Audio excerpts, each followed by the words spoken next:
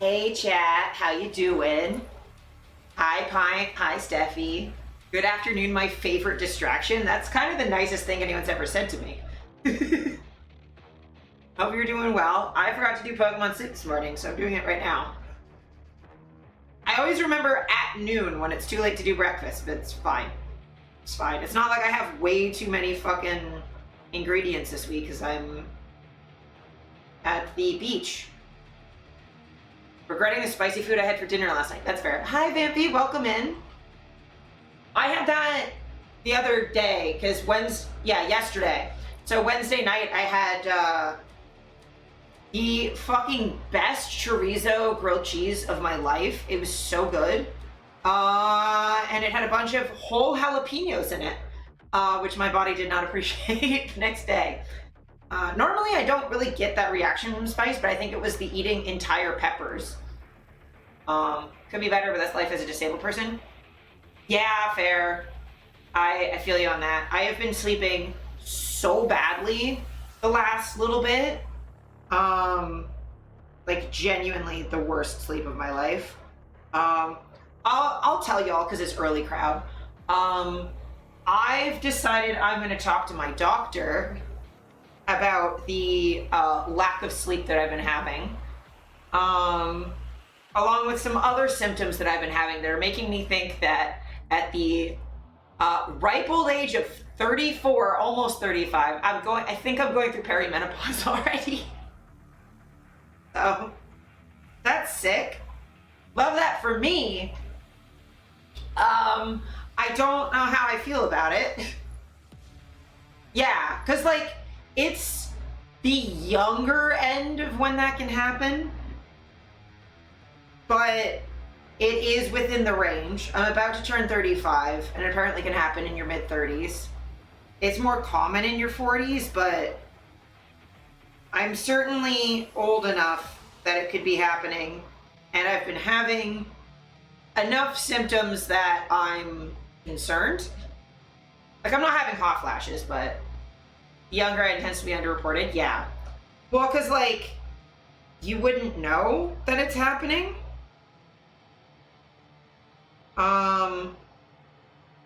So, like, I've been sleeping really badly for the last couple months, and I thought it was the heat, but even, like, last night the heat broke and I still slept terribly. And I think it started before the heat really got bad. So, who's to say? And then also, like, not to TMI, but my periods have gotten really weird the last couple months as well. Most people don't have symptoms, yeah.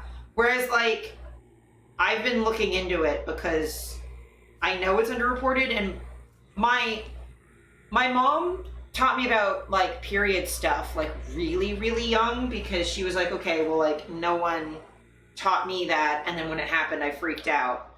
So I was like, okay, I mean, a lot of my friends are also older, and I should prepare ahead of time before it happens. Turns out, I just realized it's started, I think, because I've been having, yeah, like, weird periods for around the same amount of time that I've been having weird sleep.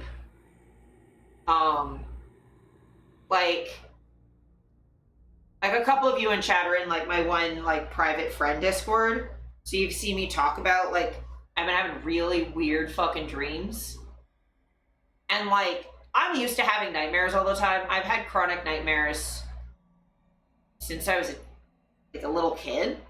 I've always had chronic nightmares. My brain's just fucking like that. So, like, I'm not waking up because I'm having nightmares. I'm waking up because I'm having strong emotions of, like, other emotions. If it was just fear, I'd be fine. It's the other stuff that's making me feel weird. But yeah, so, like, usually my cycle is fairly consistent, give or take a couple days. It has not been, like, my most recent one, I was late by, like, a week and a half. I used to be really light. I'm not anymore. By, like, a extremely noticeable difference. So, and I'm getting cramps that I never used to have. I've started getting headaches again, which I haven't had headaches since I had my fallopian tubes out, like pretty much at all. And I've been starting to get like really, really bad, like ice pick headaches. And like, not normal for me. So, gonna talk to my doctor and be like, hey, I think I'm going through perimenopause. So we should check my hormones. And then the thing is, in the middle of looking through that, I was like, hey, I'm non-binary. I know normally the treatment for perimenopause is HRT. And I don't know what that looks like for me. And I looked it up, and even for trans men, there's not a lot of like information, though it's usually like, okay, you can just do testosterone instead, probably. But there's like not a lot of information about like what to do. So like I don't know what to do. Because from what I can see, normally you like give estrogen and progesterone.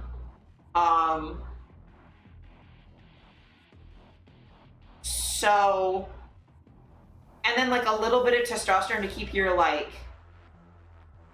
sexual function. So I'm like, okay, what do I do? Because all three of those hormones I have a terrible reaction to. Estrogen has given me migraines when I took extra, though I guess that was above what I was already producing in my body.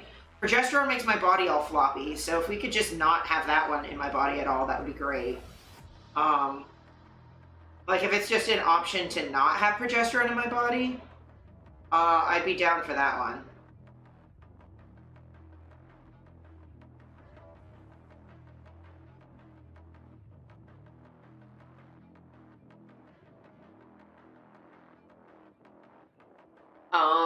And then testosterone, like I'm not against, but like I ruled out taking that for transition because I don't want to go bald and I don't want testosterone to make me more heat intolerant. I'm gonna have to talk to an endocrinologist about it, which is Gert. Yeah, like I don't know what to do about all of this because like, for one, there's not a lot of information regardless, but then on top of that, we've got I have EDS and POTS and like 1,000 other things going on that are also rare and doctors don't know shit about. So I don't know what to do. So there's that. And then on top of that, I've been having really bad reactions to my iron medication. So I've stopped taking them. HRT is for very good medical reasons like preventing osteoporosis, but also you have a weird situation. Yeah, but the thing is, EDS also puts you at increased risk for osteoporosis. So, especially like because my joints bending in weird directions is putting like weird pressure on the bones. So like I probably should go on some sort of HRT. It's just gonna be like figuring out what that looks like. So that'll be fun. That'll be a fun experience. Yeah. So like I have to go on something. But also I'm in perimenopause, not like full menopause. So like we'll see what.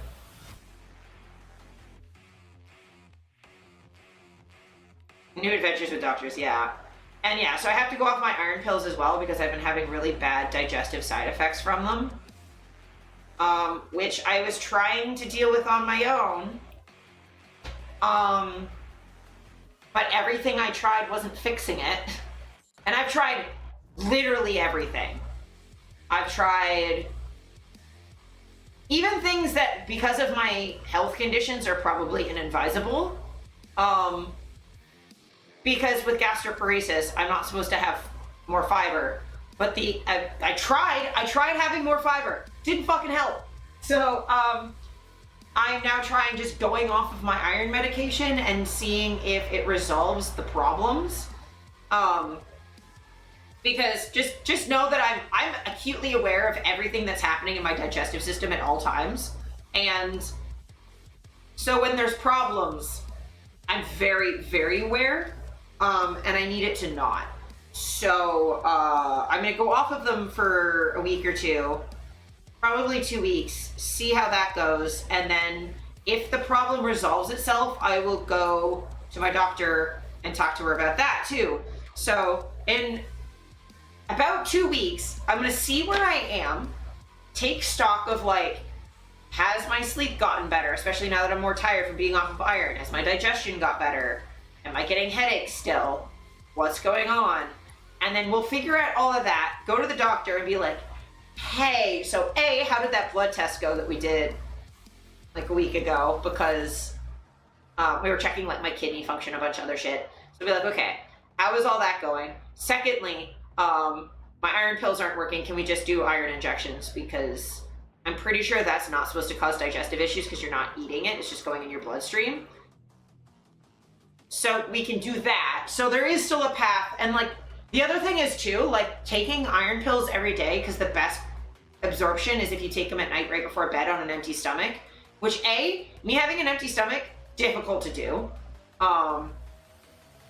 because gastroparesis. Secondly, I have a really hard time taking medication at night, because I take all my other medication first thing in the morning, because I have to. So, and like my mornings are really consistent, my night isn't. Because sometimes I have work parties that I'm at until like 4 in the morning. Like I can't always predict what my evenings are gonna look like. So it would be helpful to not have to take a medication every single night. And if I skip 2 nights in a week, then I'm fucking exhausted. Having an injection every couple months sounds better because I can schedule that. Also, hi Dolly, Master of Darkness. I appreciate that. That's really sweet.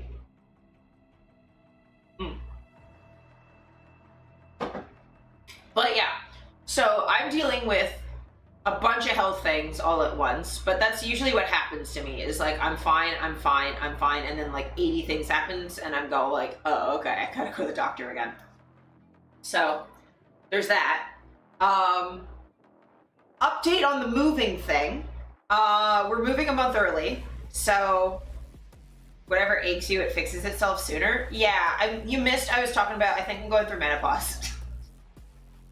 Gotta talk to that's not gonna be like a soon thing. That's gonna be figuring out what things are gonna look like for the next 30 to 60 years. Don't need to make appointments. Yeah, it's fucking annoying. But yeah, so we're moving October 1st now instead of November 1st. So we've given her notice. We're looking at some places. I gotta email some places. You didn't think you'd say menopause? Yeah, I look young, and I am. But I'm on I think I'm going through perimenopause on like the very early end.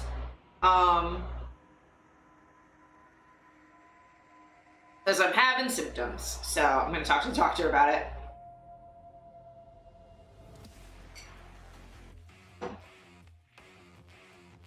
But yeah, I mean, it would track that I'd be going through menopause early, but yeah, vampires. Those damn vampires. Yeah.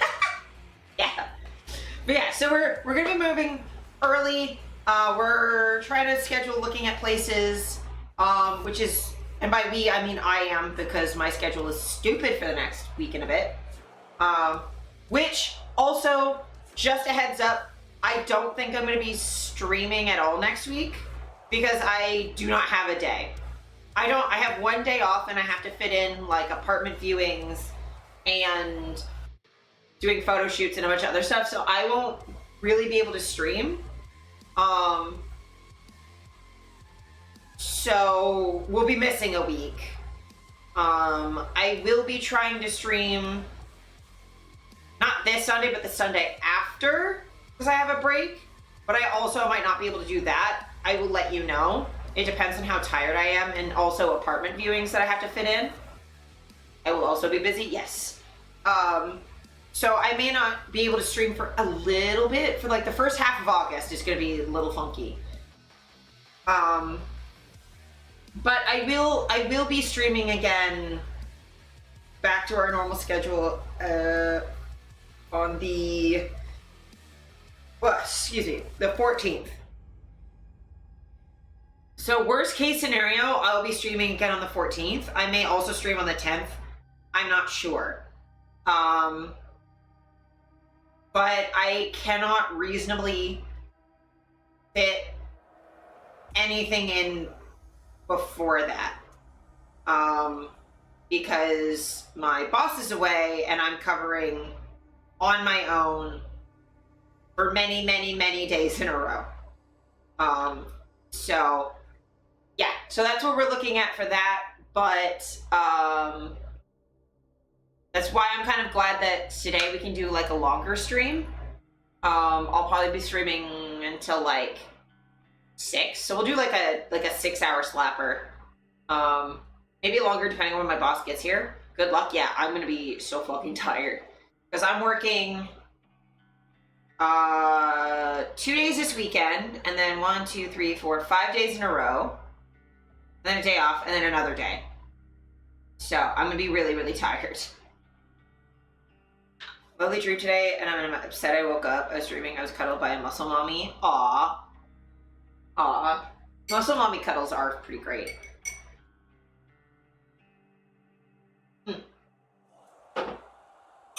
But yeah, so that's me updates. I also had a shoot yesterday. Let me grab some photos so I can show you. I was shooting yesterday.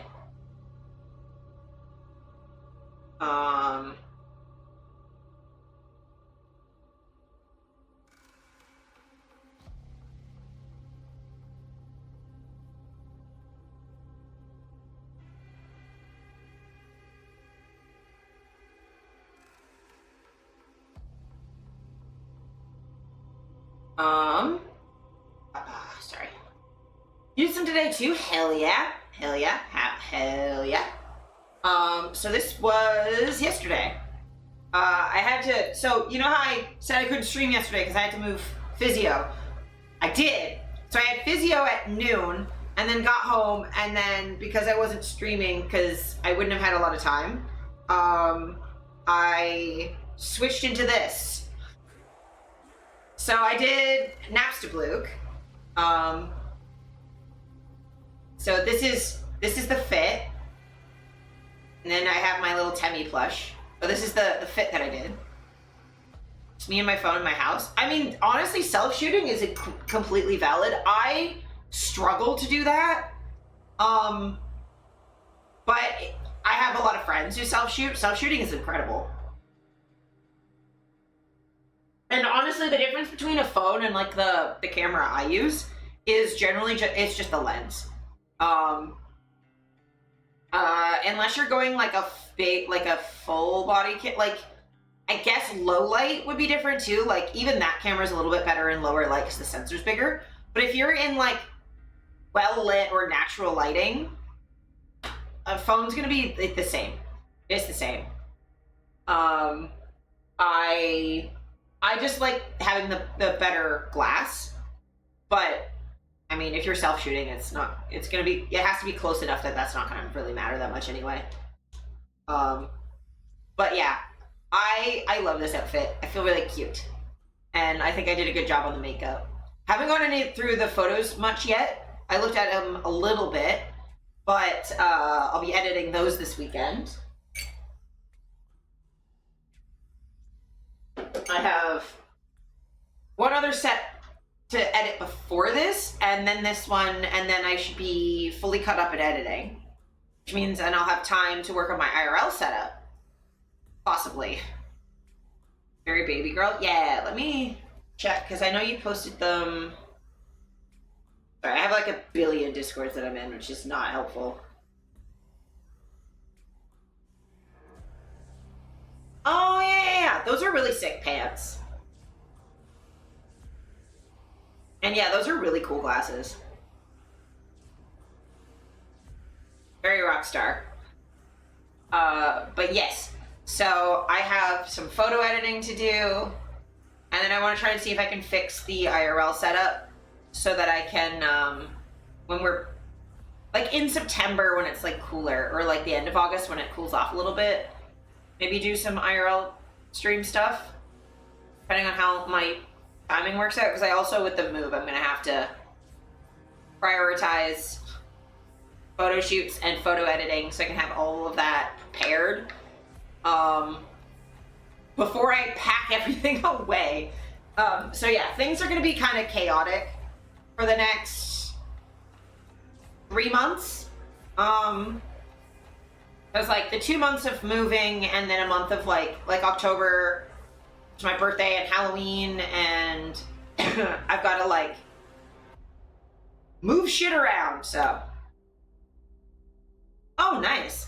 It's a month of co-work streams? Yeah. This is not co-worker music. I'm unemployed. But yes, I'm super, super excited. I have to send off some emails. I forgot to do that before stream started, so I might, before we switch into the game, I might send off a couple of emails.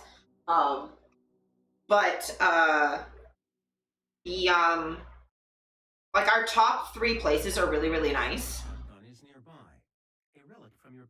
I've got to just figure out when viewings are going to work. So,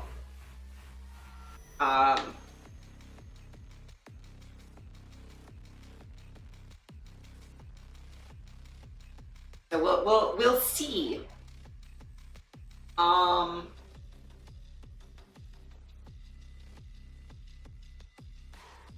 Yeah.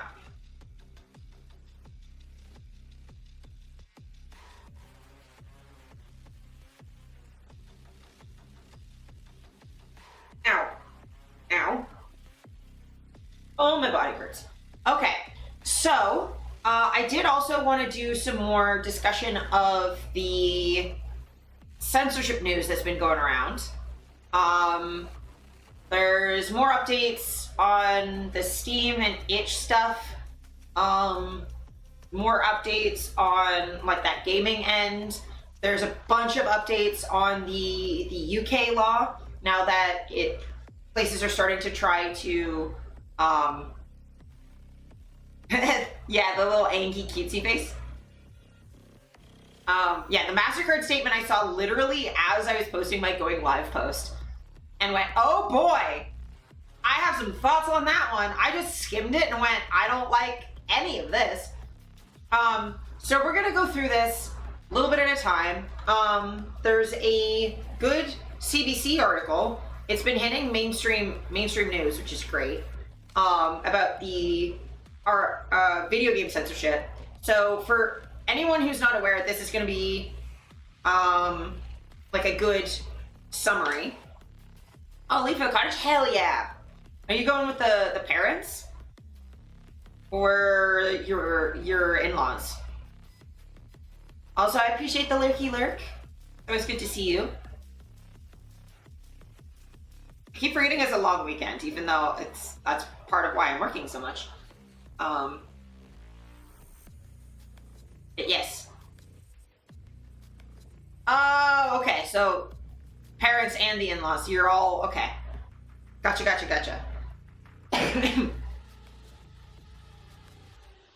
But I'm not invited.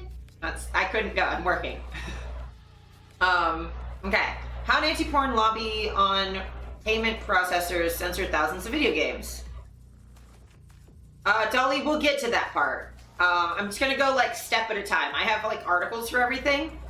But we're gonna start with the gaming stuff, and then we're gonna go to the stuff that's affected by the UK laws, and then there's a bunch of other shit I want to talk about too that's also censorship. So, but yeah. I've got a game plan. See all of these tabs? These are all from here over are all things I want to cover today. These are all things I want to cover. So we'll get in there. Yeah.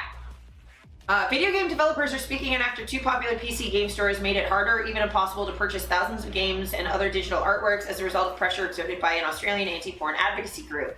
The takedown came after Collective Shout successfully lobbied payment networks and processors to stop facilitating financial transactions from storefronts, Steam and itch.io, until games with certain content were removed.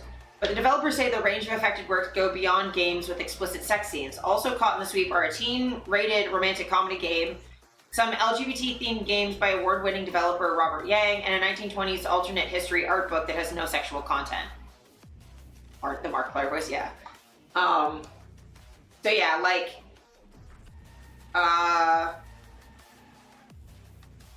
yeah, we're gonna look at what these are.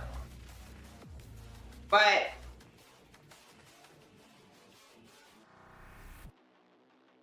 yeah, so if this is, it's actually suggestive, but rated T for teen.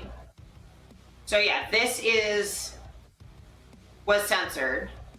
So a lot of these you can still get to them if you have the direct link, but also there's an update on itch, so we'll get to that. And yeah, this, I don't know why this would have been censored off of itch too. Who the fuck knows? This is incredibly worrying, said Adrienne Bazier, a Toronto-based game developer and artist who makes LGBT games. Even just queer people holding hands is seen as not safe for work. CBC spoke to over a dozen Canadian game developers, creators, and industry watchers who say the situation highlights the power held by international financial institutions in determining what kind of art is deemed acceptable for others to consume, and frequently forces LGBT content narrative into the darkness. In July, Collective Shout published an open letter saying Steam and itch hosted games with rape, incest, and child sexual abuse content. About a week later, Steam removed hundreds of games with adult or sexual content from sale. Steam, the world's largest storefront and management platform for PC games with reported 132 million active monthly users, said in a statement that certain games on Steam may violate the rules and standards set forth by our payment processors and the related card networks. And banks. Payment processors include credit card companies like Visa and MasterCard and other companies that can facilitate purchases like PayPal and Stripe. These games are removed from sale to ensure customers can purchase other titles and game content, the statement added. On July 28th, itch, a relatively smaller player, de-indexed all games and other works on its site with NSFW tags. Means you couldn't find them on the site unless you know the exact name of the creator or game. According to GameFile GameFile reporter Nicole Carpenter, searching the NSFW tag on itch before July 28th brought 7,000 results. Today it surfaces 5 or fewer. Itch's creator Leif Corcoran said the site staff is conducting a comprehensive audit of content to ensure we can meet requirements of our payment processors. He later said Itch is seeking other payment processors that are willing to work with platforms hosting adult content. Late Thursday, Corcoran said Itch would be re-indexing all free adult content on the site while working on reintroducing paid content slowly to support as many creators as possible. So, like, again, this is not on Itch. Itch's response wasn't great, but it's not on Itch. It's not on Steam. It's not there. The payment processors just suck dick.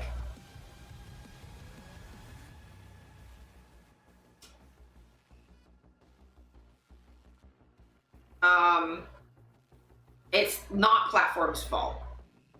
Because I've been dealing with this for a really, really long time. CBC reached out to several payment processors for comment. In a statement, Stripe said, "We do not support adult content," while PayPal replied that we'll take action on everything that violates the law, our policies, or the policies of our partner banks and card networks. Yeah, it's fucked up, but it wouldn't have happened if not for the card processors, yeah. The issue is that they don't allow sucking dick, which is why they should suck dick, so that they can realize what we're all missing out on.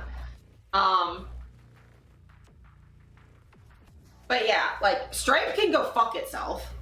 I've hated Stripe for forever. They don't allow adult at all, which is a lot of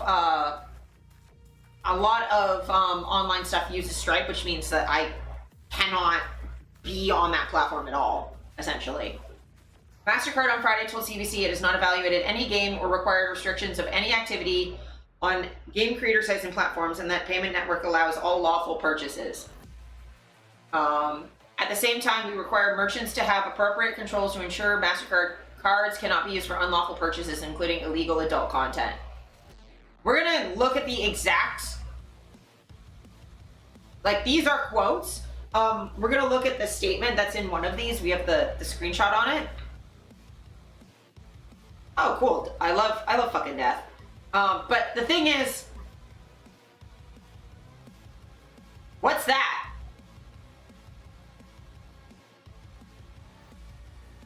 What is that? What is illegal adult content?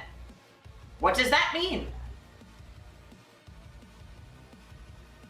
because there is no such thing as illegal adult content as long as it's consensual. And in the context of video games, it's fictional. There is no such thing as illegal fictional adult content. No such thing. As someone who makes legal adult content, the only content that is adult but illegal is revenge porn and like illegal stuff like that, and like it's assault and not actual content. It's not content, it's crimes.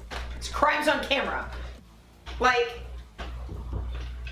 technically, if I wanted to do a CNC scene on camera, that's legal. There's nothing illegal about that at all.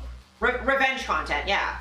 Like, if someone, like, posts nudes of you, it's considered revenge content.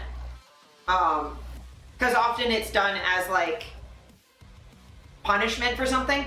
Don't get caught up on the name, but, like, non-consensual, like, either it was recorded non-consensually or it was uploaded non-consensually, that's illegal. But, like, if I want to, record CNC, where I'm role-playing an assault on camera, but I'm consenting to it, and everyone on camera is consenting to it, and we're consenting to upload it, that's legal, but I can't actually upload that anywhere because it's against TOS on, like, every platform.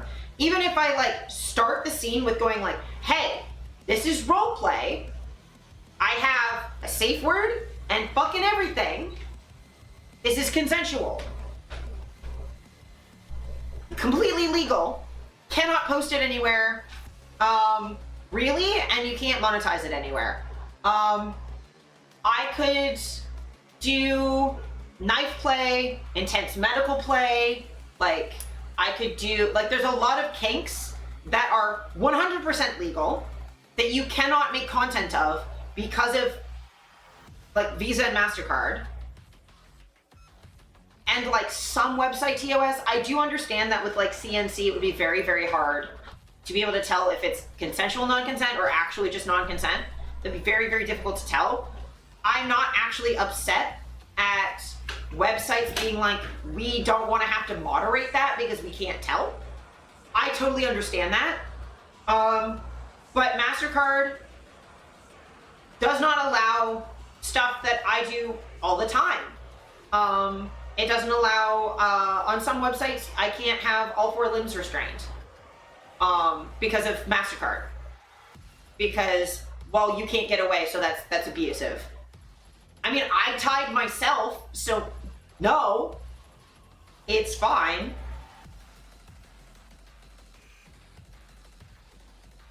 But, like, okay, you can't have, like, spanking to the point where you get bruises, which for someone like me who, I mean, my butt doesn't bruise easily anymore, but the rest of me does, so that's fucked. You can't squirt a lot of places, you can't do pee content, you can't have menstrual blood, a lot of places won't allow fake blood, even if it's, like, very obviously just ketchup, you can't do knife play, like, all of this is legal, perfectly legal. So when they say they have not required restrictions of any activity, that is, and allows all lawful purchases, no, they do not. They objectively do not. That allows all lawful purchases. That is a lie. That wasn't even accurate 10 years ago, let alone now. Again, I've been in the adult industry probably like close to 15 years now, if you include modeling. That has never been true. There has never been a time in my entire adult life where you could use your credit card to purchase all legal, like, art. There's always been art that you could not legally purchase on the internet. Period. At least not through MasterCard. It's gotten worse for sure, but like Like, fucking, I remember when I joined FetLife when I was 18, there was already things you couldn't talk about on fucking FetLife because of, like, Visa and MasterCard and payment processors. That's already been a thing for my entire adult life. So this is a straight up fucking lie. And also, MasterCard increased their shit recently. So straight up lie. Anyway, I could just yell about that for forever. But just know that if anything ever says we allow all legal purchases, they're straight up fucking lying to you. Because also, they don't allow you to buy, like, fucking, like,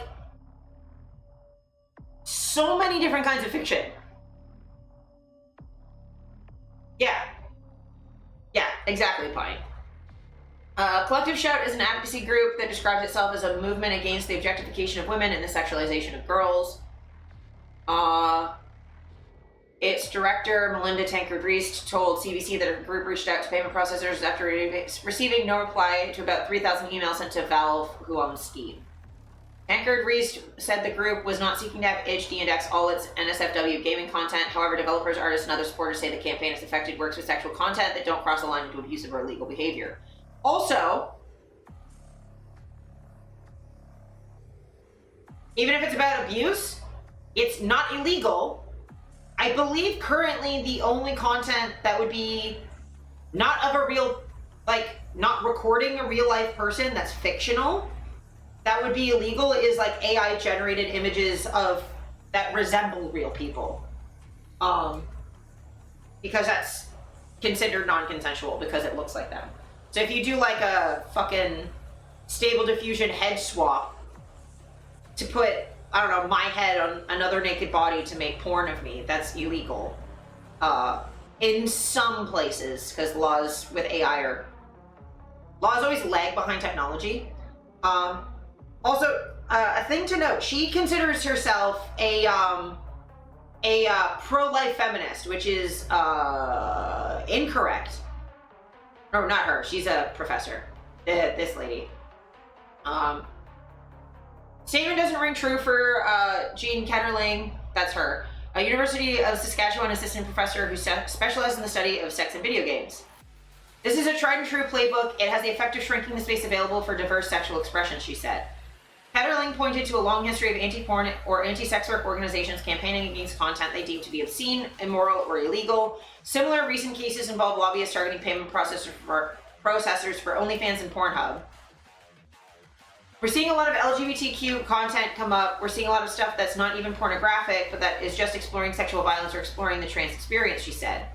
Val Weber, a postdoctoral researcher at the Sexual Health and Gender Research Lab at Halifax's Dalhousie University, says high-risk categories for payment processors typically include items believed to have greater potential for fraud or potentially illegal content, such as adult content, firearms, gambling, and some medications, and other kinds of transactions. So the thing is with adult that usually makes it high risk is the larger than normal chargebacks, because some fucking assholes will pay for adult content, and then once they come, do a chargeback on their credit card. I've had that happen once on my OnlyFans, where someone paid for a subscription to my OnlyFans that in my description fully explains exactly what you're getting. It's safer work for the subscription, and then pay-per-view for the not safer work stuff. It's very upfront what it is. He paid for a subscription and then did a chargeback. Creators, I lose money when they do that, by the way. And I know friends who have done that, who straight up, it's just adult content under the subscription. So they'll pay for it, take all your nudes from the last 3 years that are on there, and then do a chargeback so they have all your fucking content. But a scam also happens in fashion. I'm unsurprised. But yeah, they buy stuff and then charge back, and it's fucking annoying. And there's nothing you can do about it. Like, they have your product, you can't get it back. They're holding it. So that's kind of annoying.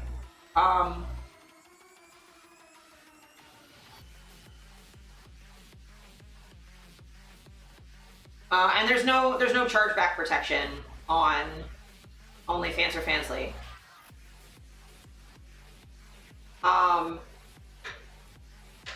Oh yeah, the fashion industry, like the amount of times that like companies I work for have had designs stolen by Dolls Kill, and Shein is insane. If you're alternative, do not buy anything from Shein or Dolls Kill. Don't.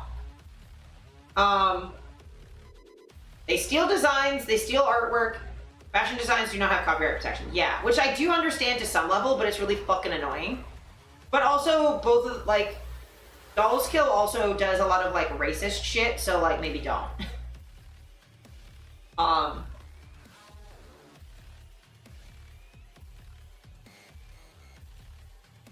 But yeah. Chargebacks are frustrating. I think there's chargeback protection for Patreon. I'm not sure. I just put their logo on so much of their stuff. The logo has copyright. Yeah. Yeah, that's true. But the processor's terms of service aren't always clear, leading to wide interpretation of what kinds of content can be considered high risk, they said. They're effectively in charge of creating de facto obscenity law without ever naming specific sexual acts or fantasies or content that is in fact not allowed on the platforms. Well, this is also not true. They are sometimes extremely explicit about what they do and do not allow. Like, spikes for leather stuff. So, like, fashion stores might have them, like specifically, like, fabric stores and places that have stuff like that. Craft stores might have them, or I used to get them on Etsy a lot. I don't know if Etsy's still good for that stuff, but several Canadian developers and artists are frustrated that an Australian lobby group and US-based payment processors have impacted their income. What we have is a situation where American financial institutions are able to do de facto censorship on a global scale against content that isn't illegal, said Ash Creeder, an independent romance writer based in Kitchener-Waterloo, whose works are de-indexed from itch. This is a hampering of freedom of speech in our country. Yeah, so, like, again, this is what happened to Backpage. This happens all the time, where because sites are hosted in the US, or the US has a lot of the internet infrastructure, that even in places like New Zealand or Australia, where sex work is decriminalized, or Germany and other places in the EU and the UK where it's legal, you cannot advertise in-person sex work, even though it's legal, where you live, because of the Americanization of the internet, because it's illegal there. Which is why, even though I'm Canadian, I keep up to date on everything in the US that might censor things other places. Because if they go anti-LGBTQ, that means the entire globe does. Because they've sort of intellectually colonized the entire fucking planet, and it's really annoying. Anchored Reese said, location is irrelevant, the internet has no borders, women and girls everywhere are impacted by male violence against women and misogyny in general, which we believe these games perpetuated. Love American centrism, I said, like a liar. Yeah, that is true. And this is them saying, like, specifically, we don't care where you live, we want to take your free speech away. I didn't even get here? Oh, don't worry, I'm gonna get to that. Or are you specifically asking how did America control the entire internet? Because there's layers to that too. Also, yes, women everywhere are impacted by male violence and misogyny. Tankard Reese is I would expect you to be like this name, yeah.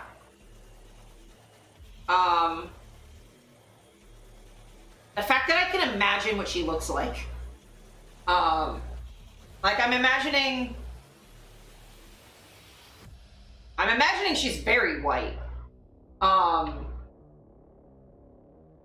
But games don't perpetuate misogyny on their own, and like a lot of the games that she's against, very posh, yeah. She's been against games like fucking when she was against Detroit Becomes Human, that game critiques abuse and misogyny. Like, they are specifically trying to take down games that explore that as a topic in order to talk about and cover it. It's not just like it promoting violence against women. It's just, do you talk about it? Like, it's fucking stupid. Also, even if it promotes it, like, I can criticize it, but I'm not going to censor it. Like, I'm going to criticize, say, Call of Duty games and, like, American war simulator games because they're, like, military propaganda, pro-American military propaganda, pro-war propaganda. They normalize torture. They are very racist, especially Islamophobic. And I can criticize them. Am I saying that payment processors shouldn't allow that content? No. Criticism is speech. I'm free speech, which is like pro-free speech, which is why I criticize those games for being bad. And supporting games I think are better. Like, that's what you do. Like, I can criticize Marvel movies for being propaganda, but not still want them banned. Because you don't, censorship doesn't work like that. Affected developers and their supporters have started phone campaigns and petitions to pressure payment processors to reverse their actions. One site lists several email addresses and phone numbers for people to lodge their complaints with Visa, MasterCard, and other payment companies. What we know about Collective Shout is that they managed to put pressure on these payment processors with only 1,000 calls or emails. And we're like, well, there's more than 1,000 of us, so we can beat that. Yes. So, that's kind of the overview.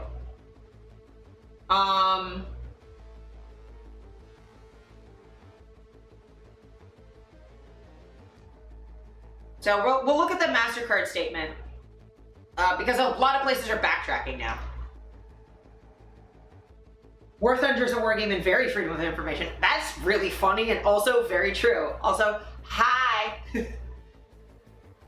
War Thunder is maybe too freedom of information. But whatever. This is an appalling lie. MasterCard routinely denies processing for legal adult content if it's a brand risk. They believe that the gaming content deletions were erroneous or say the deletion of legal kink and fetish content online. Come out and say it. So this is their full statement. Sorry, burpee. MasterCard has clarifying recent headlines on gaming content. MasterCard has not evaluated any game or required restrictions of any activity on game creator sites and platforms.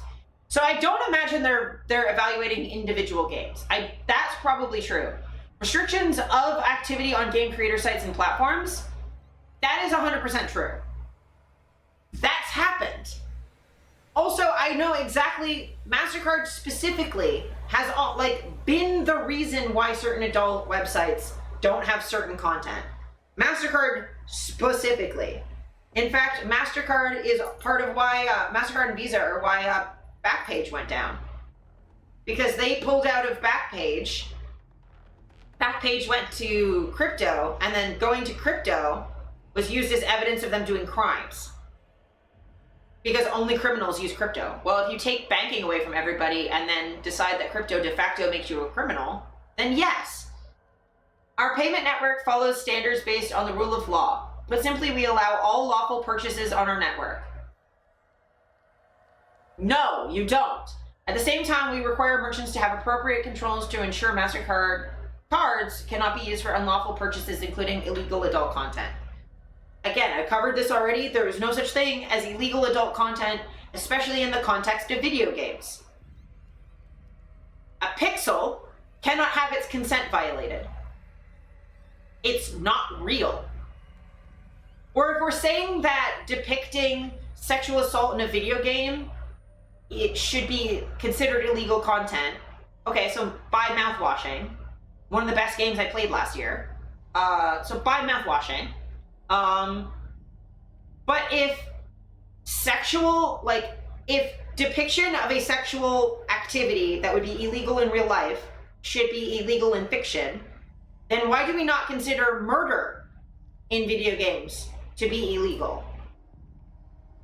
If I cannot depict fucking a character in a video game, but I can depict punching them, stabbing them, torturing them, and murdering them, what the fuck? Only War Thunder has illegal adult content, espionage violations. Yes, agreed.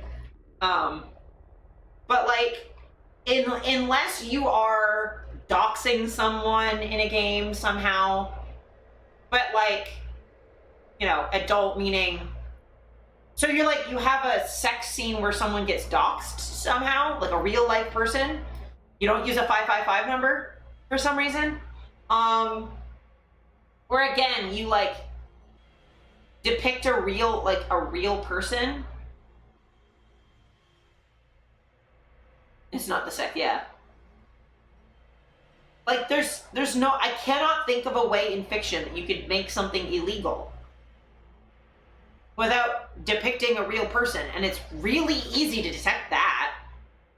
Like, that's not actually hard. I really wish my boss would stop spam texting me.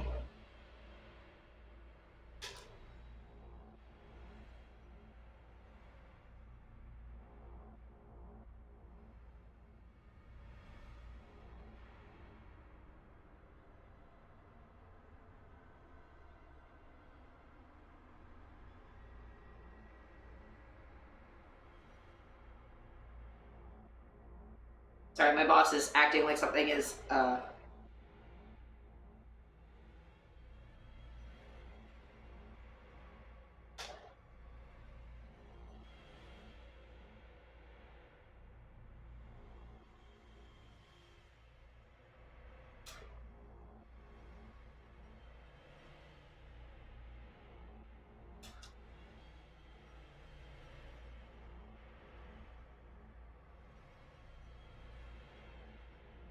yeah, she's acting like a thing is urgent that isn't actually urgent.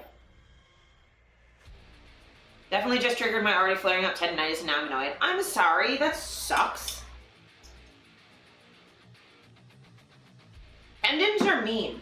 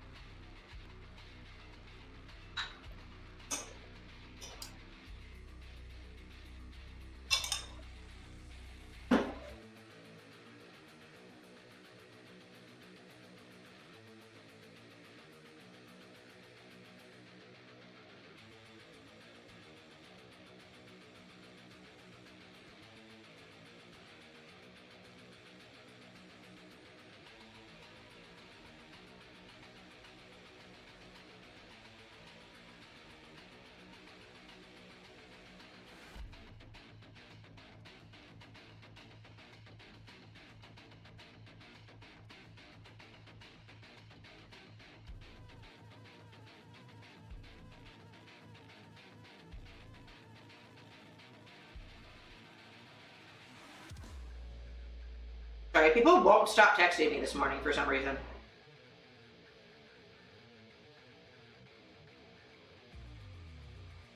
That's not real. Admins are assholes. You're popular. The thing is, I'm not. That text right there was actually an email, and it's a scam, so. And then my boss is like spam messaging me random shit because she's going away for a really long time, so she's trying to update a bunch of stuff.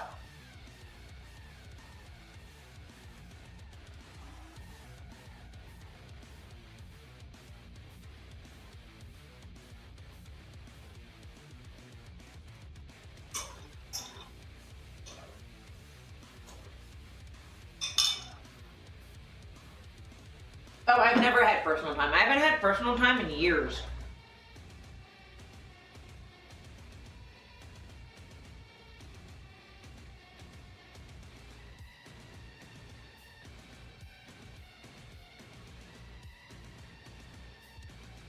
1 second. I'm also working out a thing.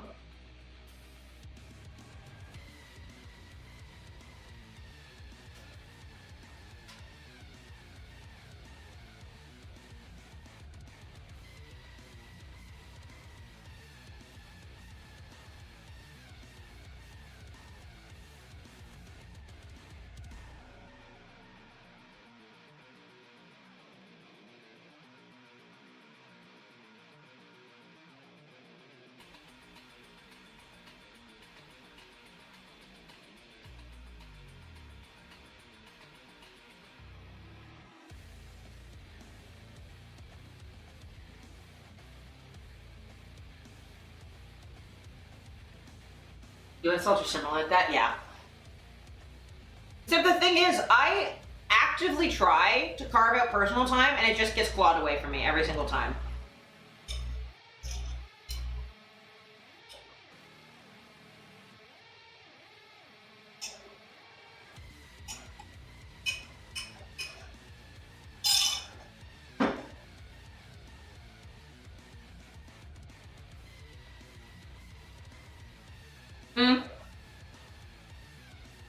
Fair.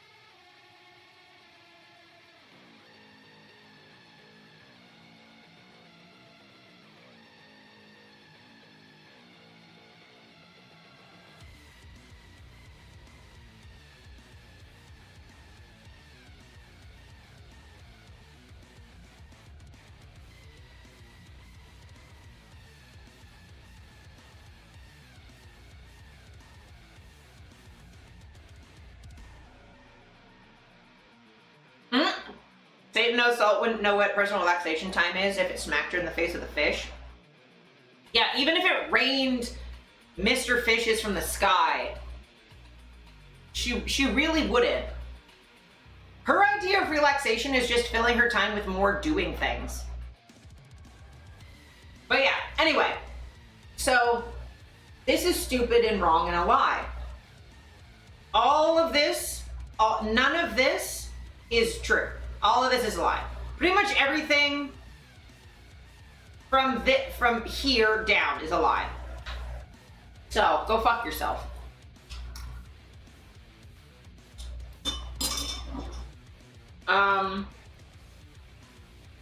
But yeah, so this is stupid. MasterCard can go fuck themselves. But I will say, the thing about this that is encouraging to me is the fact that they're just denying it is showing that the backlash is working. That A, they feel like they have to clarify because of all of these calls and emails, that they have to reply at all because they've never, ever, ever put out a statement like this when they've done shit like this to the adult industry. Never. When they've done like stuff like this to like porn, no one ever cares, and they've never put out a fucking statement. Ever. It's never happened. So, this is good to see, and if we keep putting pressure on them like, what the fuck do you mean by illegal content? Illegal adult content? Define that specifically. What specifically is illegal adult content? And then don't fucking touch anything else. Because if you define illegal adult content specifically as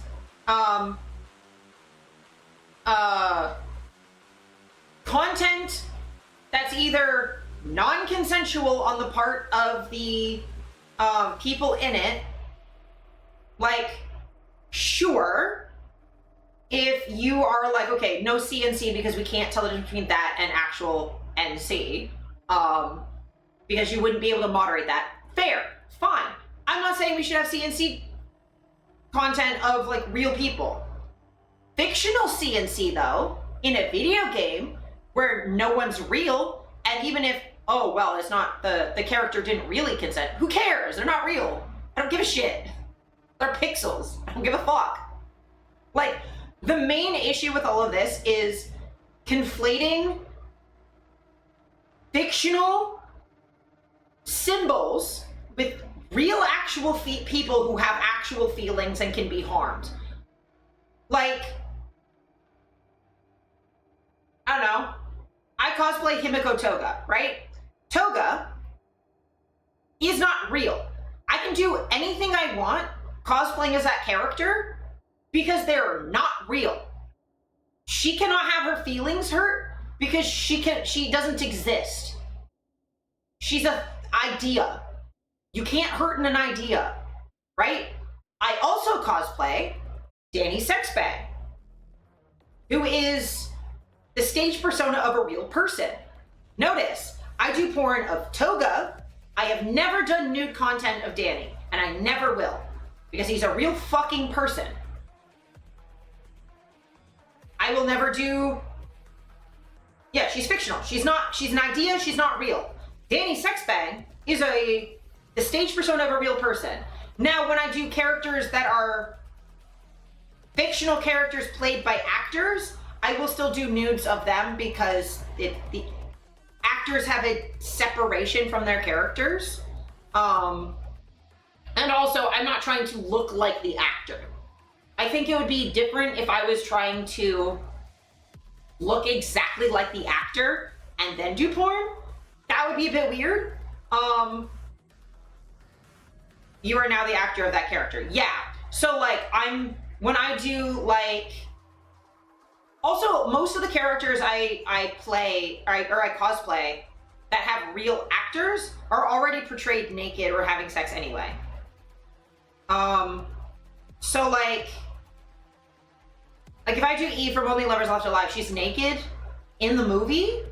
So like, if I'm naked in photo sets, it doesn't matter. And I don't think Tilda Swinton's ever gonna see the art I make anyway, so I don't think it matters.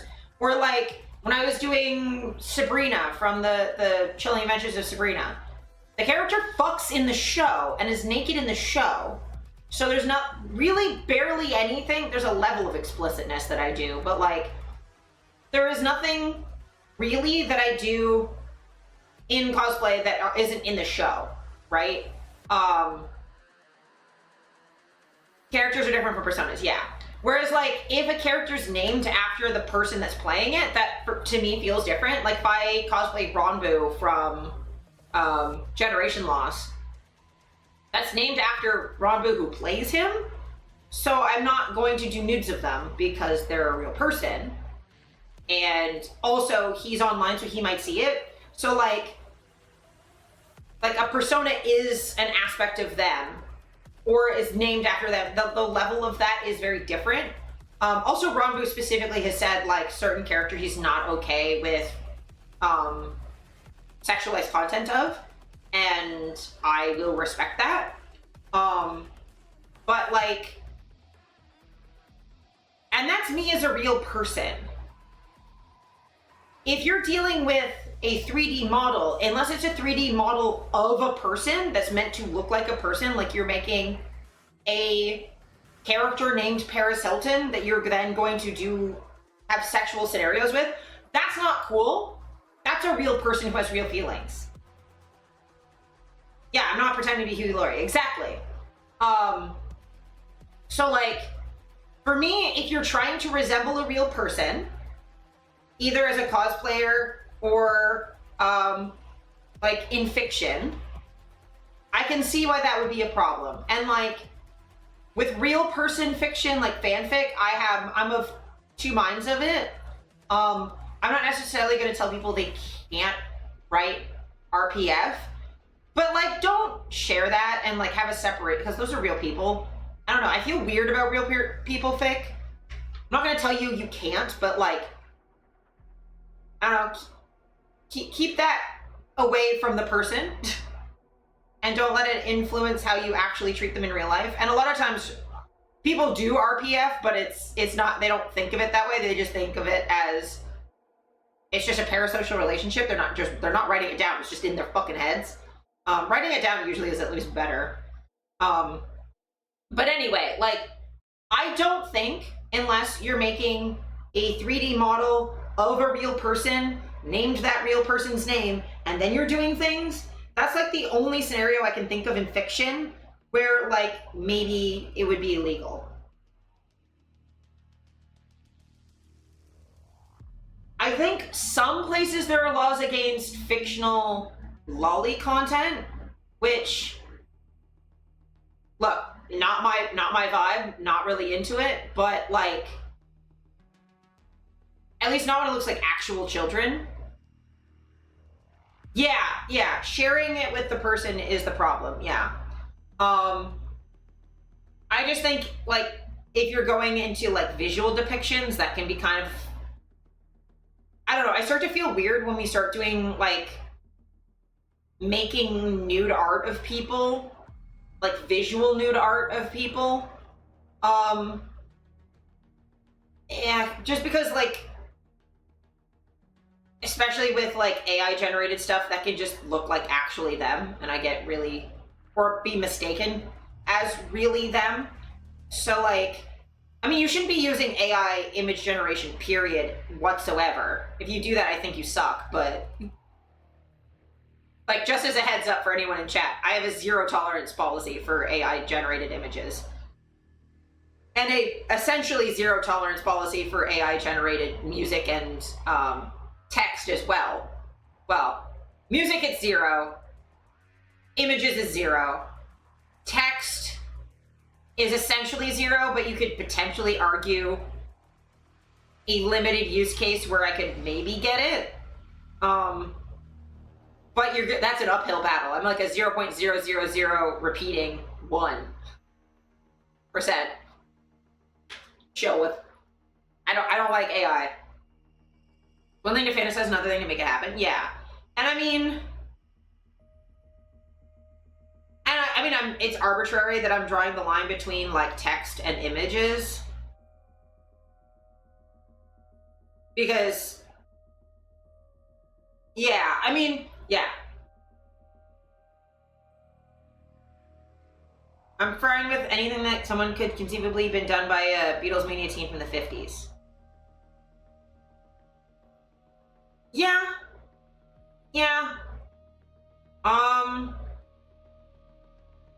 I just think if you're making sexually explicit art of somebody who is a real person, I don't like it. I might not necessarily say it should be censored, but I have critiques of it. Would that be fair to say that, like, I don't like it? I don't think you should, but I don't think it should be illegal, I guess. I do think AI generated nudes of people should be illegal, though. I think that's my line, because it's, at that point, it's, yeah, because, like, if you're drawing it, then, like, maybe it's still, like, a creation. I think it's good to have your own boundaries on those things. Yeah. But, like, as far as, like, lolly content, I'm pretty sure that's illegal. At least in Canada, I know it's illegal to have adult art of people who appear underage. For me, if it's photorealistic, that's not cool. But, like, I mean, as far as, like, anime teenagers, I don't fucking know. Like, the difference between seeing, like, a drawing of someone who looks like 10 or 12 and an anime drawing of someone who is ambiguous teen that, like, could be 16, could be 19. I can't fucking tell. Like Sailor Moon, for example. For an example that, like, everyone will have seen. Sailor Moon, what age does she look like? I couldn't fucking tell you. She doesn't look like a child, though. Like, you could tell me she's 19 and you could tell me she's 17 and I'd be like, whatever. I don't fucking know. Or, like, in canon, like the My Hero characters at the start are like 15, 16, and by the end of the series, they're like 19, 20. Like my issue with like minor coded is that like it's really hard to tell the difference between a high school like senior and a university frosh because they're the same fucking age. Like I started university when I was 17. But if it like, and I also had friends of mine who were in high school at 18. So if you have something that's like set in high school and they're all seniors, some of them might be 16, some of them might be 17, some of them might be 18. Some of them might be 20 if they're doing like continuing years. Hard to fucking know. University, people assume everyone there is an adult, but people go to university at 16, 17. So like, I mean, I can see payment processors having like, not payment processors, but like platforms being like, we can't really tell.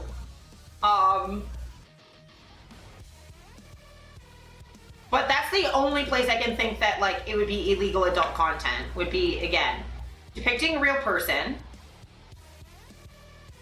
or depicting a like obviously a child in a sexual scenario. And even then, like, how explicit is it? Because people might want to make games exploring child sexual abuse because they've been abused and they're processing it through a fictional story, right? Like it's...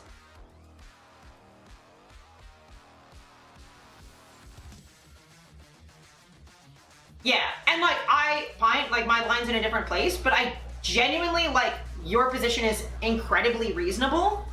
And like, I think also like, we're maybe coming from two different places where you're coming at it from like an artist who could draw something like that, and I'm coming from the position of someone who cannot fucking draw and is more likely to be in a position where people are going to make art of me, right? Because like I've had people, not necessarily, I haven't had anyone make nudes of me without my consent, but I have had people, like, my nudes are in generative AI. So if you're making generative AI nudes of people, my body parts are in there somewhere. And like, drawing is different than like 3D modeling, and it's like the level of realism. I don't know, like that's where I start to feel weird, but like, I don't think you're wrong. I just think we have slightly different perspectives, and like there's a nuanced line there that like is fluid, right? It's not like we're coming from like such wildly different perspectives. Like we're close enough that like, I definitely think that like if you're cutting up newspaper and magazines and like pasting them or whatever, I'm like, yeah, I don't really care. Or if you're drawing stick figures, am I gonna care? Not really. And like, but also the behavior in posting, like I think that's part of it too, is like, are you trying to convince people that this is real? Or is it stylized so people know it's not? Like that's also a thing.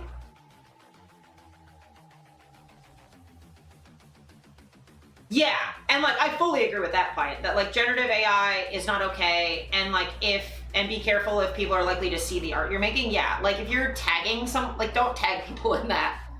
Unless they've said it's fine. Like, like I'd be okay with that if it's like nude art that's not like of me doing anything that I've indicated I'm not okay doing.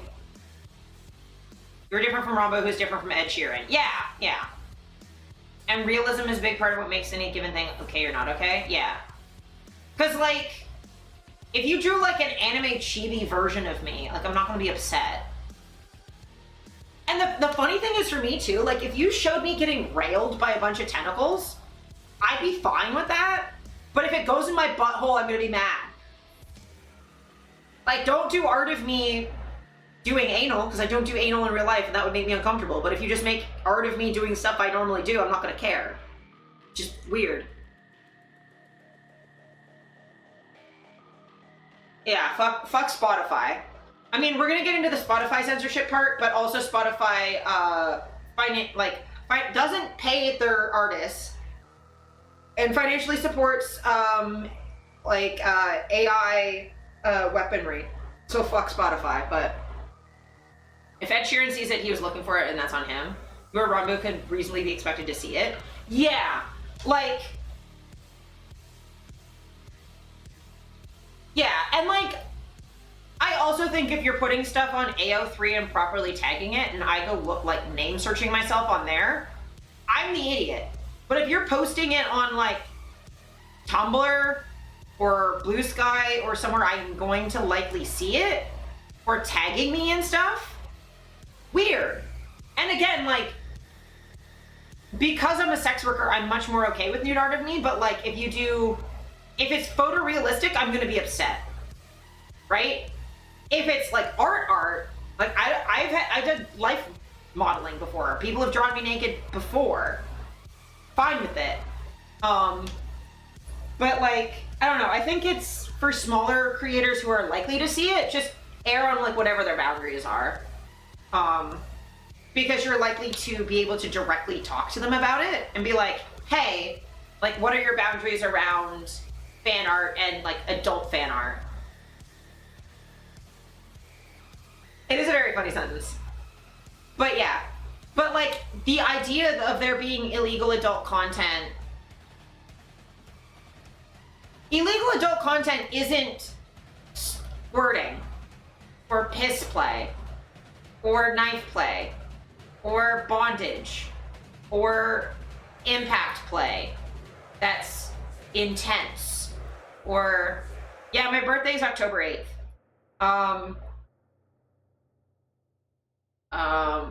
But yeah, it's just, the things that MasterCard and Visa censor are above and beyond the things that we would think would be like reasonable to have issues with. Like, we think it's reasonable to have issues around content around real people and content around obvious children in sexual situations. I can see why that would be an issue with visual depictions. Depends on if it's promoting it or just talking about it. Zara has a birthday, that means they can do stuff for the birthday? Kind of.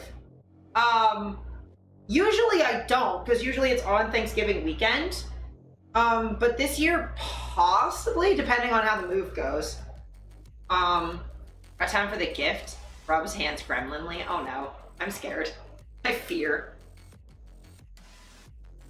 I fear. I mean, I don't have a P.O. box, so y'all can't send me glitter cards, but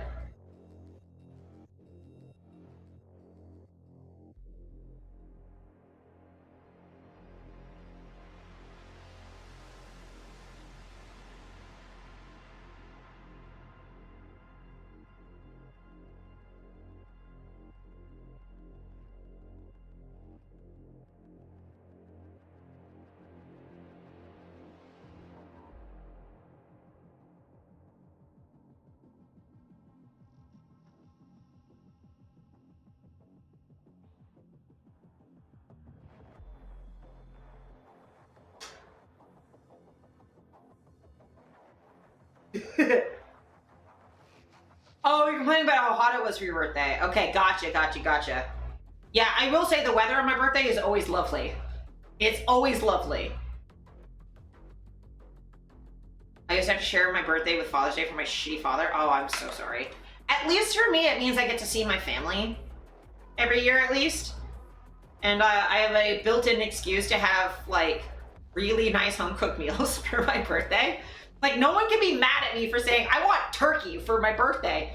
Anyone else is like, I want a whole turkey leg on my birthday. It's like, what the fuck is, that's so extra. But if I say it, it's like, well, yeah, of course you get the turkey leg. It's your birthday. Because it's Thanksgiving, so there's gonna be a turkey anyway. So I get one of the legs.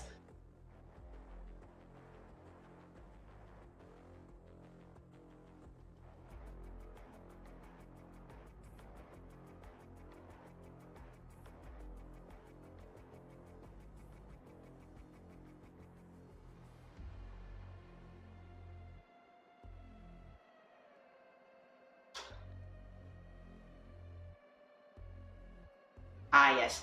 I was created on Women's Day. Joint Father's Day and Pint's birthday felt insulting. Okay. However, you are a much better daddy than yours ever was. So you just gotta lean into that part of it.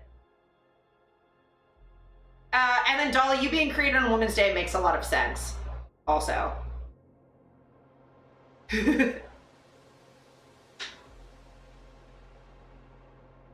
But yeah, so this just is infuriating to me. I think we've like gone through that as much as we're going to. But yeah, we're every 4 years I become everyone's father. Yes.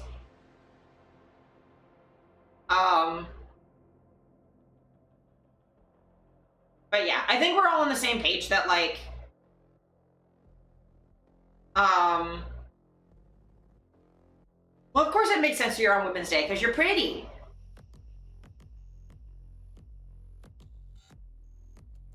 Gender, exactly. Fine sees where I'm going. What? What? That was so smooth.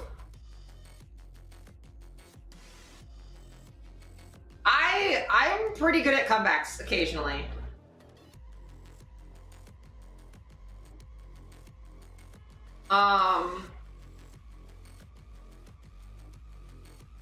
But yeah, the idea that they don't censor anything but illegal content and make sure that there's no illegal content is bullshit. Bullshit. But I am heartened by the fact that MasterCard feels that they have to walk it back. It means that the pressure campaign's working, and maybe if we keep going like, hey, define illegal content. What do you mean by that? And then we'll have a conversation, because then it's like, okay, well, you've defined that specifically what you mean by illegal adult content. So the non-illegal stuff that you've been censoring, you're going to stop censoring that now then, yeah? Because it doesn't have anything the fuck to do with that? Why does everything hurt? Because nerve function, gravity, and sentience. I think those are the three main problems that we have. I think if we got rid of 2 of 3,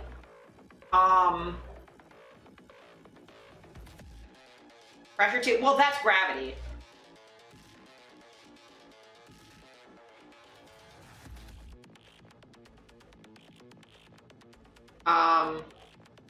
So speaking of walking things back,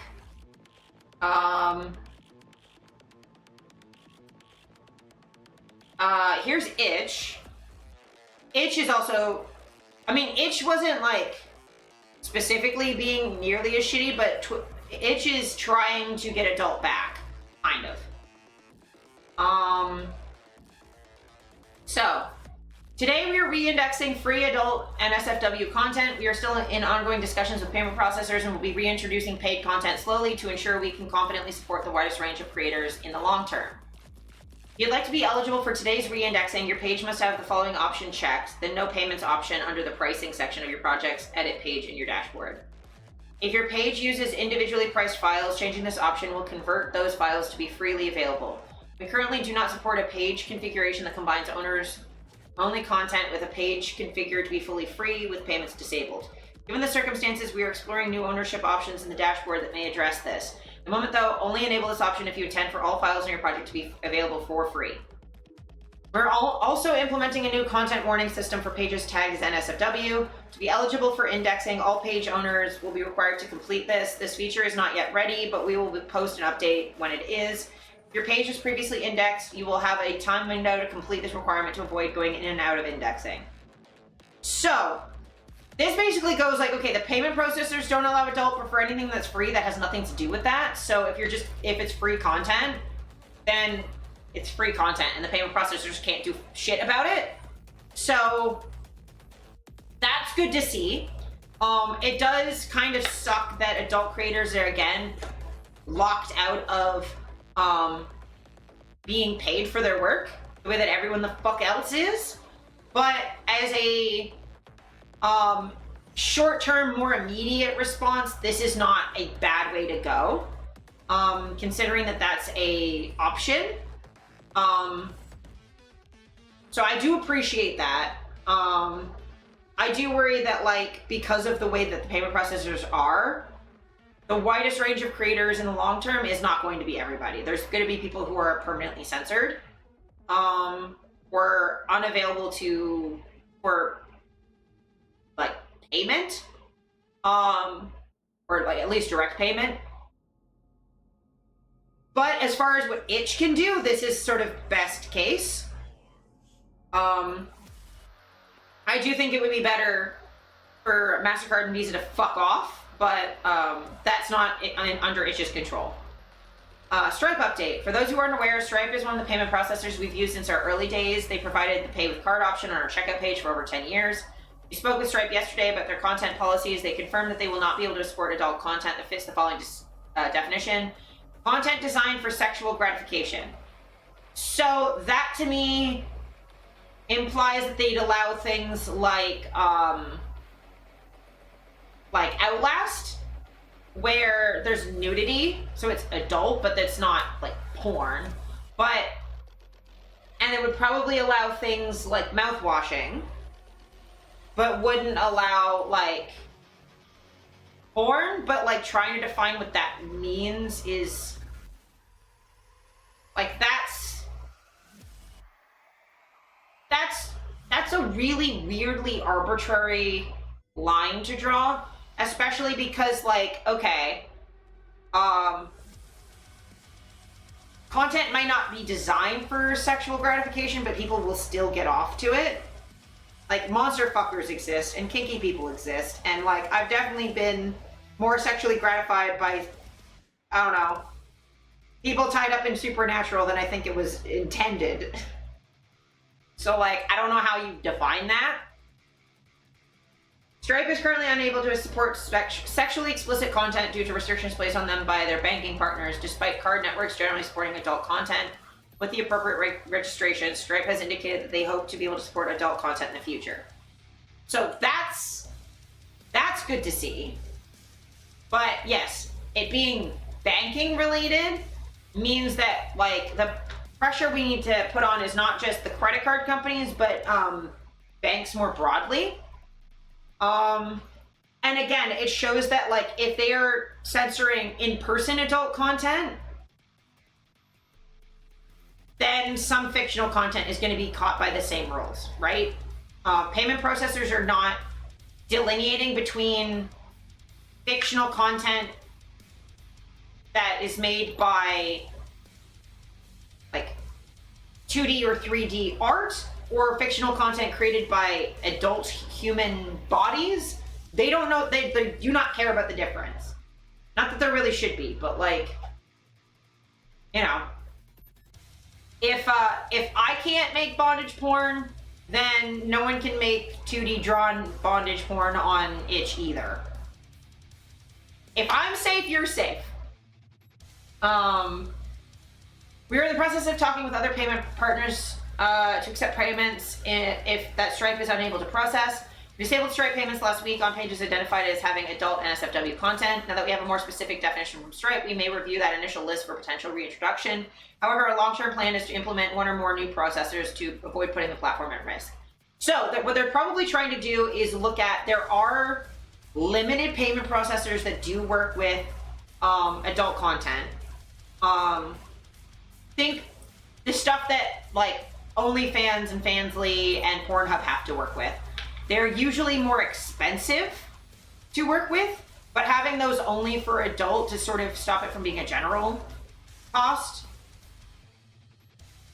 I mean, I appreciate that platforms are looking for different payment processors rather than just dumping adult entirely. And with how many people are processing the payment processors, that the payment processors look like they're trying to, like, adjust as well. This is all very good signs that the payment or the pressure campaign is having an impact. I would say we need to keep it going for a very, very long time. We're gonna need to keep doing this for months, probably, is keep pressuring. But these are very good signs. I'm looking for a new processor that deals with adult content rather than dumping adult. Very good sign. Stripe, which has been the most restrictive to adult, looking to support adult in the future, extremely good sign. I cannot begin to tell you how refreshing that is, this all is as a response, compared to what adult normally has to deal with.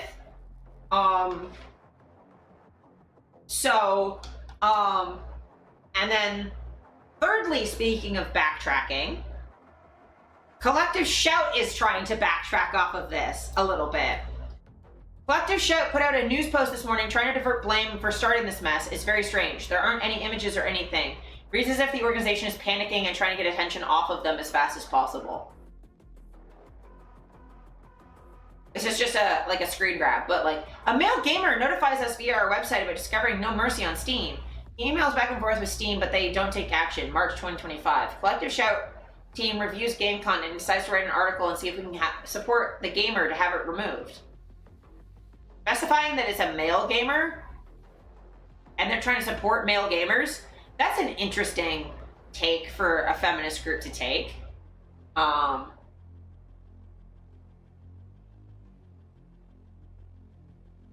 on 1 second. I gotta do a thing. Fucking Cloudflare, I hate you. Cloudflare doesn't like my tracking and ad blocker. Yeah.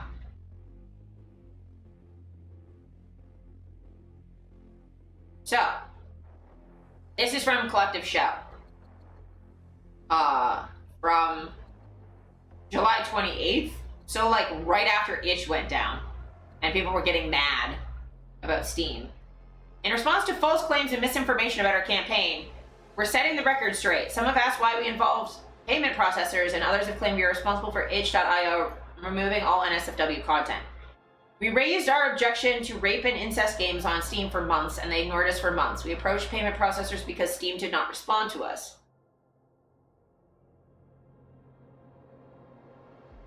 So again, those aren't illegal because it's fiction. And they ignored you because those are legal. And you approached payment processors because they did not just do what you said by taking down legal speech. False claims and misinformation.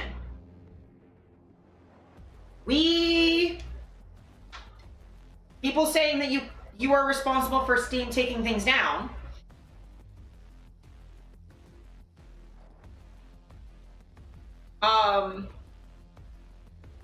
Like, none of this is misinformation, you piece of shit. And again, incest is not illegal. Fictional, like this, like rape content, when it's clearly not real people, not illegal. Especially when it's not about a real person, not illegal. You cannot like it as much as you want. It's not illegal content. It's a common kink, actually. One of the most common taboo kinks there is. Extremely popular amongst women, actually. But yeah. We called on itch.io to remove rape and incest games that we argued normalize violence and abuse of women. Which, not all the victims in these games are women anyway, so you're being voluntarily obtuse, but Itch made the decision to remove all NSFW content. Our objections were to content that involved sexualized violence and torture of women.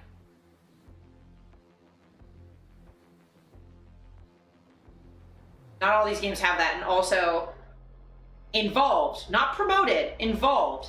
Survivors make games too. And survivors don't owe you telling you about their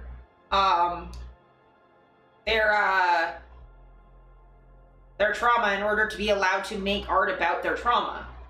They don't owe you that. They don't need to depict exactly, like, tell you exactly what they went through. I mean, technically they are through their game. Like, they don't have to out themselves. Fuck off. And yes, Itch removed all NSFW content because payment processors need assurances that you're able to delineate between the kind of content they want delisted and the kind that you don't. Payment processors made the decision, not Itch, and you are the one who involved the payment processors. Payment processors removed all NSFW. Because if Itch is not sitting there and going through every single game and specifically checking every topic an NSFW game touches on,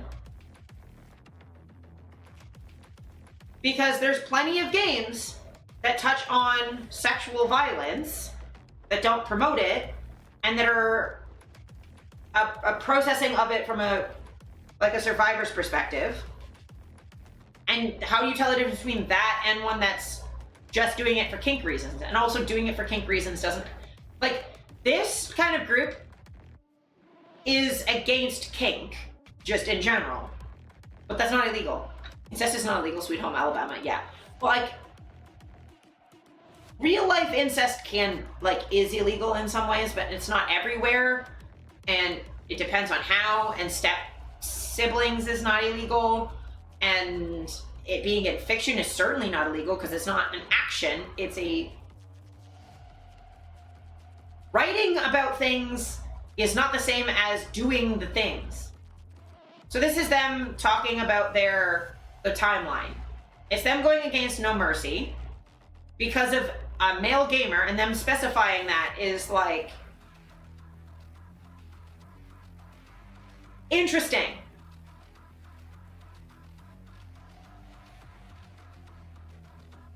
So they've been doing this for months, and then Australia banned it, and then there was a petition.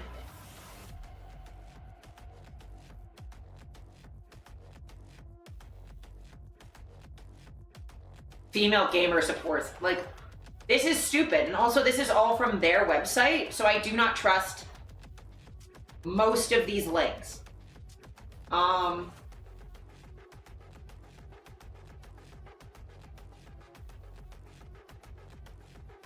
So then they sent 1,000 emails to payment processors in May.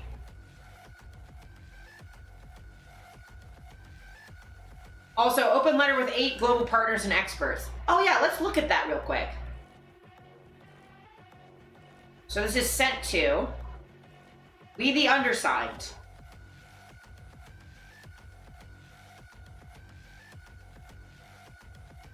Like, this is a rape game, but, like, whatever. I wouldn't play it, but a lot of countries that's not illegal. And also, Australian classification laws are stupid.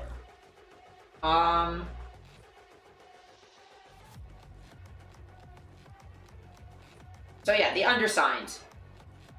Collective shout.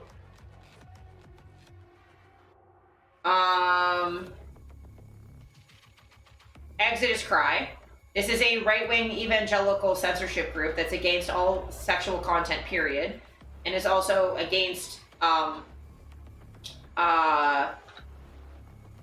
sex work. It's against LGBTQ stuff.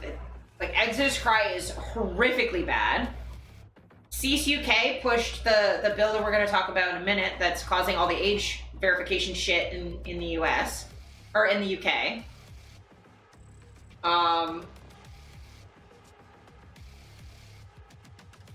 And this is in Cozy. They say it this way because it's difficult to tell what the fuck this is. This is also a right-wing evangelical Christian pro-censorship group that's also anti-abortion, anti-LGBTQ. And Cozy was morality in media, and I've talked to you guys about them before, thinking fucking Vogue magazine had, like, covers or normalizing exploitation of women. So, like, this is their open letter, right? Alright, one sec. Their website is terrible. So this is their timeline. And, like, they're still doing this after the developer pulled No Mercy. Then they started, after the game they were originally annoyed by was pulled, they're still emailing payment processors more than a month later sign an open letter 2 months later about other games.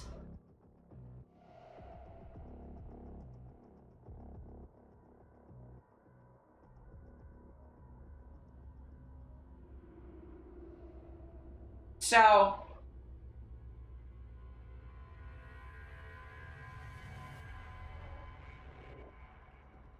like,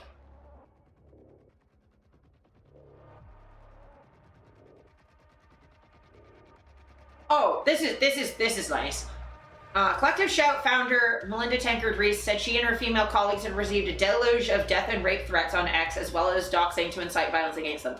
First of all, X is about 75% bots, so that doesn't mean fucking anything.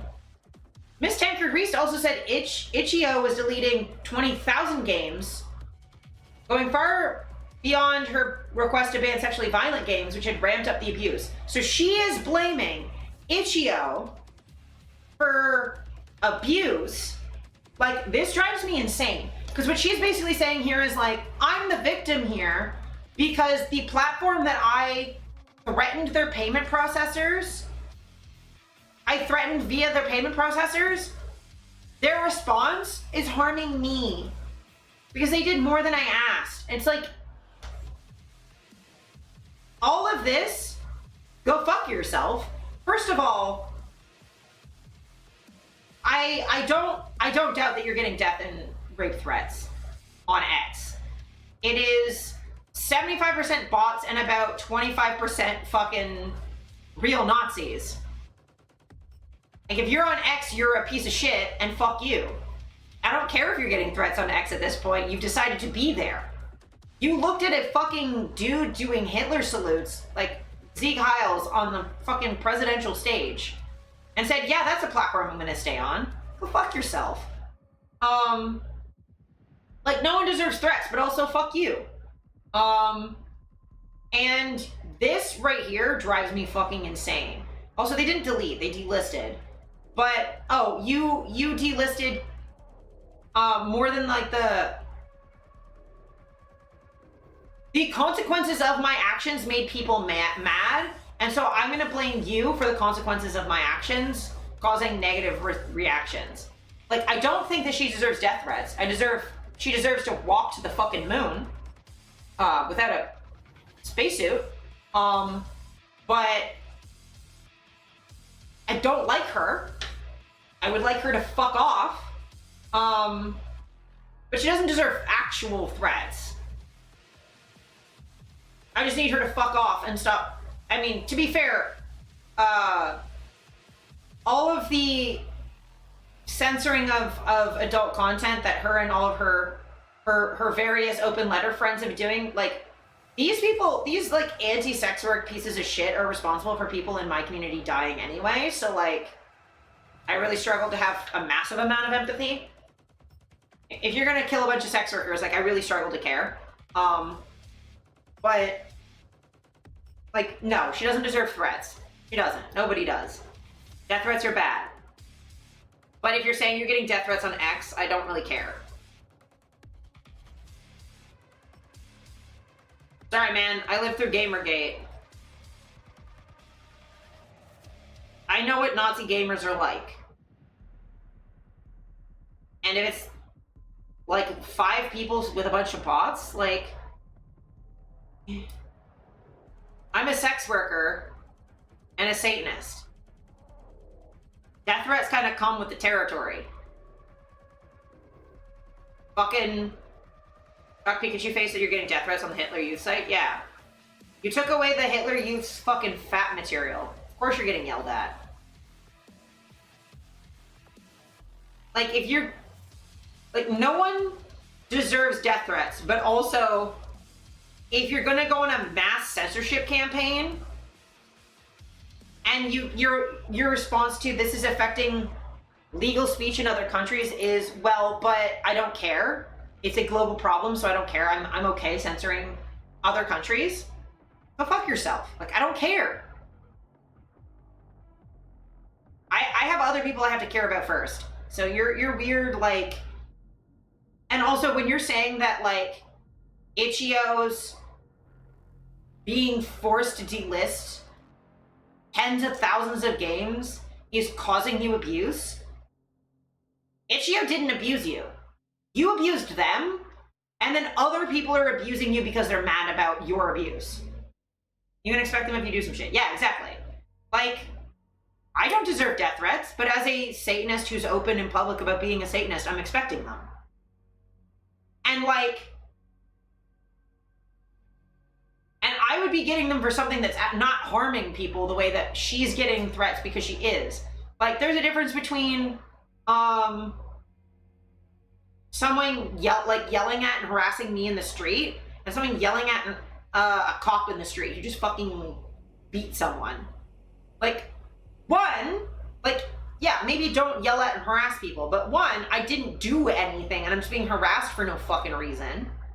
And the other is, you're getting yelled at and harassed because you're a piece of shit and you did something, and you're gonna have to expect people to react to that.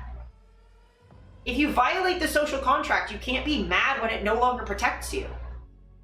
The social contract is that we don't fucking try and get people killed. And we don't threaten people in their livelihood. But guess what, lady? You already threatened thousands and thousands of people's livelihood. So when people get understandably a little bit fucking mad about it, sure, they're maybe overreacting because death threats aren't okay. But you hurt them first. Yeah, you don't get to be mad when someone yells at you after you hurt them. Yeah. And like, there's a level of overcorrection for sure. But like, if you punch somebody, you can't be mad when they punch you back. Even if they punch harder than you. You just can't be that upset. You hit them first. If they're reacting, I can maybe have critiques about the reaction, but you cannot blame them for that reaction. And again, like, I'm as hardline on this because she's trying to make it like Itch is the reason she's getting that, like, Itch is the one who's censoring things, not her. She had a reasonable critique and then Itch had to go and like over censor, and now she's getting abused for something that's not her fault. No, bitch, you involve payment processors. This is what your goal was. And considering that she's gone after GTA 5 and Detroit Becomes Human actively, she cannot act as if these porn games, these sexually explicit games being taken down are not things she would have been happy about, right? She is not mad those games are down. She's mad that she's getting backlash for it. I want a milkshaker or perhaps a beet smoothie. Agreed. Some tomatoes. I mean, I can't eat them, so we can throw them at her. This fruit fly needs to get the fuck out of my face. Yeah, there's a fruit fly, like, real in my eye. Did you know, fun fact, fruit flies like to eat tears? Because they're salty? That's why fruit flies fly in your fucking eyes all the goddamn time. But yeah, just, if you are going to have a goal, and the achievement of your goal results in backlash, you can't go, but I didn't want all this. Why are you being mean to me? Like, no. You've wanted games censored that are even tamer than the ones that are getting actively censored off of Itch, right? The stuff getting censored off of Itch, not as violent as, or not as sexually explicit as anything in GTA, and certainly not as, like, Detroit Becomes Human is way more tame of a game than anything that Itch got rid of. And they actively tried to get that censored. Collective Shout wanted to get Tyler, the Creator, banned from fucking Australia. Anytime I post anything political, I expect to have people yelling at me in my inbox and I don't threaten anyone's livelihood. Yeah. Yeah. I mean, I've had people literally tell me I should die over my medical conditions. Like, I struggle to care when it's the logical outcome happened and you're surprised about it. Like, speaking of games that are censored, and like, this is a game that I know for a fact Collective Shout wants censored. This is one of those 20,000 games that she's being like, I'm being abused because Itch.io censored all these games and people are yelling at me on the internet. This is a game called Vile Exhumed. Okay? It is a indie horror game published by DreadX. That is now banned. Okay? I'll just read this and then I'll explain more context. I'm extremely disappointed to let you know that Vile Exhumed has been fully removed and banned for sale on Steam.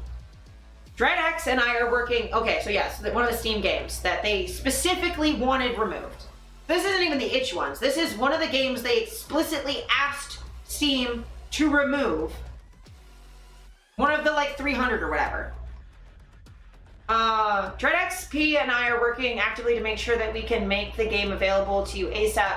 Next week, you can expect to hear specific details. I want to be clear, Vile Exhumed was not banned for the use of gore in storytelling or the violent themes. It was banned for sexual content with depictions of real people, which, if you have played it, you know is all implied, making this all feel even worse. So mouthwashing actually was removed from, it's not removed from Steam. It was delisted from itch before all this happened because they never sold it on itch. So like, mouthwashing is like unrelated to all this. It does get brought up a lot.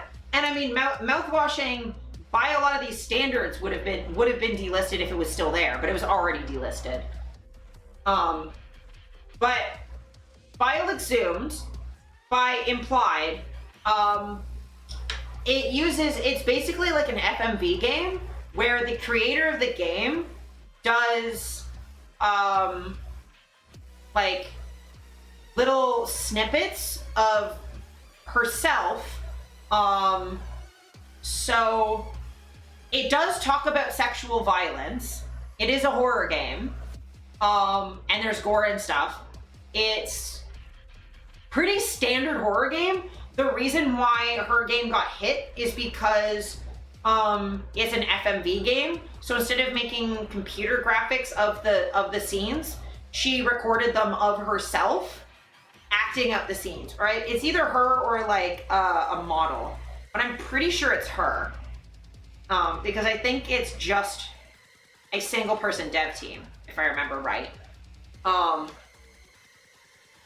Which is why she's saying I and not we. But it's not like the sexual stuff is implied.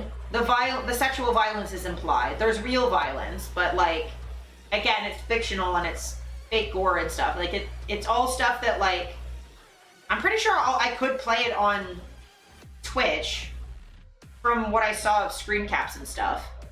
And like I had gone through their Blue Sky like looking at trailers and none of it looks like that bad.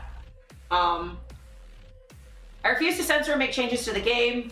I will not retell a story about these topics in a way to make people who don't understand it more comfortable. For updates and to know how to play Vile Exhumed, follow me and DreadXP on Twitter or join the DreadXP Discord.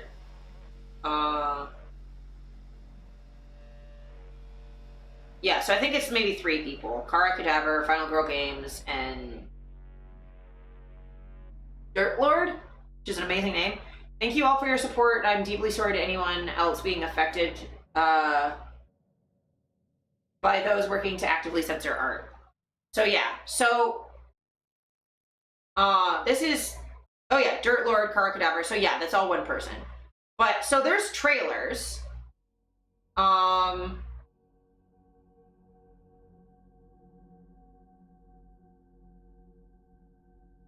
Yeah, maybe the Engadget thing. Let me just check to see if this gives more details of like what is in the game.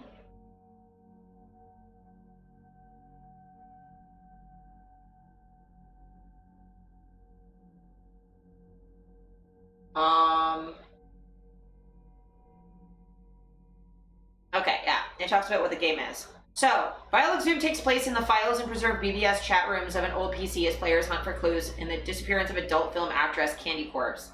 Its unsettling psychological experience is mainly text-based and offers pixelated commentary on misogyny, sexual entitlement, and parasocial relationships. Vile Exhumed has been praised in multiple previews, earning a place in 6-1 Indies Best of PAX East lineup this May. It was slated to hit Steam on July 22nd. As Dread XP director Hunter Bond and his team continued preparing the game for launch, they noticed it was taking an abnormally long time for Steam to approve its page. They submitted tickets to Steam asking for a status update, but heard nothing concrete back. The day before Vile Exhumed was supposed to come out, Kara and Dread XP were forced to announce a delay, and on July 28th, Kara announced Vile Exhumed had been removed from Steam and banned from the platform. Steam told Kara the action was triggered by scenes of sexual content with depictions of real people, a description she said doesn't apply to her game since it deals in text and implication. The ban is not eligible for appeal, and Vile Exhumed cannot be resubmitted to Steam. This effectively removes it from the mainstream PC gaming conversation, since Steam essentially enjoys a monopoly in the market, and there isn't a competing storefront with the same audience reach in town. Losing Steam access is a huge blow for small developers especially. Vile Exhumed is a deeply personal project for Kara, one that she worked on for years. I poured myself into this game as an incredible personal story made of bits and pieces of my real-life experiences, my real feelings, and was reflective of that for many people as well. Financing a story about violence, entitlement, and sexual expression, though the sexual content was all implied, shows the age we are all living in, and I worry deep for storytelling and art. Yeah, so like this is what it looks like. It's text-based. Like there is some pixelized stuff, but yeah. To put it clearly, Steam removed a solo female developer's game about misogynistic violence and banned her from attempting to list it ever again. The platform's reason for doing so doesn't make sense to anyone who knows what's actually in the game. You can decide that for yourself too. At least one full playthrough of Vile Exhumed lives happily on YouTube, a site not known for tolerant views on nudity or adult themes. More confusingly, the original version of Kara's game, Vile, remains available and searchable on itch.io's storefront, even though it includes much of the same content as Exhumed. This highlights a core issue with Steam and itch.io's sudden and haphazard censorship plans. Vague rules against adult-only content leave too much room for interpretation and invite overreach, especially in a society that's increasingly hostile to marginalized communities, while simultaneously doing very little to protect the audience from whatever demons the payment processors think they have identified. The rollout of the new regulations has been chaotic, and already multiple games, including the horror hit Mouthwashing, have been inaccurately identified as casualties of the situation.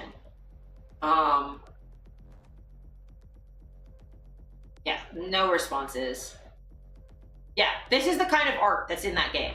It's very pixelated, it's very implied.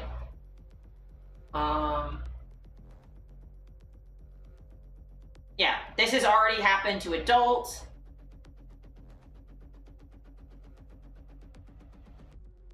In the case of Vile Exhumed, Steam is silencing a game that can help combat gender-based sexual violence in the name of protecting players from being harmed by the same themes.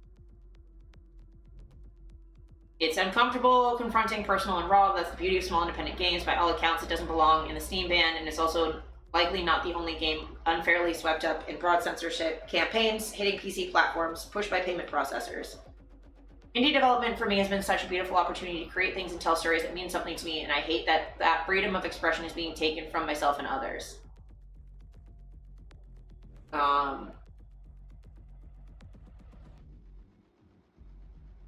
Yeah. So all of this is silly.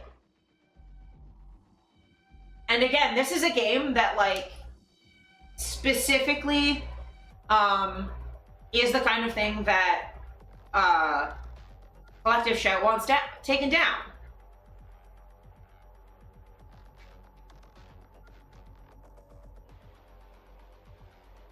Like, it is a game that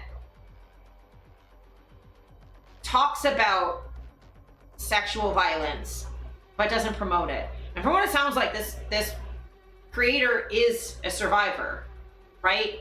So, like, that's the thing with, like, the censorship is there's no way to delineate between a game that shows rape to be titillating and a game that shows rape as a commentary on assault, right? There's no way to tell the difference, especially if it's not blatantly explicit. A lot of horror games touch on this kind of content all the time, because it's a horrifying thing that people go through, right? And I think censoring adult art is always wrong. And the idea that people keep acting as well, and like, I've been annoyed by this in the response to what's been happening. There have been people who are like, well, these are games, like, I understand a porn ban, but games are art. And I'm like, no, porn is art too. Fuck off. Like, people who are like, oh, but porn's misogynistic, but these games, I'm like, no. You can't halfway this. The people who are arguing that porn is violent are the same people saying these games are violent. You have to throw it out. Throw out the entire argument, okay? You just need to accept that to protect the art that you like, you have to protect the art you don't like.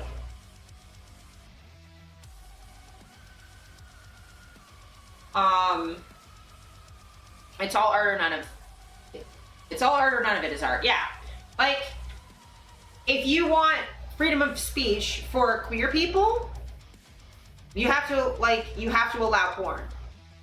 It also means you need to be pro art, like Piss Christ. If you want Piss Christ censored, all art can be censored.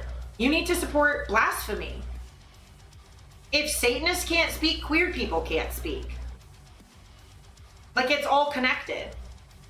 And like, this is why I've been covering this so much, because it intersects with every single community that I'm in.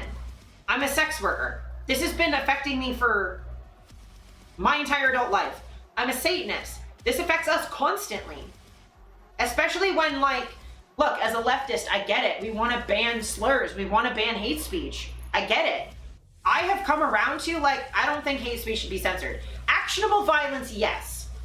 If it's actually a death threat or doxing or something like that, yes. But if it's just hate speech, I don't actually think that should be censored anymore. Because I've seen enough times where it's been argued that TERF is a slur. So we should ban queer, like, trans people from this website because they keep using a slur. Cis is a slur, so if you keep saying it, you should be banned because that's hate speech. If you talk about transphobia, that's lesbophobic and misogynistic hate speech. I've seen that. I've also seen the existence of being a Satanist be described as hate speech towards Christians. That being a Satanist at all is hate towards Christianity. It's not. I don't think about Christians when I'm doing my religion. My religion isn't about Christians. I talk about how to be a Satanist, not about how not to be Christian. I don't care what Christians do. It has nothing the fuck to do with me. I'm not Christian. There's a separation between censorship and the consequences of your actions. Yes. And like, for me, censorship of it, no. Critique and criticism and reactive speech to it, yes. Christians love that argument, yeah. Well, and that's the thing is, every time we do a black mass, they say that that's hate speech and that's like anti-Catholic or whatever. It's like, no. If it was meant to be hate speech against them, why are we doing it in private where they can't see it? We don't even advertise it. Like, what are you talking about? But yeah, so like all of this stuff is, I'm maybe not a free speech absolutist, but I'm pretty fucking close.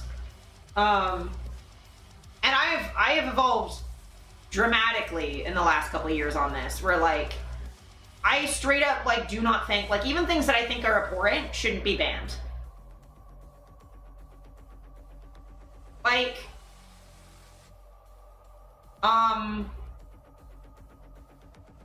also, like, a lot of this sort of, like, a lot of the platforms that allow Satanists to exist and flourish without censorship are the same places that allow Nazis. And, like, I don't know how to square that. I don't know how to fuck to deal with that. But there's a conversation we had about the oligarchy of social media basically being online nations with their own laws. Yeah, yeah, I don't disagree with that. But, like, I think there should be consequences to hate speech. But, I mean, all of this is going to be fuzzy, and censorship doesn't deal with fuzz. Censorship is a nuke, not a scalpel. So if we're going to be doing stuff, we gotta use a better tool than that, right?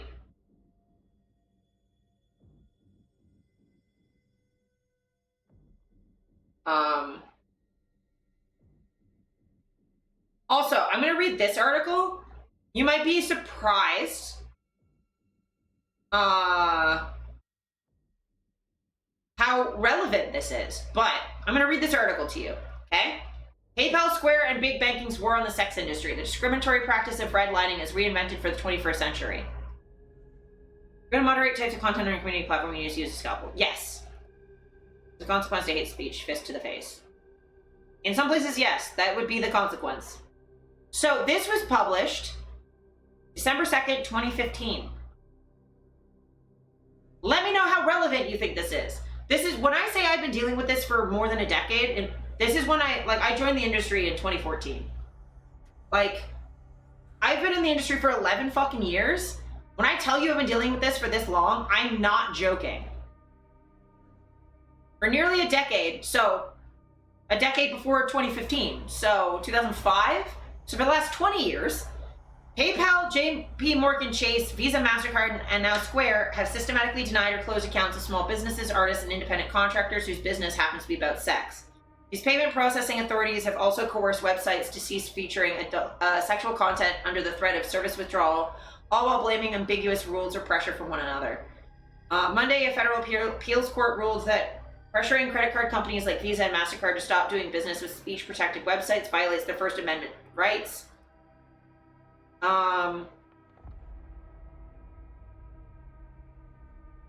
Specifically ones that feature content from sex workers. And in June, the FDIC clarified that it's against the rules for businesses like PayPal, Chase, and Square to refuse business or close accounts based on high-risk assessments related to human sexuality. But it may not be enough to stop what's become an entrenched pattern of systematic discrimination by payment processors, one that disproportionately denies financial opportunities for women.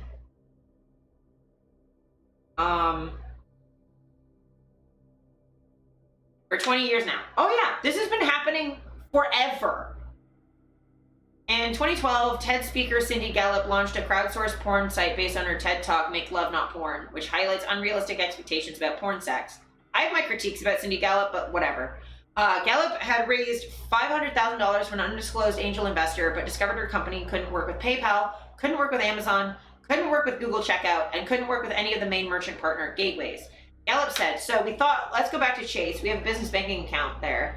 Let's apply for a commercial account. Unfortunately, that application surfaced the nature of our business within higher levels at Chase. It resulted in a meeting with a more senior guy who essentially said to us, not only can we not give you a commercial account, but now you need to close your business bank account and take your business away. 1 year after Gallup's rude awakening, Chase denied adult performer Stoya an account outright. Year after that, 2014, Chase conducted a campaign of targeted sex industry bank account terminations. This time, the closures made headlines. Included in the sweep were well-known porn performers Tegan Presley and her husband by association, Dakota Skye, Leighton Benton, Tyrion Lee, Bonnie Rotten, and Veronica Avlov. Why do they care so much? Puritanism. Control. So this is what I used to deal with all the time.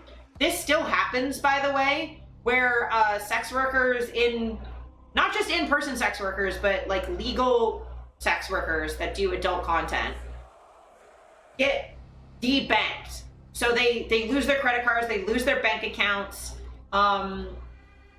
Sometimes they get, like, people get evicted over their legal jobs. And I mean, like, if you can't have a bank account, how do you pay rent? Like, this happens all of the fucking time. I've had this happen to friends of mine who've lost credit cards because they're sex workers. And it's why, like, I do not tell my bank what I do for a living. And it's part of the reason why when we get payments from OnlyFans, it doesn't come up as OnlyFans. It has, like, they have a designate, like a doing business as designation, so that when their business name comes up, it doesn't come up as that. To stop it from being constantly flagged. Same with like Fansly. Patreon shows up as Patreon, but like everything that's adult industry specific or gets associated with the adult industry does not come up. Or they have to send it through a different payment processor and then it goes to your bank. It's fucking wild. The amount of like loophole bullshit that you have to do. And sometimes you'll get paid by check from some of these places, like camming sites will send you checks in the mail, and they get held all the time. Even if it's like listed as your employer at your bank and you get checks from them monthly, it's still sometimes they get held for like a week, 2 weeks at a time as they look into it, and it's fucking irritating. Like, I promise you, the stuff that games are dealing with the last week and a bit, yeah, time does fly.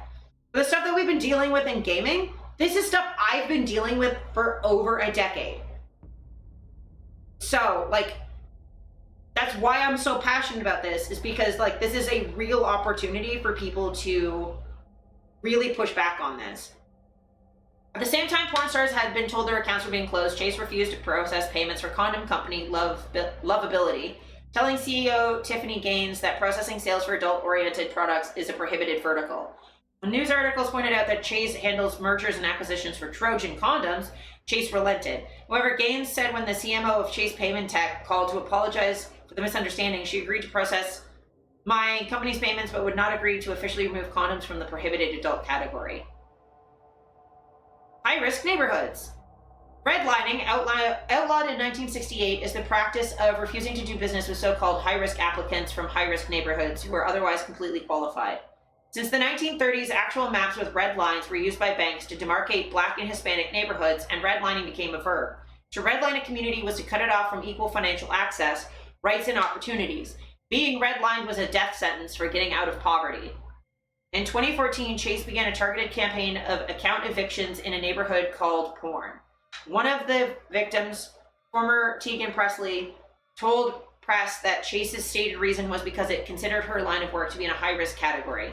When reached for comment in the 2014 closures of porn stars' accounts, Chase told Engadget, "We did not make any blanket account closures related to this specific industry." That is a lie. That's a lie. They constantly lie and say, we don't make specific closures. We don't make blanket account closures. It's like, well, you make specific ones. Well, we don't make specific ones, but then you're making blanket ones. This doesn't make sense.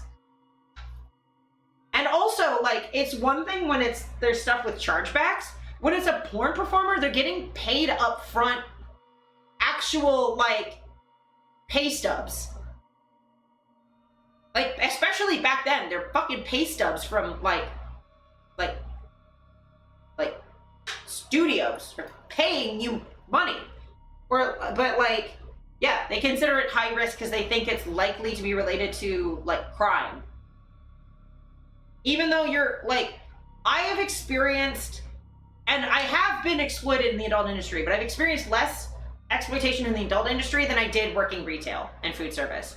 The amount of abuse, sexual violence, wage theft, ableism, violation of my rights that I experienced working minimum wage jobs is far and above anything that ever happened to me in the adult industry. I am much safer in the adult industry, and that's with criminalization. If it was decriminalized, I would be even better off. If I had access to safe banking and stuff, I would be much better off. My favorite quote about this stuff: "The trouble with fighting for human freedom is that one spends most of one's time defending sons of bitches, for it is against sons of bitches that oppressive laws are first aimed, and oppression must be stopped at the beginning if it's to be stopped at all." Yes, exactly. And, like, so, like, you want your banking account to be safe? Protect mine. If I, as an in-person sex worker, have safe access to banking services, then you'll be fine. But yeah, this is ridiculous. Like, we are not... I am a safer account for my bank than any, like,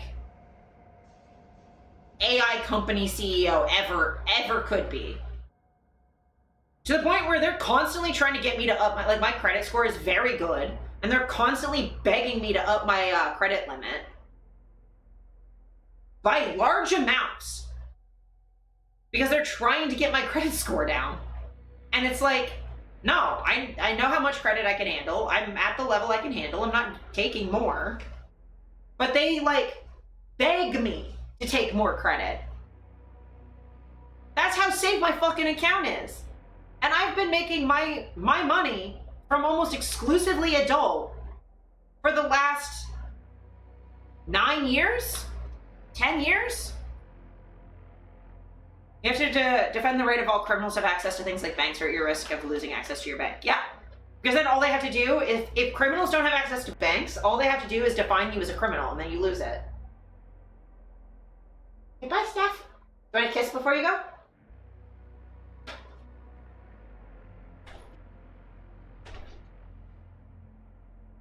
Yes. And an apple chip, please. But yeah, then all they have to do is define you as a criminal, and you lose all your rights, right? Which is why criminals should have a right to vote. And yes, I mean those criminals too. I don't care what criminal you think should be the exception to that. No death sentences for anyone. Otherwise, all the government has to do to kill you is define you as a criminal, right? That's how this works. You have to defend the worst people in society, because if they're doing okay, then everyone else is fine. This is also the principle behind intersectionality, at least for me, is that if the most marginalized people are safe, then I'll be fine. If a homeless trans woman of color can walk around safe, I'll be fine. If a black street sex worker is safe, I'm fine. I'm fucking golden. I mean, homelessness shouldn't exist, but like, again, if there's no homelessness, like if homeless people are all given homes, then I never have to worry about being stuck on the street. That's never a fear I have to have. If everyone has a home, then I never have to worry about losing mine.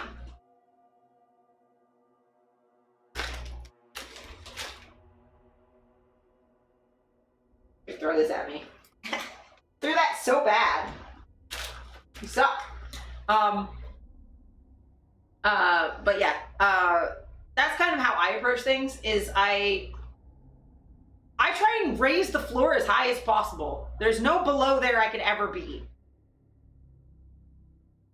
I don't know, that's how I approach things. There are no literal lines on a map here, but it appears there are virtual ones around an entire section of the internet, so let's call this web lining. What's happened to female entrepreneurs in the sex business can no longer be written off as isolated incidents. Weblining's targeted populations are porn performers, sex workers, independent retailers, erotic writers, and internet's new generation of online pornographers. Business sectors comprised of a disproportionately large number of women and LGBT people. When Engadget spoke with Chase regarding the impacts of weblining, Chase emphasized, our firm takes pride in supporting LGBT. From our HRC score to our Pride and Ally programs, we take this very seriously. No, you fucking don't. I like that wording. Yeah, weblining, yeah.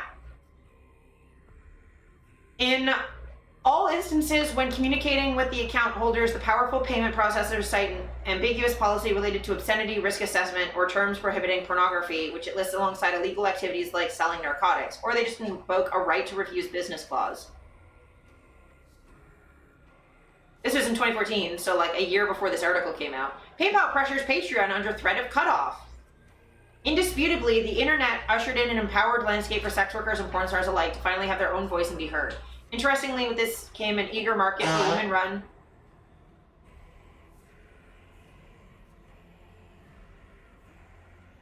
Steph is playing with boxes that apparently make large, vibrating noises.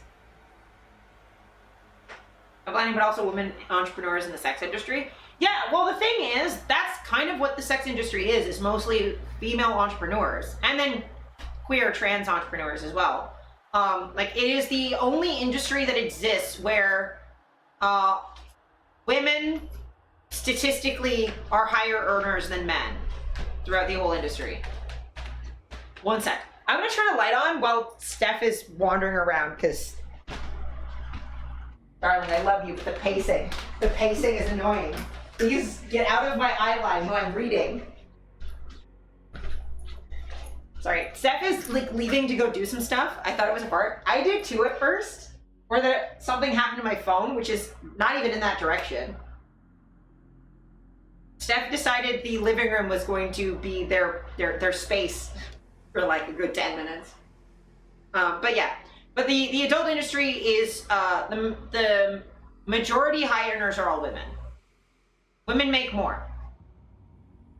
That's why like censoring it as an industry is so fucking backwards and bullshit.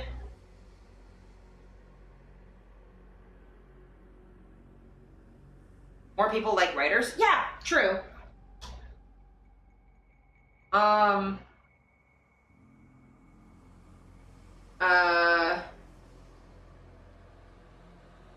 This came in an eager market for women-run and directed porn businesses as well as erotica buy-in for women. Yes. So, like, this mainly affects women. Sadly, in this new sex information ecosystem, denial of access to economic opportunity has also blossomed. Nowhere is the practice of web lending more evident than with PayPal. For over 10 years, PayPal, the world's most ubiquitous payment processor, so 20 years at this point, has emerged as the king of denying service, seizing accounts, and freezing funds for anyone discovered to be associated with sexual content online, even educational or artistic content. The stories about PayPal's denial of financial services to anyone discovered to be in sex neighborhoods are plentiful. It's troubling to note just how much the impact is disproportionately on women. An erotica writer would be more likely to feel like sex industry applies to them more. Yeah, I mean, yeah, I think saying like there's the sex industry and within that are sex workers who work directly with sex, and then the broader sex industry that is related to sex but you're not doing sex directly. Yeah, absolutely. And like I don't think people who make adult video games would consider themselves sex workers, but they are in a sex industry. Yeah. PayPal's acceptable use policy states that the PayPal service may not be used for activities that relate to transactions involving items that are considered obscene or certain sexually oriented materials or services. Yet it's the way in which PayPal has chosen to enforce its policy over the years that make the comparisons with redlining seem not so far-fetched. Yeah, people have had their PayPal deleted for being like a sex toy reviewer. Like, or doing like sex ed. Oh, January Seraph, I miss you. PayPal banned dominatrix January Seraph in 2010 and any business run or owned by her for life. PayPal froze accounts and seized funds belonging to D. Dennis S. Denesi, whose transgression was publishing the New York City sex blogger calendar. Blogger and adult industry writer Kara Sutra was banned for selling a corset. Former escort Vicky Gallus was banned from using PayPal to process payments for her memoirs because they included sex work. Seattle Erotic Art Festival had their account frozen even though they only used the service to process fine art submission fees. Apparently, PayPal has no problem making other businesses do its content policing. In March 2014, PayPal nailed subscription model crowdfunding platform Patreon, which emailed its users saying, "We got a notice from PayPal this morning that they were shutting down their entire integration with Patreon because of adult content on our site." Patreon told Engadget, "PayPal informed us that we were violating the terms of their service by using PayPal to support creators that made not safe for work content. We complied and removed PayPal as a payment option for these creators, and this is why I do not get paid through PayPal on Patreon anymore. I used to." Why is this item called Squirt Bottle? The worst timeline? This is for you, Pie. Well, yeah, but the thing is, Dolly, keep in mind, right? 2010. That was 15 years ago. I was still in university in 2010. You didn't name the item, but you're sure the one who had those thoughts about it.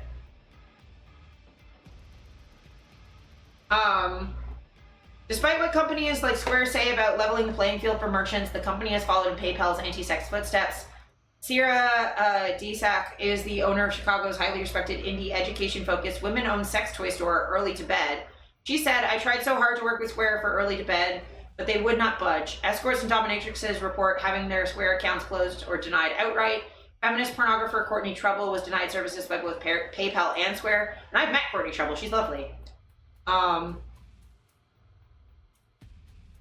PayPal's line is to blame credit card companies. Porn performer and producer Maggie Mayhem began a fundraiser to do relief work in Haiti. PayPal closed her account and seized her money after she linked it from her sex blog, telling Mayhem that the dispute was ultimately with a visa policy about blasphemy.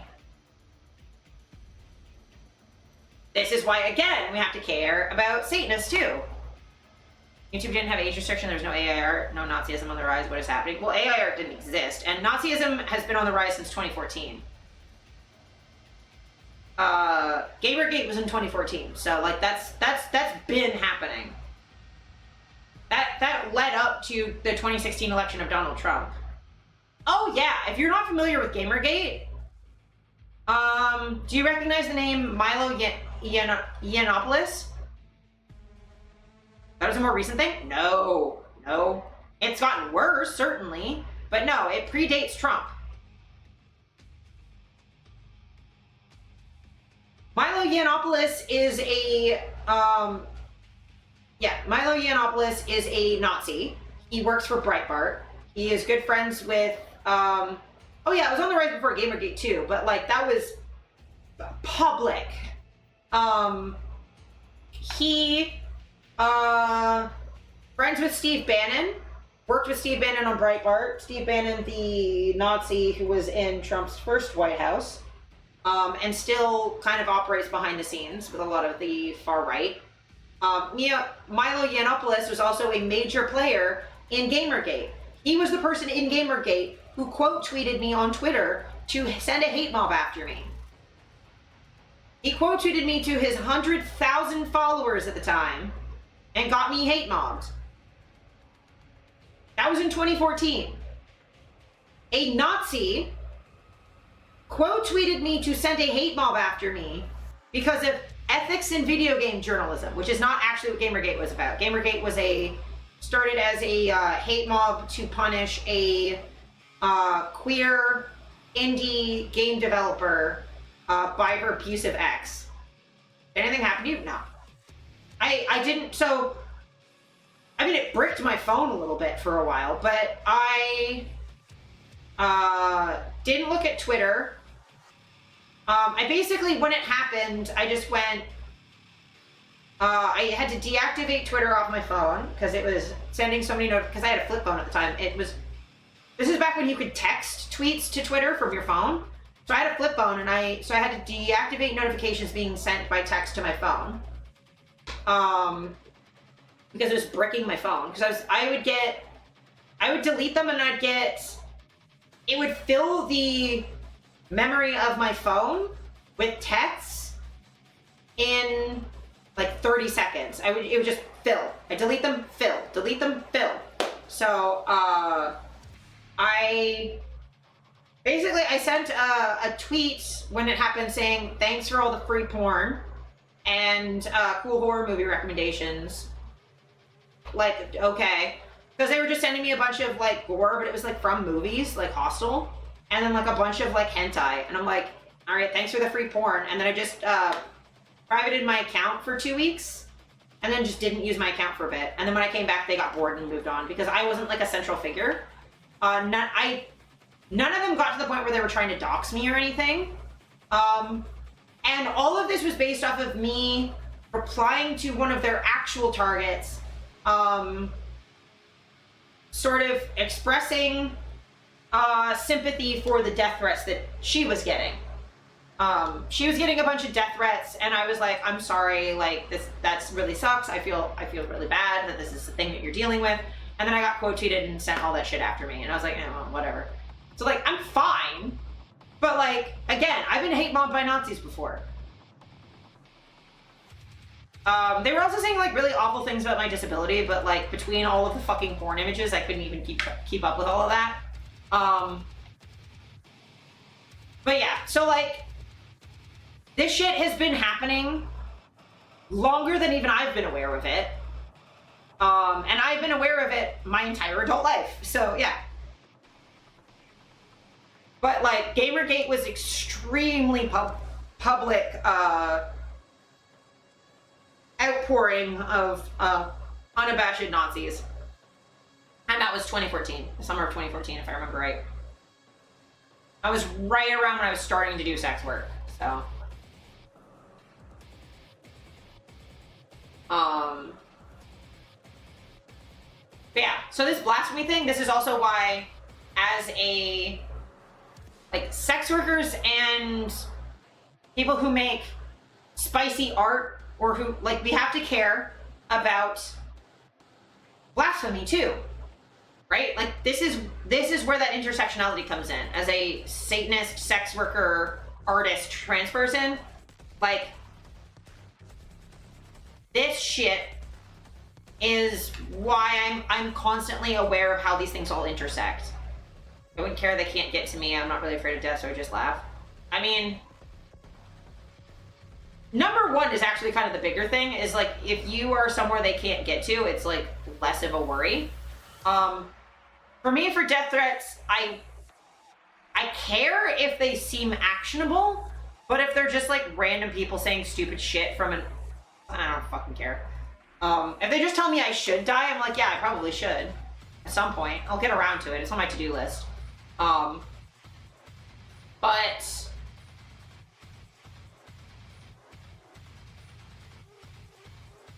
yeah. Religious freedom is part of that. It's why I point out even little things that are anti-Catholic, because even that little stuff can grow. Yeah, absolutely. Like, any small window into censorship blows up. And also, I know Maggie Mayhem as well. But yeah, a fundraiser for relief work got shut down because it was associated with a sex worker. And they claimed it was blasphemy. Because that makes sense. In May 2014, porn performer Eden Alexander's attempt to raise money for medical bills was shut down by WePay. She was dying of a severe infection that caused multiple organ failures. WePay said its terms restrict fundraisers of a pornographic nature. Alexander lost the $1,100 she raised towards her $4,000 goal. A bunch of anti-Biden stuff was anti-Catholic. Yeah. And that's the thing is, there's like real anti-Catholic stuff, and then there's the fake anti-Catholic stuff that's just Satanism. Just like there's real anti-Semitism and then the weird weaponized fake shit. Like, Chase WePay backpedaled after it shut down, hit headlines, and offered Alexander help with a new fundraiser, but it was too late. Alexander had begun a new medical expense fund on CrowdTilt, which promised not to remove it. WePay blamed its actions on banking and Visa, telling press it targeted Alexander because it had to abide by the rules and regulations of its acquiring bank, financial institution that processed credit card payments on behalf of WePay and our customers, and the operating regulations of the card networks, aka Visa, MasterCard, and American Express. WePay trotted out the high-risk excuse, saying both acquiring banks and the card brands generally restrict processing of payments for any activity that is deemed unlawful, high-risk, or brand damaging to networks. This is the honesty.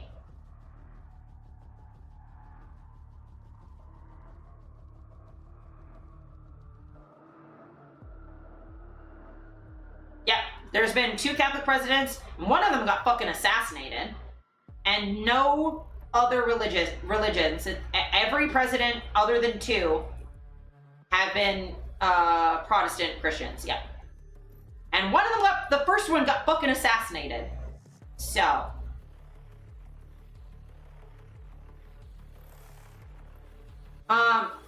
but yeah, this is the honesty part. Brand damaging. That's the thing. They think it would be brand damaging, so we need to have it be brand damaging for them to not take it. We need weblining to be as brand damaging as anything else. Now, keep in mind, this all sounds like the other article I was reading earlier, doesn't it? Even though this was 10 years ago, right? So that's why I'm like constantly harping that like this feels different, because people are pushing back in a way that they never have before, because they took a step too far and started affecting non-whores. They started affecting the other parts of the adult industry and not just sex workers. When they stopped just fucking with us and they started doing the "and next they come for" thing, then people noticed. But this will only stop if they get to the root and rip it out. Started to affect lay people. Exactly. It started to affect everybody and not just people like me, who are much easier to censor and push out. So we need to pull it out by the root, or this is just going to keep coming back up. Michelle Austin is another sex-themed entrepreneur shut down by WePay, allegedly because her company was linked to an adult company. Austin is also a PayPal casualty.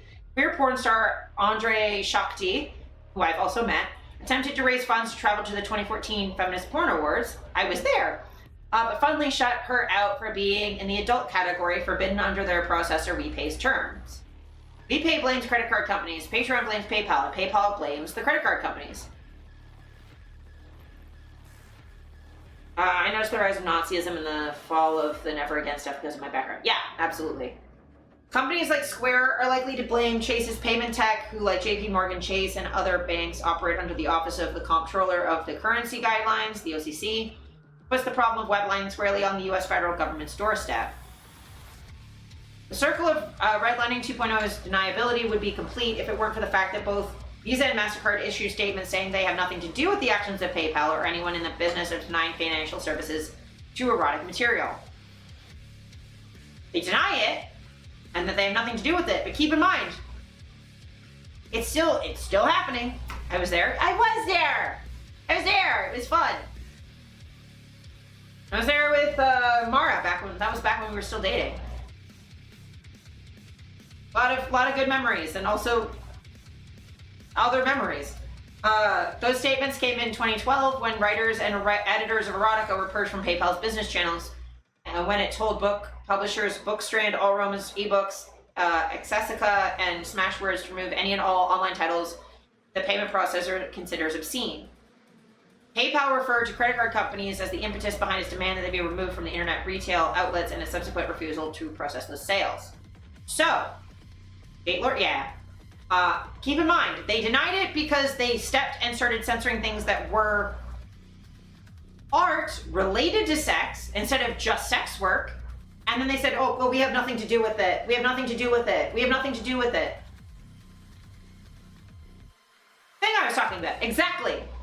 So, like, they took a step forward beyond just hurting porn and sex industry people, or like direct sex workers, went to broader sex industry and sex-related stuff, got fucking slapped, step back. It wasn't me, the big major corporation. Yeah, exactly. And this is why I say we have to keep pushing, because they're going to do it again. If we don't pull it out by the roots, they'll just keep doing it again.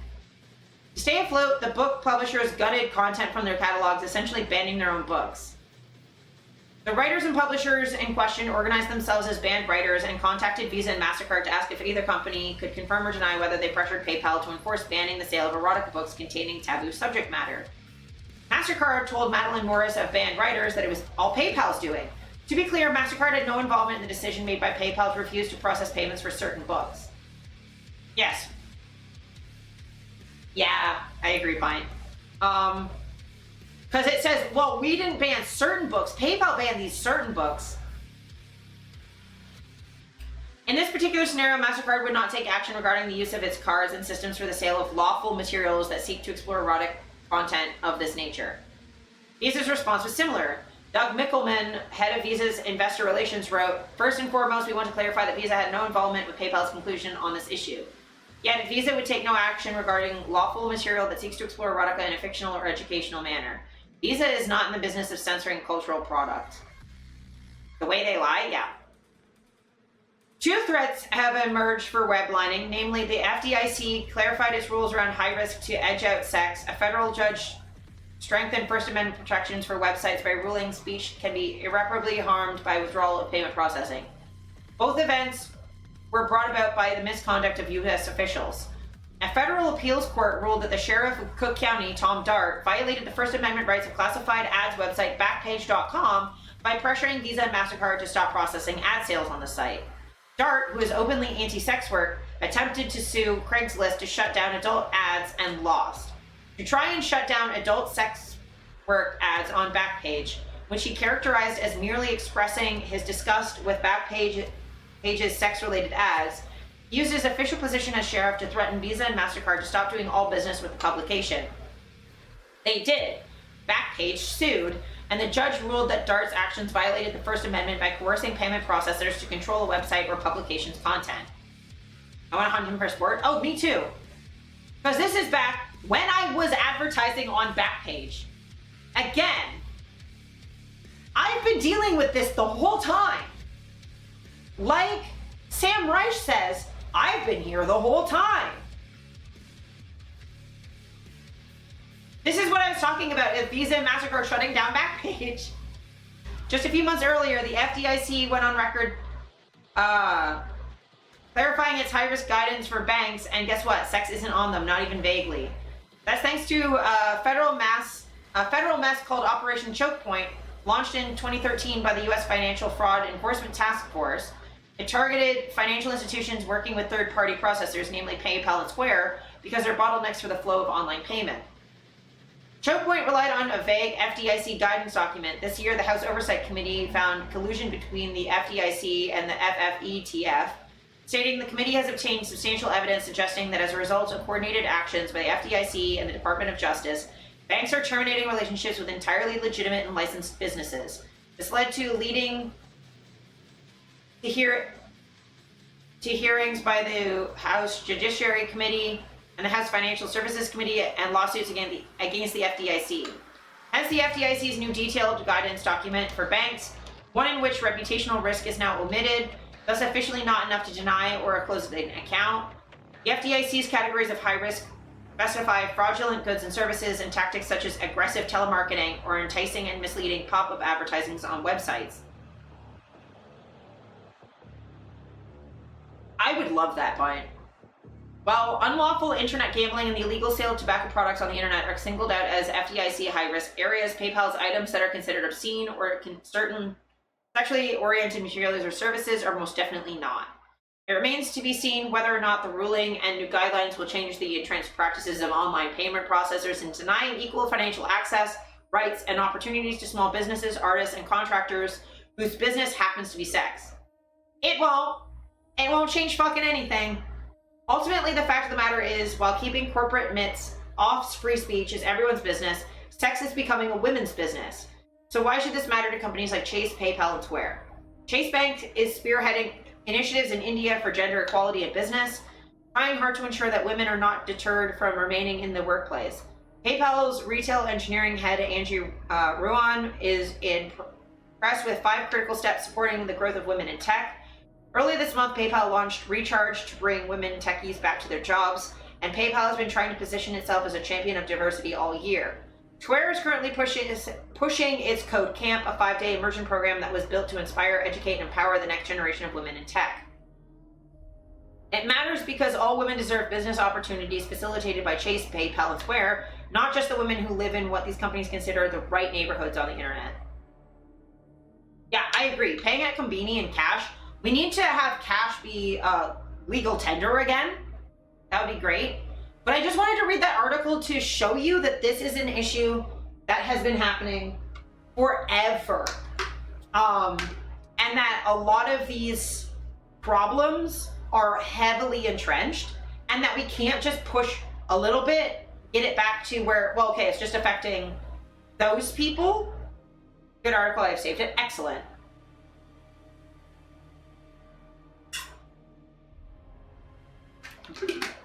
But if we don't get it out at the root, it's just going to keep coming back. Every decade, it's going to keep coming back if we don't completely get rid of it.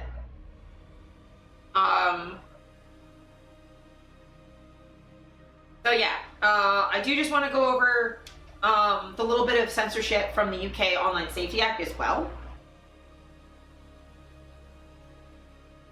I'm sad. I'm sorry.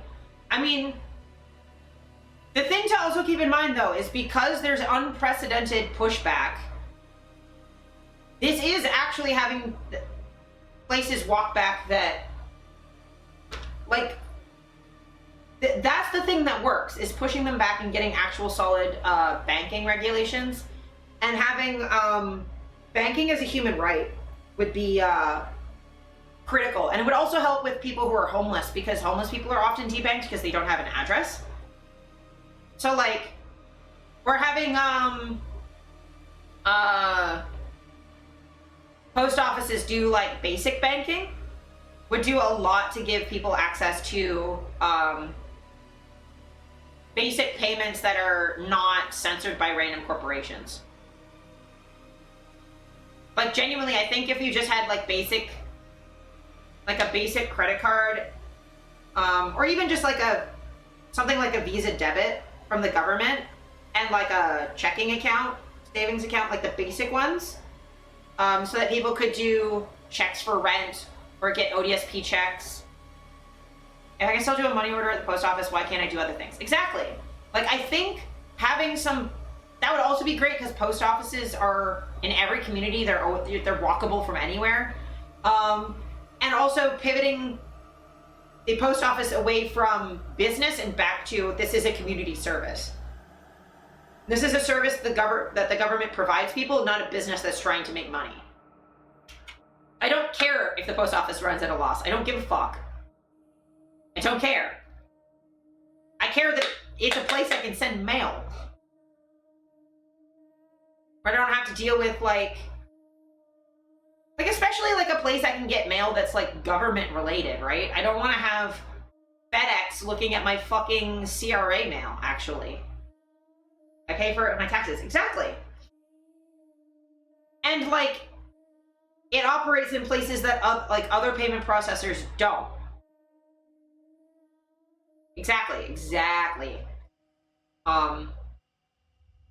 So, like, that's a potential solution.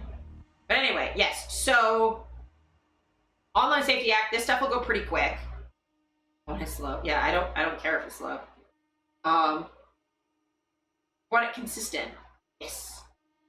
Reddit has officially blocked subreddits such as r/periods, r/stop smoking, r/stop drinking, and r/sexual assault for UK minors and anyone in the UK who's unwilling to submit their age and identity information, all in fear of violating the UK's Online Safety Act. So, we'll see if this lets me read it, because a lot of these things don't let me, because I won't subscribe to these places. Okay. So, yeah. So I'll just kind of skim this. The scope of priority content also includes material related to bullying, abusive, and hateful content, and dangerous stunts or challenges. Also block the fucking suicide hotline? I did not. Jesus Christ. Web platforms must either set up an age verification system that poses potential privacy risks, default to blocking huge swaths of potentially questionable content, or entirely pull out of the UK. Residents are finding themselves locked out of anything from period-related subreddits to hobbyist forums, and it's little wonder that they're turning to VPNs. There was also someone who was in their 30s who got locked out of Discord. Because the face verification thing thought she was 12. She's 32.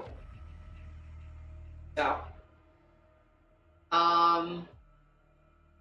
Meta users likely won't have seen a huge difference over the weekend as Facebook and Instagram rolled out age verification requirements a few years ago. Again, Meta, forever being privacy violators. They weren't legally required to. They just wanted to violate your privacy. And there's no way to appeal it. Yep. Blue Sky users in the UK now can't access direct messaging capabilities until they complete age verification process. Reddit has blocked access to specific subreddits for UK-based users who don't complete its age verification process, some of which provide valued community support and resources from adults and minors alike. People are already finding loopholes. Face scanning systems for Persona and KID, the third-party verification software used by Reddit and Discord, respectively, can be easily tricked using Death Stranding's photo mode. Facebook and Instagram use a similar service called Yoti, which doesn't appear to be fooled the same way. X doesn't have a direct verification system and instead currently estimating age based on factors like account creation date, social connections, email addresses, and legacy verification. Accounts that don't have any of these are locked out of accessing certain content until X rolls out ID and facial scanner-based checkers is planned to release in the following weeks. That includes protest footage and video game clips that depict violence. Users who aren't even based in the UK are reporting content restrictions as well. So, like, I believe for X, it's affecting everyone in the EU. Everyone in the EU is being affected by this law on Twitter. On the website formerly known as Twitter. Why would they block the suicide hotline? Because it's not safe for minors. because it deals with content that's not safe for minors. Oh yeah. People in the EU have been losing their fucking minds. Outside the biggest platforms, some sites are entirely inaccessible. Cybersecurity company McAfee reports that more than 6,000 websites that host adult content have already implemented age assurance methods, but others have opted to geo-block their services in the UK. A wide variety of unrelated innocuous websites have followed suit. That includes forums for owners of EV Renault vehicles, electronic music production, beaded jewelry patterns, tech-focused blogs. Many smaller forums simply don't have the resources to support third-party verification systems or risk millions of dollars in fines. Did it held them back because that's a GDPR violation? Yep. Wikipedia has voiced similar concerns over other Online Safety Act rules that could require it to verify its adult contributors, which the Wikimedia Foundation behind Wikipedia says would leave volunteers vulnerable to data breaches, stalking, lawsuits, or even imprisonment by authoritarian regimes. As such, while it's still available for now, the platform is also considering blocking UK users to avoid compliance. Someone who is on X because of artists and is in the EU, I also cannot see shit. Not safe for minors, give me a break. Yeah. Well, again, this is what Pornhub did for the longest time when it was just targeting Pornhub. Is just pulling out of certain states. The UK's communications regulator, Ofcom, declined to offer an attributed on-the-record comment about the new age checks to The Verge. In an unattributed statement to other outlets, it said it was now assessing compliance to make sure that platforms have them in place, and companies that fall short could expect to face enforcement action. They're massive fines. So, like, I'm probably going to have to figure out a way to... You should report that to the GDPR. They have to justify having that information and give you the option to remove it. This is such a big violation. Yes. Dying is not safe for minors? Well, you see, the thing about that... yeah, I'm going to have to figure out a way to block my website from being viewable in the UK. Because I certainly can't afford fines. I believe the fines are like $1 million or some shit. I can't fucking afford that. And I also can't afford to do age verification, and also I refuse. I am not going to do that. So I gotta figure that out somehow. Maybe Wix will let me do that. I don't know how.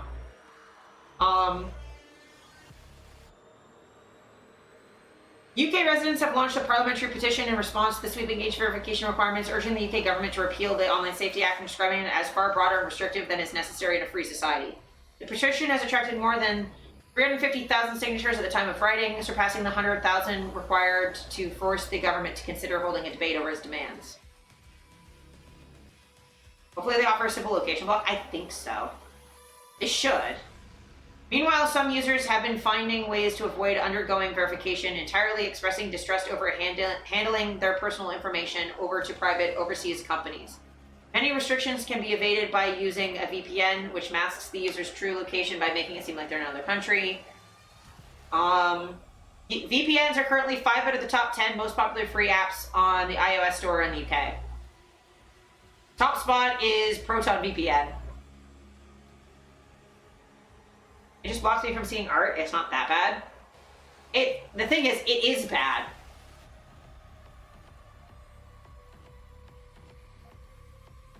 I would say blocks me from seeing art is existentially bad.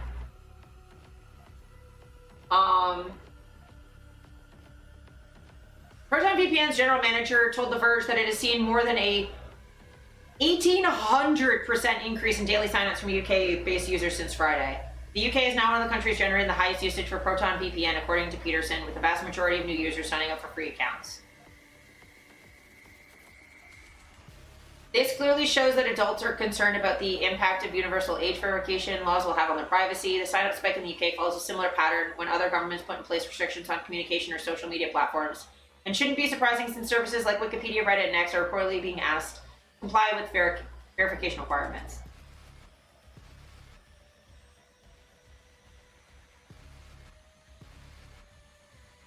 Gotcha. Yeah, the GDPR is great. So, that's what we're looking at.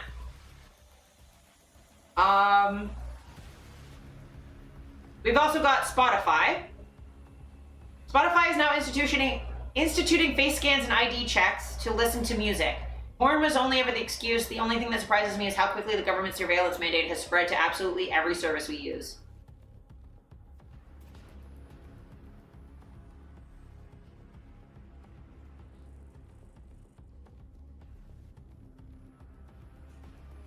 This is going to fuel piracy as it has with adult content. Not that Spotify was any great shakes for artists, but the idea that you want to create hurdles to accessing music when we've seen this episode before. It doesn't just wall off content, it changes it. In the US in the 90s, the Parents' Rights Resource Center not only advocated for warnings, they pressured labels to reassess contracts with musicians who engaged in explicit behavior, putting market pressure on corporations to censor. If your streams are no longer accessible by a massive part of the market, teenagers, due to government restrictions, that changes the game for everyone. Artists are discouraged from creating music that's honest or authentic in favor of music that will pass the censorship test. Anyhow, it's even worse, it turns out. If you don't age verify, they'll delete your account.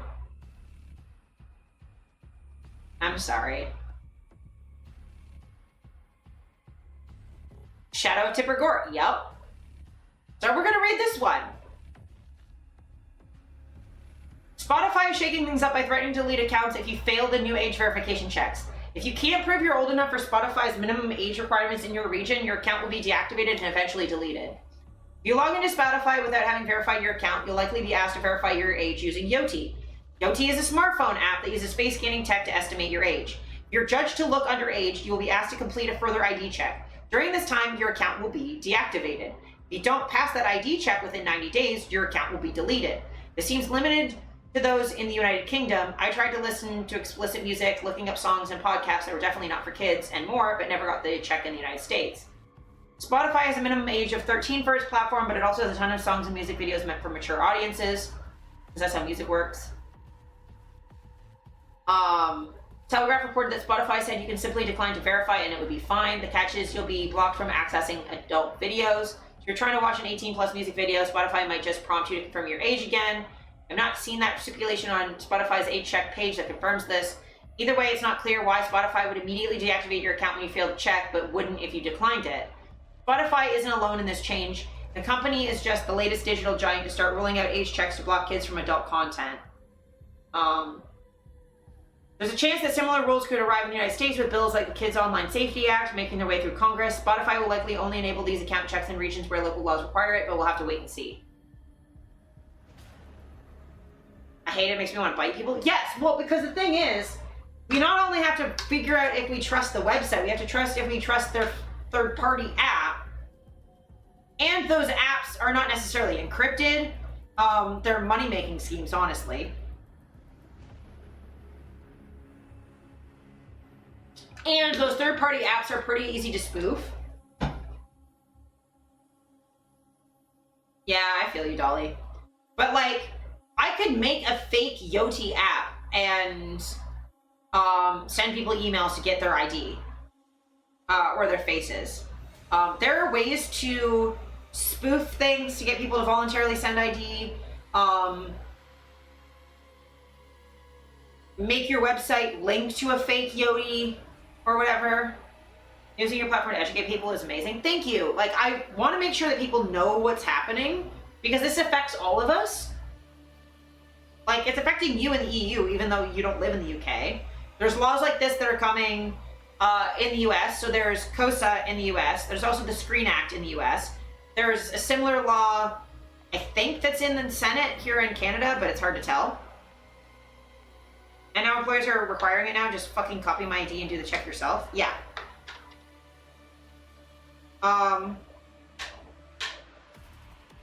Yep. And like background, like I had to do a background check for TST, and I had to do it through the fucking TPS. It was very irritating.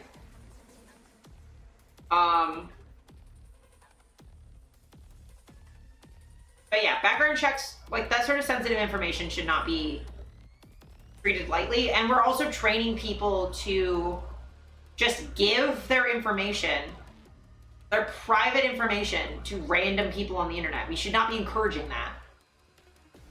I don't remember not fighting that stupid fucking law. Yeah, it keeps coming back. The goddamn zombie.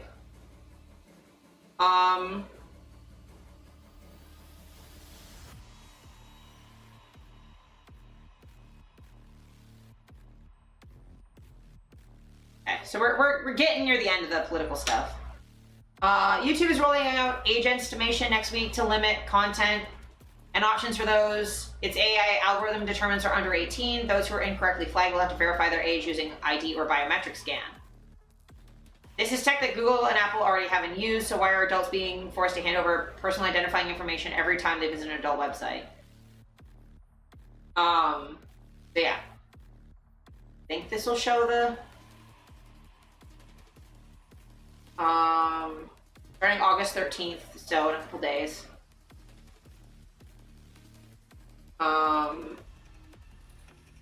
It blocks age-restricted videos, no non-personalized ads, take break notifications, and limit on repeat video recommendations about sensitive topics such as body image. Bunch of reminders when you're uploading stuff.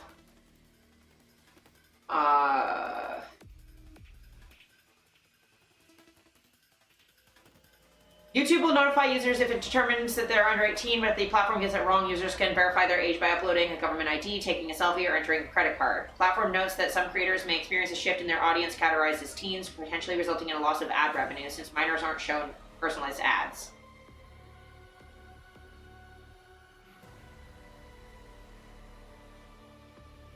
Yeah, I feel you, Dolly. And it also has a kids app. Well, and the thing is too, right? Like, keep in mind that, like, this doesn't work if you're a person of color or if you look younger. This is extremely invasive. This and this, not everybody has those. Like, if you're in it, like, let's take a probably very common example, right? Imagine that you are a 22-year-old and you are in an abusive relationship where your partner has taken your ID and doesn't allow you to have a credit card and controls all your banking. And you're in this abusive relationship and you're trying to get out of it. You're trying to look up stuff on YouTube or Google or Reddit or somewhere, trying to get information of how to get out of this situation. You're 22. Well, they have your government ID and your credit card, so your only option is a selfie. You're 22. If the AI that's trying to guess your age thinks you are 4 years younger than you are, you can't have access to the information you need to get out of that situation. You're trapped in abuse because you cannot access any of the information you need to get out.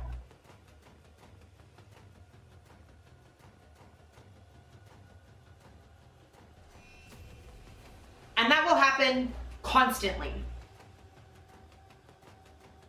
I don't have to imagine I'm in my early 20s. Exactly. Well, I mean, and you don't, like, the thing is, Dolly, like, how can you tell the difference between someone who's 18, 19, 20 and 17? Keeping in mind, I also, up until I was on set for a show when I was 27 or 28, I can't remember. And I was cast as a teenager. The 16-year-old main actor thought I was her age. She thought I was also 16. I was 27. 27. And I looked 16.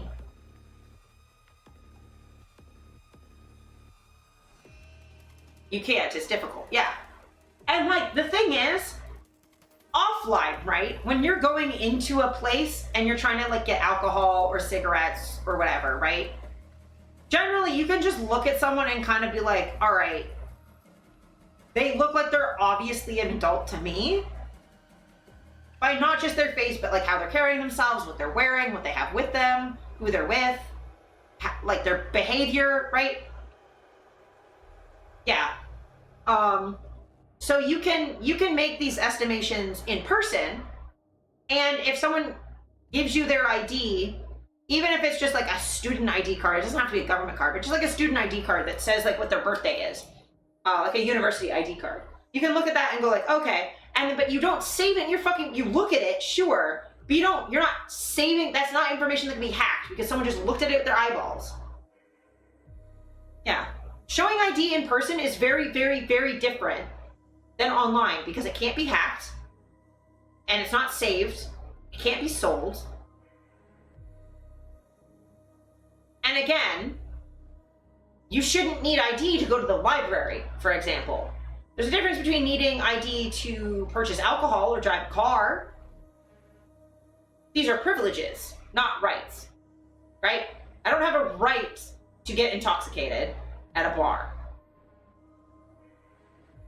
Reading, though, is a right. I shouldn't have to show ID at the library. When I was 14, people consistently asked what university I was going to. That's wild. I've always passed as like much younger than I am.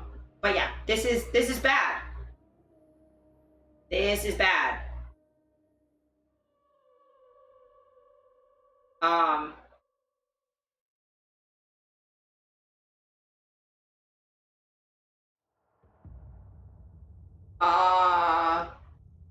Oh, I want to quickly see if I can find the Newgrounds post.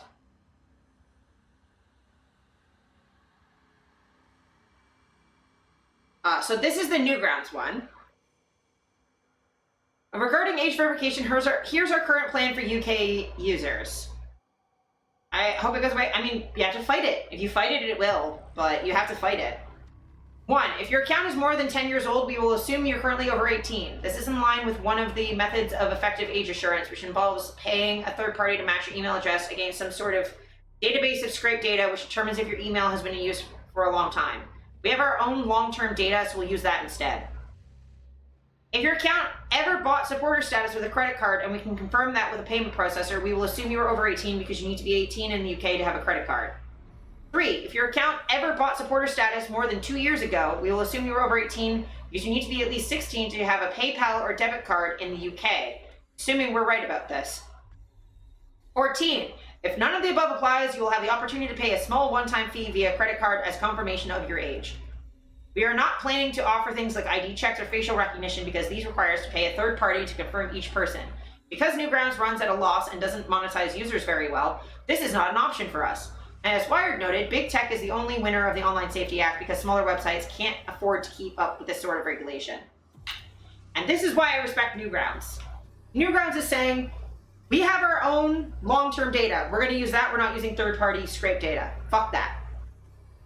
We're going to assume if you've used a credit card before, that you're over 18. If you've used any payment, we know the age that is the minimum age for that, so we're gonna go based off of that. If none of that works, use a fucking credit card now. Small fee, tiny little transaction fee. And that'll confirm you're 18. We're not fucking checking your ID or any of that fucking bullshit. And they fully just blame the Online Safety Act and say, like, we don't want to be fucking doing this. This is how you say, like, you're like, we're complying with the law. We're doing it in the least invasive way we can. And but we do agree that this is bullshit and this is punishing us and it sucks. Newgrounds based. Yeah. Oh, always have been.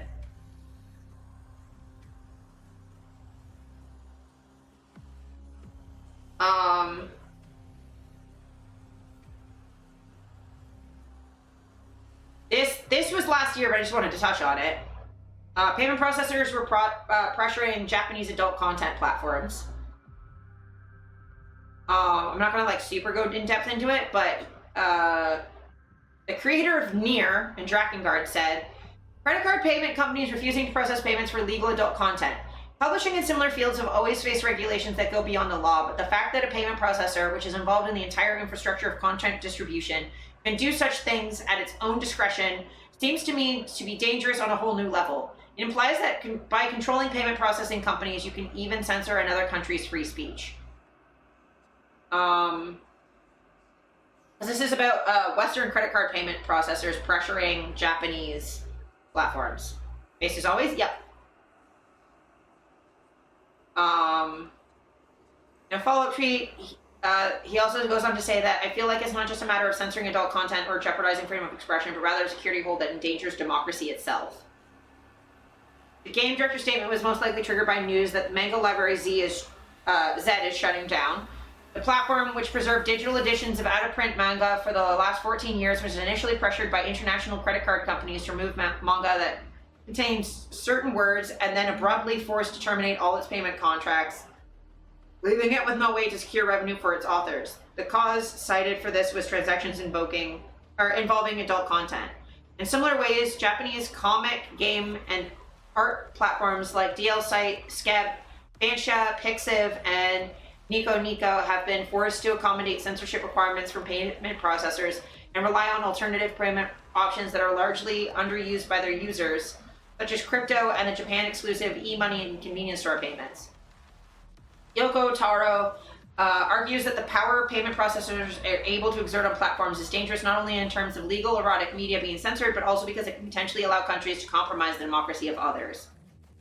That is an important statement to make. Because it means that, like, if American companies can do that, what stops, give us pay at convenience? Yes. But also give us enough, like, because part of the reason that works for Japan, too, is also that they have convenience stores, like, every 5 feet. So, like, that's also why I think, like, having pay at post office would work really well as well, because they are everywhere, and it's government infrastructure. So you had government banking at post offices and pay cash at post offices and had like a similar thing, that would be amazing. But like, as America, pay at post office, pay at gas station, I mean, pay wherever. But because the US is like locking down DEI and LGBT content, it means that it's now making it so that Canada can't have that content either because it's censored online. It doesn't allow countries to have their own democratic process for deciding what speech they do and do not want, because the payment processors are deciding it for them.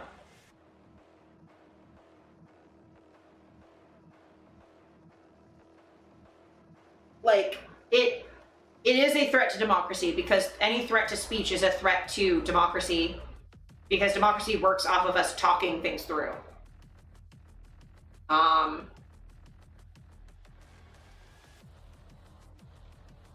And yes, this is talking about COSA. It gives the FTC the power to investigate, punish, and possibly seize sites that provide harmful information to minors, and considering that the fucking right in the US keeps thinking that everything queer is harmful to minors, this is a thing we have to keep aware of. So this is basically the Online Safety Act. COSA is even more extensive than that. It's not just age verification information. It also involves the FTC can just pull stuff that's harmful to minors.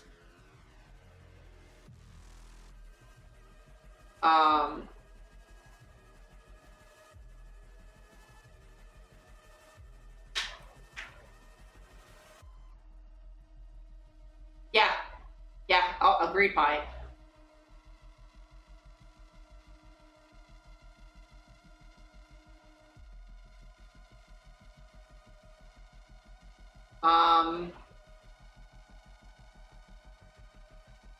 But yeah, keep up to date with COSA if you're American. In your own countries, keep up to date if there's similar laws coming into place. I feel like the EU, because of GDPR, probably won't have to deal with as much of this, other than it being affected by other countries doing it. But then there's also this. States are interpreting the Free Speech Coalition decision broadly, arguing it gives them the power to age restrict nearly anything on the internet it deems a threat to minors. Social media, messaging, LGBTQ plus info, whatever. Porn is the canary in the coal mine. Mississippi says porn age gate ruling applies to social media. So, yeah.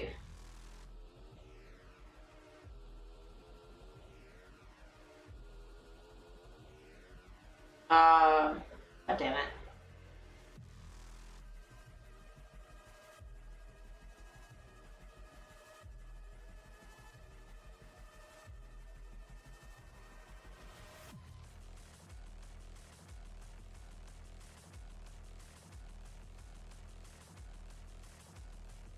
me see if I can find an article that's not fucking randomly blocked.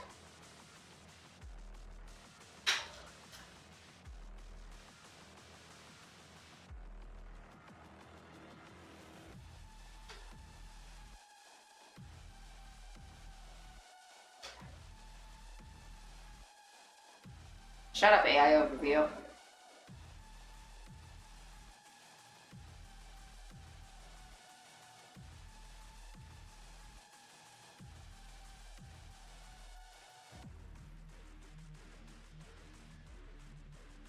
They already have interactive e-transfer. They could add features like pics. They absolutely could. There we go.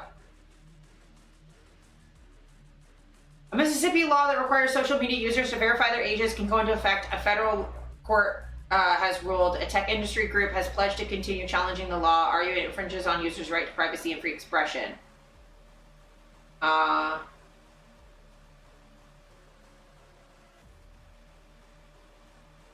Mississippi Attorney General Lynn Fitch argued in a court filing finding the law that steps such as age verification for digital sites can mitigate harm caused by sex trafficking, sexual abuse, child pornography, targeted harassment, sextortion, incitement to suicide and self-harm, and other blah, blah, blah.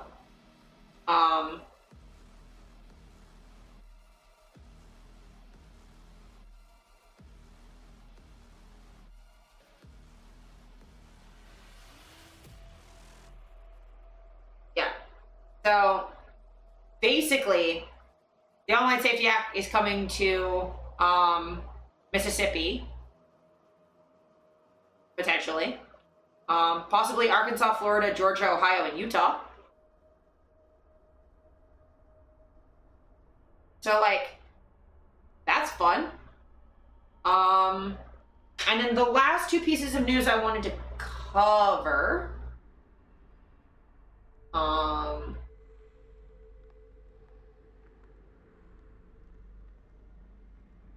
Is this, which is unsurprising. Evangelical legal group asks Supreme Court to overturn same-sex marriage ruling. So, like, you're gonna censor queer content online and censor social media, and then you're gonna get rid of gay marriage. And they've only had gay marriage for what, like 10 years in the US?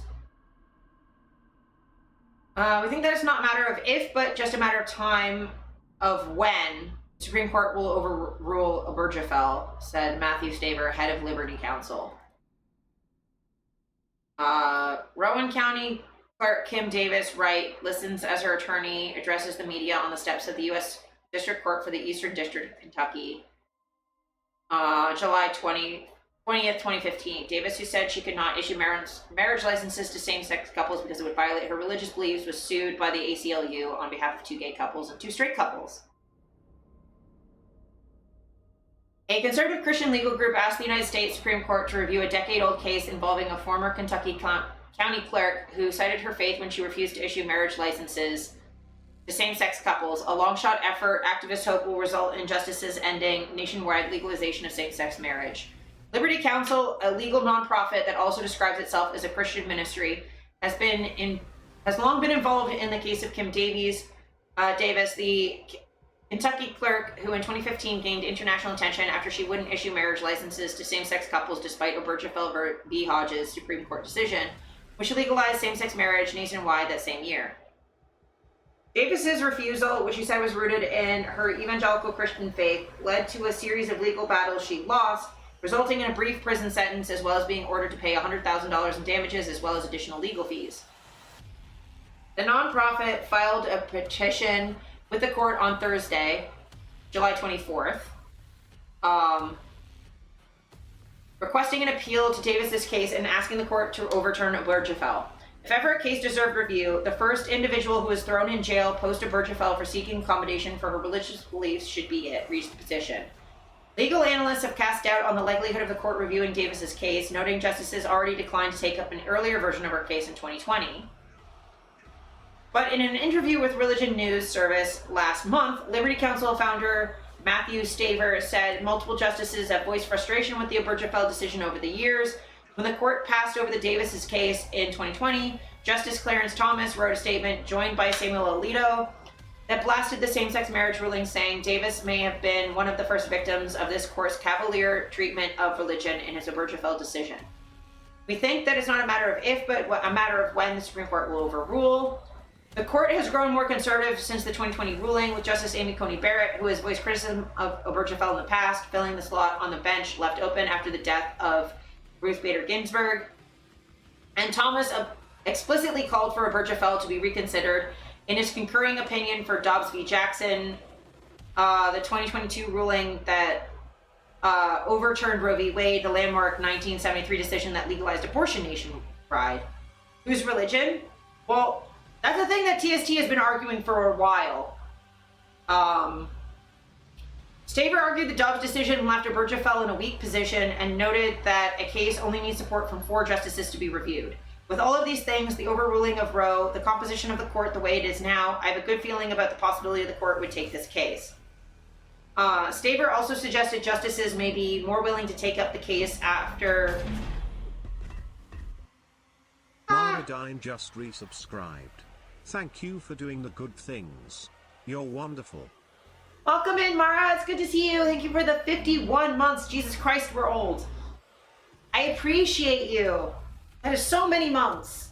Time is fake. We were actually talking about the FPAs, we touched on it very briefly earlier, talking about the censorship stuff. Because I touched on how, the debanking stuff's been, touching on sex work for forever. And, yeah. There was, some of the people from the FPA were affected, like Courtney Trouble and Andre Shakti and stuff, and it was just remembering briefly the times that we had. Those were definitely times. Mainly good times, but, times. Flash from the past, yeah. Staver also suggested justices may be more willing to take up the case given the passage of the 2022 Respect for Marriage Act, which, among other things, requires states to recognize same-sex marriages if they were performed in places where it's legal. The result, Staver argued, would reduce the nationwide impact if the court once again made same-sex marriage a state-level decision. It's taken one of the policy reasons for not overruling Obergefell off the table, he said. Even so, LGBTQ rights activists have long insisted that even with the Respect for Marriage Act, rights would be lost if Obergefell were overturned. And their supporters include a broad swath of religious Americans. A 2024 Public Religion Research Institute report found the majority of white mainland Protestants, white Catholics, Hispanic Catholics, Jews, and Buddhists all support keeping same-sex marriage legal, and many denominations now perform same-sex marriages. In the past, clergy have even filed suit to help legalize same-sex marriage at the state level. But Staver said support for his cause is growing, or at least becoming more organized. He pointed to state resolutions passed by lawmakers in Idaho and elsewhere asking the court to reconsider Obergefell, as well as a resolution passed by the Southern Baptist Convention. Keep in mind, the Southern Baptist Convention is a hate group. Yeah, we've known for a while. The overturning of laws and court rulings, including Obergefell v. Hodges, that defy God's design for marriage and family. So yeah, know that that's a thing. And also with that being a thing, interracial marriage will be reviewed right after that. And segregation. That's where this is going. Who's God? God, I'm annoyed. I mean, yeah. Well, because the thing that sucks, right, is that this is affecting progressive Christians as well.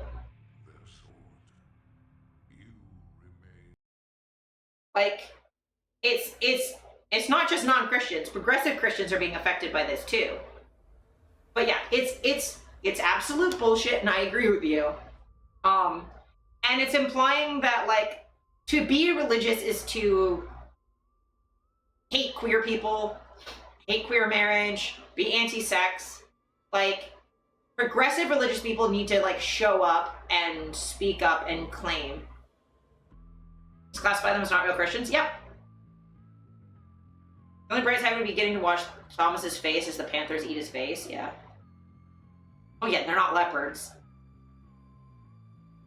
But yeah, no, all of this is silly. Silly and bad and wrong. So yeah. Just know that that's happening. And if you're in the US or paying attention to US stuff, I'm bringing that up mainly because, like, it's an escalation of things. And, buddy, you are in an interracial marriage? So is fucking Vance. So many of them are. But the thing is, they don't really care if their marriage gets annulled as long as they can keep their partners as property. That's kind of what they want. But this is important to be aware of because it's going to affect not just America. The normalization of this kind of thing is going to affect other places. And also, this happening at the same time as them censoring, like, video games and adult content, this is not, like, a coincidence. These are all related. Also, yes, Dolly?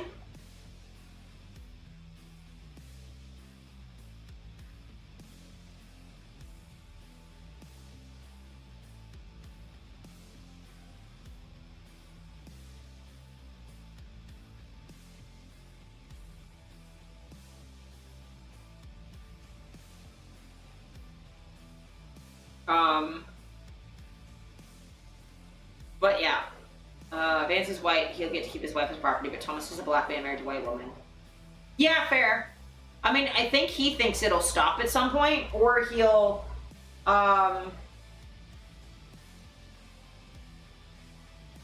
or that he can fly off to a private island somewhere. He's being very dumb.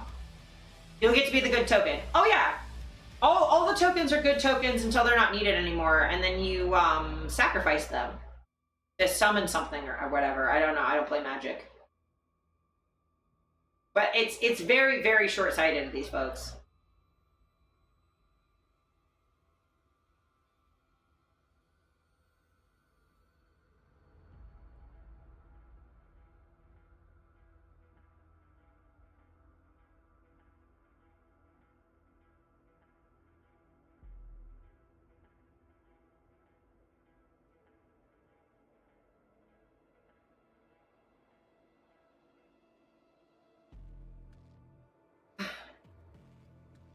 You're the last bastion of non-Magic players, yeah. Especially around K. It's hard. And then this is the last thing I wanted to cover for news today. Just because this is close and personal to my heart. Critics say the decision doesn't take stock of what's happening in reality. Yay! Supreme Court finds sex work laws constitutional for now. This is here in Canada. In a decision some say fails to account for the lived realities of sex workers, the Supreme Court of Canada has dismissed a constitutional challenge of Canada's sex work laws. At issue in R.V. Klobakov were two parts of Canada's sex work criminalization scheme, the Protection of Communities and Exploited Persons Act. PSEPA. Related to receiving a material benefit from sex workers and the procuring of sexual services. Ew, PCPA, yeah, I hate it. PCPA was enacted in 2014 following the top court's landmark decision in Bedford the year prior, which had found 3 former criminal code offenses related to sex work unconstitutional because they endangered sex workers. It made purchasing sex an offense as opposed to selling it.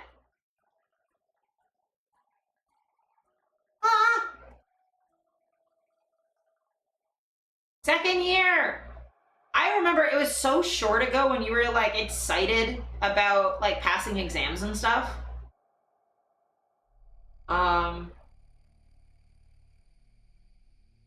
Year 2, baby! I'm excited for you to keep going and get out of your parents' house. Because you deserve better. But you're getting there.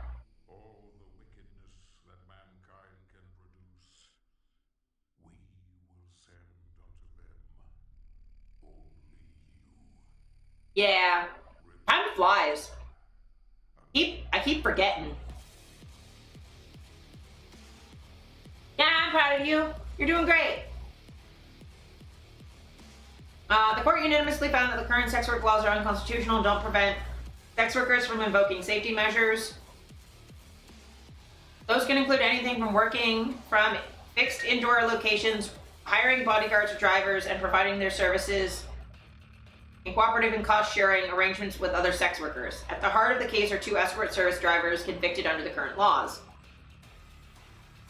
Defendants Mikhail Klobakov and Haikem Mustaine worked for an escort agency in Calgary as drivers, but would also collect the money the sex workers earned and transfer the proceeds to the operators of the agency, who had pleaded guilty on separate charges related to human trafficking. The trial judge found that Klobakov and Mustaine were guilty of contravening the criminal code provisions related to receiving material benefit from sex workers and the procuring of sexual services under PCPA. She nevertheless worried that the provisions in the act were overly broad to impact the safety of sex workers and chose to stay the proceedings.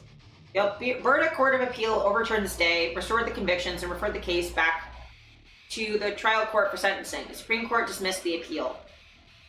We conclude that neither the material benefit offense nor the procuring offense prohibit sex workers or third parties they hire from taking safety measures outlined in Bedford, the court said. As a result, the appellants have failed to demonstrate that either of the impugned offenses engage a sex worker's security of the person. One baby short of 5 years, and that's just being Twitch subscribed to you? Yeah, it's been a long time. I can't believe I've been on this fucking platform that long, even. This led to the court to dismiss the challenge under Section 7 of the Charter, but kept its decision narrow because the case is limited to 2 PCPA provisions, not the scheme itself. There is an ongoing challenge of the Act before the Ontario Court of Appeal, launched by the Canadian Alliance for Sex Worker Law Reform, that has a more robust evidentiary record. That challenge was on hold pending the Supreme Court's decision in Klobakov and is expected to resume. The PCPA includes exceptions to the material benefit provision, ostensibly to prevent an exploitative relationship, one of which is the material benefit is obtained in the context of a commercial enterprise that offers sexual services for consideration. The trial judge struggled with how to define a commercial enterprise, noting that it was not written in such a way to only capture exploitative relationship with the sex worker. Like the Court of Appeal, the Supreme Court felt that she made an error in law in her interpretation. It will be for the courts to determine on a case-by-case basis whether any given enterprise is a commercial enterprise engaged in the commodification of sexual activity, the court wrote. This sucks. So, okay, the way this is written sucks, because if it's a case-by-case basis for the courts to decide, how are individual sex workers? That means that we don't know ahead of time if we're breaking the law or not. Because there's no overarching scheme saying whether we're breaking the law. We have to figure out at the time. That sucks. That sucks so much. That question must be determined based on specific facts and a contextual and purposive reading of the term commercial enterprise. However, the court listed a number of considerations for interpreting whether the relationship was exploitative or could be considered a commercial enterprise. Anne Brusser McNichol, director of the Fundamental Freedoms Program at the Canadian Civil Liberties Association, says their reaction to the decision is mixed. That is bad legal interpretation? It is. Does that just mean anything with modicum of organization where business is transaction? Yeah. I don't know what that is supposed to mean. It's disappointing that the Supreme Court of Canada did not explicitly place the objective of protecting sex workers' safety front and center in its analysis of the purpose of the legislation. However, they did clarify that the impugned provisions do allow sex workers to protect their safety in many ways. There is now more clarity on the material benefits test, and based on this narrow test, the court found no infringement on Section 7 rights. Hopefully the decision will give some reassurance to sex workers that they have many ways in which they can protect their safety, noting that she's looking forward to the CAS WLR challenge. And the thing is, right, that it says that we can protect our safety, but because purchasing is illegal, we can't scream. And sure, we may be exempted from prosecution, but that doesn't mean our landlords aren't violating the law for getting the proceeds of our commercial enterprise or whatever. None of the way the law is written allows anyone but sex workers to do any of this, which means how do we have an in-call space if we can't rent a place? Because the landlord's in trouble.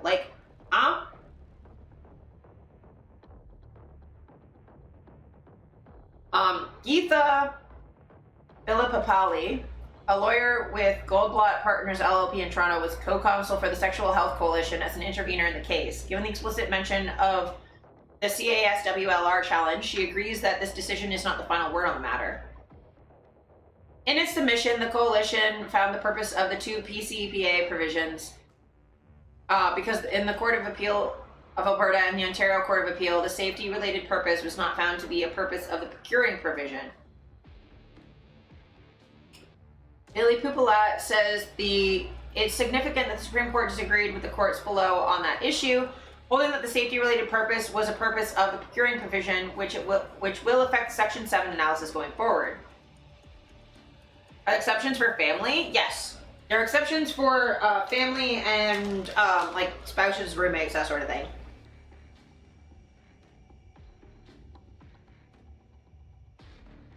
There are exemptions, but then there's exemptions to the exemptions. It's a stupid law. As there's been more like evidentiary like case law, it's gotten worse because there's exemptions to exemptions and exemptions to exemptions to exemptions. And like, so like, it's interesting, right? Because to square the circle of Bedford says you can't violate the safety of sex workers. Like, the Ontario court tried to rule that like, Bedford doesn't apply because that was about causing harm during a legal activity, but that because sex work is criminalized, it's not a legal activity, you don't have a right to safety doing crime.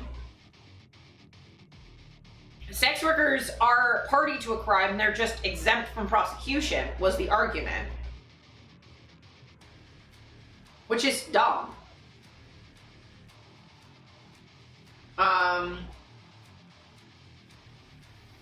See what happens in the face of actual evidence instead of hypotheticals or thought experiments about what is and isn't exploitative. Roselle Kim, a senior staff lawyer with Leaf, who also intervened in the case, says they're disappointed by the decision because the voices of sex workers could not be heard in the appeal because the parties in the case were not sex workers. Decisions about sex workers' charter rights should not be made without sex workers at the table, she says. The judgment doesn't really engage with the evidence of the lived realities of sex workers. This is a part of our submission that engaging in intersectional substantive equality analysis requires considering the lived experiences or the lived realities of sex workers who are impacted directly by the law. While the decision affirms the legislative intent that sex work is inherently exploitative, Kim says it will lead to sex workers having difficulty being heard or being believed that their working conditions are safe. It upholds the stigma that sex workers face, which exacerbates the dangers that they face. Yeah, the law was stupid when it was passed. It's just convoluted now. Because they're trying to like still be like, okay, sex worker security matters, but the law as written says it doesn't. Like, it doesn't work. Lauren Shadley, a partner with Shadley Knur in Montreal, says the vice chair of the CVA's criminal justice section, but speaking on her behalf, says the decision is helpful as a good example of statutory interpretation. We don't often get that exercise done so thoroughly, she says. At the same time, it shows how complicated this law is, that we're dealing with exemptions to exemptions. While this decision is very interesting, I don't know that it will solve all these interpretation problems. Given the tension between Parliament and the courts evident in this decision, Shadley says this isn't the last case we'll see with this law. She also feels like the law remains too complicated. While the court gives good examples of what would be considered permissible, a lot is still open for discussion. For instance, how come one individual can hire their own security, but a group of individuals can't hire a manager to provide security for them?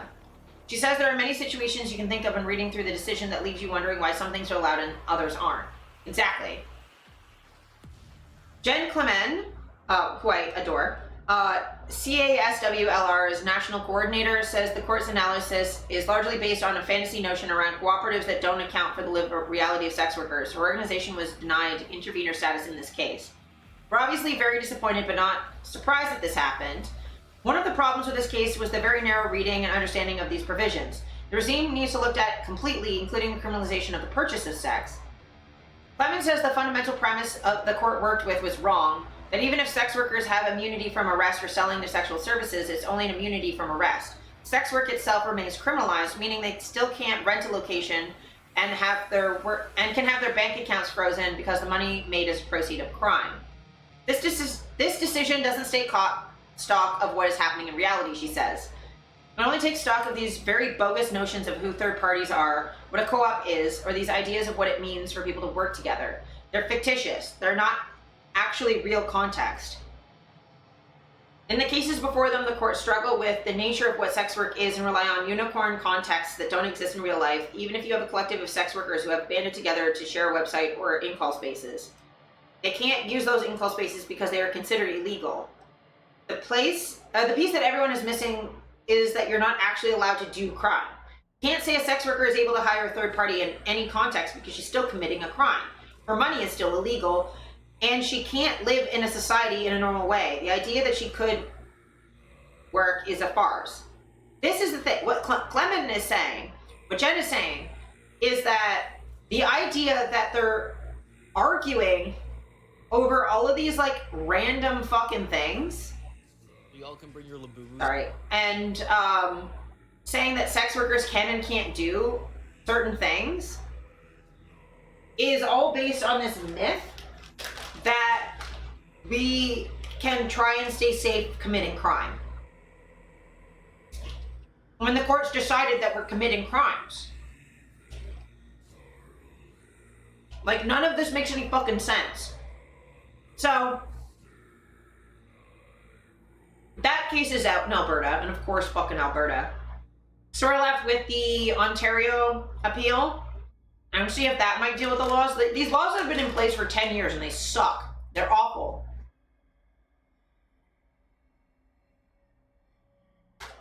And trying to square our safety under the charter with laws that were written with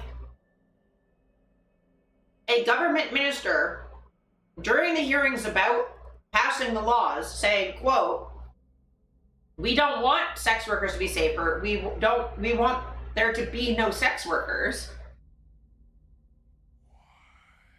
is nonsense. Sex work isn't criminal, but everything related to it is. Actually, Mara, no.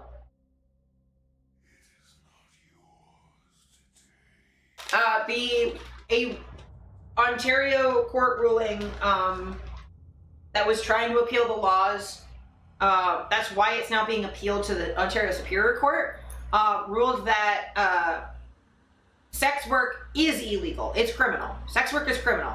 Sex workers are just immune from prosecution. That's what the lower court decided in Ontario. That's being appealed. It's just on hold right now. But no, sex work is illegal. In-person sex worker, yeah, it's a new ruling. Is now fully criminal, but sex workers are immune from prosecution. And there's like exceptions for things that like are immune from prosecution as well. But yeah, it's just all being treated as sex trafficking, and I'm fucking annoyed. Because that's not how any of this fucking works.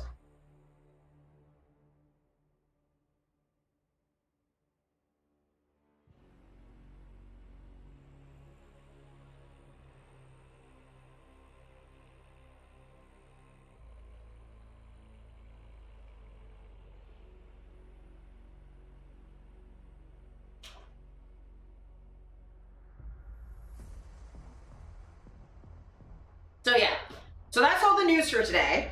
That took way longer than I was expecting it to. 4 hours of news. So we're gonna get into the game. Before I do that, I do need to like PRB. But I'm also gonna give you a fit check because I haven't done that yet. So fit check.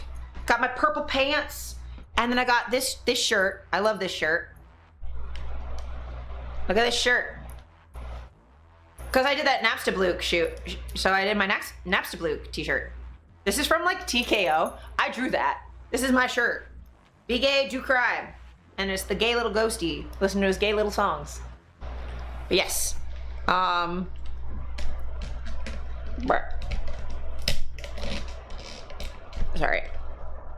Zooming that in.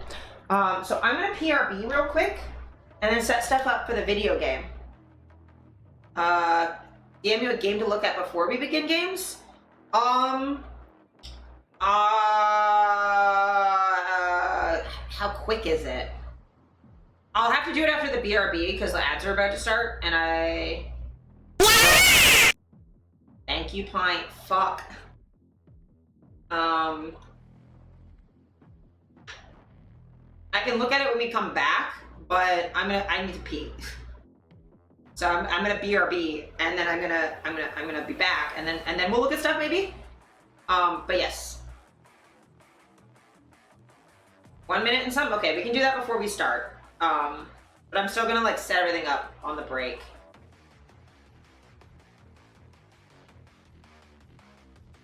Victorian fashion without Victorian morality. Well, that's what the Hellfire Clubs are for, right? Ooh, and I just checked. We're 1 follower away from the cosplay stream goal. So yes, I'm gonna PRB, and then I will be back, and then I'll watch the thing, and then we will game. And if you're in an ad, you're not missing anything. Okay, bye. See you in a sec.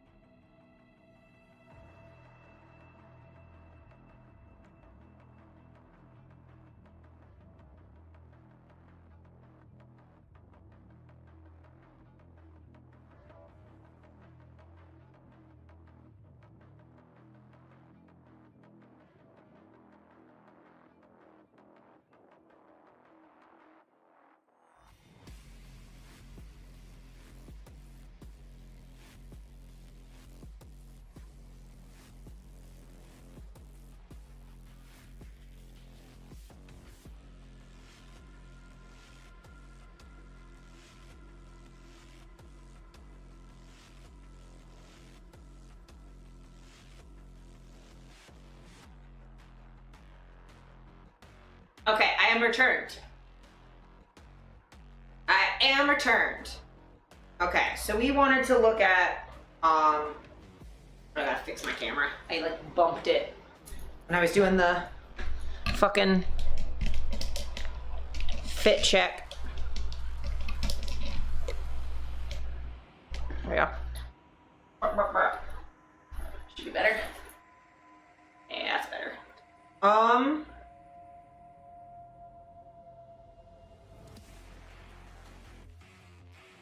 It's still weird.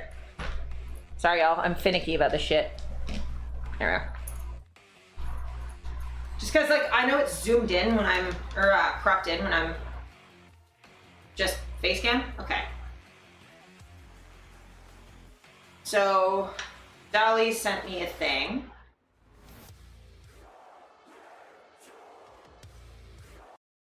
So look at that.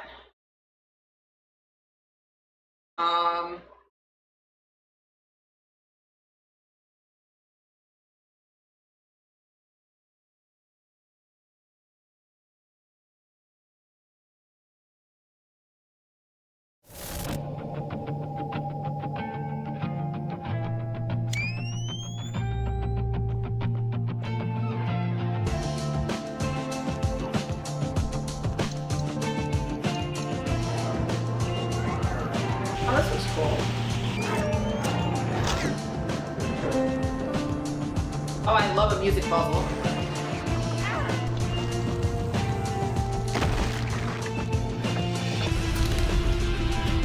Ooh, that's some sick visuals. What the fuck? Very Silent Hill.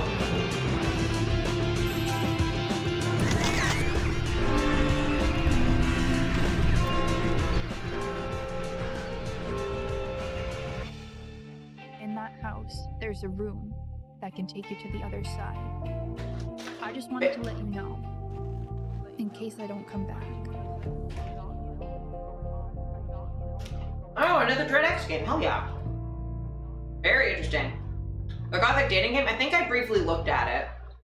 To be honest, I really have not had time to do a lot of,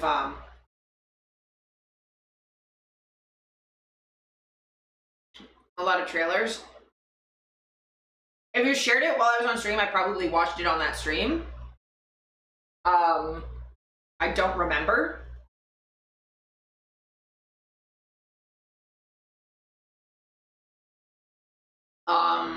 I've been extremely busy, and it's about to get worse.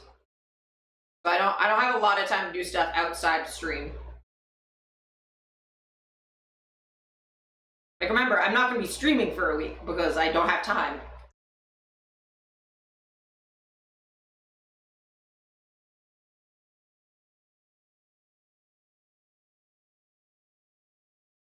Oh, in the Twitch section? Okay. Oh, in the Twitch section of Discord. When you said in the Twitch, I thought you meant, like, on chat.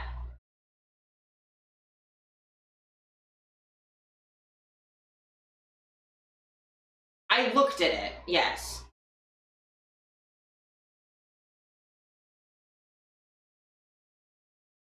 Yeah, I said in the chat, Dolly, that I looked at it. Yeah, I literally left a comment saying that I looked for it on Steam and wishlisted it.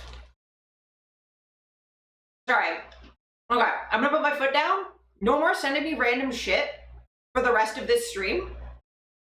Otherwise, we're not getting to this game. I know I wanted to cover news for a bit, but either you all stop sending me shit, no more media requests for the rest of today. Or and you send it, I'm not looking at it because I want to play this game, and I genuinely do not, like, my boss is gonna be here in 3 hours, right? I forget stuff, that's fine, but like, I'm trying to start playing a game. I need you to focus. Lock in, focus. We're playing a game now. Other games don't exist. There's no more video games. There's just this game. No other video games exist. Okay? Because, like, I'm trying to set up this game and you're like, watch this game trailer. Oh, let's also ask you about this other game that I asked you about a week ago. Lock in, Dolly. I love you, but please. Please.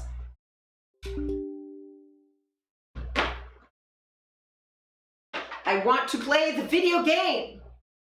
And I have very limited time because I'm going to get interrupted by work because my boss is going to be here in 3 hours and I'm not ending stream if I haven't finished the game. So I'm going to be working and doing this at the same time. Oh, God. Why are you running an install script? I already installed you. Why are you doing this? And we're playing a game called Luto. Which is an indie horror game I've heard really, really, really good things about.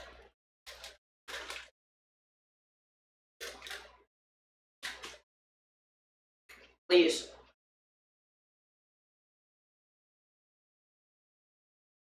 Please let me play the video game. Cancel. I'm gonna cancel this. Play. Let me play the video game. Okay, well, it's trying to launch. I don't know what the fuck is wrong with it.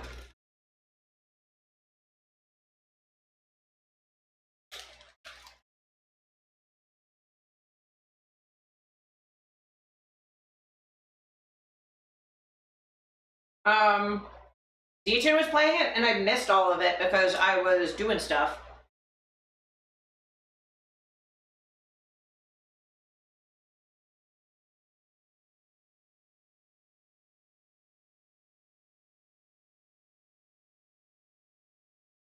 One second.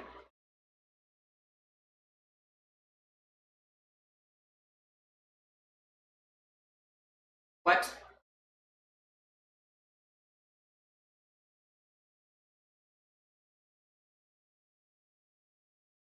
Luto, why are you like this?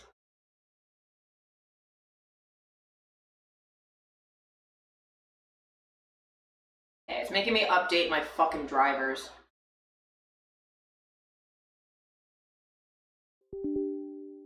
Yes, fucking God. Apparently this indie game has problems with my drivers.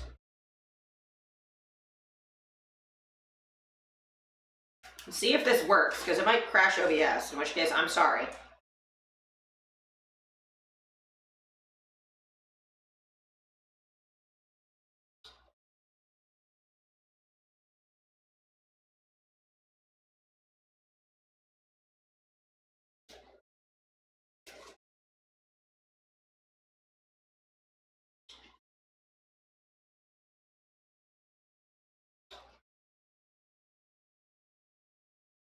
I've never had to install drivers for a fucking indie game before.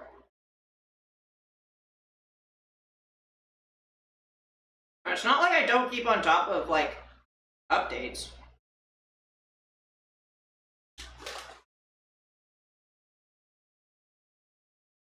I'm here a lot, once a week, roughly.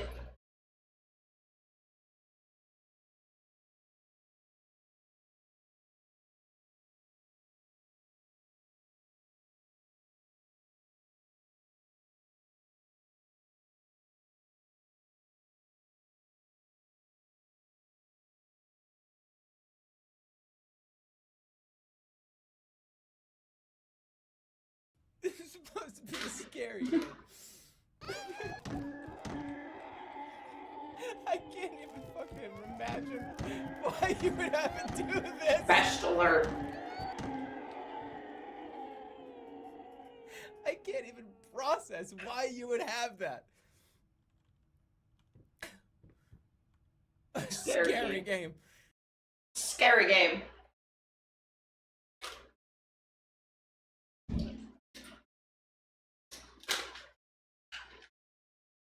Oh God, what was that fucking noise that I was supposed to make an alert for? I can't remember.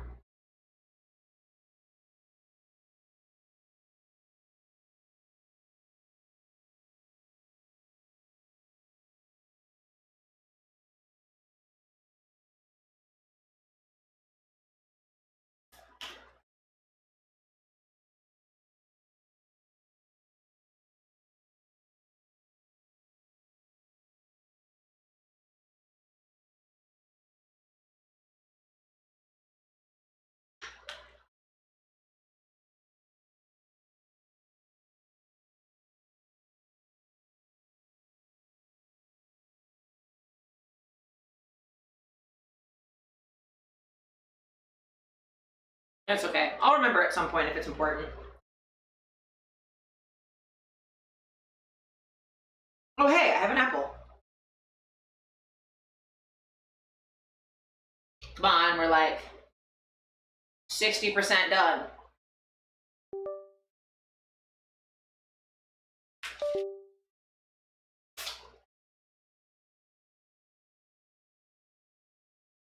Well,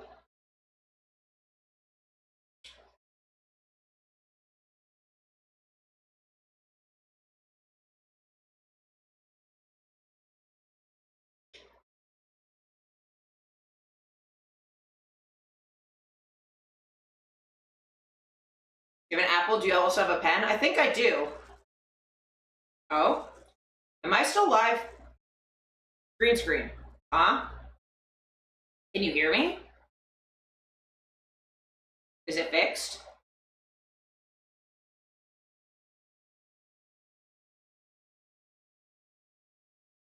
Oh god, what's happening? Okay, we back? Okay, cool. So many things just happened to me. Because it was updating graphics drivers and now my computer's doing things without me telling it to. Okay, good. My whole computer went black for a second. Computer, please. Please. Oh god. My mental health. Oh, it's still installing the driver. That's why it keeps detecting and then not detecting my other monitor.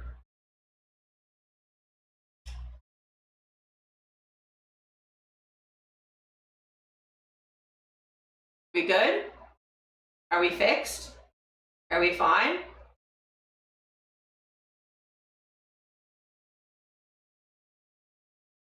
A system restart is recommended. I don't want to do that right now. Okay. We'll see if the game runs without a restart. Otherwise, I might be fucked on this one.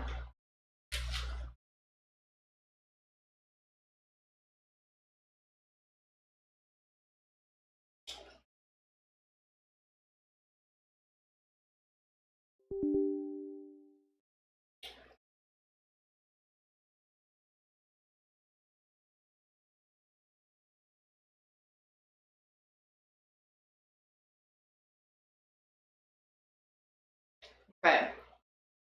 Is it gonna work? It's gonna work. Game is a black screen right now. It's gonna crash.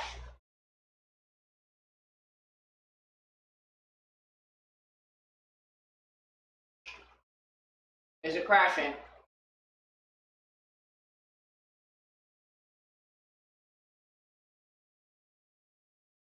I might need to restart. Oh no, it's working. Oh god. Oh, my computer's so choppy. Okay.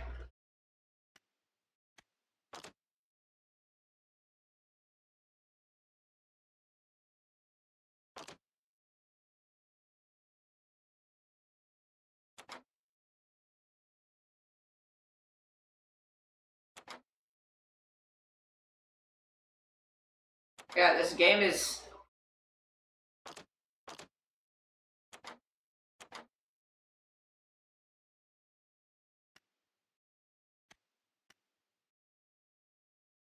Can y'all see me? Am I just like really stuttery? Graphics, resolution. Not full screen, please. Yes. No. No VSync. Dramatic effects. No. Frame limit. 30 should be fine. Graphic quality. Low.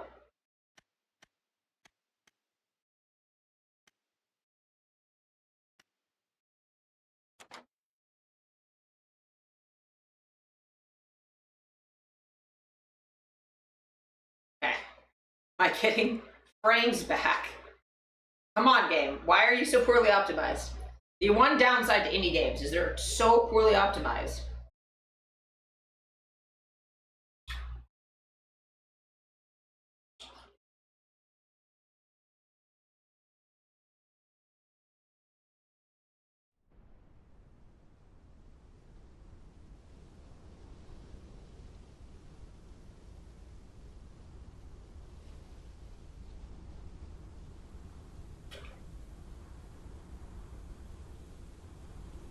clicks, you don't hear me at all?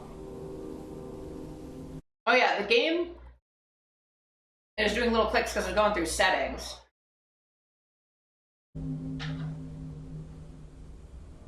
Really slow. I don't know what really slow means. Do you mean you hear me but I'm really slow? You see me moving but I'm really slow? Please use full sentences.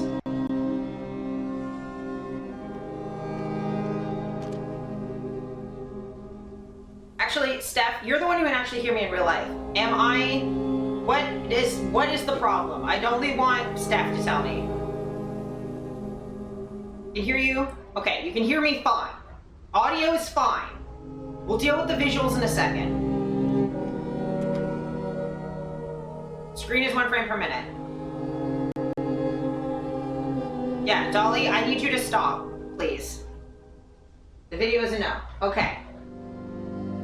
I can see me being choppy on my end as well. So I'll see if I can fix that. I'm also gonna fix the sound. This is way too fucking loud.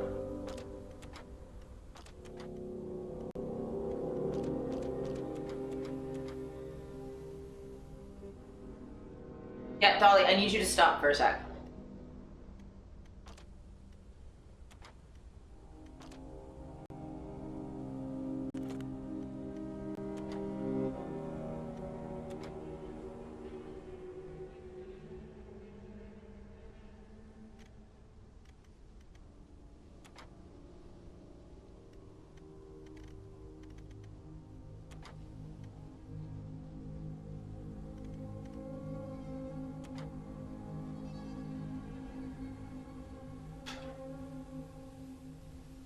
Okay.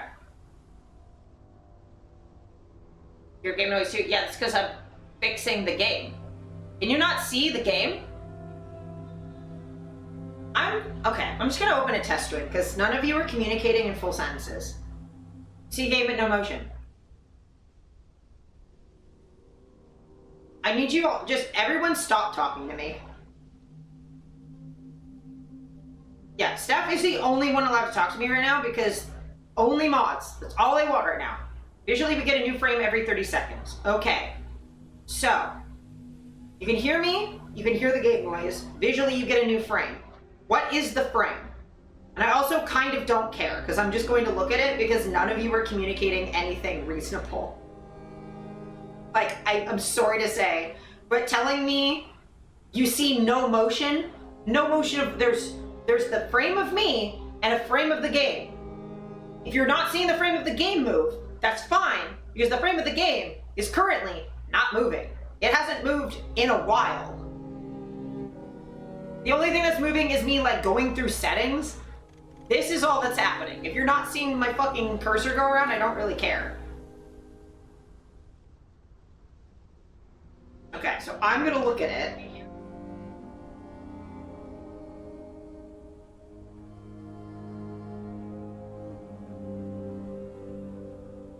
Like, I'm sorry I'm being cranky, but, like, the sentence fragments when I'm trying to deal with tech issues is impossible.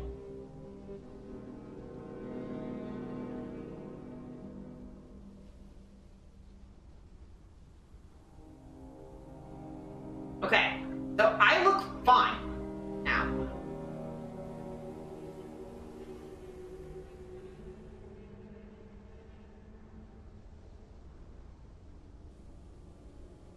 Yeah, so I think maybe the issue is stream delay.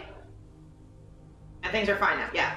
Because, like, for me looking at the stream on my phone, everything was fine. I think what was genuinely happening is y'all were being incredibly impatient. Because you want to know the only thing I changed. The literal only thing I touched. So I launched the game, and yes, I could see everything was choppy. Because I had to re-update my graphics driver. I didn't want to have to restart my computer, but when I first opened it, it crashed and then told me to update my driver. So I updated my driver, okay? Then I reopened the game. Seems stable. Mara, shh, stop talking. I'm explaining what happened, okay? I launched the game. It was framey as all hell.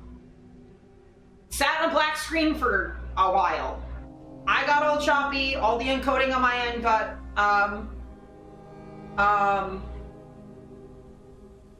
like, I could see in OBS that everything was choppy. And it was giving me a little warning that my encoder was overwhelmed because too much was happening, okay? I was going through this, the game gave me settings. It was choppy as all hell, so it took me some time to pick English as a language option because that's the first thing it asks. Then it gives you graphics settings. One of those graphic settings didn't take the one that was important. So it took me a while going through menus to get back here so I could click borderless windowed. That's all I had to click, and then it was fine. I just had to get into the graphic settings. So guys, please, if I'm opening a new game,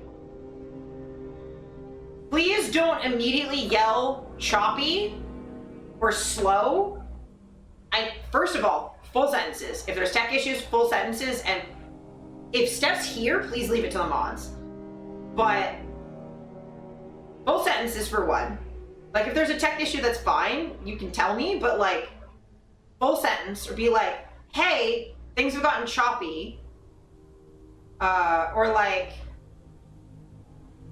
full sentence. But secondly, if I launch a game, don't tell me about any issues for like 30 seconds as I'm trying to get the graphic settings because I'm playing on a laptop. Every game I open is going to run like ass for a minute until I can get the graphic settings down, okay? I'm not mad, I'm just really frustrated because I knew it was gonna launch choppy because it launched in full screen.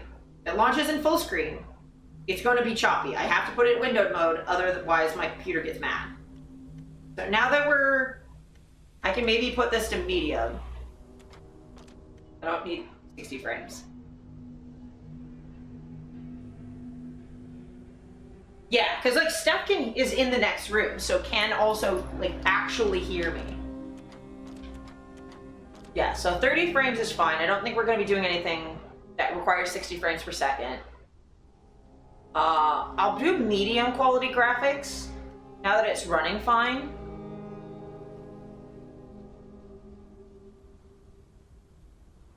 Oh, there's fine print at the bottom. 1 second.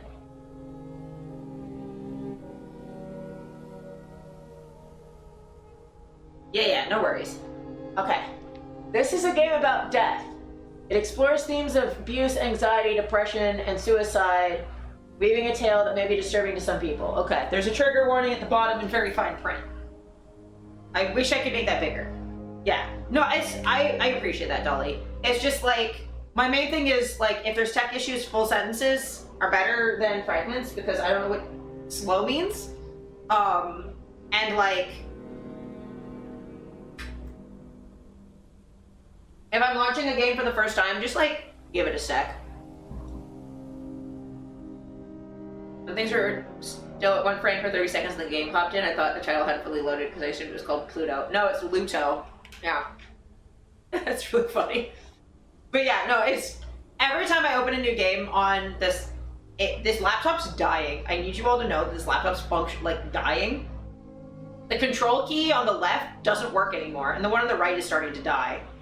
The battery is dead. It only works if I unplug it, the stream would end. This laptop is dying. Part of why, like, in the move, I'm getting a new desktop. Because this thing is dying. So please be patient with this poor little thing. It's trying its hardest, but it is not designed for anything I'm doing to it. It was a dwarf game. Oh my god, Laura. Yes, I'm sorry for getting upset. But, like, trying to fix text issues when I can't see what's happening. And the people who can see what's happening are telling me nothing. It's really hard. Okay. I think we're Gucci. Controls. God, this game is fucking tiny. Okay, let me see if I can make this bigger.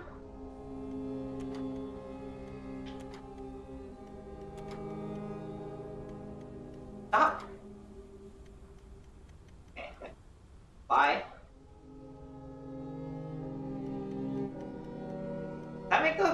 think that made the text bigger.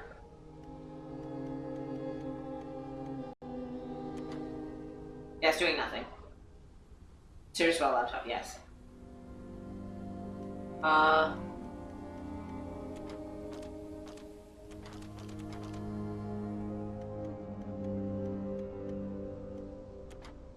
Yeah, that's doing nothing.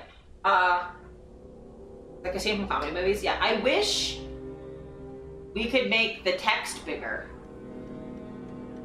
Because I can read almost none of this. Like, I can't see that. Can you guys read that? That looks so small even on your end. So fucking tiny. Okay, I'll figure it out. I'll figure it out.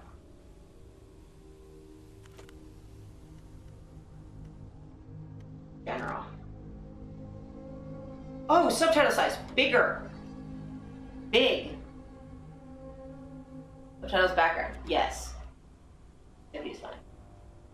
Okay, that's fine.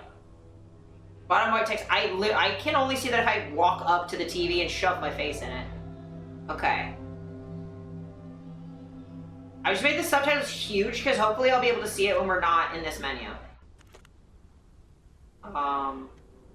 Okay, new game. Scaling mode? I have no idea. I think that's a graphic scaling thing. Oh, what's happening? Oh, I'm in the game. Okay.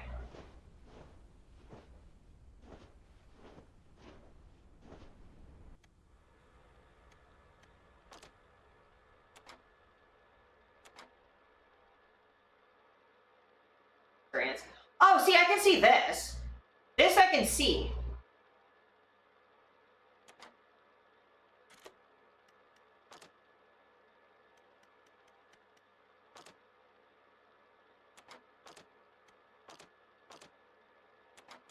Oh yeah, the scaling is not, it's not visual scaling for giants. Laura.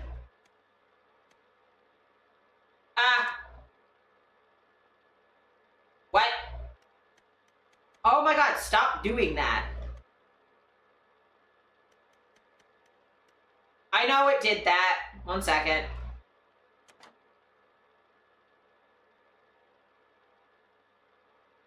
Every time I go past the full screen thing, it changes it. We're good now. The buttons in the bottom left corner are tiny, but the text is big, so I can read that. This is better. It's just sometimes it doesn't change the size of things. Anyway, this is fine. Okay. Whoa. Whoa. A sandstorm rises. What? And countless of its grains strike Sam furiously, cutting into his skin, entering his eyes, filling his mouth. Until little by little, everything in its path is buried under the sand. Okay, well, okay. Yeah, it should be fine now. Okay, everything's buried by the sand, even me. Okay.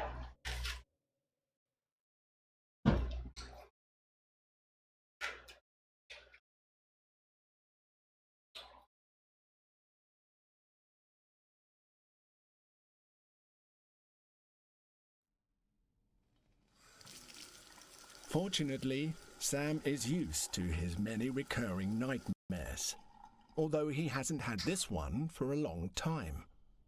He doesn't know what it means, but whatever it is, it's happening again. It's happening again. Okay, cool.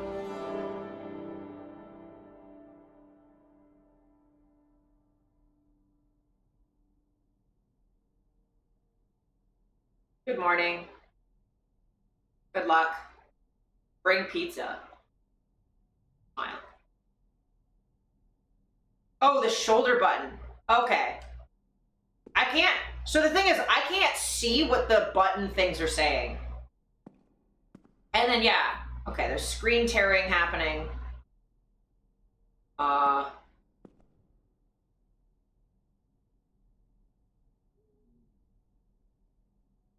That's really weird.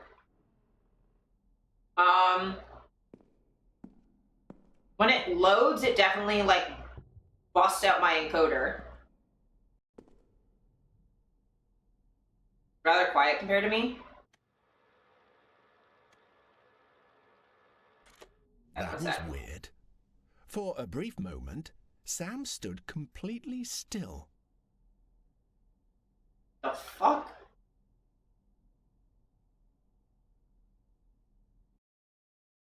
Here, I can turn it up in the mixer a little bit.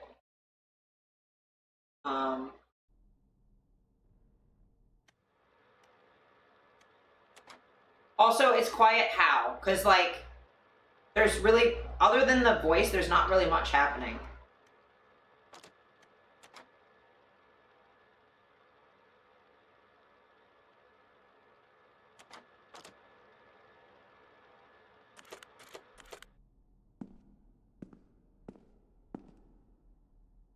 That just delay is really strong. Okay. I also don't know what help it's again means.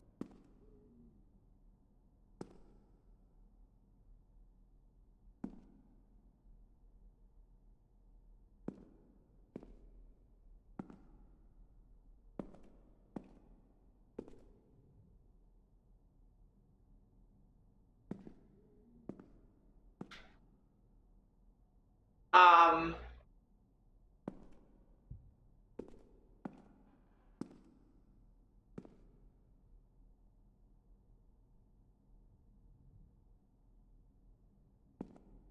books.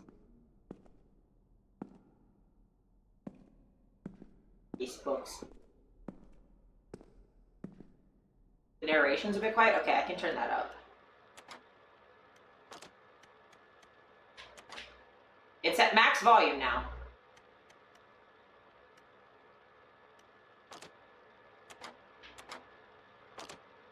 Okay.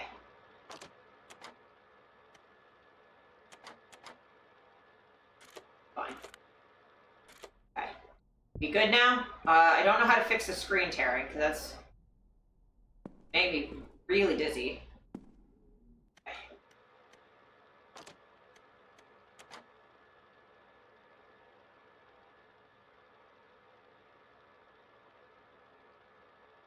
Oh, okay, yeah, the delay is really bad then. Oh, it just keeps going back to full screen. Stop doing that.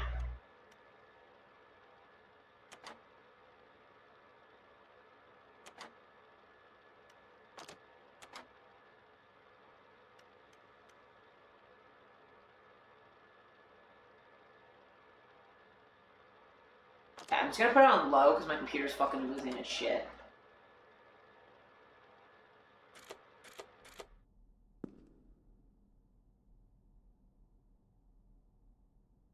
Not helping the screen tearing at all. I think the screen tearing might be on purpose, actually. TBHBH. I'll just deal with it. It's fine. Kind of annoying, but it's whatever.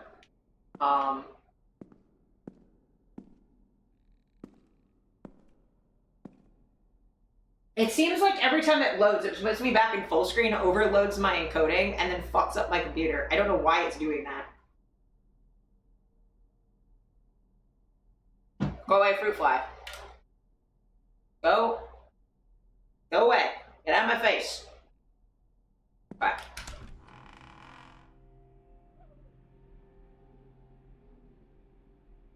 Banana.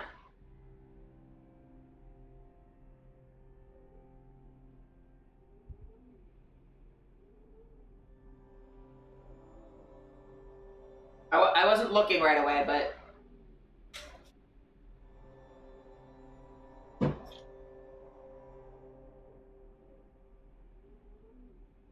Oh, I'm gonna fight this fruit fly.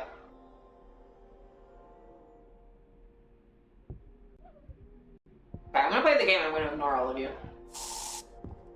Ah.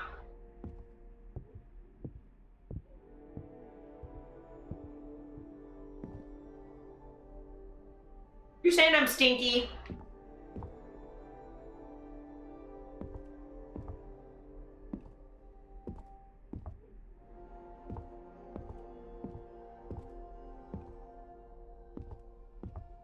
As he does every day, Sam gets ready to leave the house and go to work. Is that what I do every day?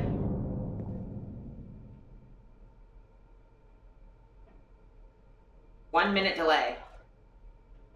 Weird. That's a hefty delay. What did I do?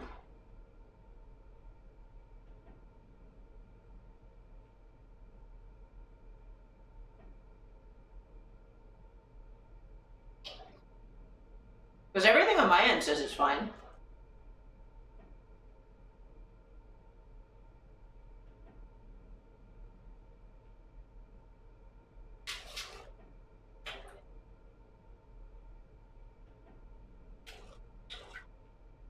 Oh yeah, that's really delayed.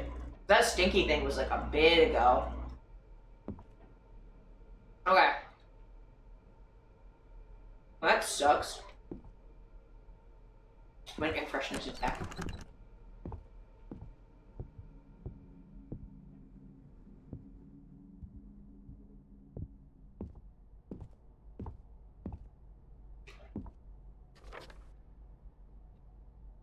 Moving progress.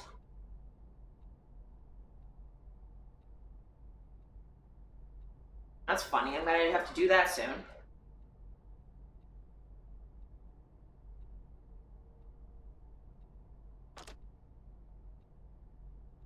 Moving things. Dad's room, Isaac's room, my room, bathroom, upstairs hallway, downstairs hallway, entrance hall, stairs, living room, kitchen, garage, basement, courtyard.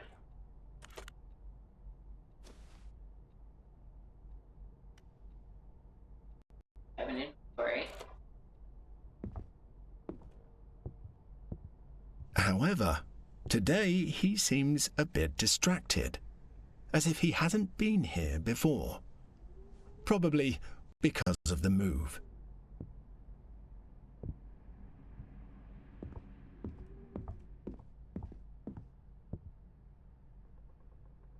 Someday we'll be back, I promise. Okay. Yeah, I don't think I can do anything about it. But I'm like kind of moving on because I can't. Oh, there's a ball over there. Why the ball moved? I don't think I kicked it. He tries to open his grandmother Dolores's chest, but What since the- her death, no one knows where the key is. Buddy, her heart's in there. Maybe be careful. Don't just rip open a lady's chest. Yeah, I imagine the big delay is the loading screen's fucking up my encoding. I'm not really gonna worry about it.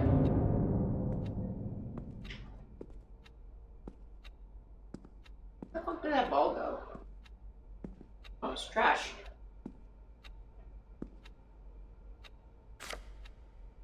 In loving memory. Joel Hale.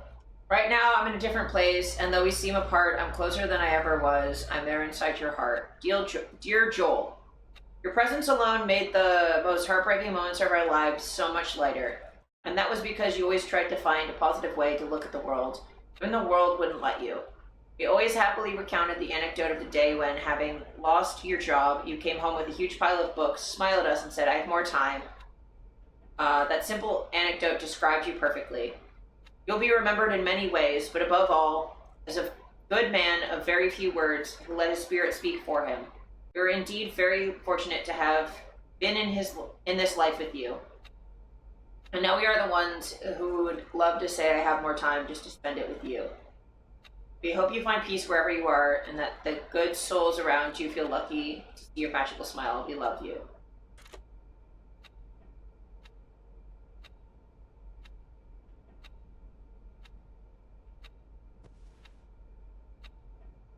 That's sad,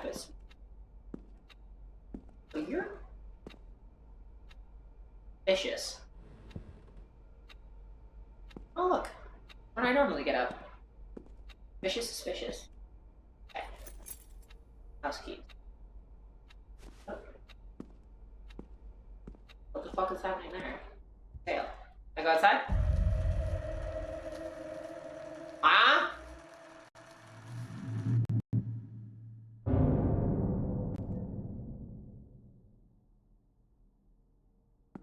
Okay. I apparently need to bring some pizza.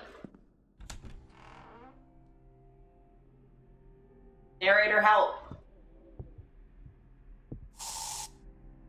Fucking jump scare ass motherfucker.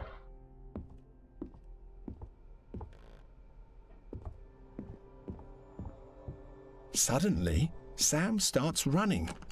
He must be in a hurry. What? Why is it Wednesday?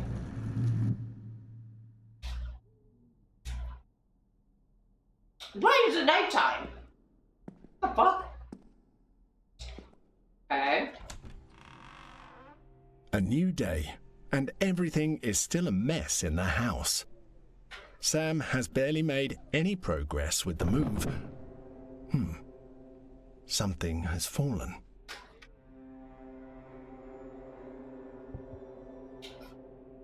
Okay, first of all, I'm confused. Secondly, this is apparently like a Stanley Parable-esque horror. Bitch, I have words.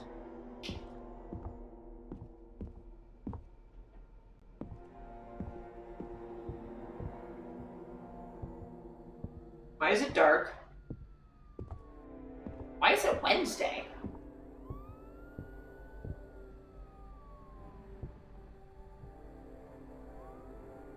Goodbye.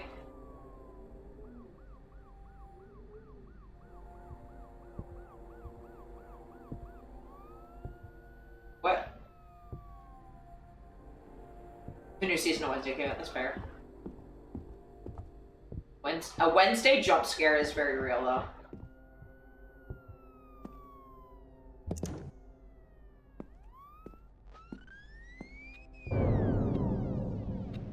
He finds one of his old sketchbooks.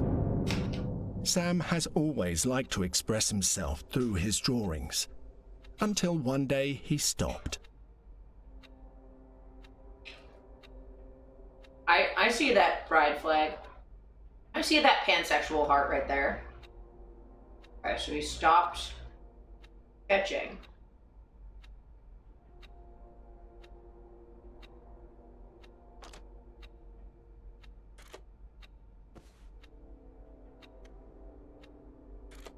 Oh, I just look at other sketchbook. Okay, artist. I could draw that well. Was there some really good like references to keep the face shape and stuff?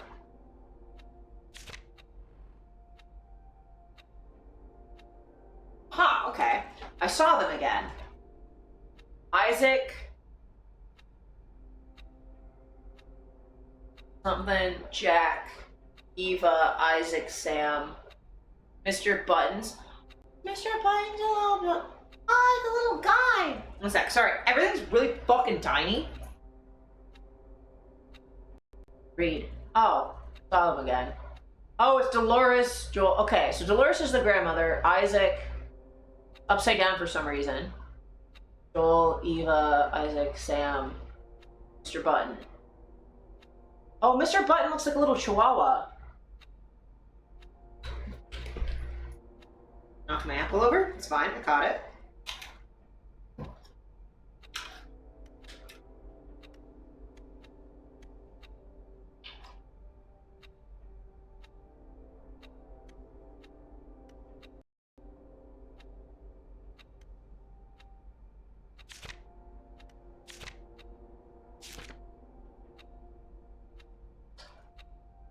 Lines, bars, rectangles.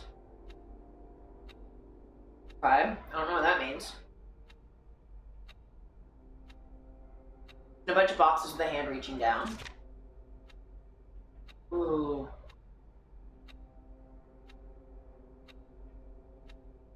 Desert. Feel like a ghost. Buddy, you're having a bad time. Head replaced by a black square. That's always a good sign of Some mental health. pages seem to be missing. Ah, gotcha. Okay. Oh, the little ghost lady's not here.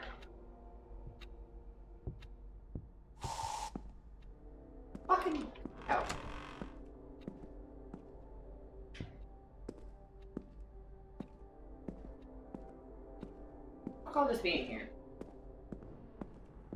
Downstairs. To the base. The basement. Despite being afraid of the dark, Sam used to come here all the time. Somehow, he felt safe in this place. What? Okay. Casa equals house.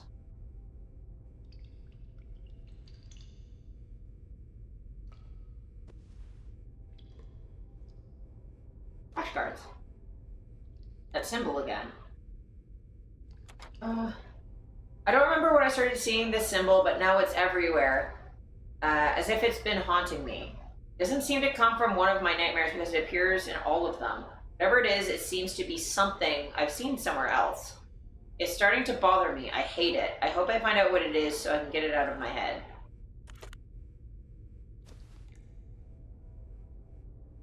Those are flashcards, so...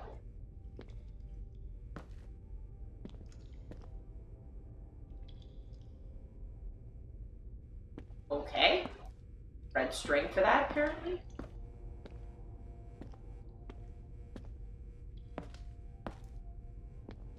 Why the fuck it's so dark for, but... Alright. Thank you, Pine. Why is it Wednesday, my guy?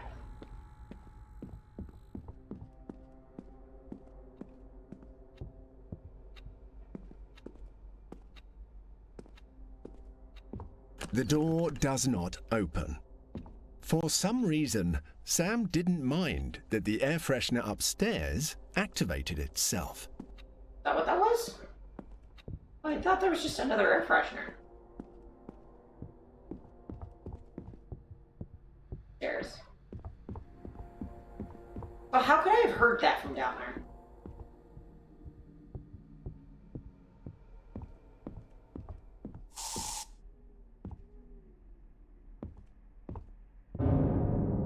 Why is this door closed? Ready to fight you. Smiley face isn't on my mirror anymore. The fuck? Thank you. It's common for him to lose things all over the house, especially now with this chaos of boxes everywhere. No, I was holding those. What the fuck? Give. So where'd my little smiley face go? Clearly not happy anymore.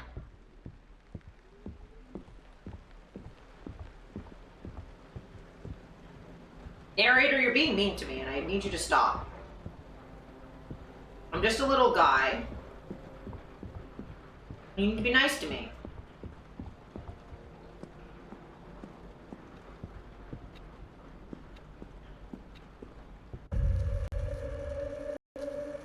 It's Thursday.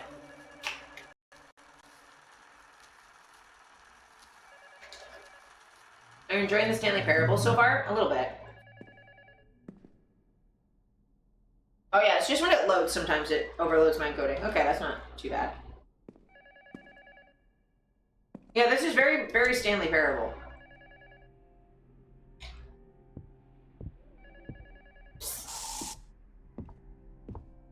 Bitch. Door closed behind me. Okay. Gonna ignore that. Choose not to care. The phone keeps ringing. Sam wonders who it could be. Your mom. She's calling for a booty call. She wants my ass. Hello? Yep, I have booty right here for you. You hear it, don't you? The thunder? Yeah. How much longer are you going to pretend to ignore it? Ignore what? Don't do it. Don't let him get you again. What, the thunder? But I like That the phone thunder. call was in very bad taste. You shouldn't mind it, especially considering how much remains to be done. Why did that turn Spanish for a second?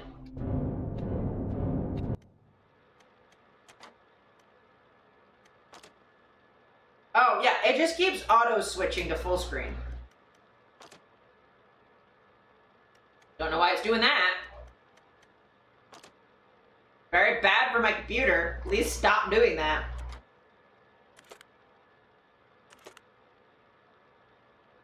Okay.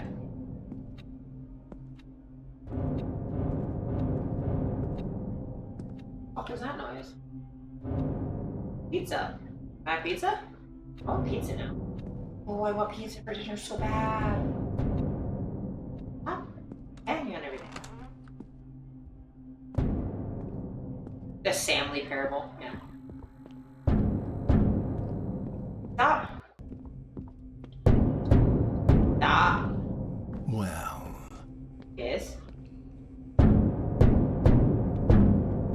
Unnecessary.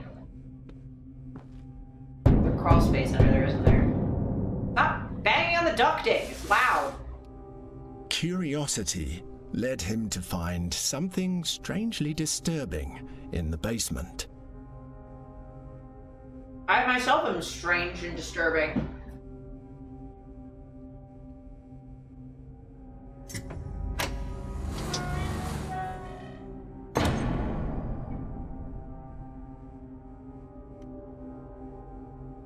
Yeah, sure. Silent Hill, Silent Hill, Silent Hill. Let's go down in the basement. The basement of the basement. What else am I gonna do on a Thursday? Beyond the noise.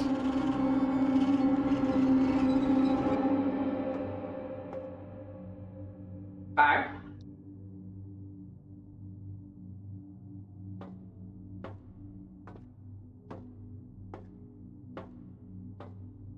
Sam doesn't seem to be worried about what might be under that trapdoor, even though climbing down it doesn't look like a very good idea. Shut up, narrator. You're being very condescending to me. Just a ladder. Oh. Fuck balls.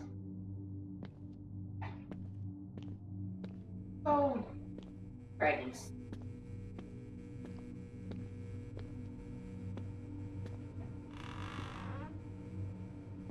Okay.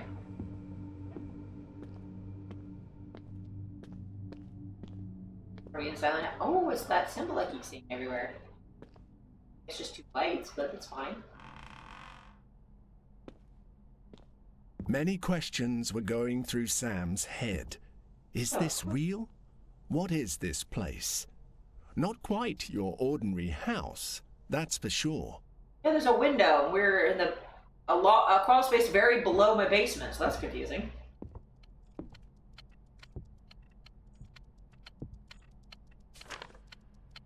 Sketchbook sheet. Potential titles: The Big Lie, The Drowned Hour, The Blue Room, The Hidden Ghost, The Impossible Staircase, The Reflection.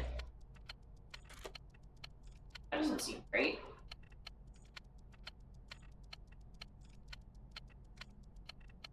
I don't take that. I loved it. Bye.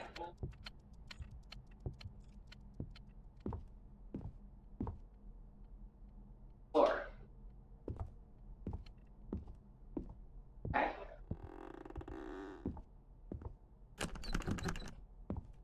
That's locked.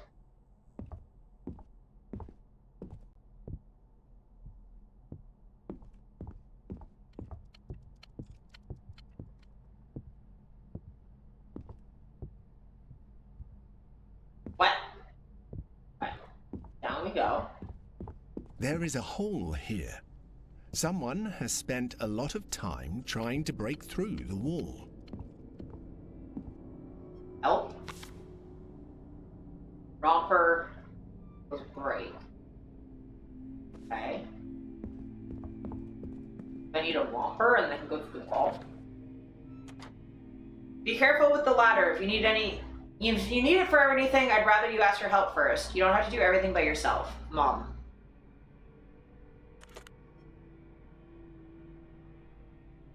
Oh, okay, Mom. Door goes down. I do, in fact, go down. Go down!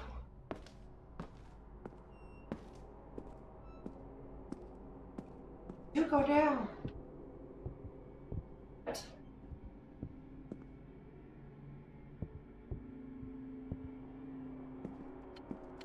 Bad book.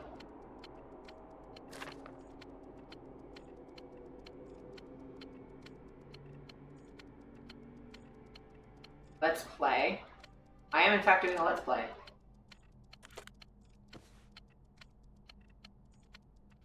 "555 bad book. Use sketchbook for ideas. You're up.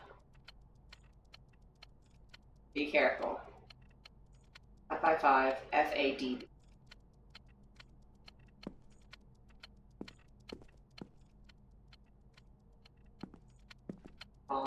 Puzzle.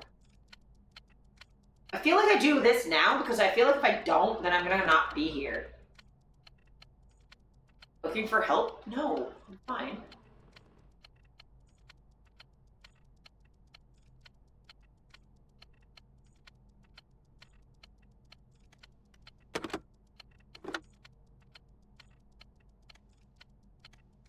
Oh, there it is. 5, 5, 5.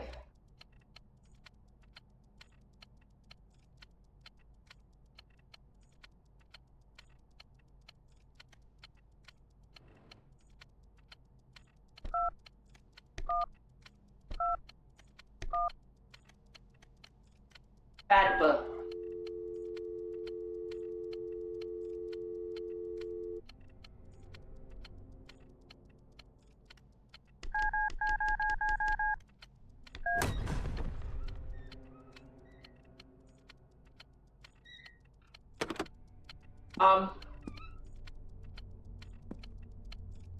I didn't like that the wall just went boom. Oh, it's a smiley face. I want to go look at this blue room. Okay, nothing. The windows are blacked out, obscuring much of the place. But luckily for Sam, there are some lights on.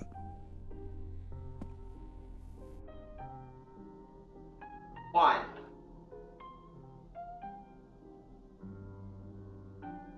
Get that.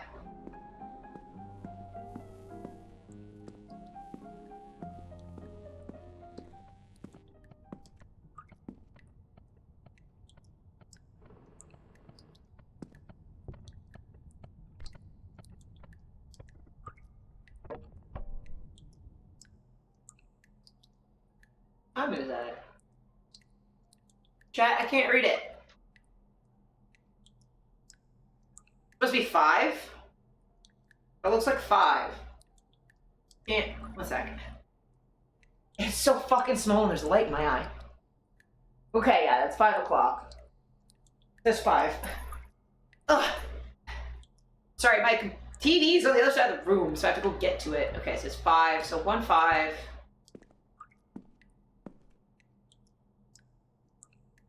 Ugh. Don't be afraid. I want to be afraid. You tell me what the fuck to do. You're supposed to know. You're my mom. My mom can't tell me what to do either. Ain't that.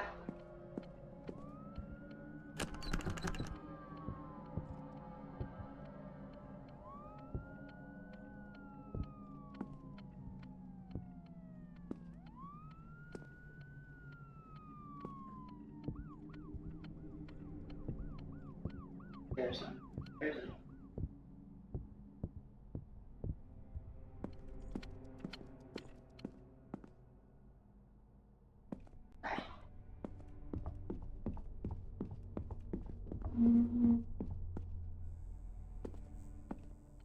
What?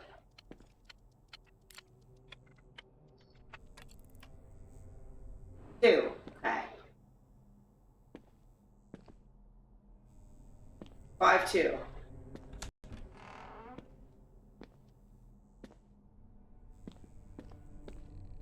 What? Huh? What? How? Huh?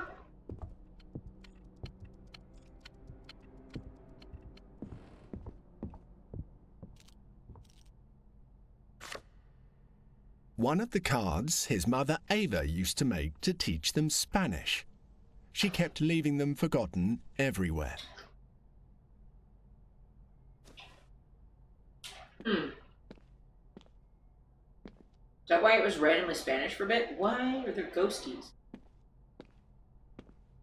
Oh, it's a ghost room, that's why. Alright, don't ask stupid questions. Obviously it's the ghost room, that's why it's a ghost room.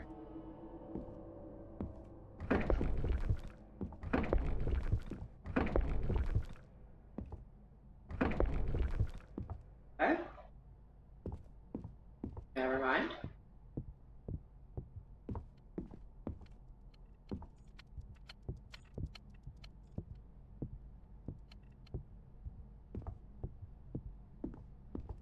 I love the exclusively only going down and somehow ending back where we were. Enjoy the puzzle. Oh, I'm enjoying it. Sam doesn't get to pick up the hammer hanging oddly from the lamp. Why not? Oh. If.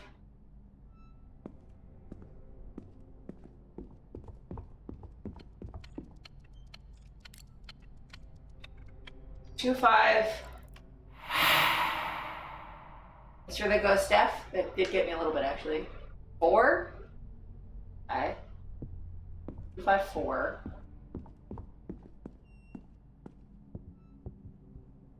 Another clock I have to find.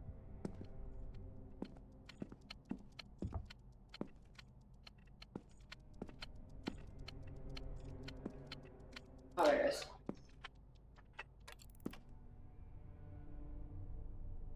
1.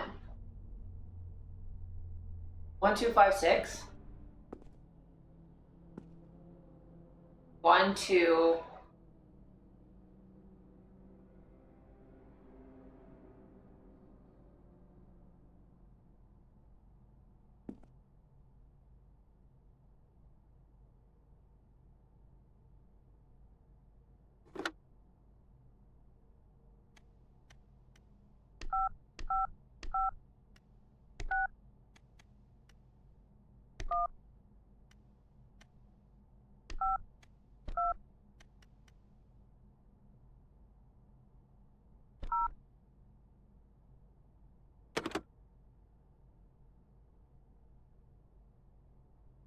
Maybe I just saw it wrong. So it's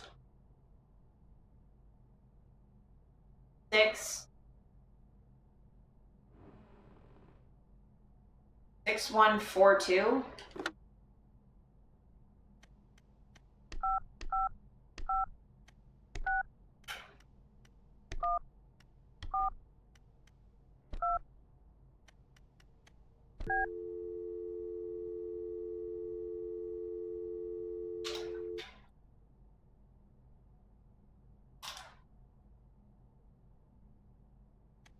Help. Help. Help. Wait. Wait. I heard a swinging. And a thumping. I heard a swinging and a thumping. Oh, where the fuck? Give. That was a very strange way to get the hammer. Dream logic. Give.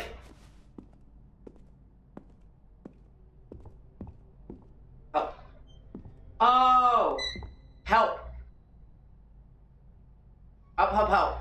Oh, I hit it a couple times. That's why. Spam help. What is happening? Alright, I'm gonna need the... Oh, the hammer's probably for the fucking door. Pry the thingies off.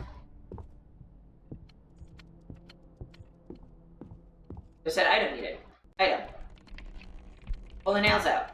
Hammer. Right. Oh, it's a side.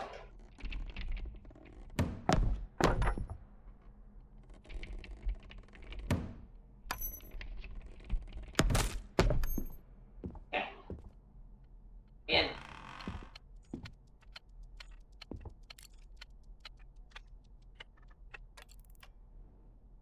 Got it. The Monkey Bros?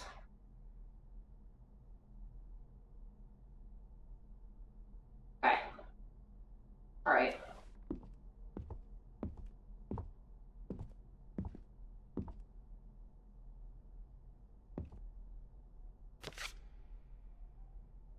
Haha, box.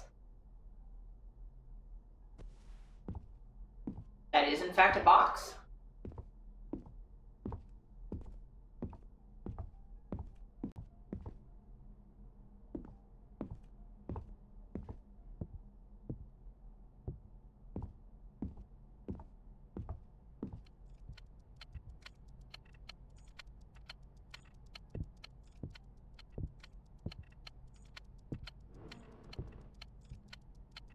Fuck. These three?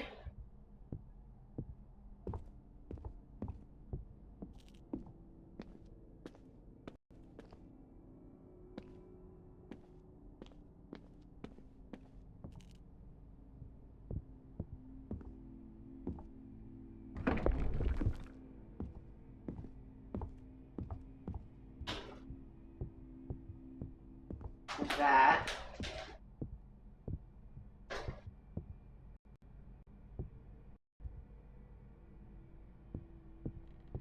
Painting of Ophelia, I guess. Okay. Gotta see if I can find more clocks, I guess?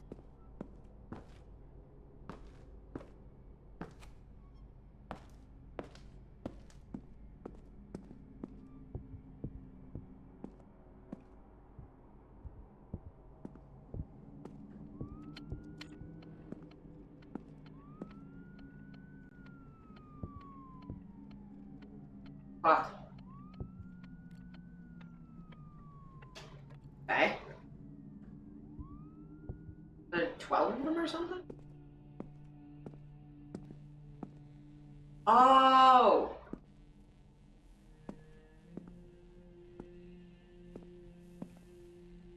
I got all the clocks! Oh! Multiply 7 times. A lie multiplies 7 Sam times. is puzzled by the phrase on the wall.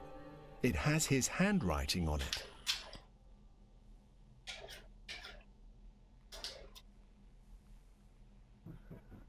Seven times. I found 7 clocks. Are we not playing today either? I'm sorry, Sam. I'm not feeling very well, and Mom wouldn't be happy about it either. You find the monkeys yet? No, you hid them very well this time. Mom told me you have the flu. Still can't tell me the truth. It really makes me mad. I know. How about watching a movie? Okay, but I choose it.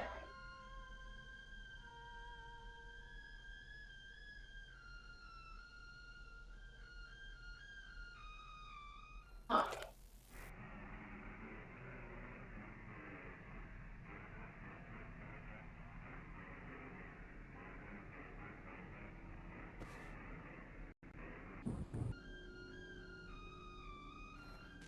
Thanks for the pizza. Okay, so someone... What, our brother's sick? Our brother was sick, I think. A monkey. Isaac's monkey. So Isaac's our brother. Oh, the Monkey Brothers. Because, yeah, the, sketchbook. Monkey 1324.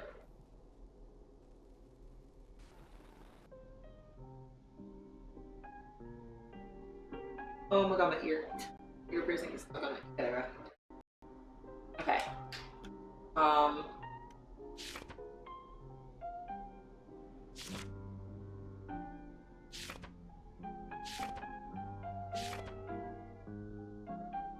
Okay, so Isaac is our grandfather and our brother, and then we're Sam.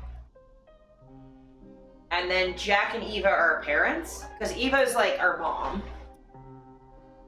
Dolores is our grandmother, and then Isaac and Isaac. So, okay, our brother's named after our grandfather, and then our brother was sick, and then all the names are crossed out except for me and Eva.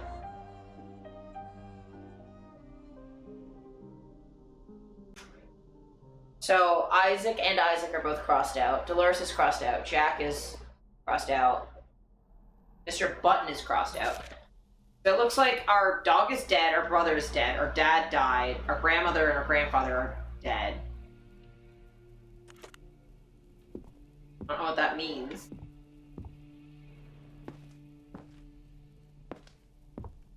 For us.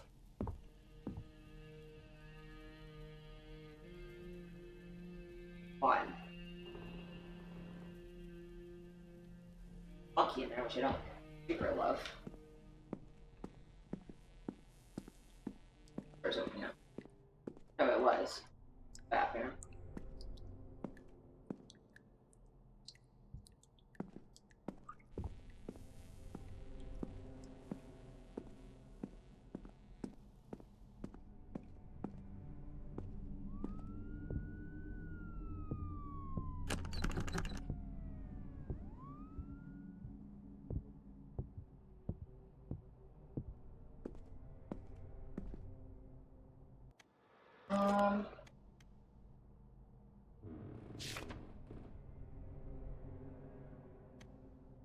Play.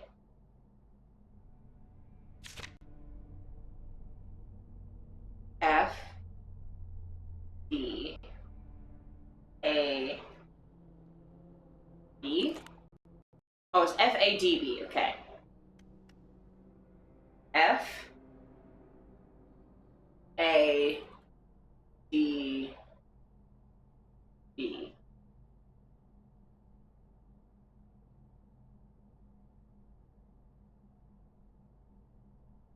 Oh, okay. F is just us. A is like us and a monkey. It's 4 and 5? 5 o'clock? FADB. 1, 2, 4, 5? That fucking clock puzzle is confusing the fuck out of me.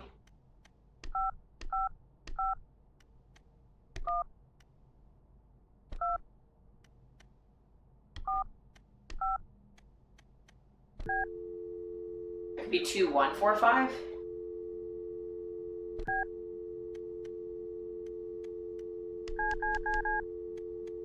There's 2 of us and then just we're with the monkey.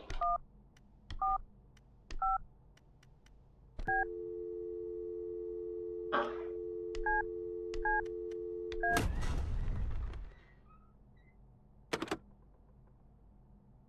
ADB. Right here.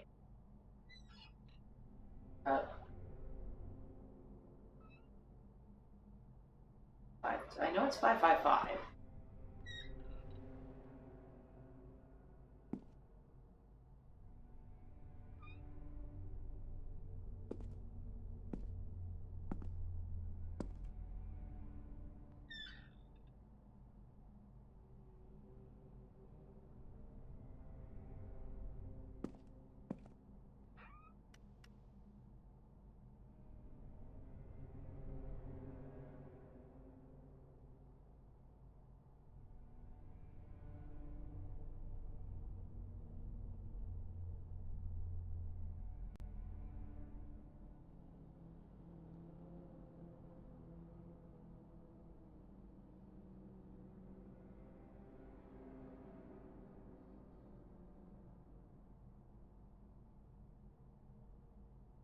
Like, I feel like this is the solution, because it's the only, like, it's FADB. It's got the things.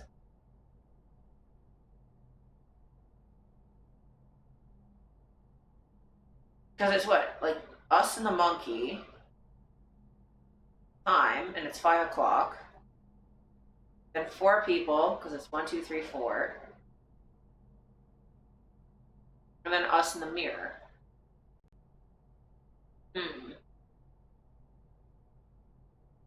Get up again and look closer. Fuck, guys, I'm sorry. I can't.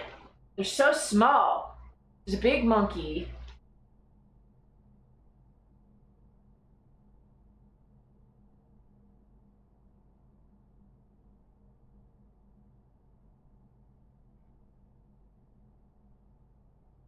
Huh. Okay.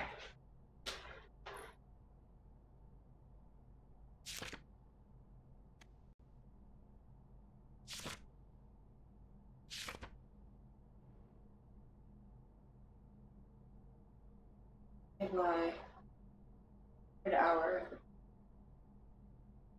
Ghost.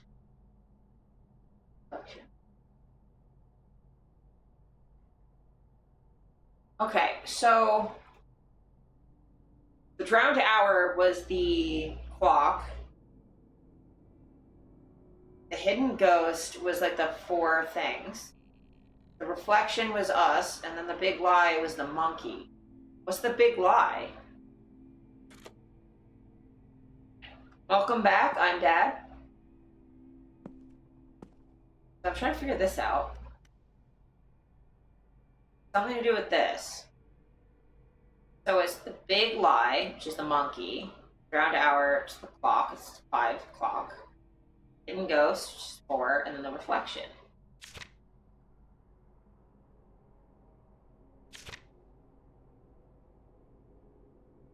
How many fucking possible numbers is it? Because I know it's 5 and 4 for B and D.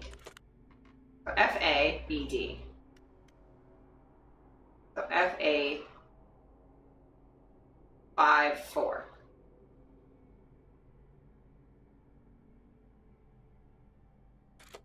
Okay, 5, 4. 5, 4?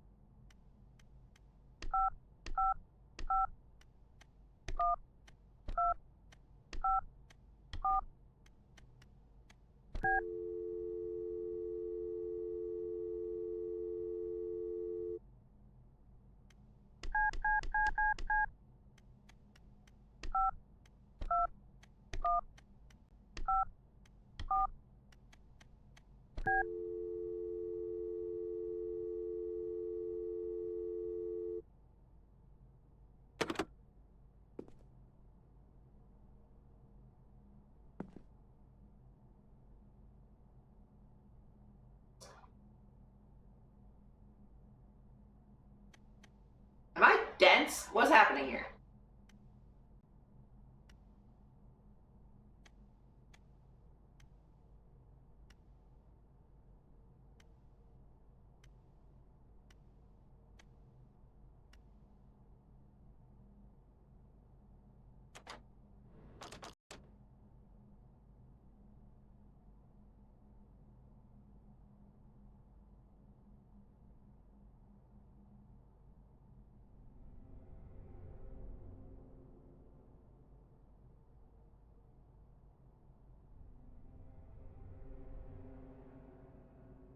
It flopping as I move it around is like kind of upsetting. Why does it have physics?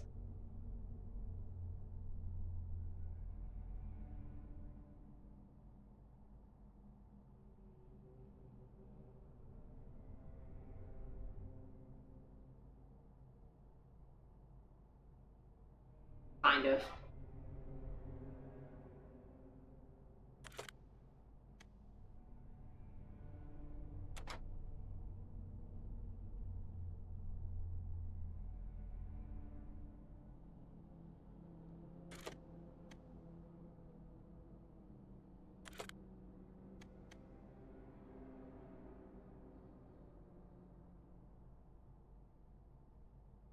Yeah, I can't figure this out. Y'all have any ideas, let me know. Keep exploring for a bit.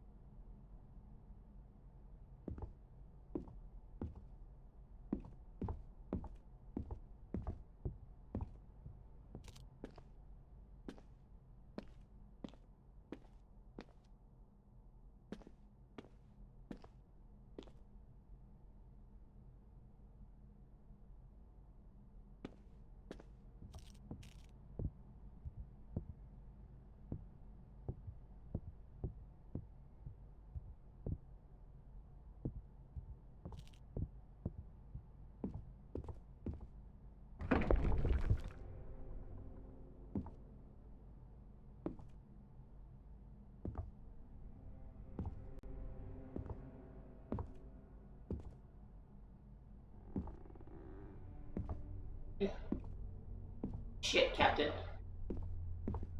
Bye.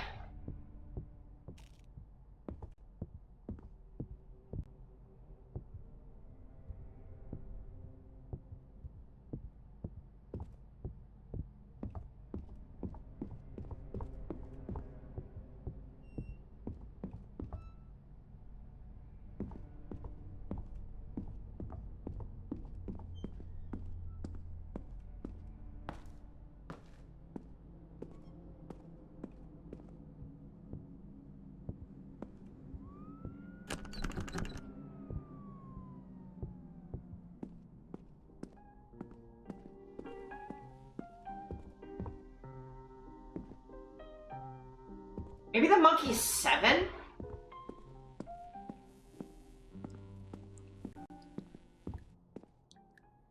Is there a number in here?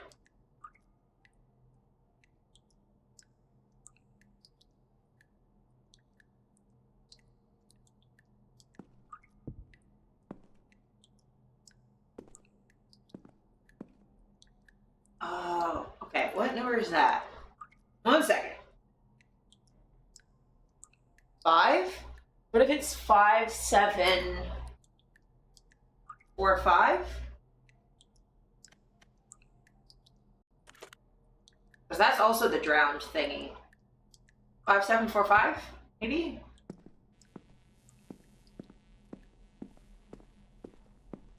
If not, I'll just go through all the numbers for the reflection one, and that should be easy as peasy. That's where the mirror is.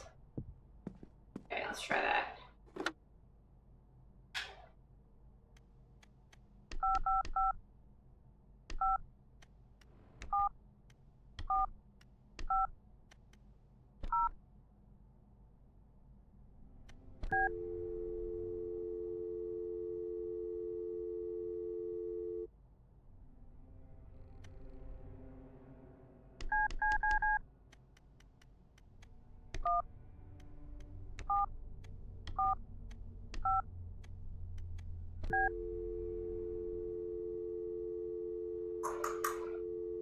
I'm confused.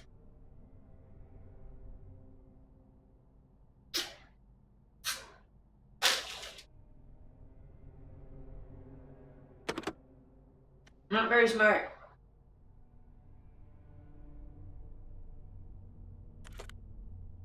So F,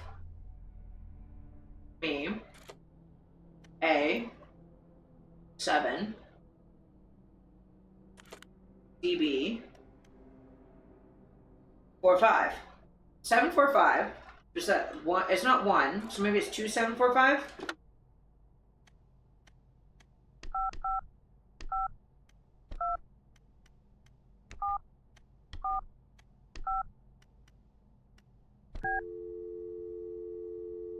I'm trying, y'all.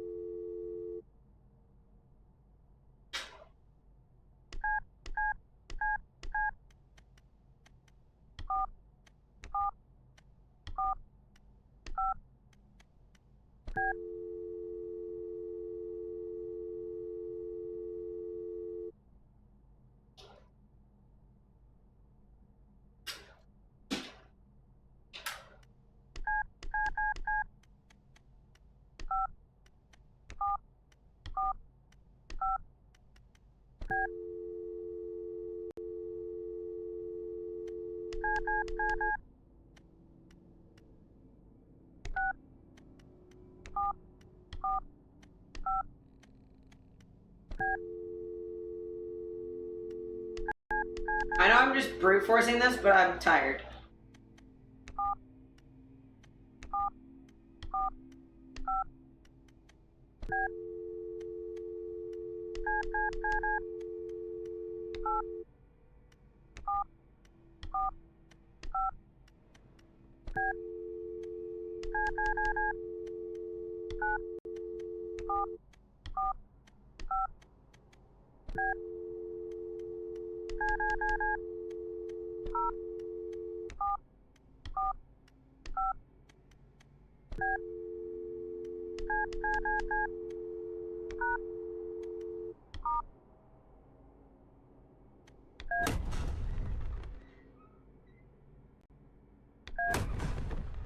Really satisfying. Okay. I got something fucking wrong. Okay. I do think I got...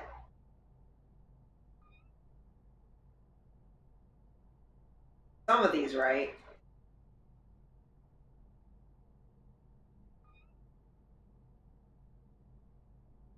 One, three, two, four, yeah.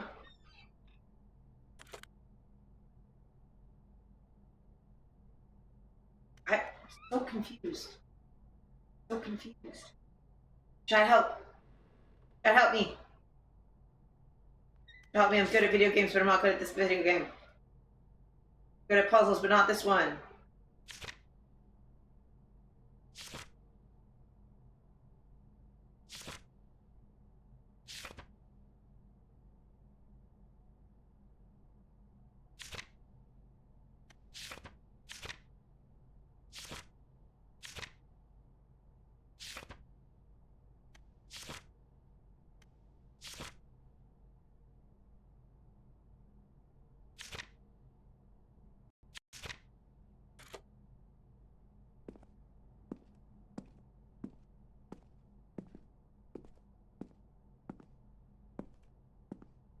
I think I'm missing something.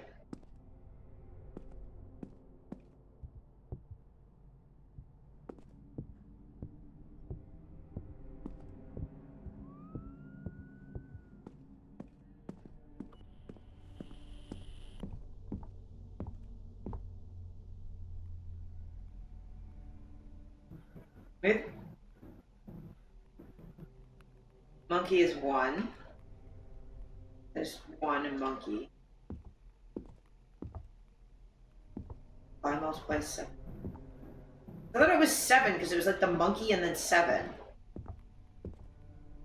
But then if I look through the peephole, there's the letter 1 and then the monkey's in the back.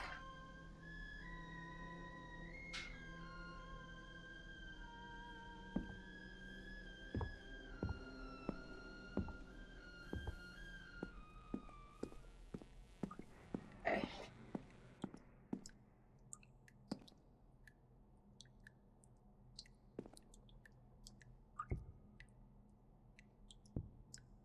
Dropbox 5.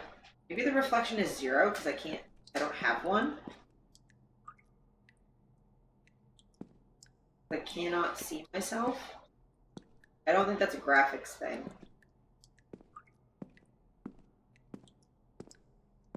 If I go through and use 1 for the monkey and then just try and brute force it, and I'll try it. It's a hard ass fucking puzzle. Because giving me 2 numbers related to the monkey is not my favorite thing that they did. Okay. 5, 5. Throw. 1, 5.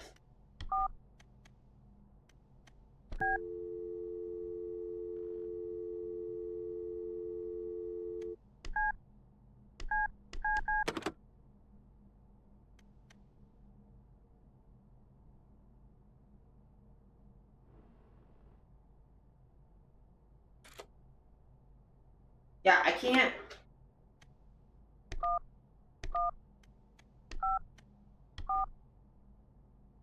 Yes.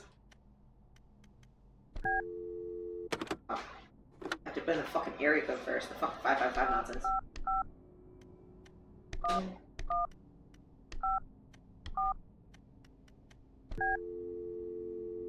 Puzzle's confusing me.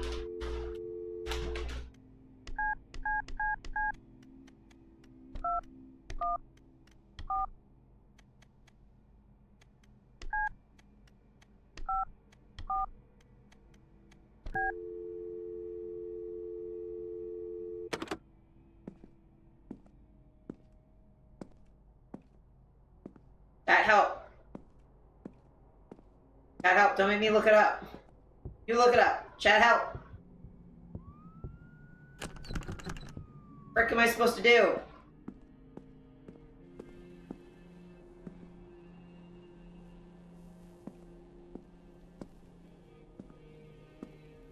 Because I'm so annoyed, right? Because I have bits of it. I've got, okay, monkey is 1, I think. Chat will help in 60 seconds, okay. So, monkey is either 1 or 7. The monkey was here.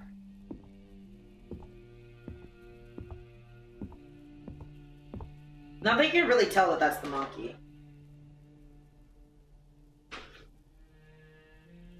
Also, Steph, you say chat will help in 60 seconds because of the delay. I've asked so many times. Also, Steph, you are chat.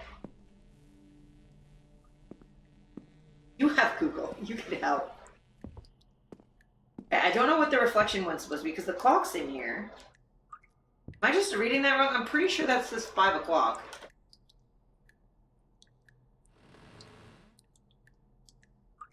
Yeah, it's 5 o'clock. So the bathtub's 5. Is there another number in here? I just gotta fucking brute force it, I guess. I don't want to have to do that.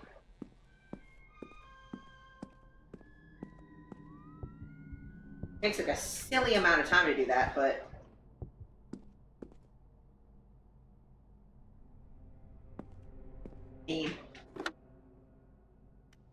That's like, I help by getting you food. Okay. So...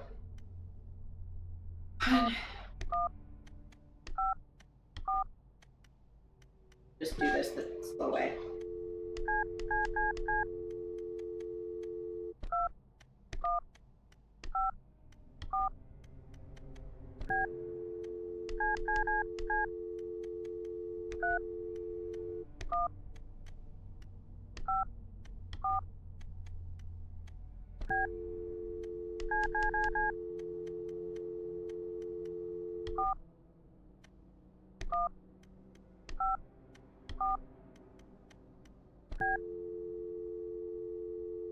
I wish there was like any indication of whether I was doing this right or not.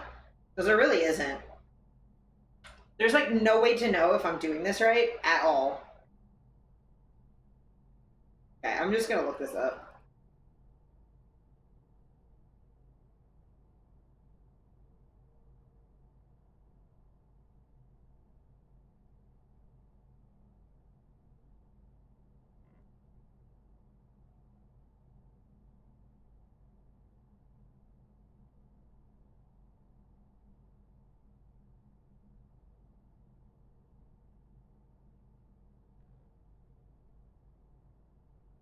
Oh.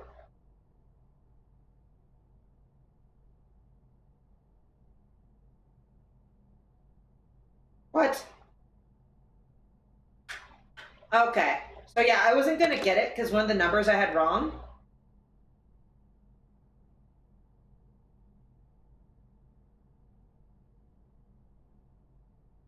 Was the ones I was more certain on.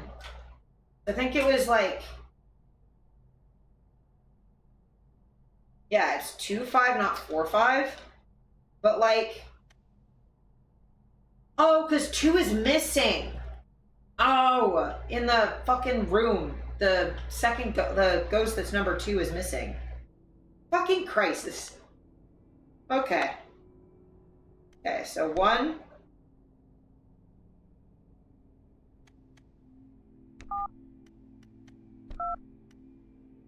I gotta fucking do this right. It is 1 for the monkey, 7 for us because our reflection's a lie, 2 for the ghost that's missing, and 5 for the clock that's in the bathtub. There we go. Jesus Christ, that took forever. I wouldn't have got that without looking up. Great. Sweet. What you've just experienced could be considered a kind totally failed it. And if you've come this far, it's a I've come? good sign. Maybe this time you are ready to move on. But be careful.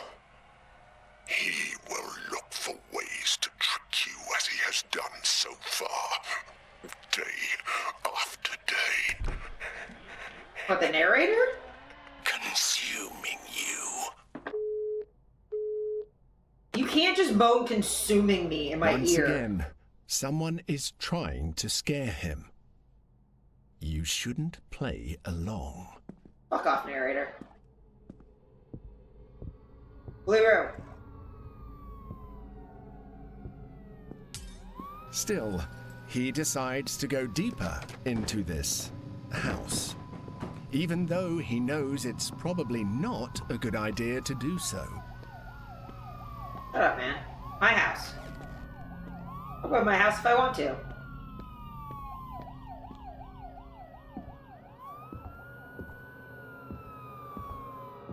Oh, it's so dark in here. Curiously, a toy helps him find his way in the dark. Too convenient. Shut up, narrator. You.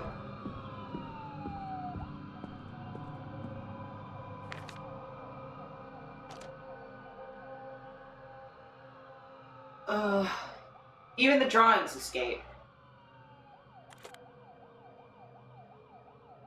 Okay, well, that's cool.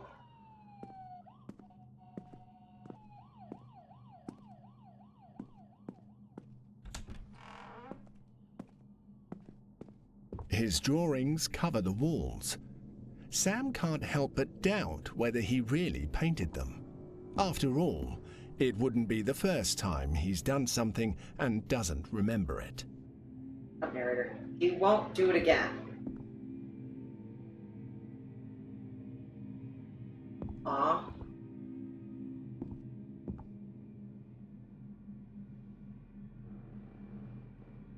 There was no choice. Our puppy.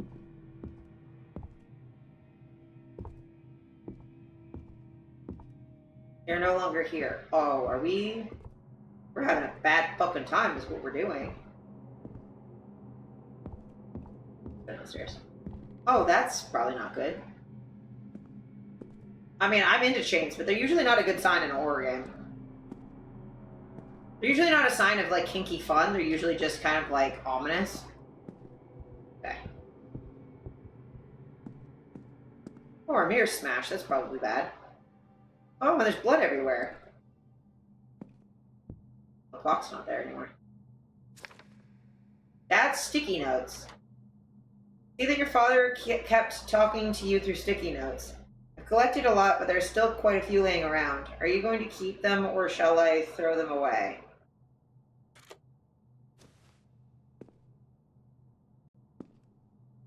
Oh, those are our dad?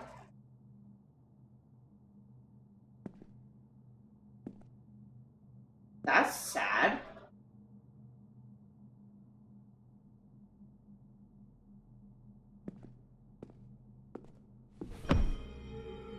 What? Is that Give. a coin? It's pixely. Give. Give it. Ah! Hate that. Hate that a lot. Okay.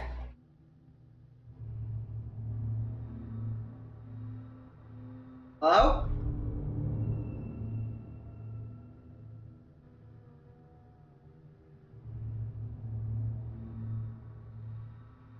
Is anyone there?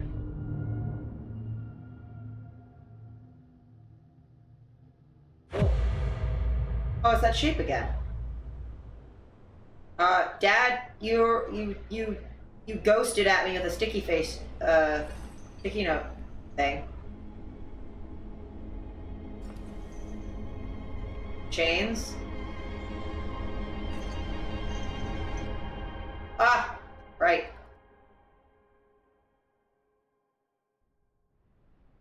Did I walk into the light? That's probably bad. What the hell? Sam recovers, disoriented, in what appears to be a cave. Okay.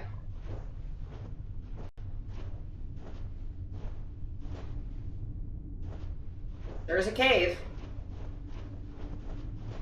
In the desert. With chairs in it. Natural feature in a cave is chairs. Remember when I told y'all I grew up in caves and you guys literally thought I meant I lived in a Something cave? monstrous echoes among the rocks. It seems large. Ayo? I can take it, not in a fight.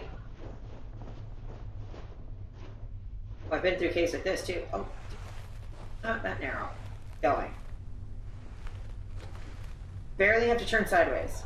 Come on, man. Out into the desert. Come on, man. Come on. There we are. We're at the start menu. I see. Sam walks through the desert with a strange sense of relief.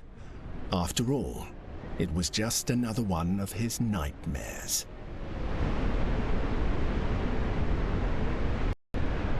No, fuck off. Fuck off with that. I don't want another nightmare.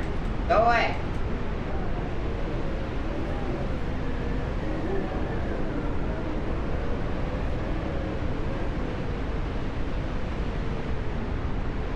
Oh, this is not fun for my hands. It's extremely unfun for my hands. Ow. Not the goddamn button mashing. I'm just trying to get to where there's less wind.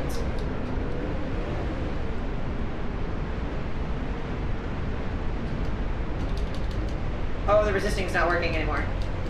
Oh, stop. Stop. Okay, well. My hands don't work very well, okay? It's not my fault.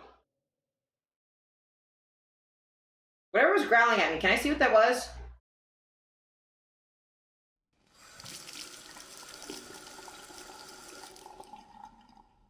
Did I just piss myself? Oh, no, it's the sink. Hi, we're back in the fucking house again.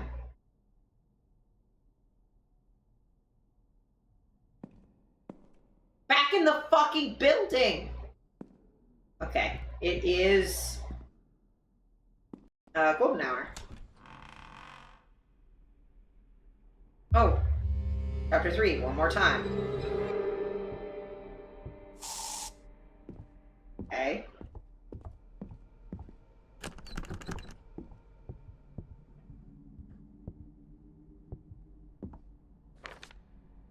Script page. Do you miss your childhood? Interior, house, sunset. Great, that's currently what's happening. Sam looks into the mirror, turns around, and leaves the bathroom. The sound of the air freshener startles him as he walks down the corridor. Narrator. Sam gets ready to go to work as usual. A new day awaits him. He goes downstairs, picks up the house keys from the bowl on the phone table, and walks out the front door. Over black. Title, Tuesday.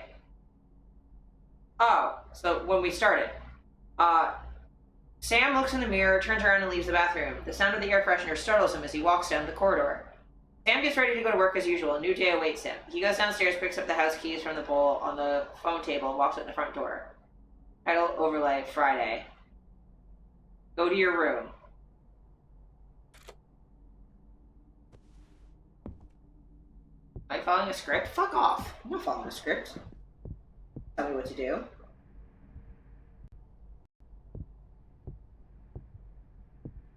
Sam gets ready to go to work as usual. A new day awaits him.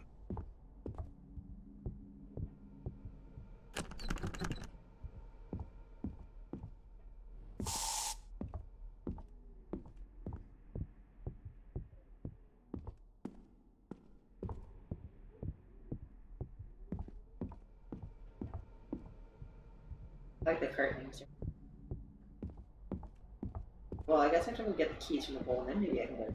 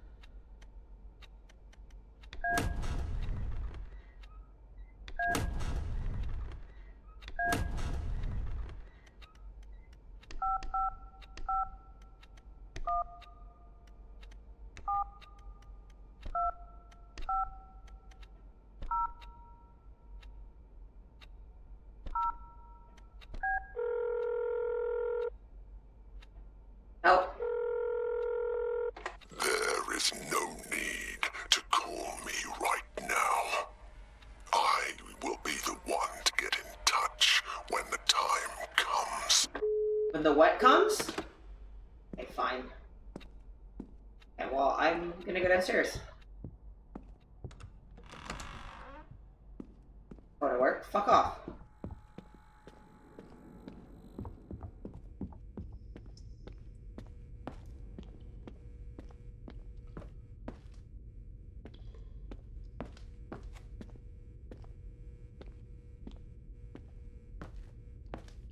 Well, the thing's not.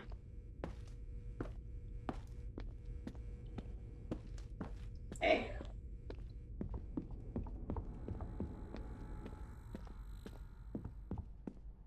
I'm not going to work.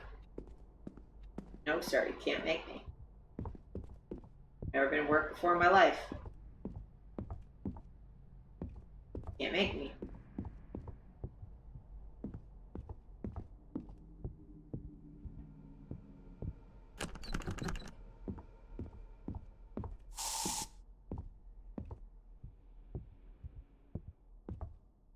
Fine, I'll go out the fucking front door. I don't want to.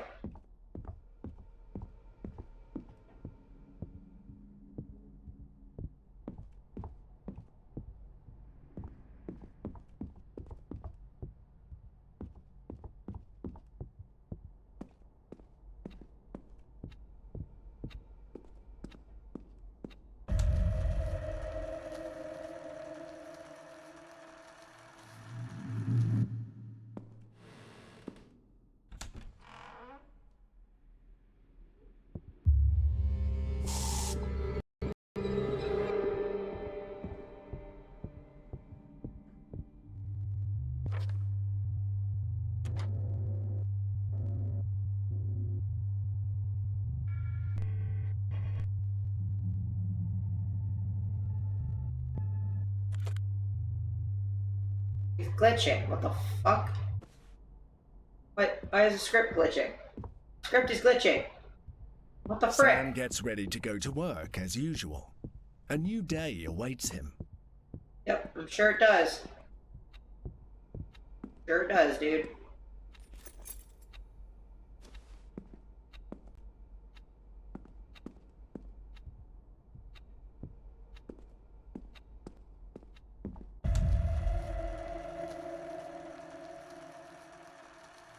Hey, Dank, I'm doing good.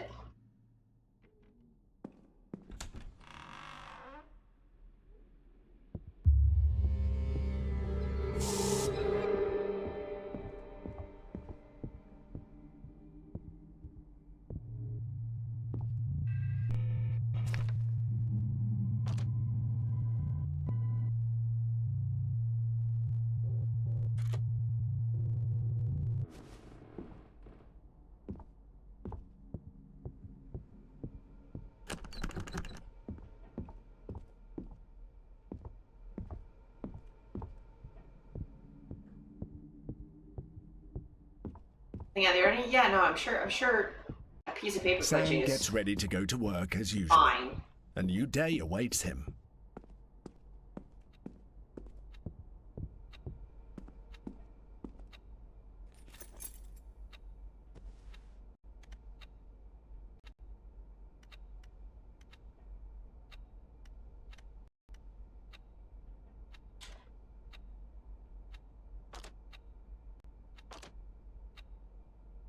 Okay. So Thursday, Friday. So Friday is highlighted. So Friday and then go to your room. I should do this until it says Friday. Thursday.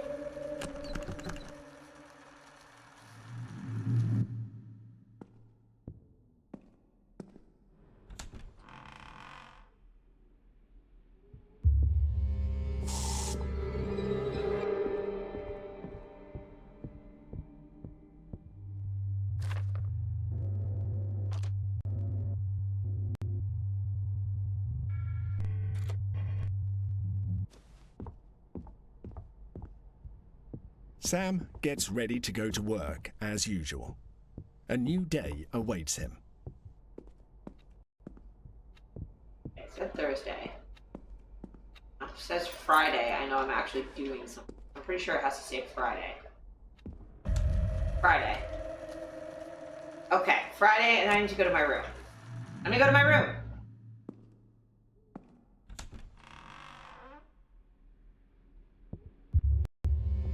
That sounds right, yeah. Whoa, the title glitched. Is it open? Yes. My room is open. Lava lamp. Fragile. Let's silence the lamps. He enters his room, but immediately senses that something is not right. This is not his room. Is now, bitch.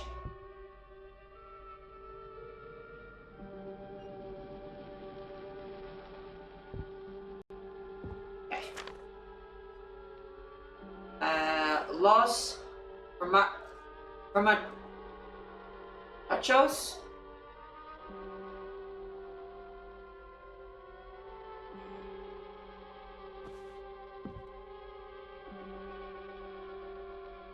All done, son. Dad. Hiding under the tree. Okay. First, just like any other, hiding under the tree, we found for the first time. That was the origin. Out of best present. Monkey Bros.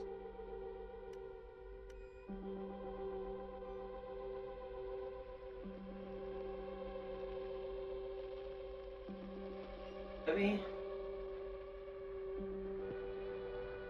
Where are they hiding?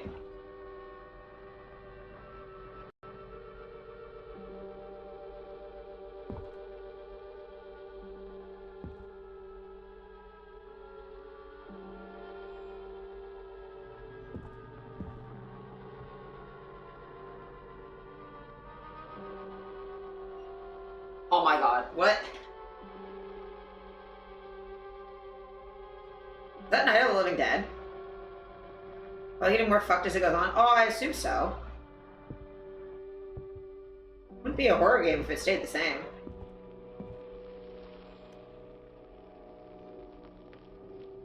Use. Aww. They ought to make the day the time changes, the first day of summer. What? Well, it's 8 o'clock and it's still light. A lot of good the extra daylight does us. Now, we've still got a 3-hour drive back. We're not going to be home until after midnight. Well, if it really bugged you, Johnny, you wouldn't do it. You think I want to blow Sunday on a scene like this? You know, I figure we're either going to have to move Mother out here or move the grave into Pittsburgh. She can't make a trip like this. Oh, I don't know that she can. Is there any of that candy left? There we go. No. Look at this thing. We still... You know, I don't even remember Ah, what the man looks like. what?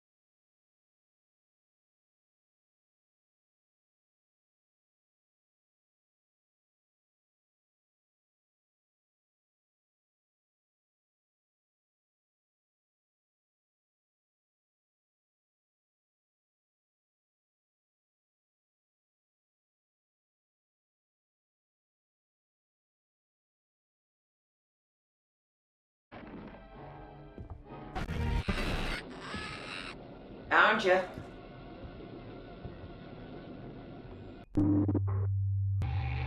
Oh God, why is there an eyeball? Why was He there picks up something. an eyeball?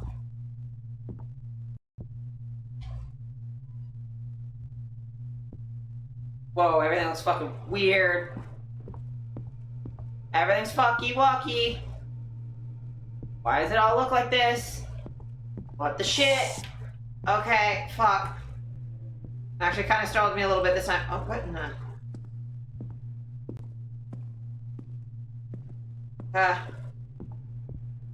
This is what it's like to chew 5 gum. Definitely what my headaches are like.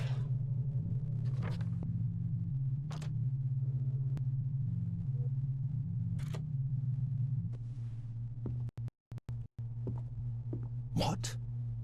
Everything's so glitchy. What do you mean, what? Oh, it's glitching so badly. What the fuck?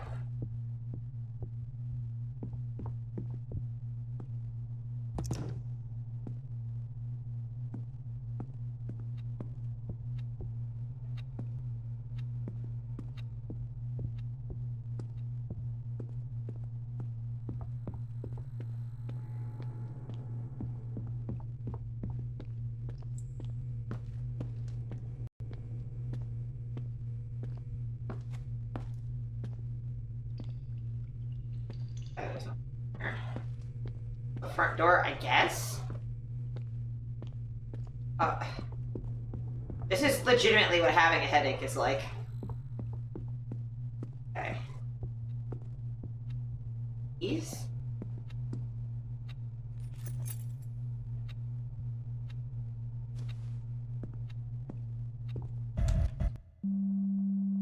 This is wrong. One more time. Yeah, this doesn't seem right. Narrator. I have the eyeball. I can see that everything's weird. Ah! That didn't go off. What?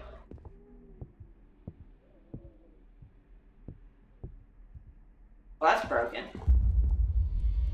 That's not right. It is night. That's not great. Oh, it looks weird. Narrator, you're mean. Being mean to me. And someone knocks on the door. Oh, you're being so mean. What the fuck? Oh fuck, oh fuck, oh fuck, oh fuck.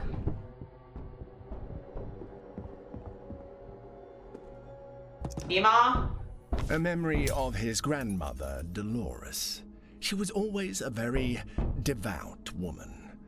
Sam was scared to see her pray when he was little. I pray that my husband first does not stay in this family. Please let us all be healthy. Stamp of a virgin.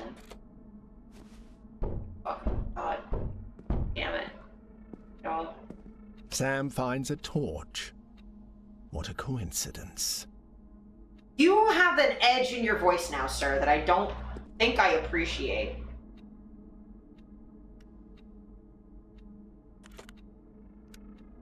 Oh, are you fucking shitting me? Okay. Well, now it's a horror game. Behind the moon. There's a snake and a fish. Or just some fish. There's fish. Fish behind the moon.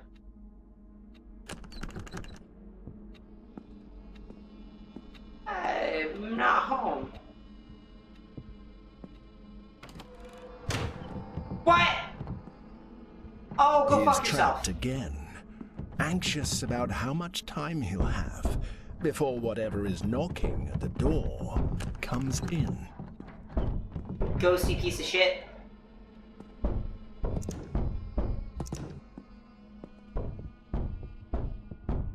You ghostly asshole. No, I'm not here. Not here. I'm gonna go upstairs and see what else is going on. Nope. Nope. Nope. Nope. Nope. Nope. Fuck. Oh, thank thank you. That's actually kind of comforting now. Oh, what if I... Oh, there's a phone. I can call 911. I can just hit the SOS button and it'll make everything go away. That's what I'm gonna do.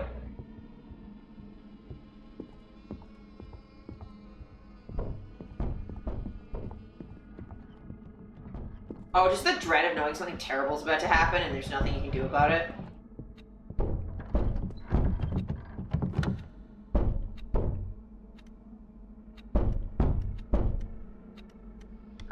Fine.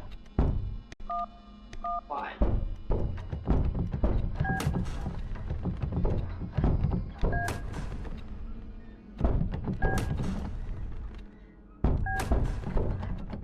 Oh, 911 just does SOS. That's funny.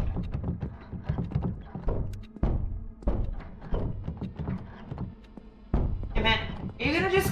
Can you come in now?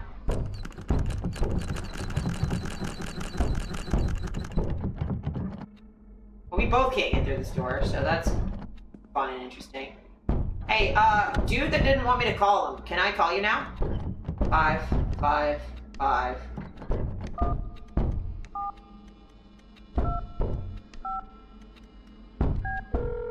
Sir, help! Sir, help! Help! Stop calling me. Sir, I can't begin to tell you that I want pizza.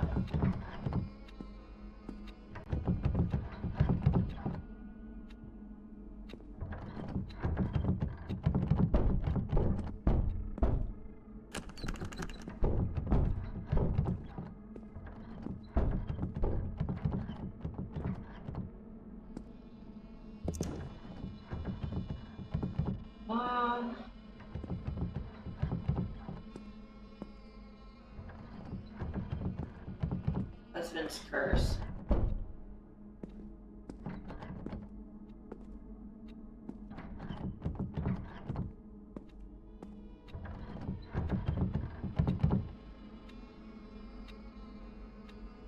$2011? What? Why? Oh, whatever.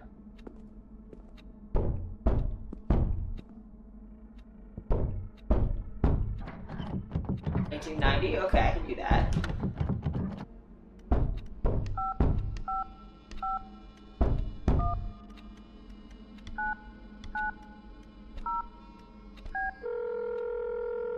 That's my birth year.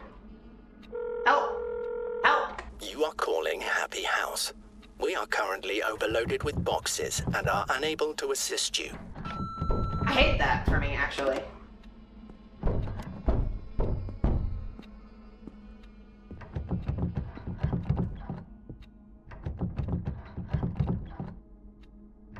Let's see if there's a number on there to call for pizza. Panito's Pizza. There's no number, but I want to order pizza. I need a number so I can order pizza.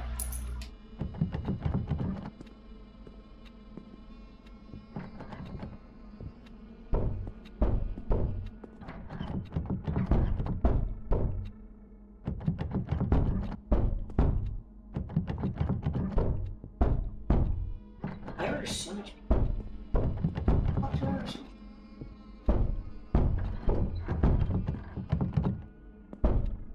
I can interact with the phone and the box. That's really it, because the ghost won't let me go this way. The ghost moving to go close the door is so rude.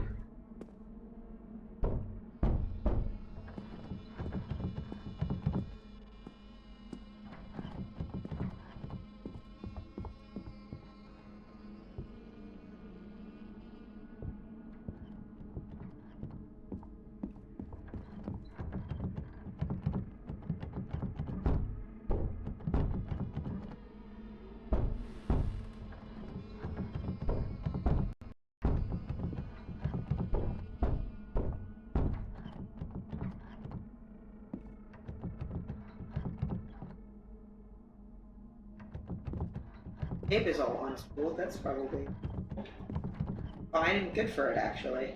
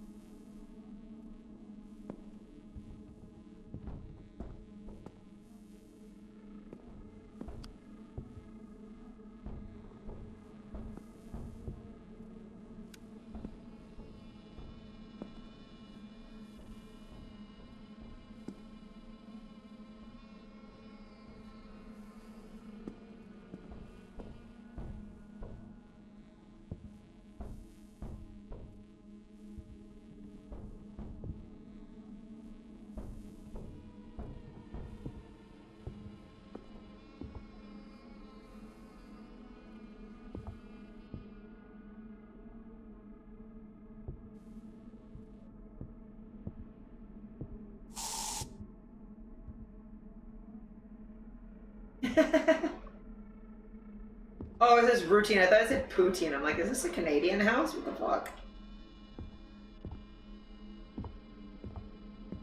We see what we want to.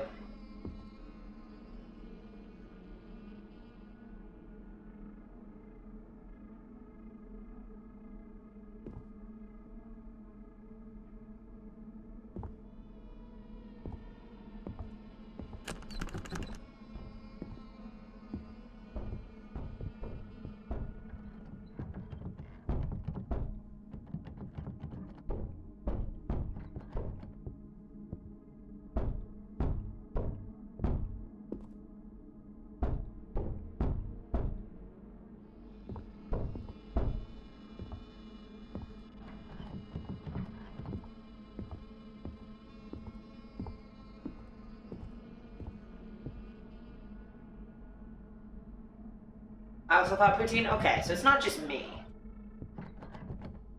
I'm not just like fucked up or something.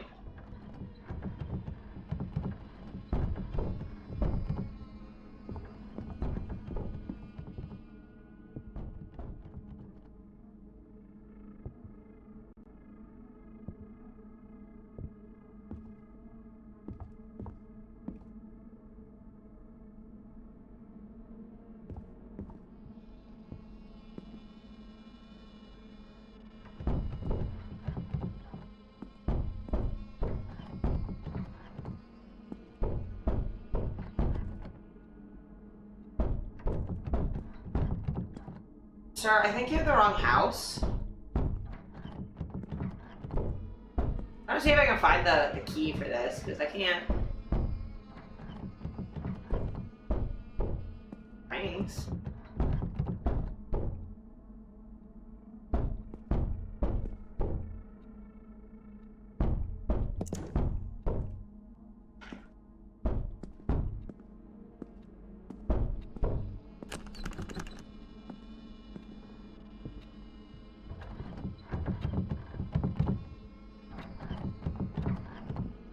Sam, if there's a box cutter, just go after the dude. Just be like, hey, get the fuck out of my house.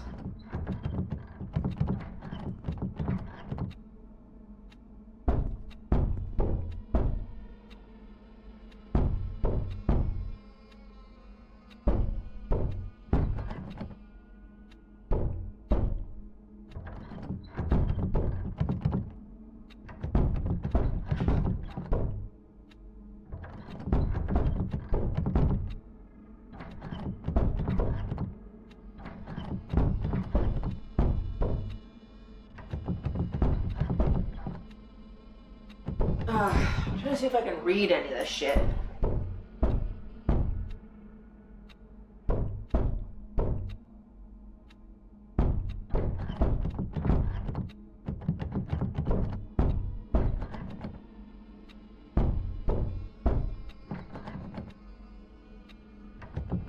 think that's 3005 for delivery canary food. Okay, well, I'm gonna try and see if I can order food.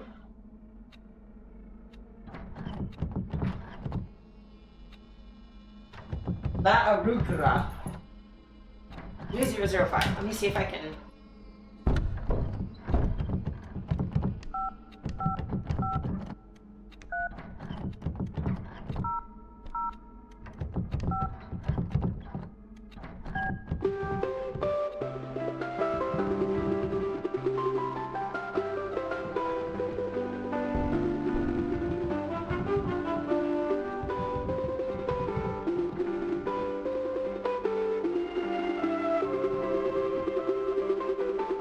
I don't think this is helping.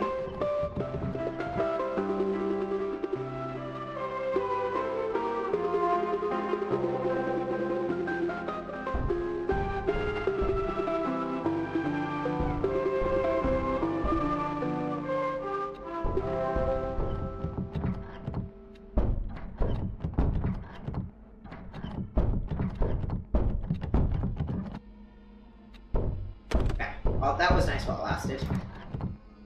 Is there another place I can call?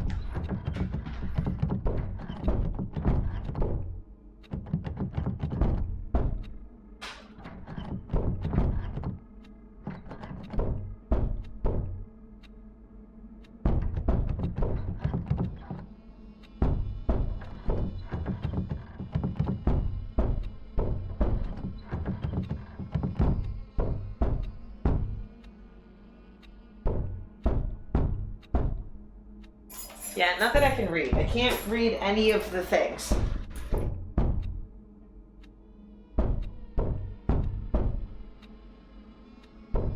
Pizza. I now have pizza. Look at me go, I have pizza. Don't know how to deal with this fucking door though.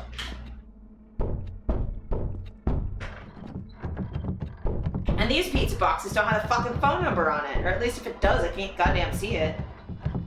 I will say, having the one criticism I have of this game is having some of the puzzles be based on things that are written on stuff you can't actually see. Because you can't change the font size is like maybe not the most ideal thing in the world. Oh, it's March 30th. Oh, it's 3003. That's funny. Maybe I'll do that.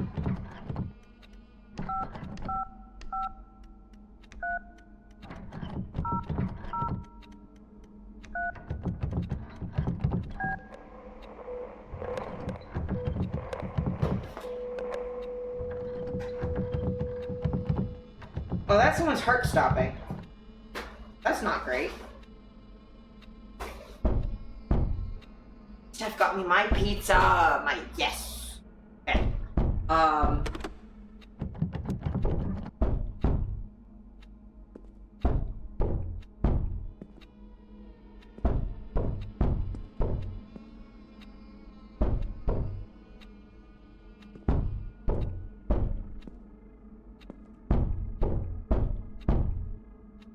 Because it's not great that there are puzzles that are based on things that, like, I keep having to get up and stare at my TV screen. That's maybe not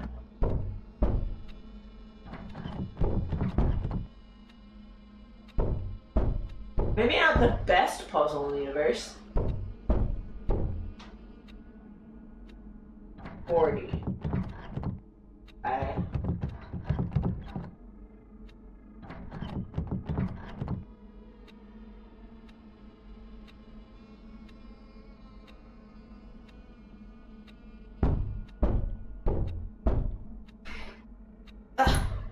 Because yeah, the puzzles require me to like look at my TV that closely. It's not like I can't like click it and make it bigger to read it. Like it's not the most accessible thing because like I can't fucking read. Especially like white text in the light is kind of hard to. Yeah, do I have any like items?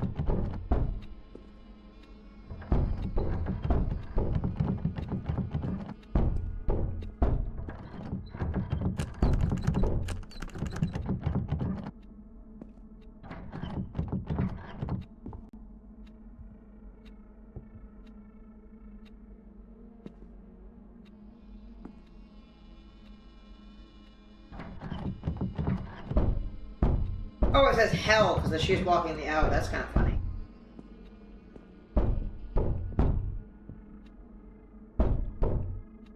Goldfish.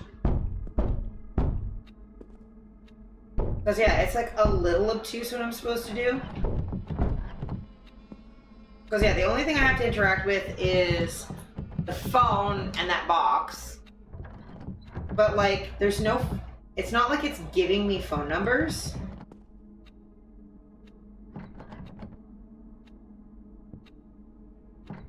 I mean, there's one that says 2011, so maybe I'll try that, I guess. For the year's 2019.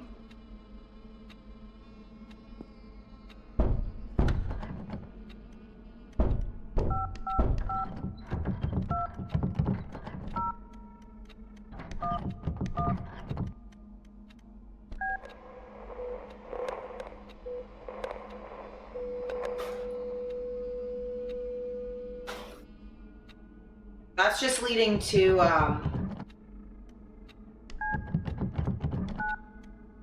hearing someone dying. Yeah, that's just a heart rate monitor being weird.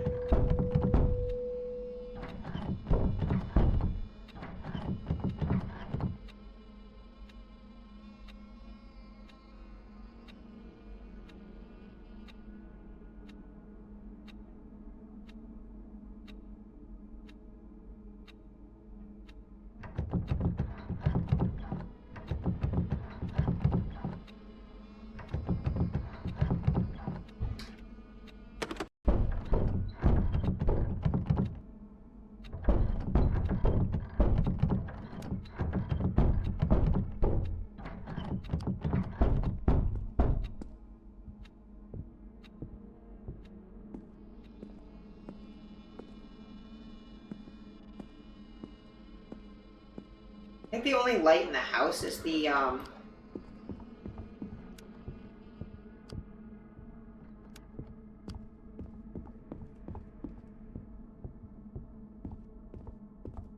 there's light in the hallway.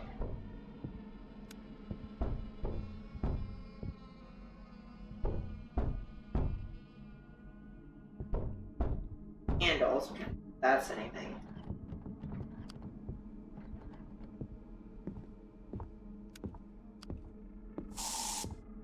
Jesus Christ.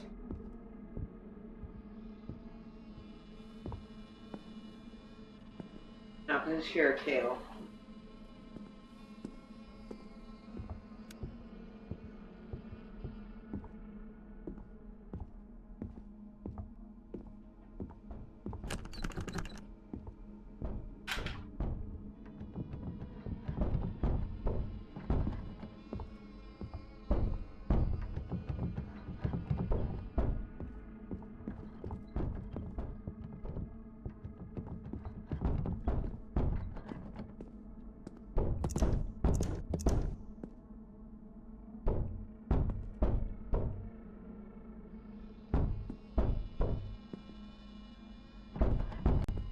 I'm getting frustrated again. Cause yeah, like if the puzzles are all like things I can't actually fucking read, like that's not great accessibility.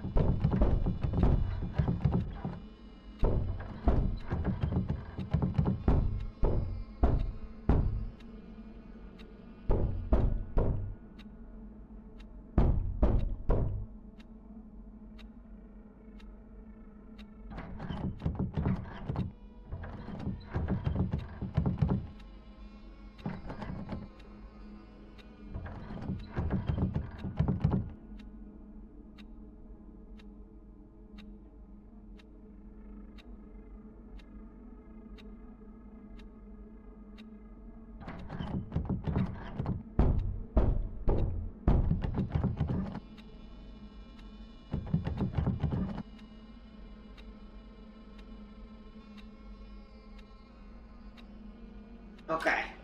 I didn't look too far in, I just looked at what the fucking next step is, so I have to look at the sheet. So...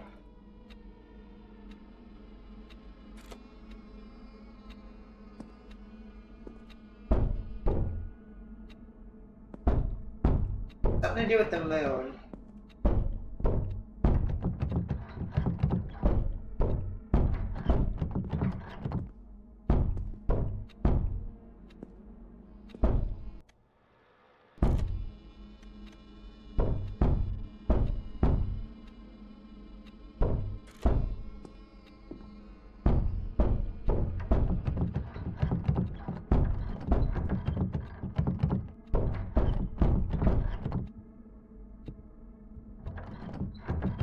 Piece of shit.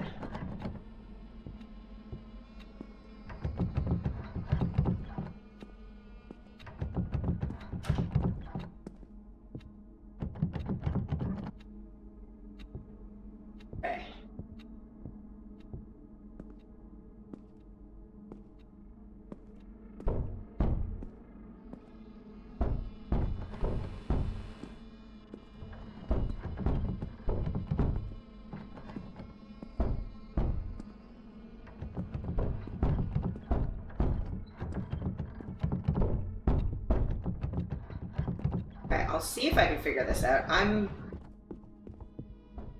frustrated with, like, the puzzles in this game so far. I'm sure some of it's on me, but...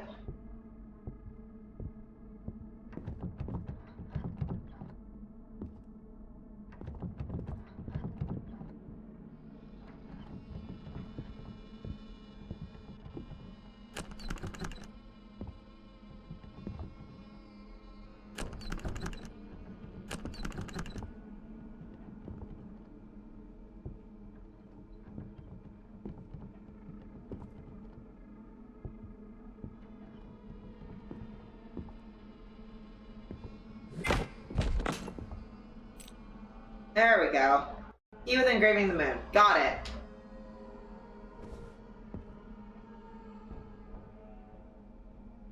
Sam looks through the crack, and a shiver runs through his body. There is something inside the walls. I guess.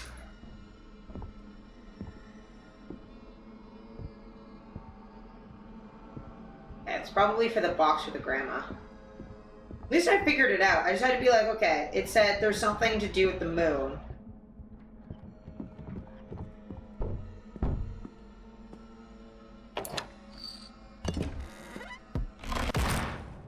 The entrance door? Oh, what the fuck? The fuck? Fuck, what the fuck, what the fuck? The door has disappeared. Because it's in my fucking pocket.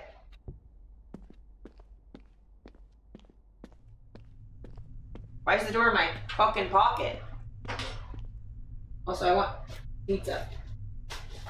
For chat, I'm eating some pizza.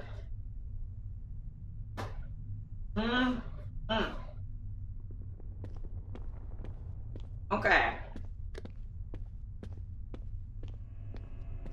Oh, there's a man. I'm in my walls and there's a man.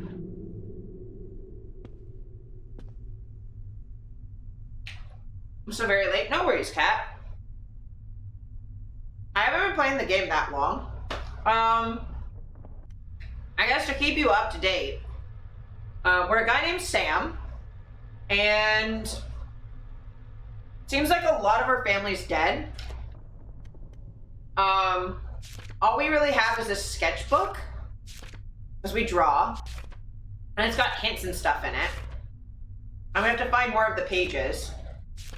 We're apparently dealing with a lot of grief, and it looks like our brother Isaac was sick. Our grandmother died. It looks like our whole family is dead, including our dog, other than our mother. Our dad communicated to us with notes around the house. Our brother used to play hide our plush monkeys with us. But he was really sick. I think he died. Our grandmother died, and there's like a little shrine at the front door. And we're just like kind of... Oh, our grandma also thought her husband's curse was going to make our whole family sick. So we're kind of... We were in like a time loop. We have a narrator. It's kind of like Stanley Parable, where the narrator's like telling us to do stuff. So we went around the house a little bit, and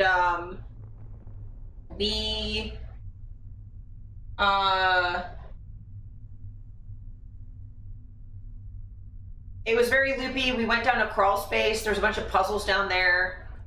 We had to call 911, and it made stuff fall down so we could hammer some stuff. Yeah, I don't know why he, like, Isaac the Senior, because, like, I think our brother was named after our grandfather. But, yeah, Isaac Senior is upside down. Very confusing. But, yeah, then we ended up going through all that. We got really confused, ended up going through a door the narrator didn't want us to, and then we ended up in the desert, in a cave, and then we ran out into the desert, and then the narrator's like, oh, you're having another nightmare, cool. And then we woke up in our house, and we're in like a consistent time loop, and then we found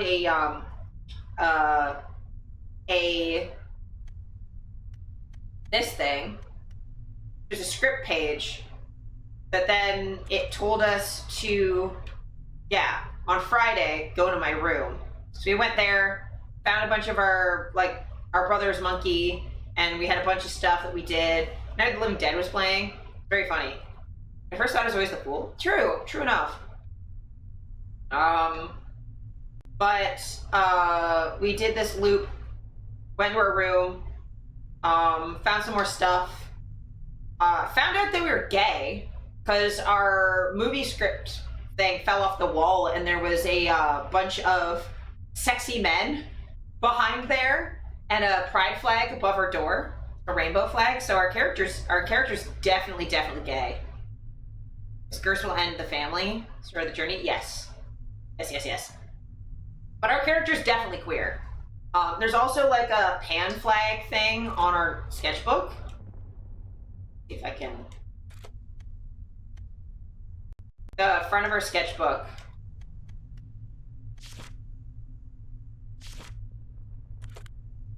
Where is it? Yeah, no, if we go to the physical thing. Yeah, we have the front door in our pocket for some reason. A flashlight in the front of the sketchbook. So yeah, you can see that like little recording thing. That's like a little pansexual flag heart. So it's like pink, yellow, and blue. So our character's gay, and we're having a bad time. And we went out the front door, and now we're in some weird ass place. But yeah. Oh, also at one point we found an eyeball. And it was making everything glitchy, and the narrator got very mad about that. So yeah, very fun. We're very much not having a good time as far as the character goes. I've gotten a little frustrated about some of the puzzles, but it's been alright. The house is being consumed by rocks and sand. Sam's nightmare seems to be spreading everywhere. Shut up, narrator.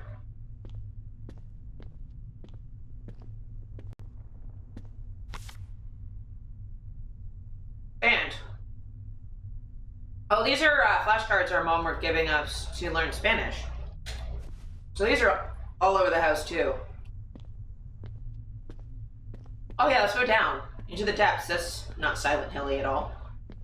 Oh, also the layout of the house sometimes doesn't make sense.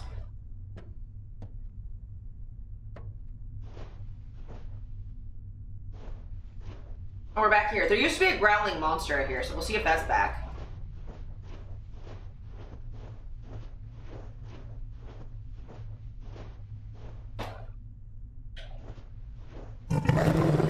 Oh! Yep, there it is.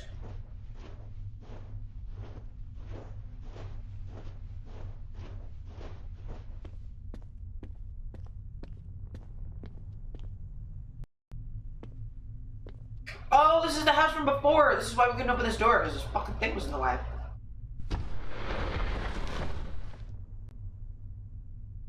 You know Spanish? Yeah. Oh, fuck you. Fuck you. Fuck you. Fuck you. And all this to return here, to a place with no way out. But luckily, it's just another bad dream.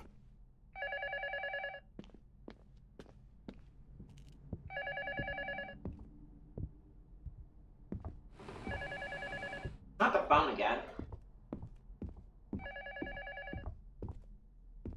Box.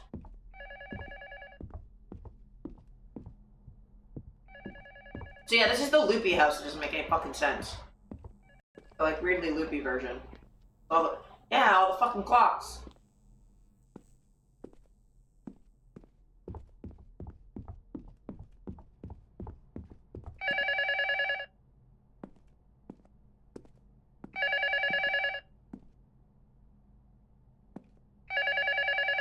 Pizza.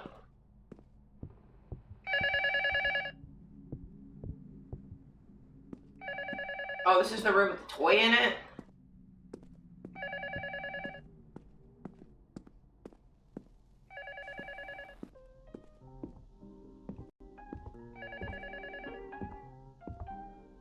Okay. But there's no people. What? What?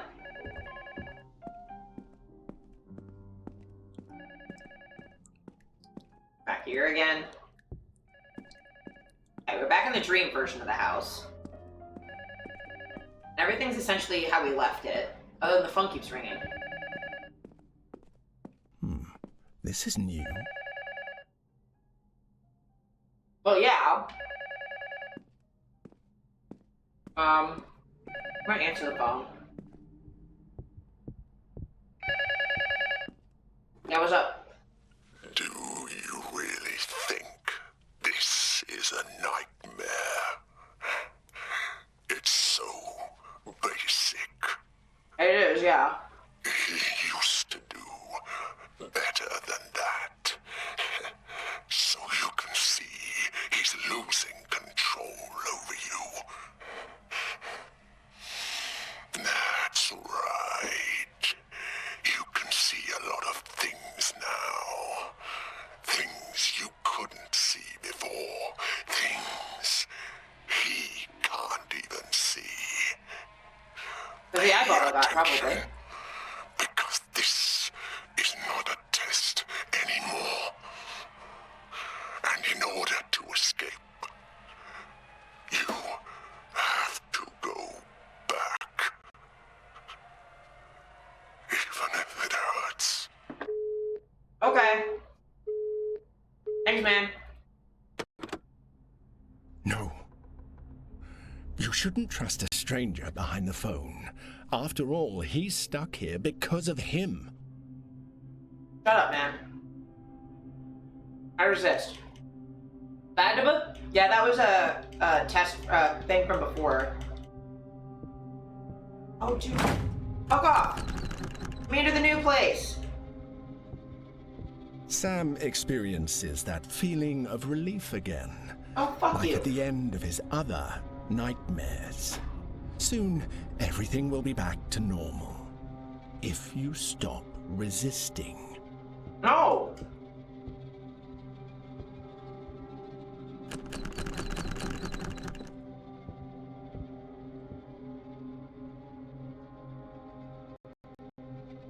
Oh my god, my fingers.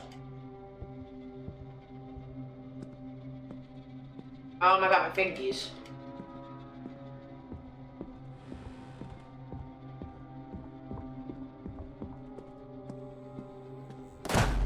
No!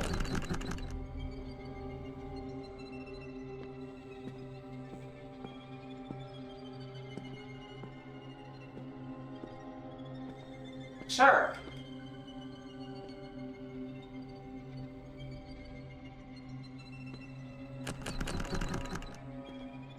Oh, this really hurts my finger.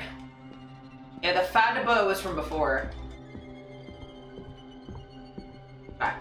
Up the stairs, up the stairs, up the stairs, up the stairs, up.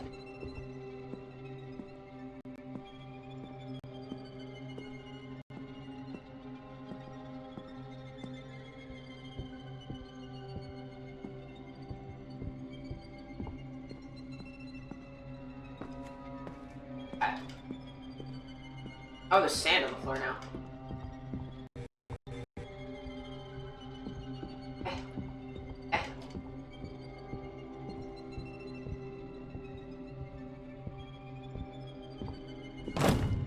Oh, fucking fuck off.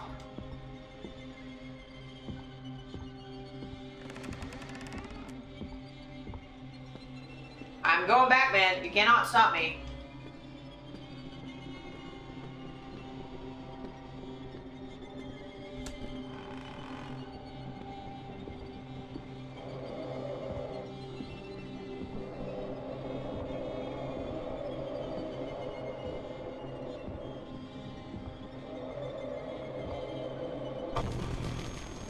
Whoa!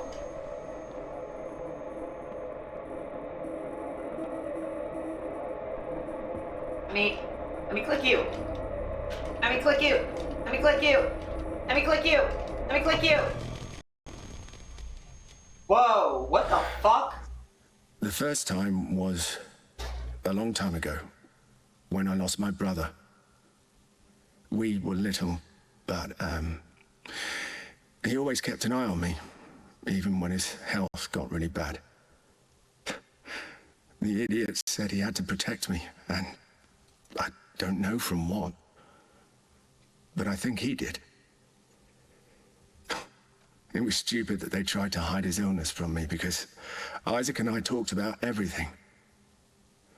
I remember I didn't know what cancer was. Oh, God. But I did know that it was a very bad thing. Like a monster. I saw a ghost. Was that my brother?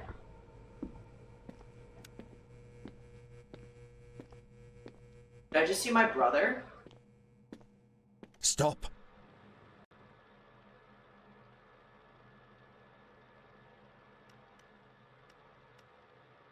Whatever you did, it wasn't right. No. What? What the fuck? What? Did it? It just closed itself. It just closed itself. Oh my god. Bitch! That entire time I was like trying to go back up and it wouldn't let me. Okay, can I reopen this game, please? That was wild, man. Okay, so our brother died of cancer. He was older and they were trying to protect us by not telling us, which that doesn't work. That's not how anything works, man. Okay. Okay.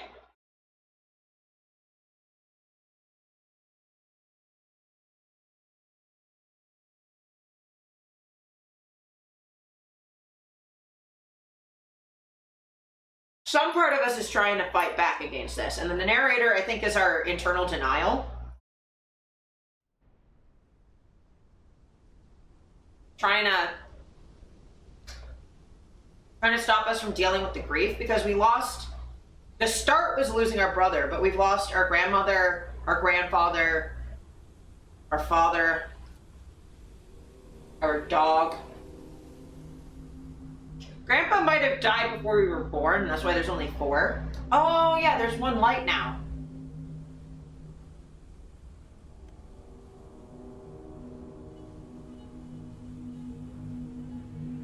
Okay. So, we lost our brother, our grandmother, our dad, and our dog. And that's why the grandfather's upside down, because he was the foundation of it, but he died before we were born, maybe? Wow. Whoa. We're back in our nightmare.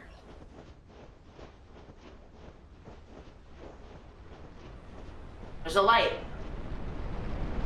No, I'm not giving in.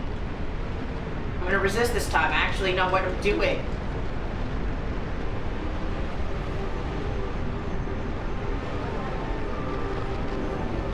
Oh, that face shows up when we... I saw a ghost. Oh, when we see it, our face shows up.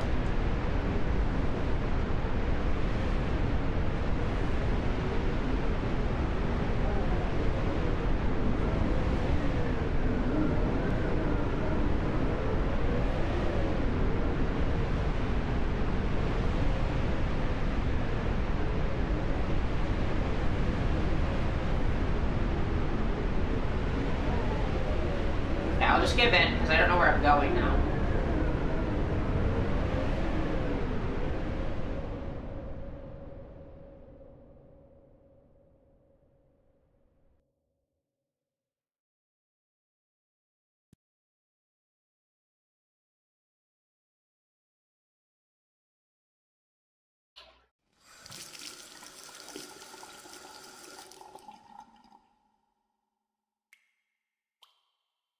Okay. With the mirror again. It's happening again.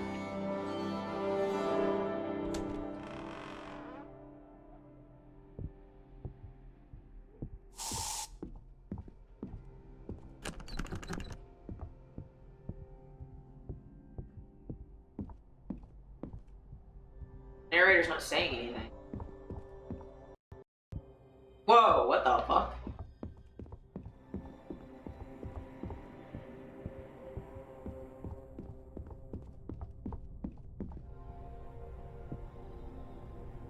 There's a second person in the sky we're looking for now. Okay. Sleeping the same staircase.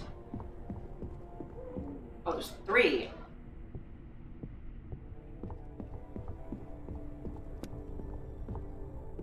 Four.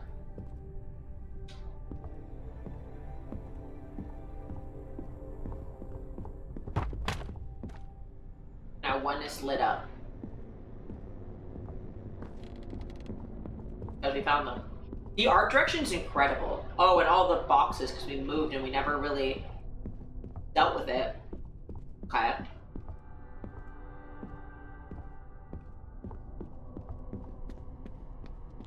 And now everything's being taken over by our nightmare.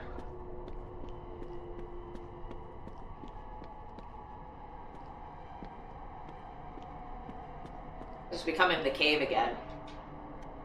Wanna go down? Yep.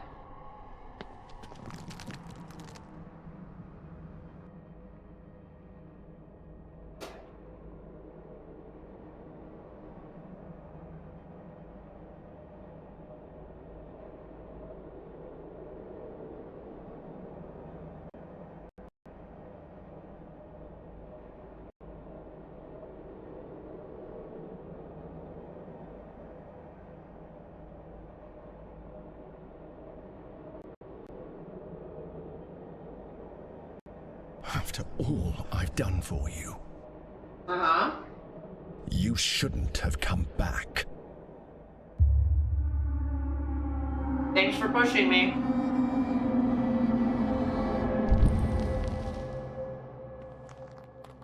That was weirdly pixely.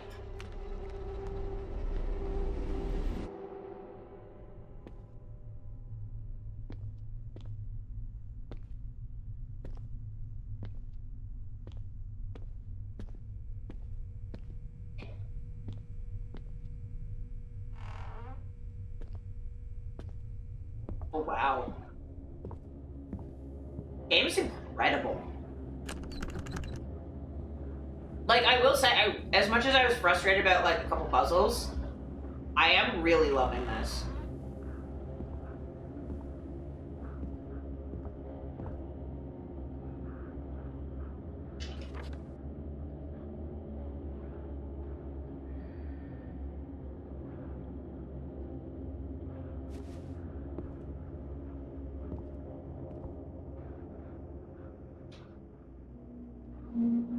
In this place that is not for you, look for signs amidst all the noise. Find the childhood that hides from pain.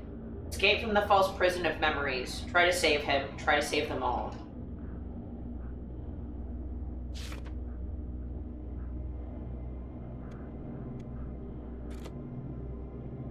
Oh boy, yeah.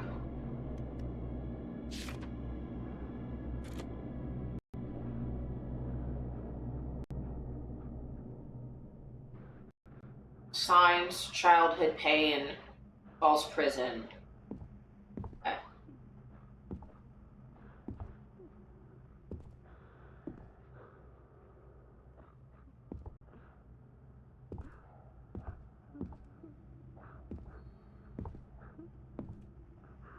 Little director's chair. Oh boy. What in the PT?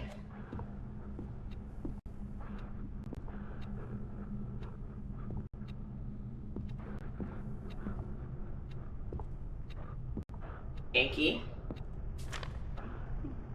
I know it means a lot to you. What are you gonna do with your beach painting? If you don't have room, put it. I can keep it for you in the meantime. I know it means a lot to you. Home.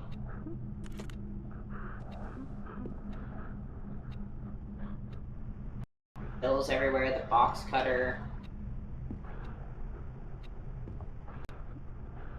Oh, it's supposed to be a beach. God.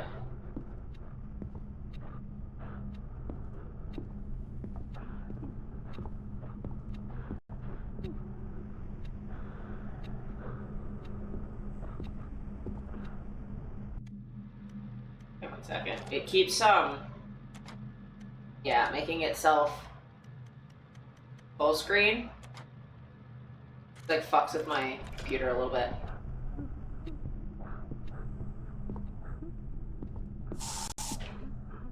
Jesus fucking Christ. That is not where I remember it. Oh, fucking Christ.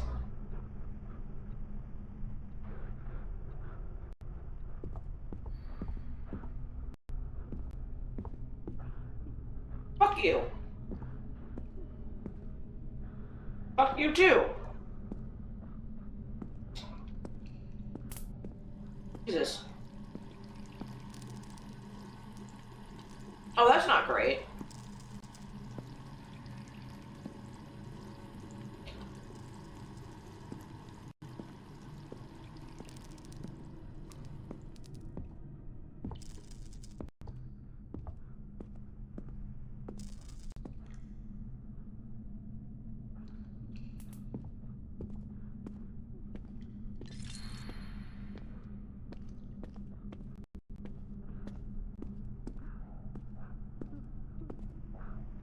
What? What even is this place?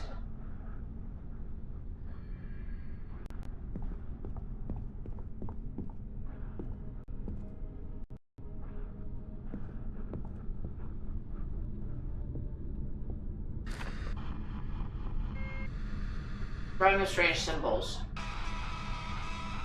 Triforce.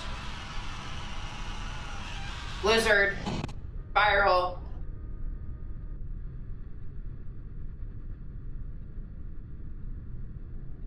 Three dots. Nipple. Sailboat.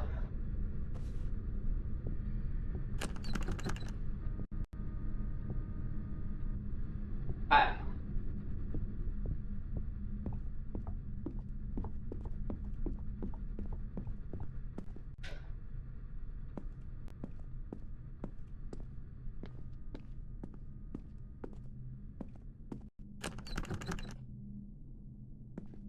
What? That was just really confusing.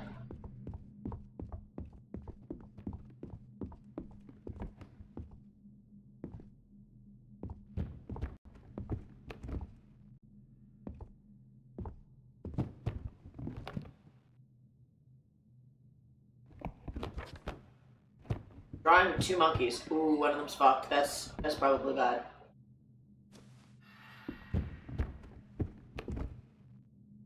Miss him? Oh. Oh, with cancer. I miss him.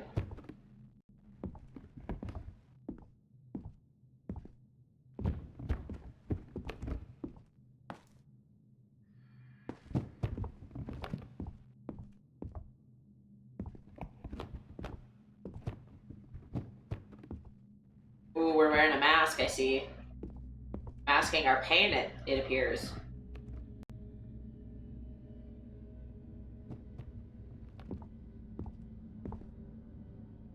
Trusted you.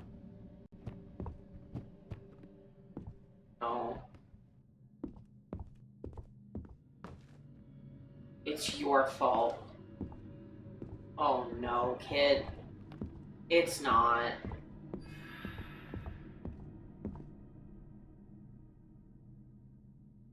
Oh no.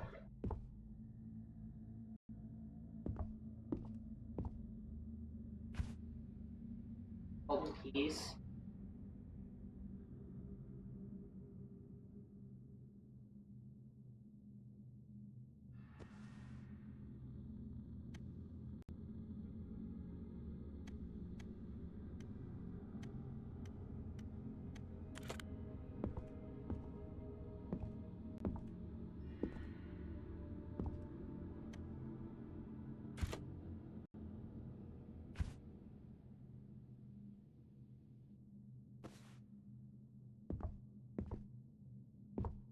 Okay, well.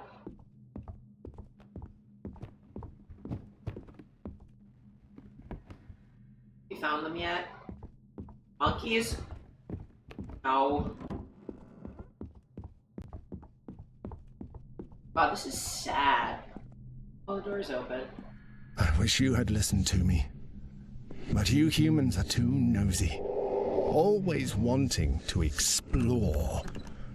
Even when you know that the only thing you will find is your own despair.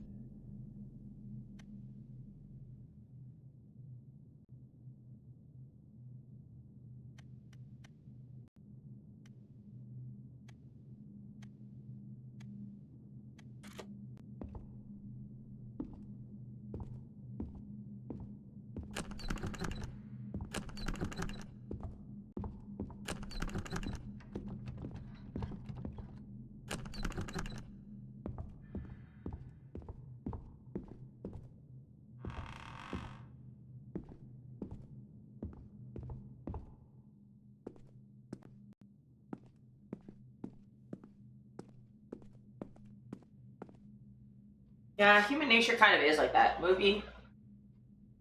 Caligula. We wanted to be a movie writer, and we drew, or we sketched, painted.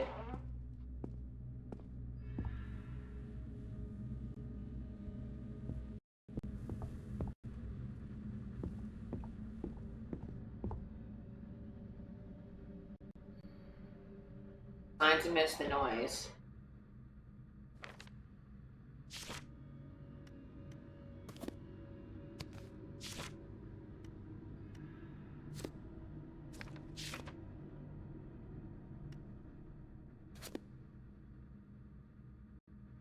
Out of the house from pain, escape from the false prison of memories. Getting one more. Five.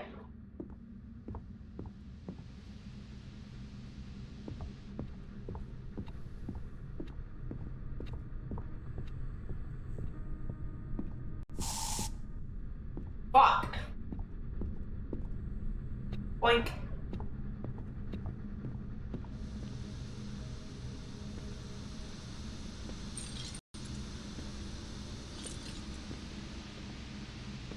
Signal.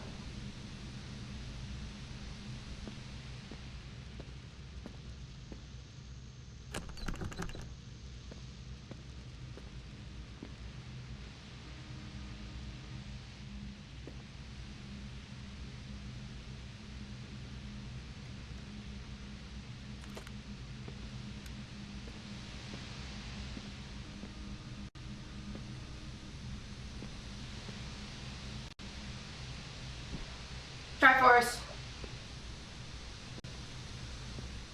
Poor kid. Like, the fact that he thinks any of this is his fault makes me so sad.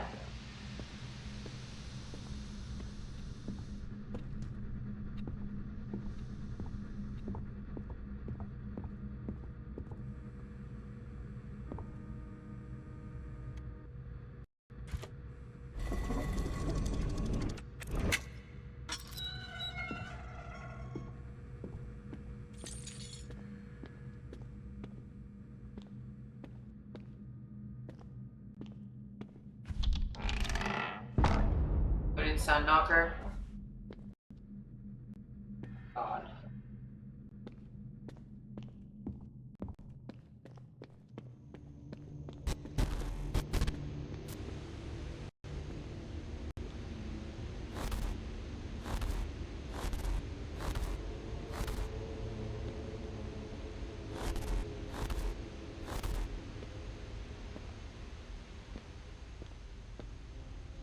Yeah, there's a code I gotta figure out.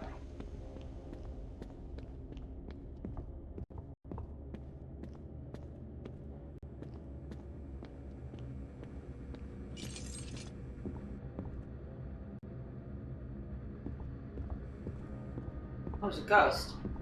It's not Ghost. Where'd you go, Ghost?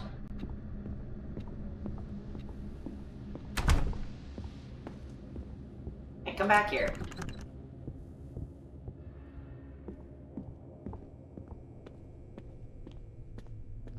Where I came in.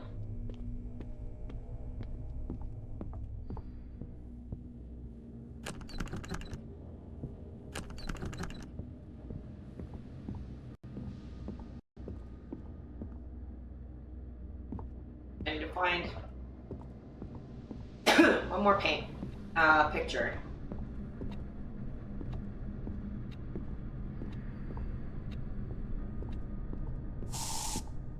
Jesus Christ.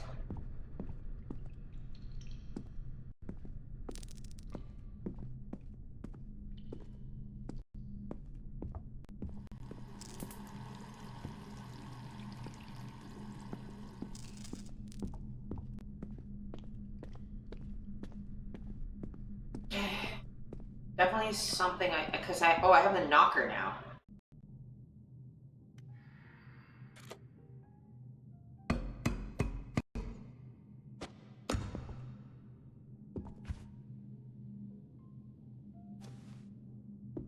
Which the red door is.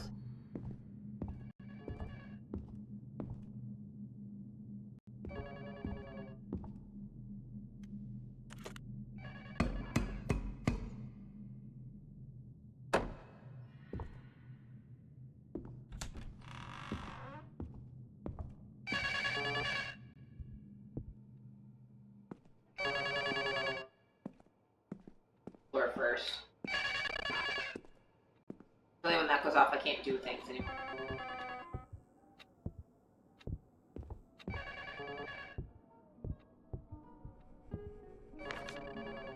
Drawing of a Canarian house. Oh. That's the last one. Exit.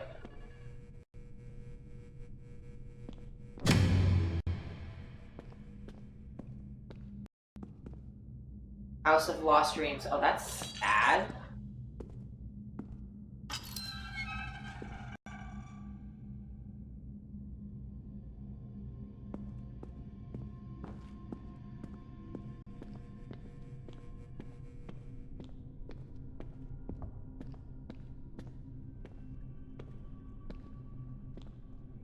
Oh, like a set backlog.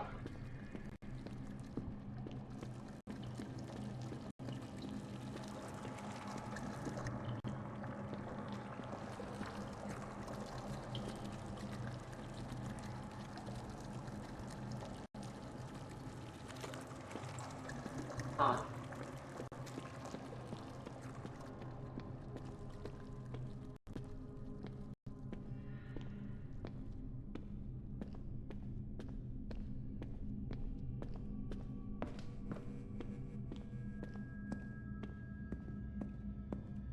Down here then.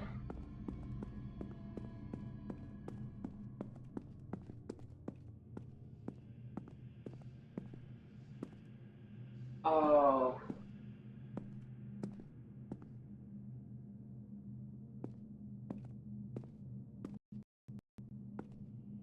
My whole family.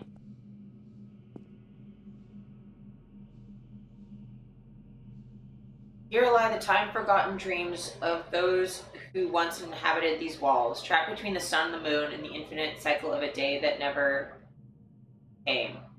May the tormented offerings bestowed in this sacred place serve as a guide to a new patch.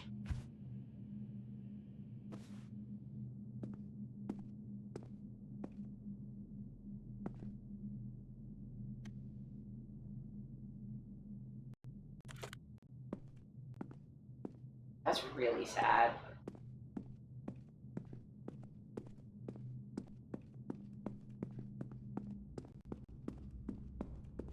I'll answer that phone call.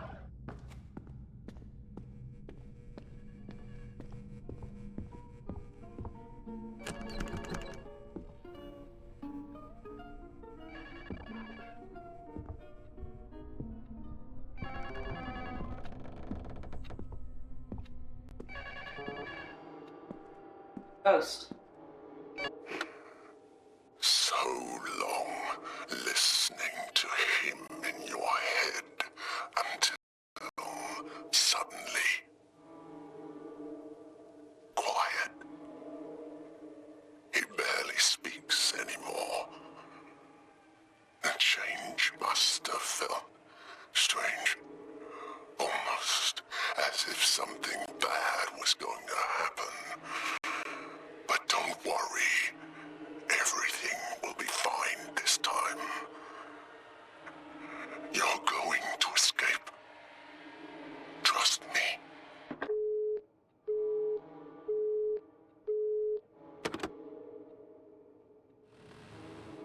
Trust. You shouldn't use that word so lightly. A stranger drags you to this place and you trust him? That didn't go well for Samuel in the past. Oh, shut up, narrator. Okay. Yeah, 1 second. I have to do a quick BRB because of a work thing. I will be back in a second.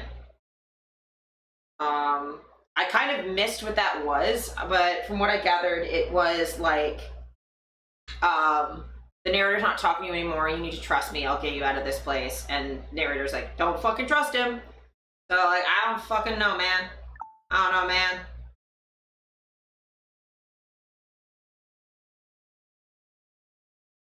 But yeah, I'll be back in a couple minutes. Just gonna BRB.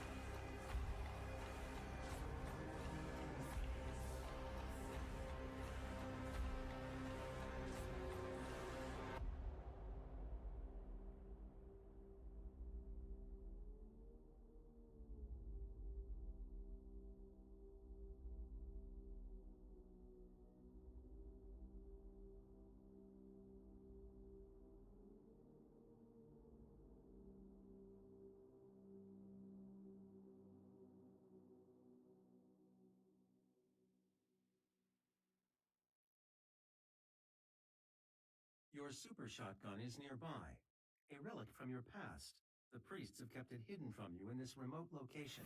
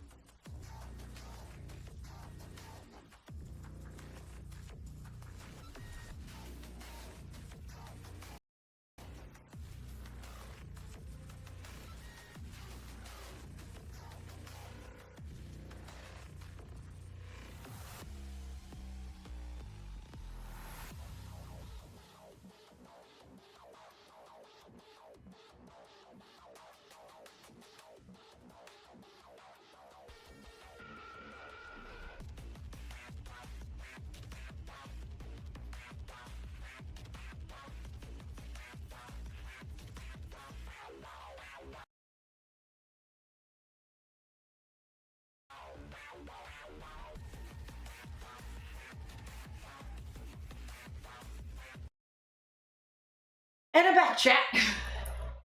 Howdy. Sorry about that. I had a work thing that I had to do. I have a bunch of work things that I have to do now. But we can, actually I'll turn the music back on. We can hang out for a bit. I have a little bit of stuff that I have to do, and then we can get back to the game. I should still be able to play for a bit more.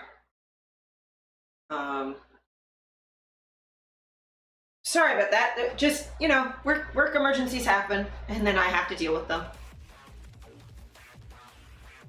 But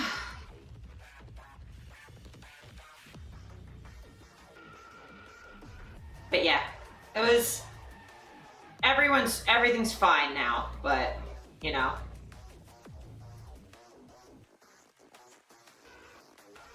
Stuff be happening.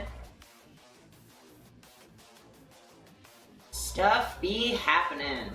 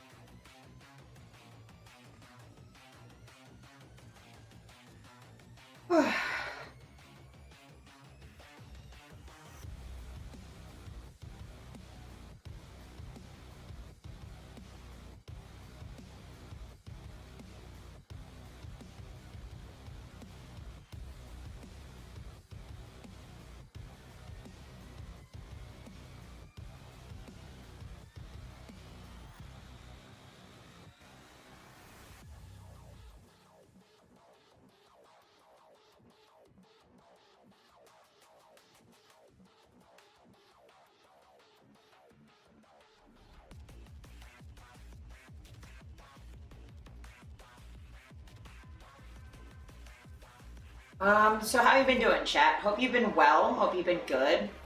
I know this has been a weird stream, pretty long. Hope you've been enjoying the game. It's been really fun for me. I've really liked the like depth of this story. And the like, you know, I'm a sucker for anything that is like fourth wall breaking, which like having a game just like auto close on me is so much fun. I don't know why I love that so much, but I do.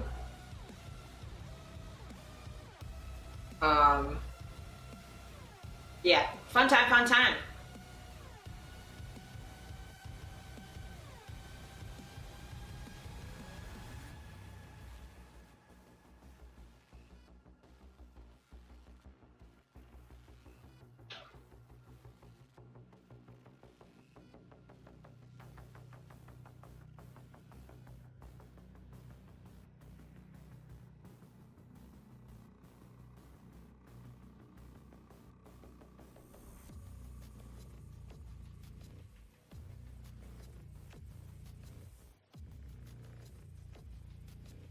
Okay, sweet. Yeah. Yeah.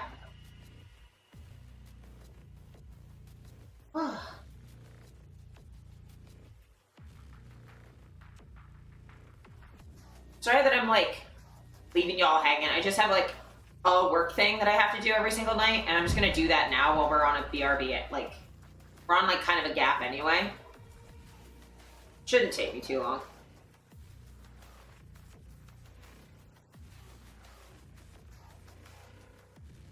Hope you all are doing well. They're hydrated, eating dinner, taking your meds. Don't forget to take your meds.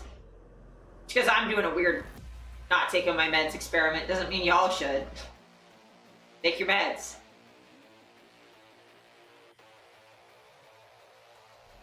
And technically, I'm only not taking one of them, so.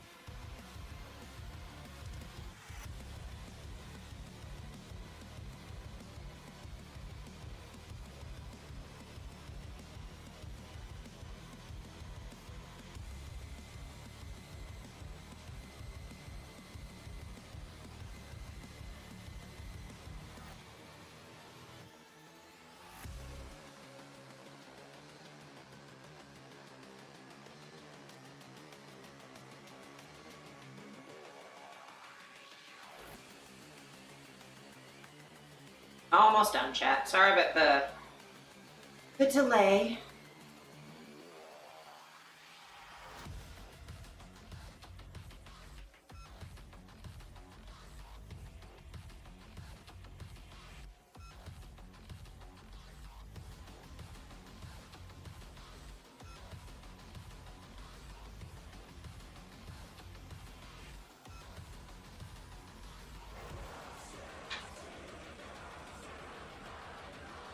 Also, my keyboard's dying, which is not fucking helping me any. This is part of the reason I want to get a desktop, because I'm tired of laptops dying. Because I use them, like, I use so many keyboard shortcuts that, like, everything fucking dies.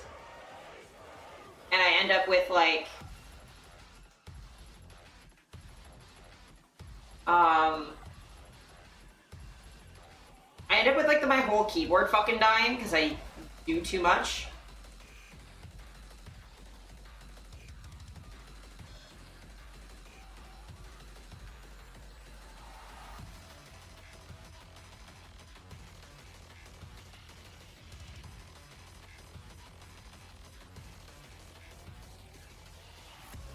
Any hooters.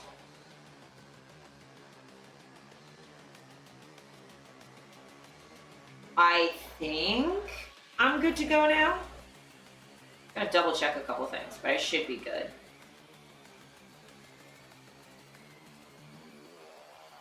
At least for a bit. Okay. Oh, my computer be struggling.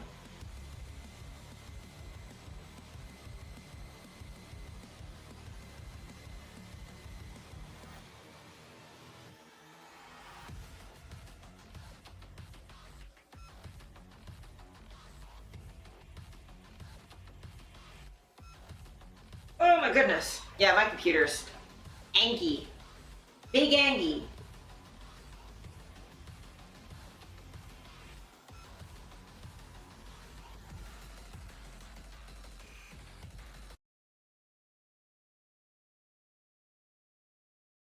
Okay, hopefully that works. Yeah, okay, that worked. Sorry, a bunch of shit on my computer is just not working anymore. Okay. Okay, we're back to game. Back to game. But yes. Mans is pretty sure we're gonna make it the fuck out of here, and I think he might be right. We deserve to get the fuck out of here. Because it's actually not our fault. Also, I cleared up my pizza box while I was gone. Okay. Okay. So the ghost went this way.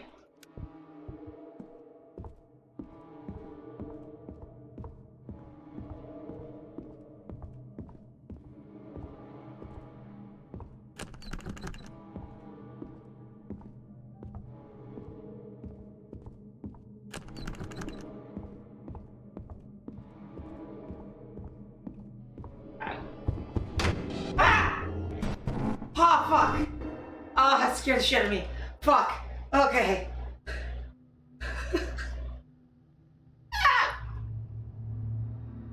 Oh, Jesus Christ. That's how you can tell that, like, I was out of it. Actually fucking startled me. Jesus Christ.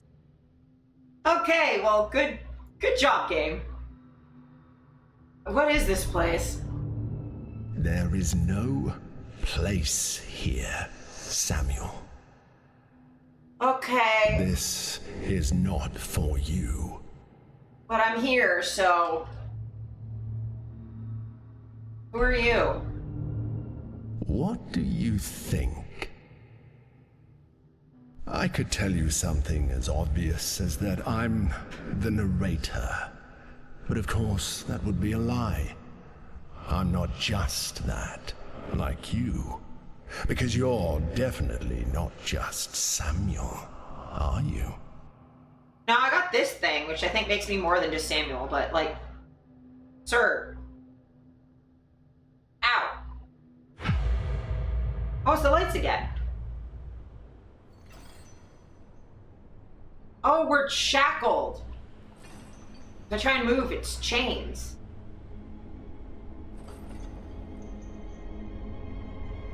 That's why there's chains everywhere. Okay. You're not just the narrator. Fucking God, that got me. I, like, never get jump scared. That was impressive. So you know I've been... Like, I don't get jump scared because I anticipate them. So I just got out of the flow of it, so then I got scared. Jesus Christ. Never been jump scared by a sticky note before. Well, not jump scared. I've been scared, but not jump scared by a sticky note. Anyone who's worked an office job has been scared of a sticky note before.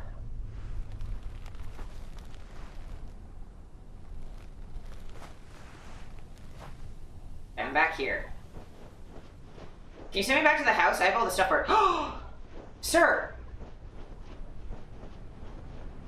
Let me touch my man. It's absurd to keep trying.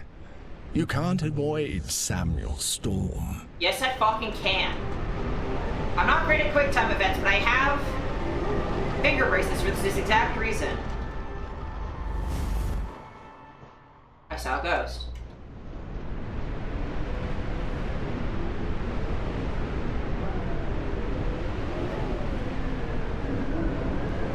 Okay, fine. Fine, narrator. You win. Take me back. I have the stuff for the puzzle. Let me go back.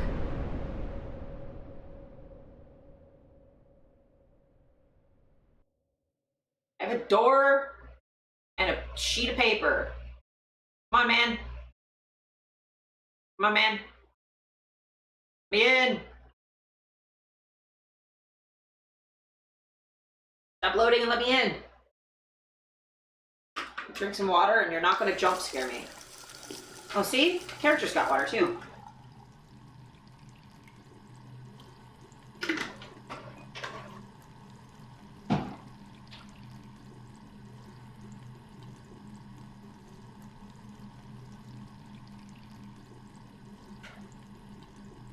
Oh, it's full of blood. Oh, we're here. I wonder what you expected to happen after jumping into the void. Did you expect it to be the end? Did you want it to be the end? I honestly admire your insistence on coming back. I thought you would regret it after spending some time in this labyrinth, so to speak. Oh no, this is fun for me. No, I didn't expect nor want the void to be the end. That's fine.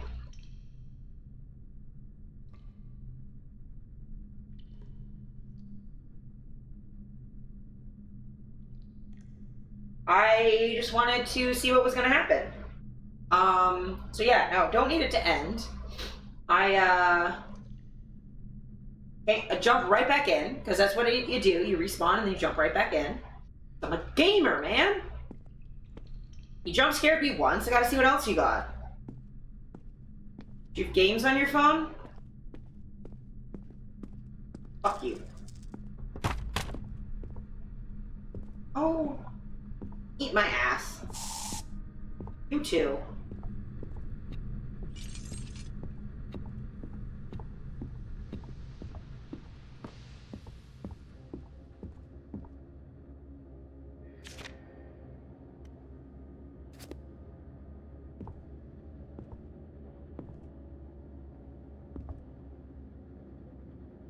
You must read this.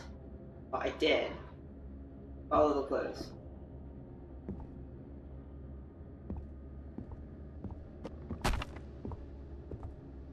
I don't know, man. Everything's falling off the fucking walls.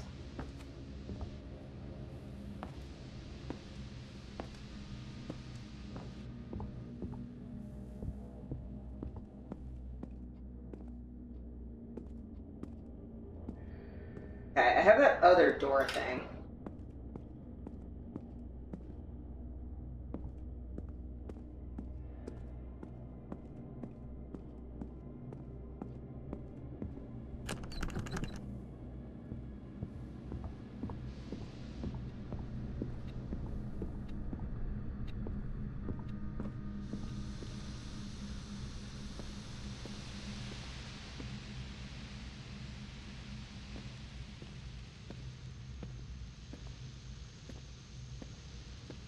It wouldn't be me if I didn't poke the fucking chains every chance I got. Yeah. Wouldn't be Azura playing video games if I didn't play with chains. Jesus Christ.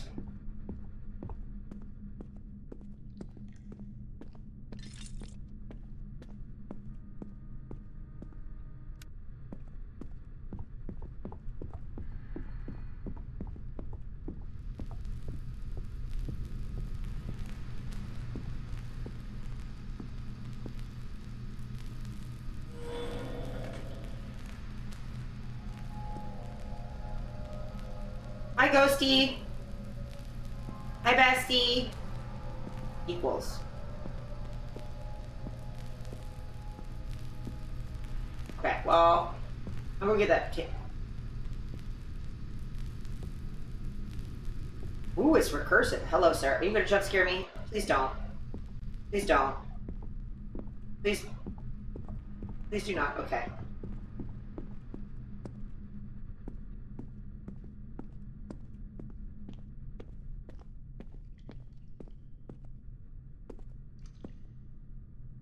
You found a basket. Home videotape. Why didn't I scream? What?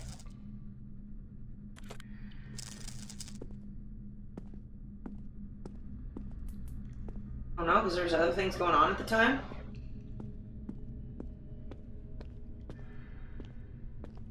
Back to it. Okay. Jesus! God damn it.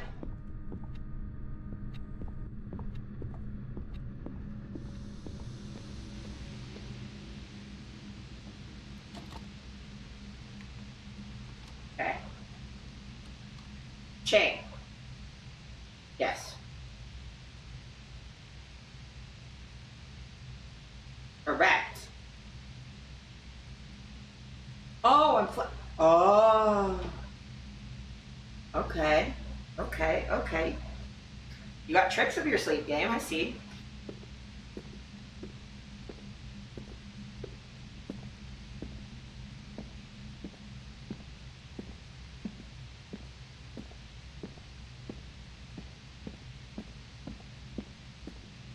How do I get the code?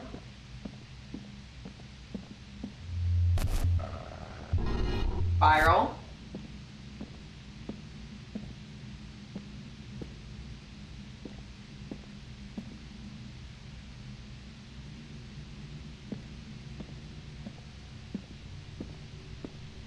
There's a cage. There's posts.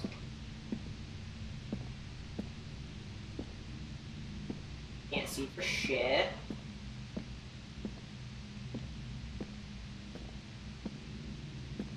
Viral.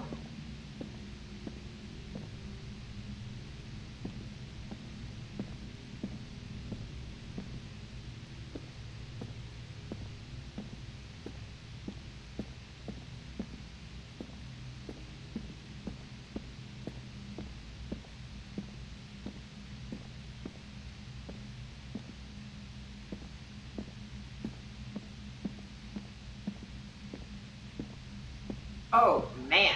Viral man. Okay, I see what's happening now. Or I guess lizard. Viral lizard.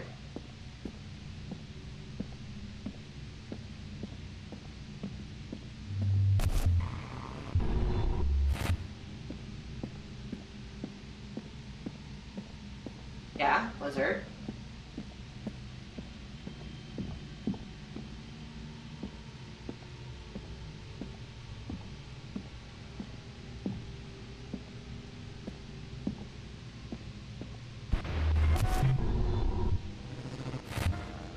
Triforce, okay.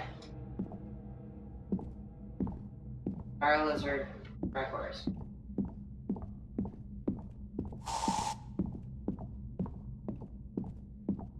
This is fun as fuck, man. Upsetting, but it's fun. My favorite way to have fun is to be disturbed slightly. Ah!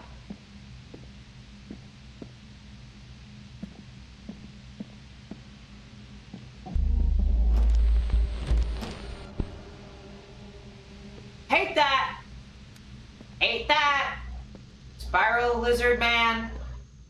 Spiral Lizard Triforce. Hate it. Hate it. Hate it. Hate it. Hate it. Hate it. Hate it. Hate all of that. Ah! Why are you in my ear? Spiral Lizard Triforce. Spiral Lizard Triforce. Oh, I need that for the other thing. Okay. Spiral Lizard Triforce. Spiral Lizard Triforce. Fuck am I? House is so confusing. Ah! No, I'm good. My heart is bleeding, apparently, and there's a spooter. Something is wrong with my heart. My dad's hurt? I don't know who that is. Hate that. What was your Triforce?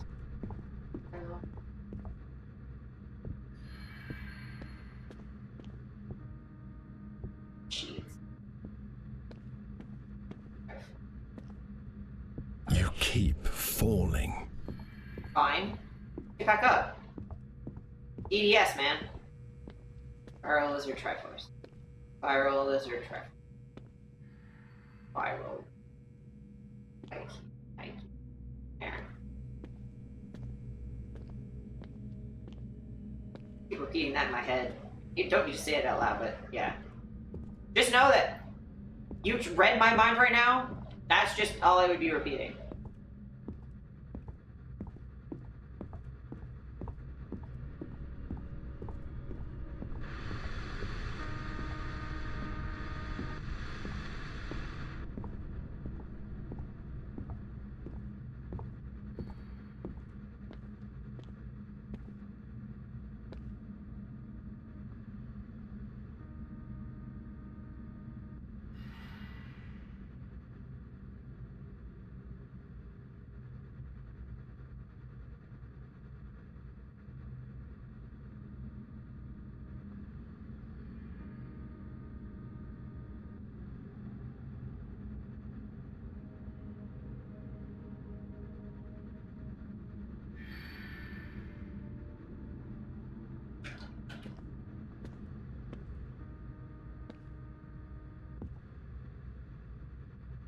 Oh.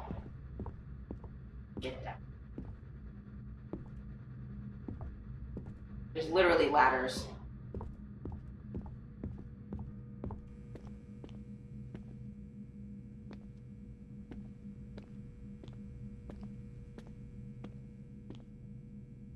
Give.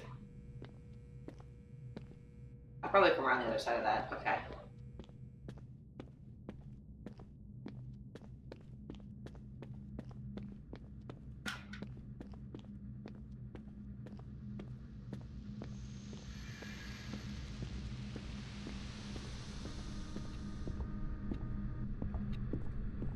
I know what I gotta do. Get me that time, bitch.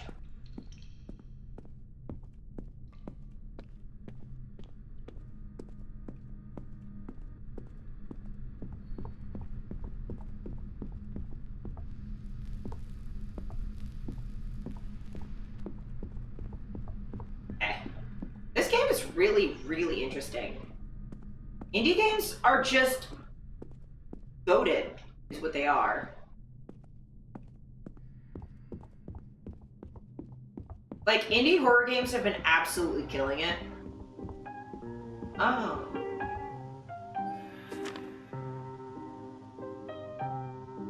Oh.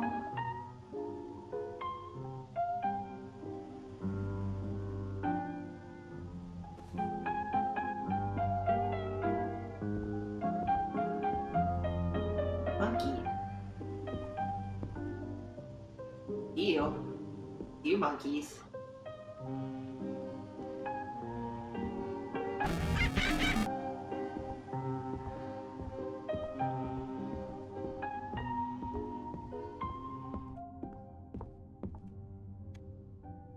Number one.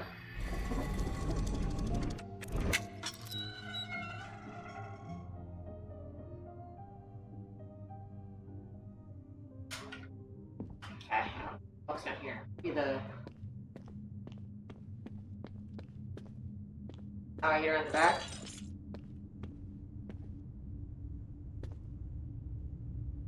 Sorry.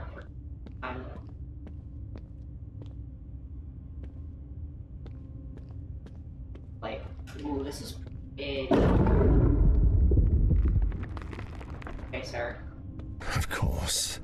What is a labyrinth without its minotaur?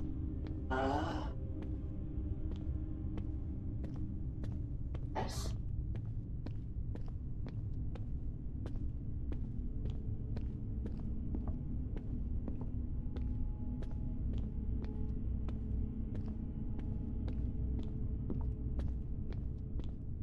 Got any minotaur? The crawl space again? I don't remember how to get to these, but... Yes. Give me, give. Valve, okay.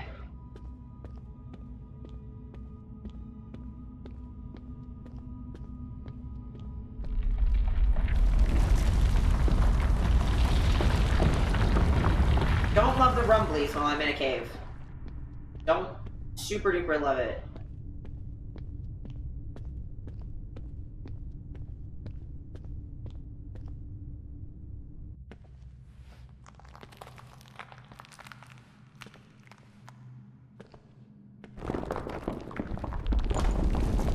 Coin! Coin. Give me the coin. Give me the coin.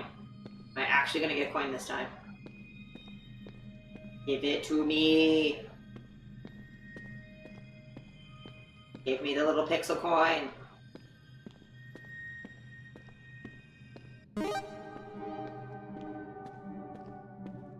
Oh, the echoes. Ah! No. Don't like that. I'm not arachnophobic, but I didn't really like that. Every time you get distracted, the world gets a little stranger, doesn't it? A little bit. It's kind of the nature of dreams. Plot not super consistent.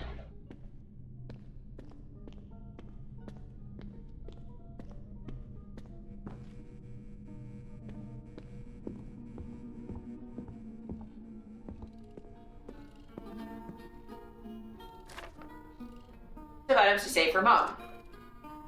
Various figurines 5, vases 4, pots 22, chairs 1 and 1, pictures 2, candles 3, special items.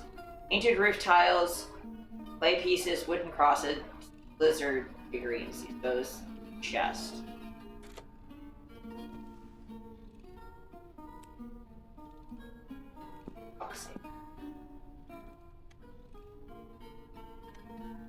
Entrance store.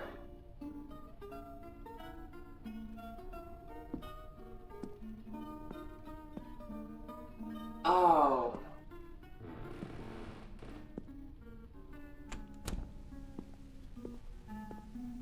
Right, well.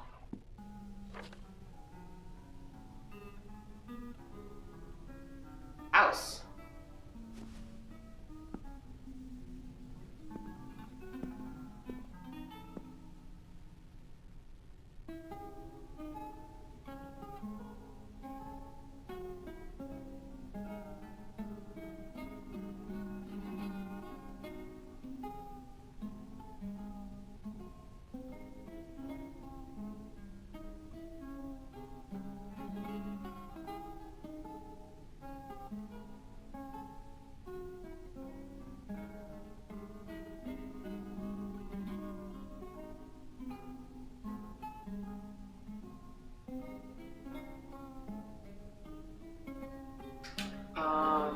Okay, so sketchbook.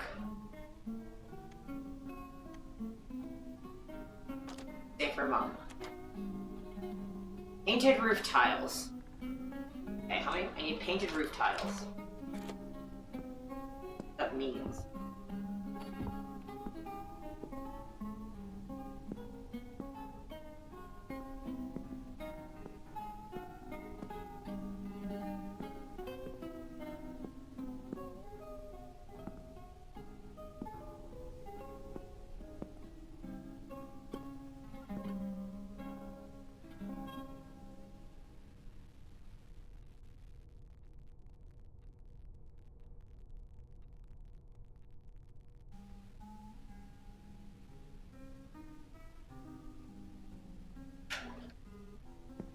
roof tile. Oh, I'm gonna assume it's these. So 1.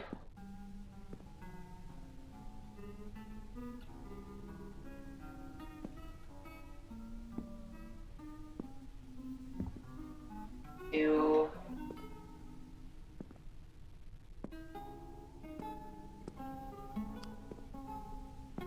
3.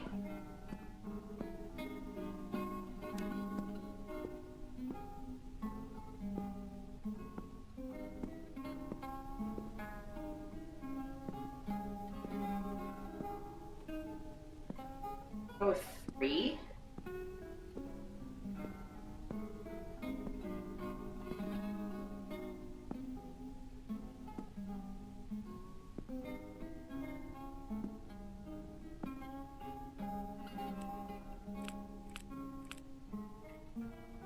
Okay, does it save them for me?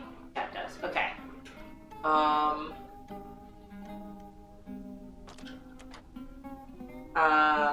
Clay pieces? I don't know what that means.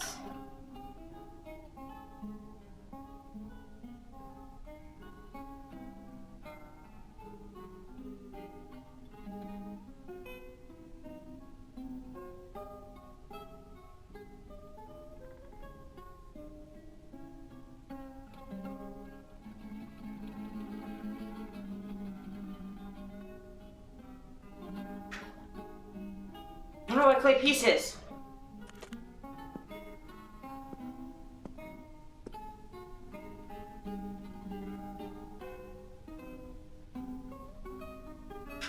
Clay piece of what?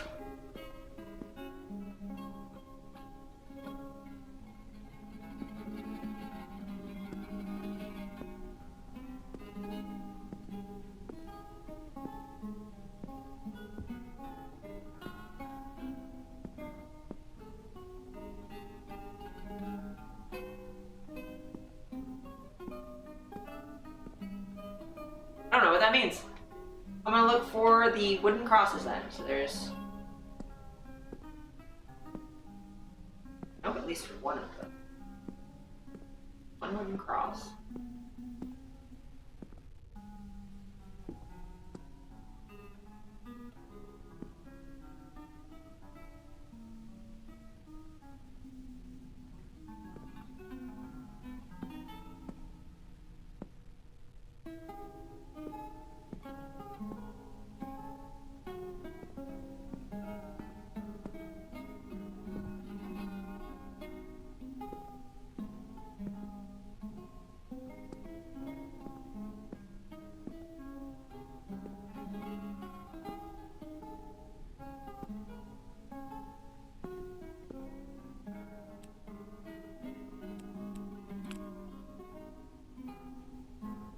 Okay.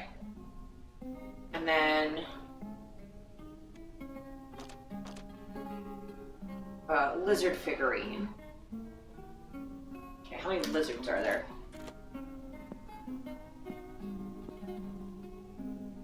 One.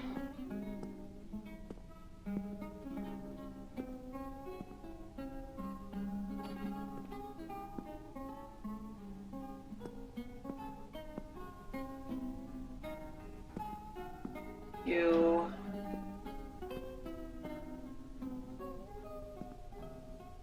3. 4.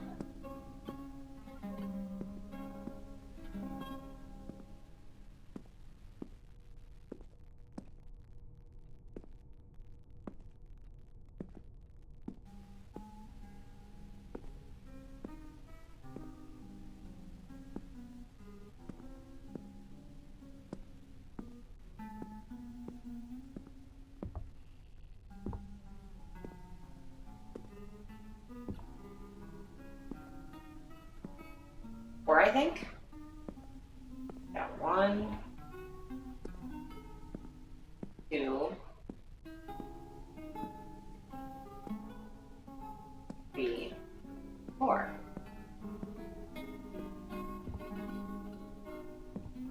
Oh, 5. There's my 5th one.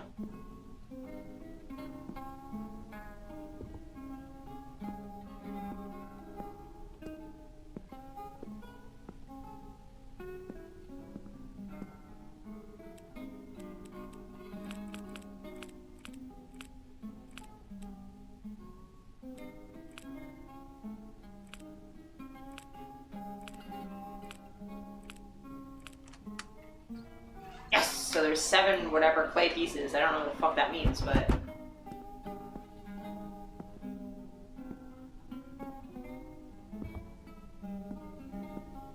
Yes? Yes?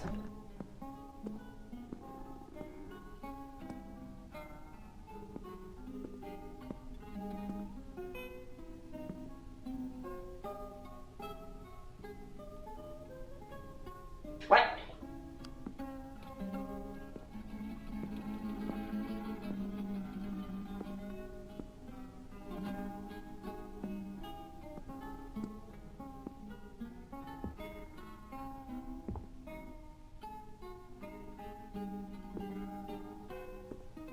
Oh, that front door.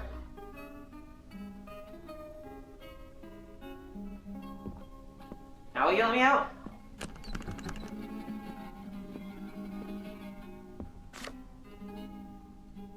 Eva's shattered photograph. Okay. Fucking Christ. Picture frame for me to put that in? Oh, the ghost's gone now.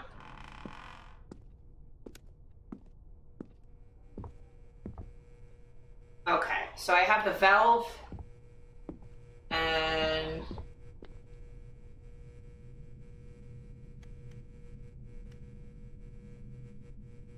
yeah, I have the valve too, and I have that code for the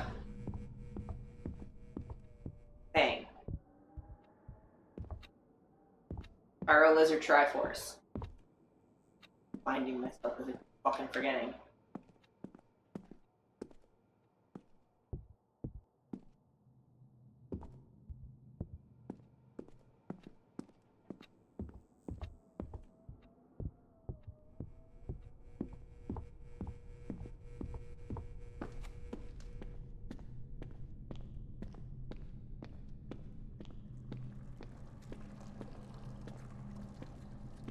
Oh, that's where the valve goes.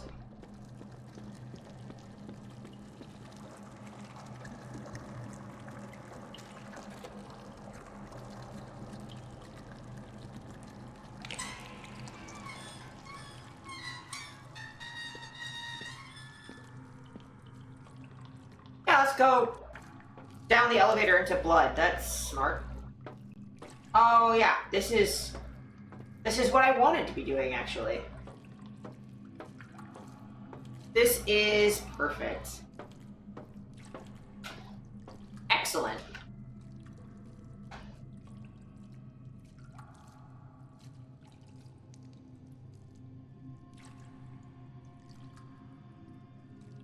Okay. Down we go.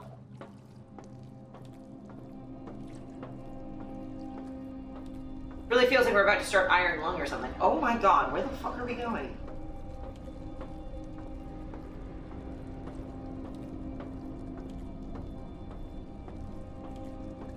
The walls pulse. Oh, we're in a heart. Oh, no, no. Yeah, so our footsteps are like heartbeat.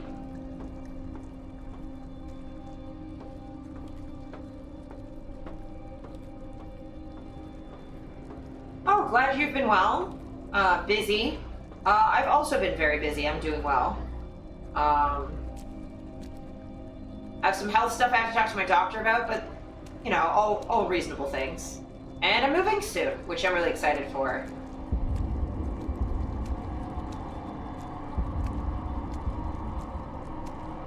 Is this the cancer? Joel's dull heart. Who's Joel? Is that her dad?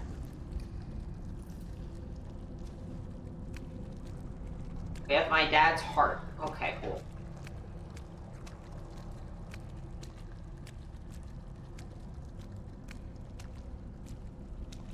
Yucky. Yeah. Gonna be moving October 1st to a bigger, better place with some friends. Gonna be a good time. Oh, skittering is not necessary.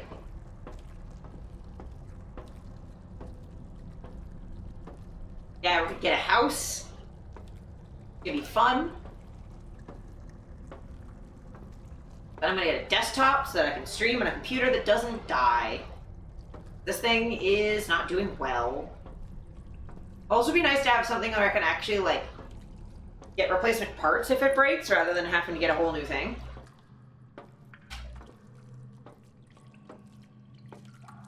Don't you jump scare me, you bitch. Okay, so I have a heart now for some fucking reason. Oh! The offerings. I remember now. There's a thing where I have to go to put offerings in the thing. Place.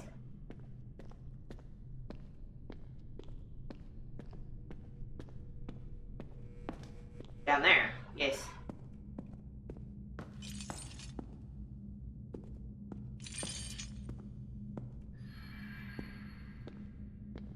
I think this is the one. House of Lost Dreams? Yes.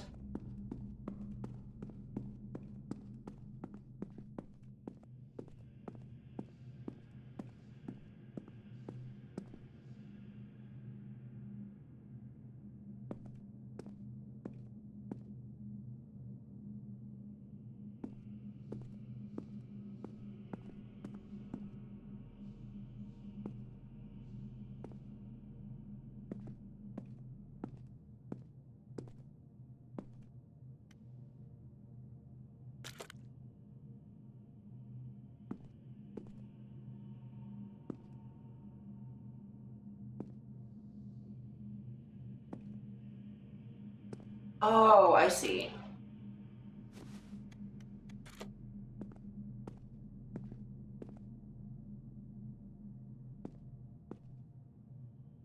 Dawn.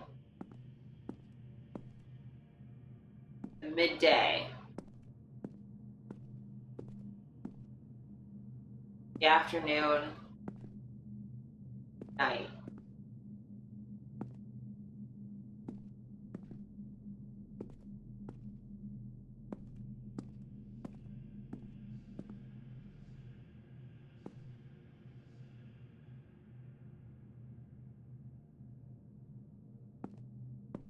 Um...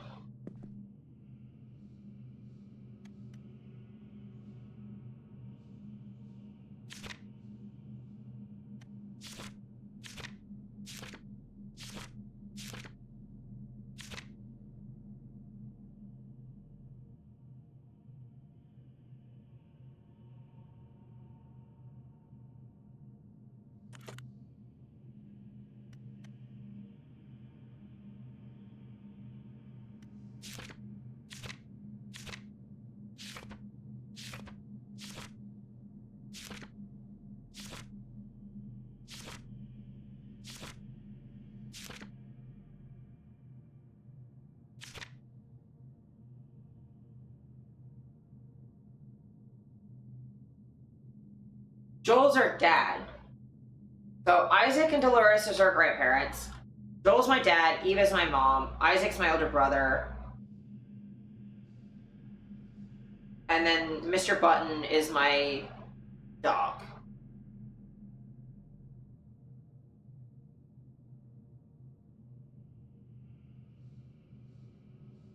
I imagine it's by age?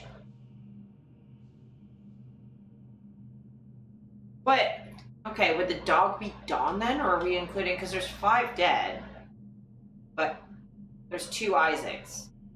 Maybe it's grandmother, dad?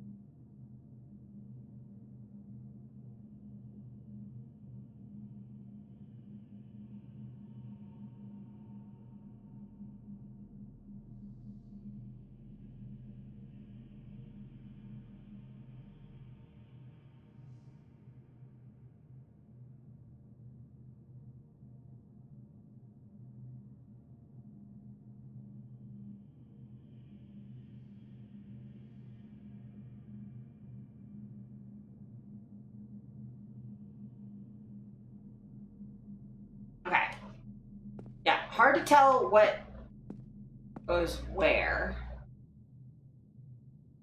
Mom, dad, brother, some random other dude.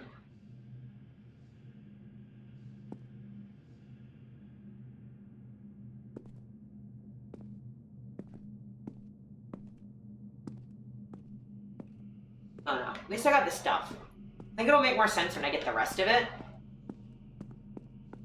I have a heart. My dad. Photographs from my mom.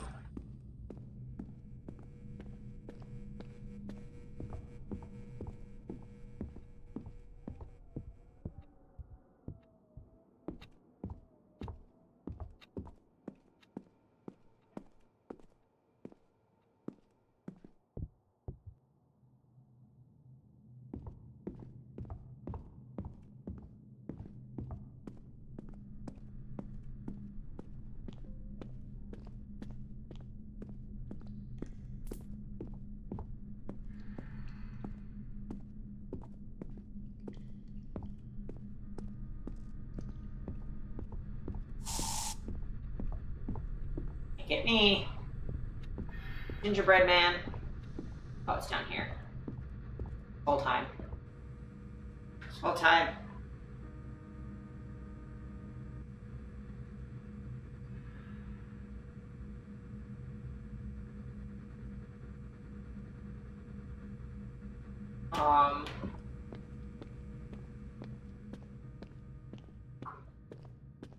There we go. Here we are. Okay.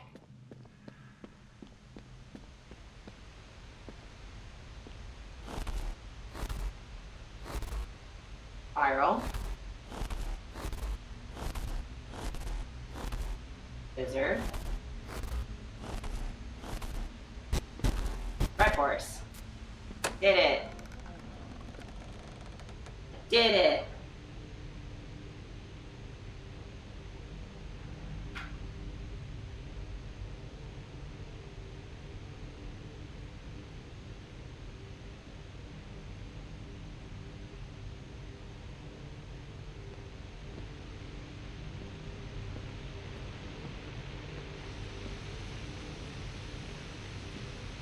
Ooh.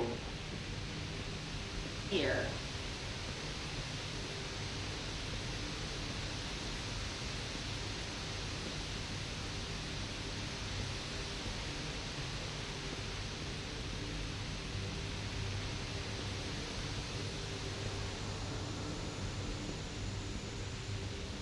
Oh, we walked through this in the TV.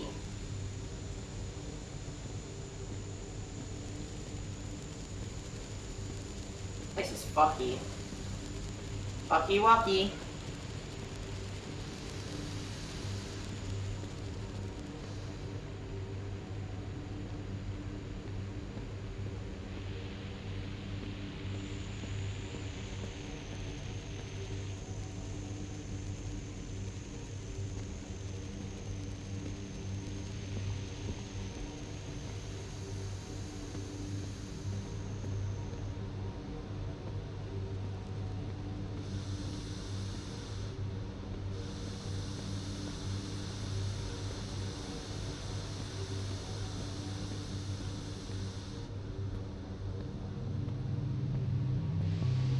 Gift.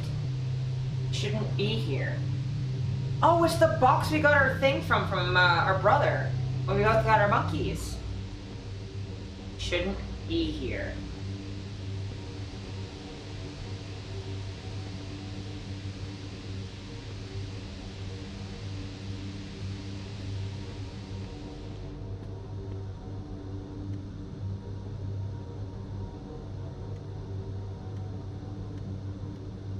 Oh, it's not even in our inventory.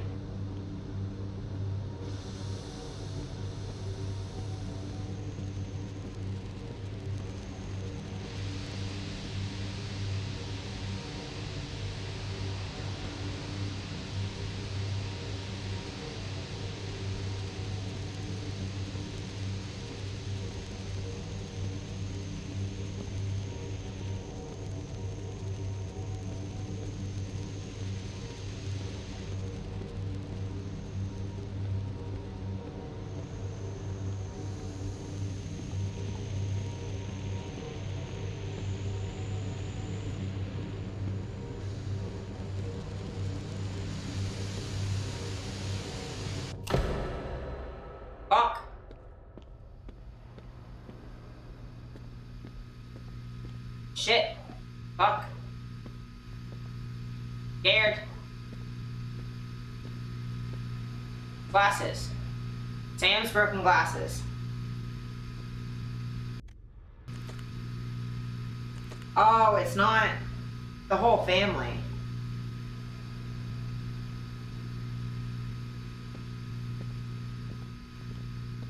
Oh, I'm afeared. Okay, well.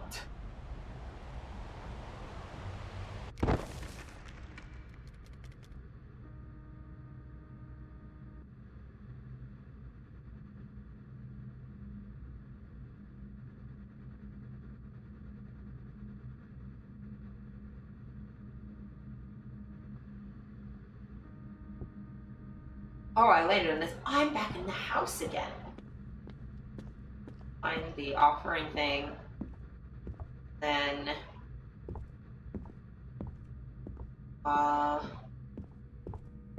has to be one more puzzle.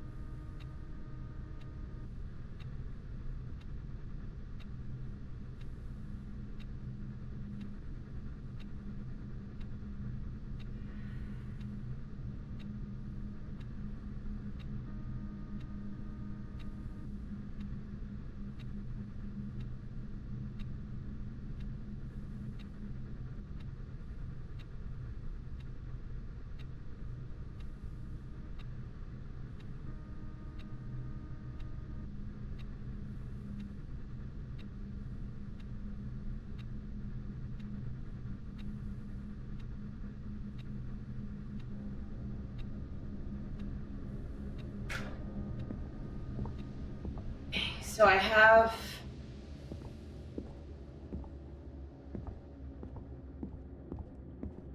Someone's been here before you.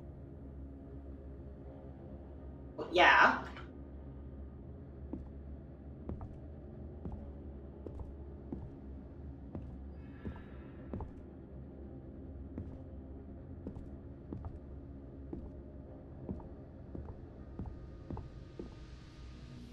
Okay. I think there's anything else I...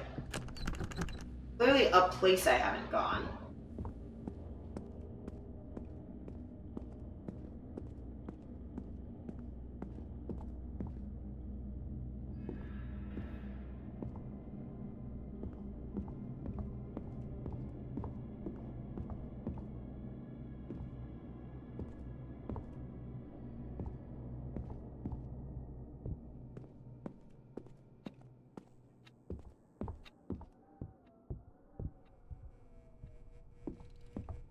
place is so fucking confusing.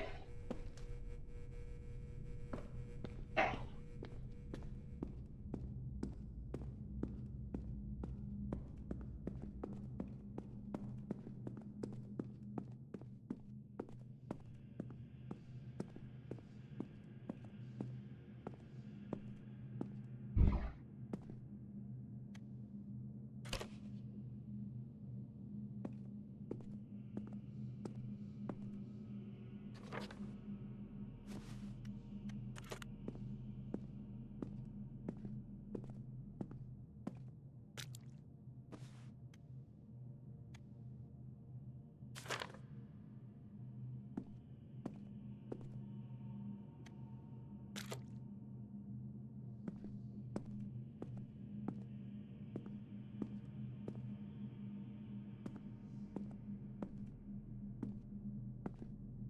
Okay.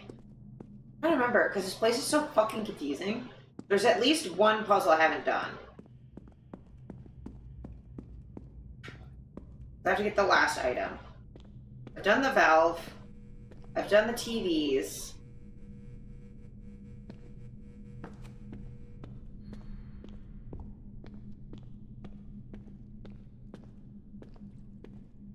Right down there.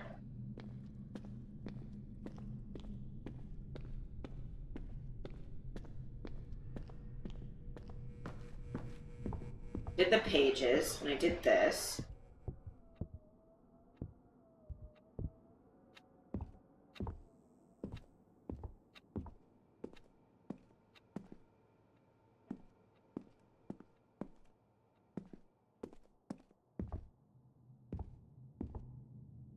Yeah, TVs gave me the glasses.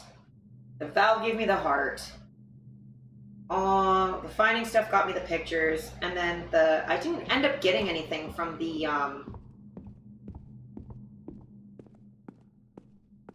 this stuff. I think this fell, but I don't think it did anything else.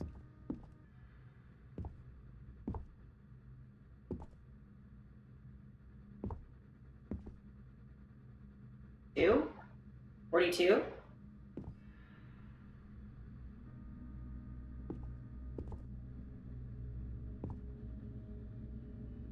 $42.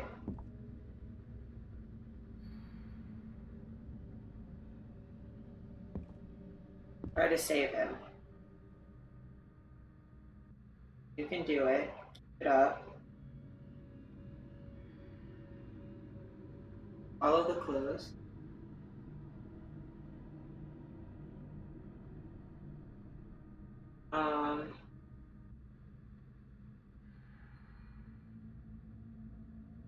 Must read this. Try to save him. Save who?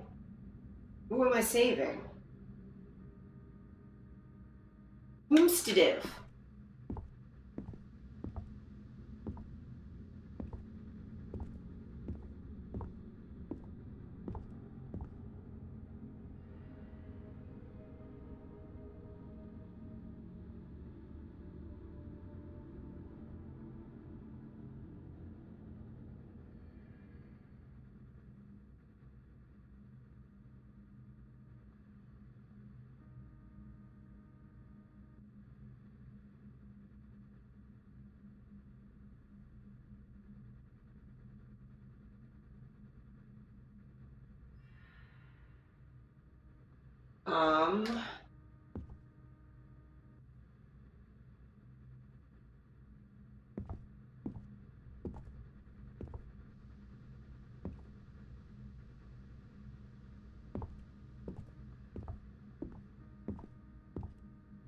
Yeah, there was something in there. I don't remember what it was, though. Or it might have just been another page.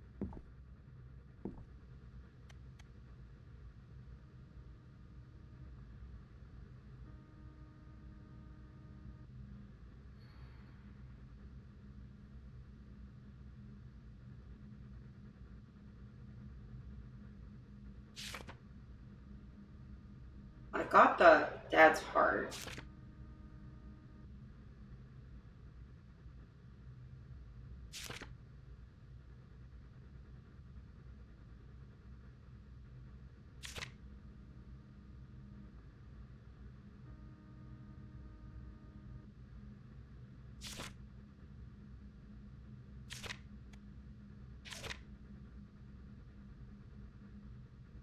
mom's the house. Basketball, art, and dad's the heart. Okay.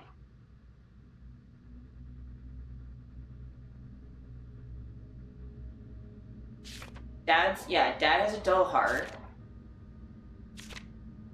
Then Sam's the artist with the broken glasses.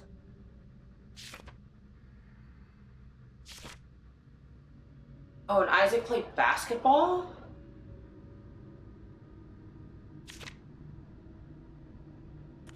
Okay, so I gotta find this his room, I guess?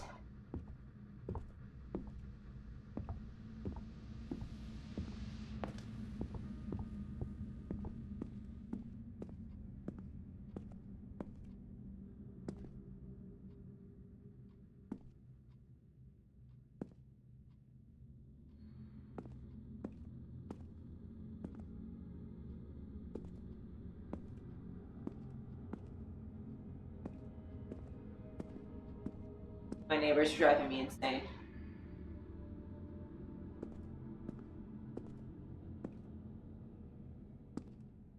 Keep slamming the door and I'm very annoyed.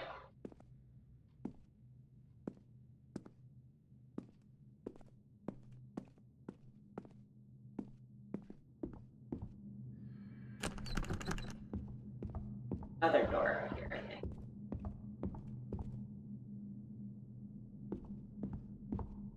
The hallway of many, many doors. Okay, so there's that one. That one. Another one back here.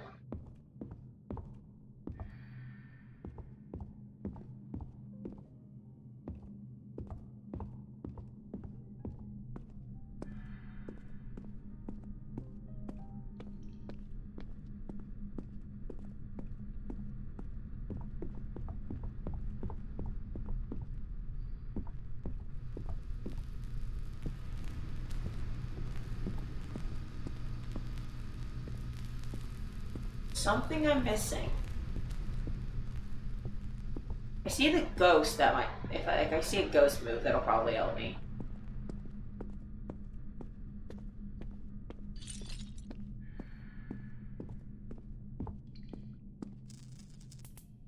It's funny, you haven't seen your reflection for a long time.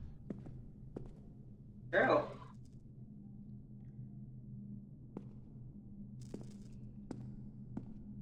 Oh, because I drained the blood. Or his own heart.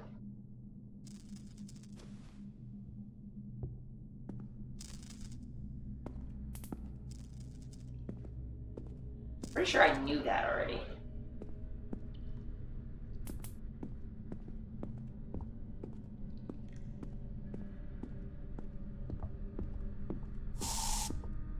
God damn it.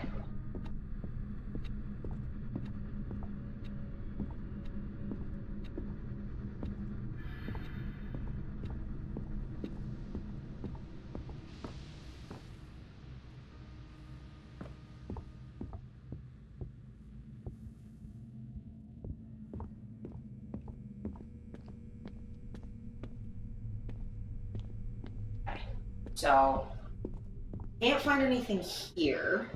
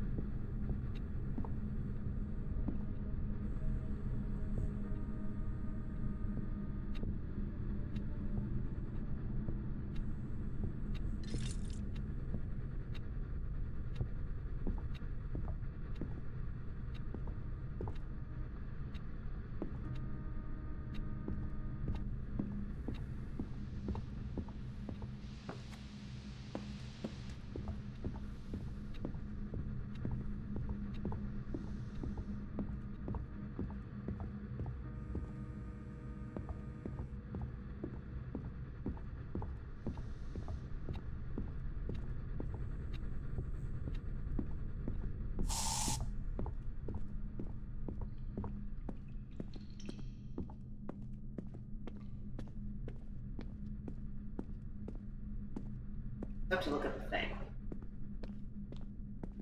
Two paths here. I can either go through the door or go down. So down.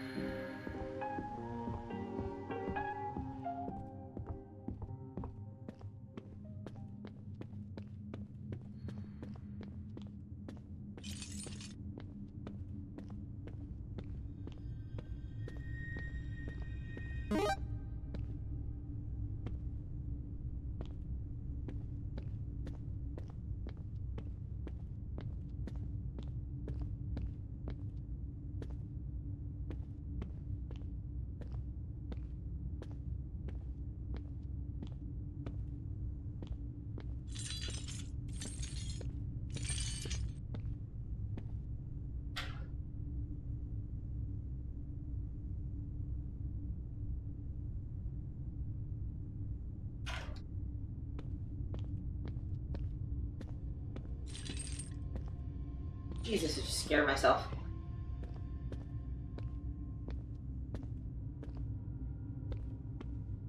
The dead end then.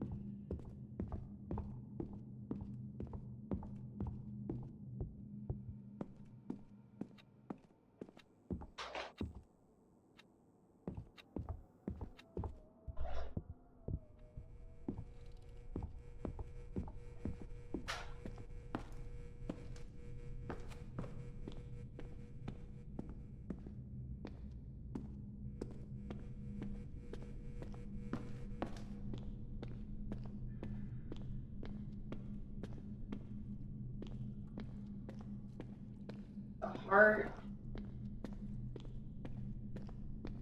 So I'm kind of running out of places to go, unfortunately.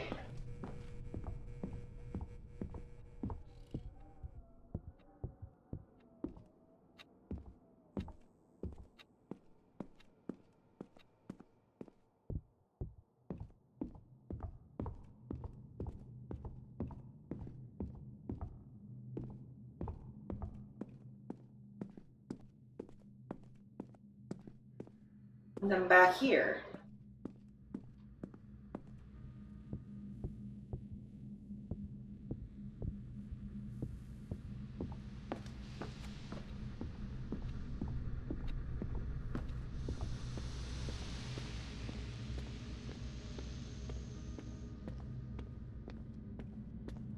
I've missed something somewhere, of course.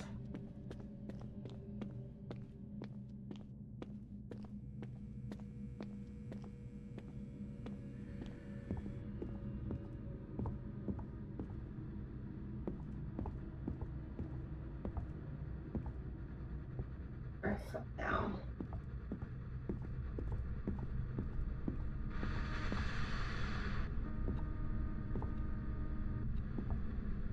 Okay, so not up here.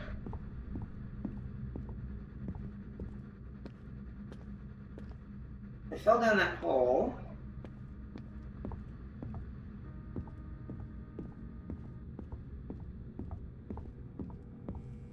So damn confused.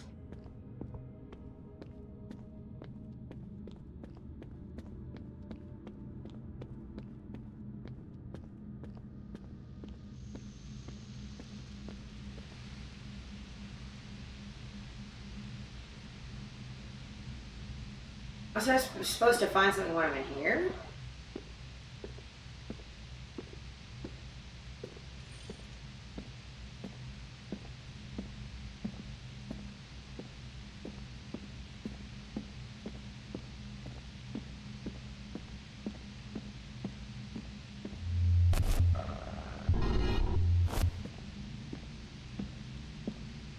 I was pretty sure this is just giving me the code.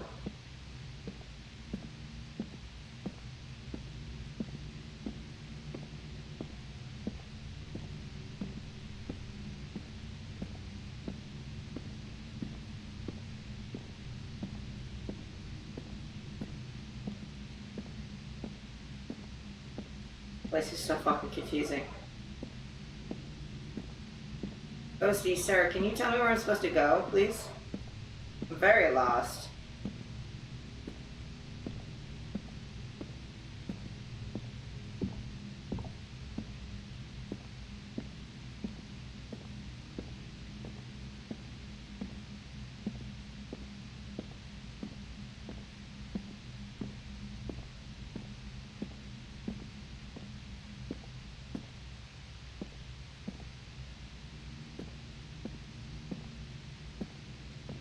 Yeah, I don't think this shows me anything.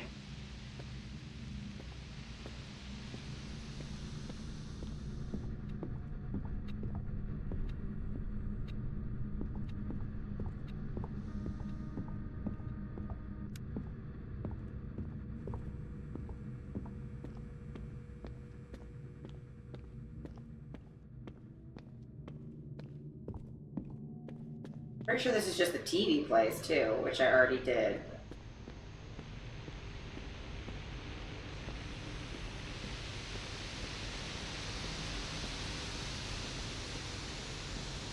Yeah, because the TVs are all off. I'm just gonna get lost in here.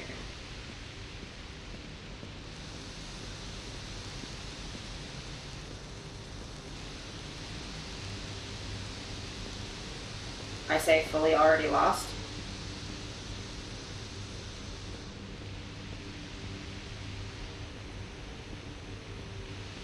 Oh, damn it.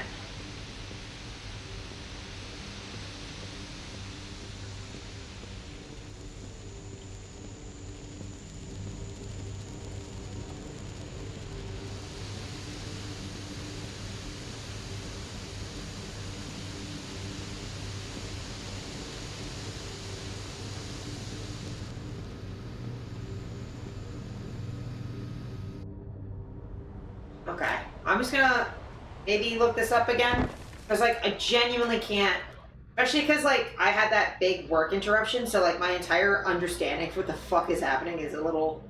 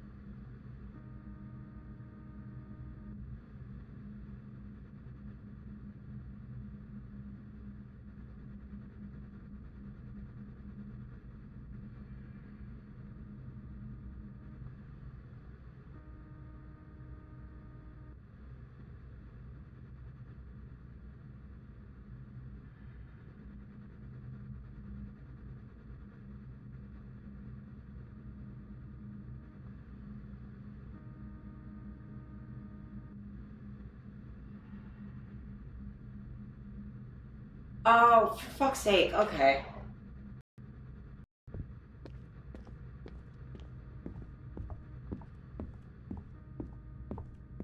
Obtuse puzzles strike again. The thing is, I'm pretty decent at puzzles once I know what I'm supposed to be doing. I'm very, very, very bad at games that, like, have bad conveyance about, like, what I'm supposed to be doing. So... now I know what I'm supposed to be doing.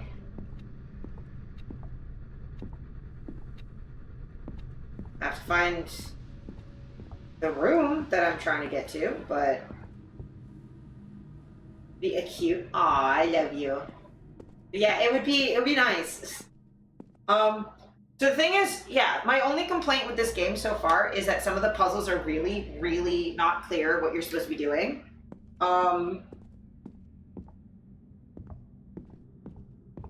That phone puzzle, was a little bit my bad, but also, like, there being two numbers associated with one of the things was kind of unclear. And I have no idea how I was supposed to get the number for the reflection.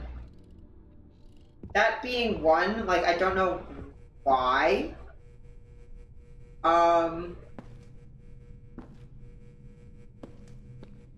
There's no real explanation for that. At all. I'm not sure how I was supposed to figure that one out.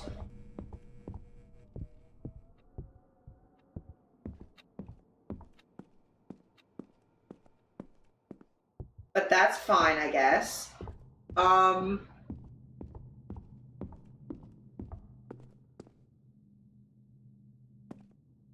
then,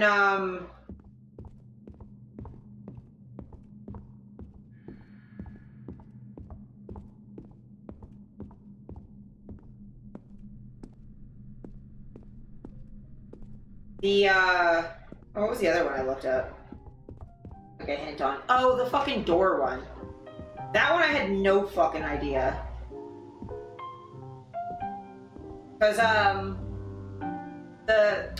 sometimes the sketch sheets are clues and sometimes they're just kind of happening. This one, I found the monkeys and they moved. I have to go find the monkeys again, like over and over and over again. That's what I gotta do.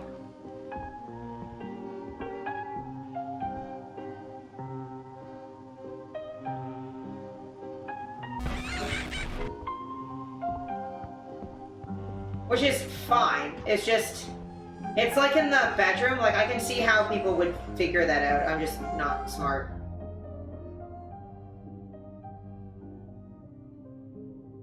And like for the monkeys thing, like,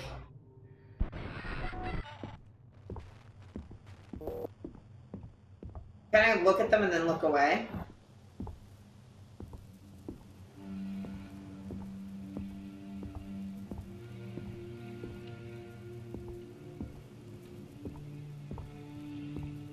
I will say, I'm also, when I'm looking at these things, I don't look up how to beat the puzzle. I've just been looking, like, what am I supposed to do next? So, like, for the... I did look up the answer for the phone one, just because I couldn't fucking figure out the numbers. I clearly knew what I... Like, I got all the hints. I just couldn't figure out what the fuck the numbers were.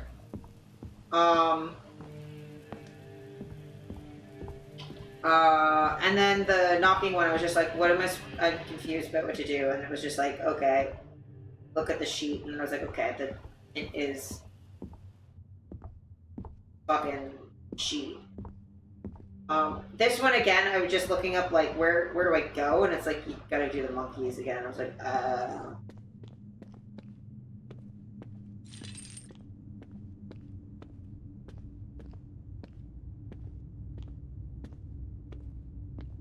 And you know I didn't look at the actual answer because I'm here and I still don't know what the fuck I'm doing.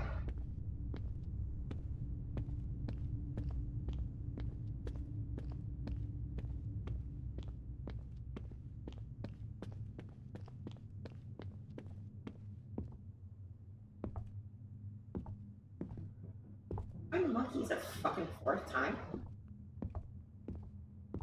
Oh, dude. Found you fuckers. Get found.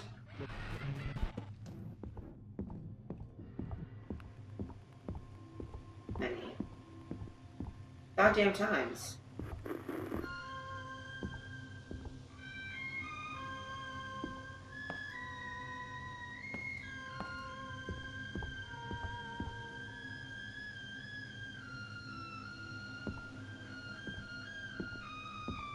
I have to fuckers.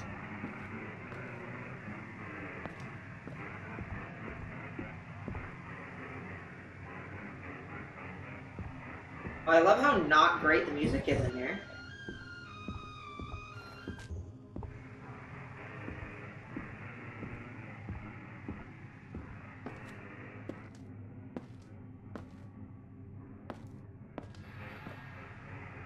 Yeah, I love the story of the game. It's really, really well made. I really do like this game, but holy shit, some of these puzzles are confusing.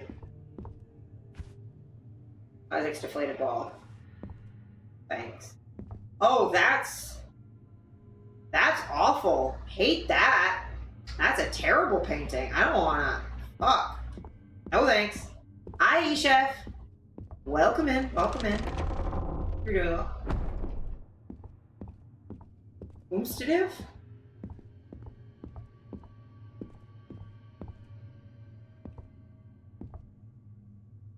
Man, our character is going through it, man.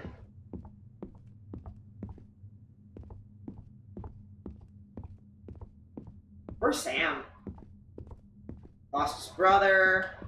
Lost his grandparents. That's pretty standard. Dad. There's also, like, the fact that there's nothing about his dad in any of this, like, you just never see him. It's just such a damning indictment of his dad. That, like, I know nothing about his dad. I know his grandmother was, like, worried about some family curse. I know his brother died of cancer. I know his mom liked to, like, keep mementos of the family and tried to teach the family Spanish.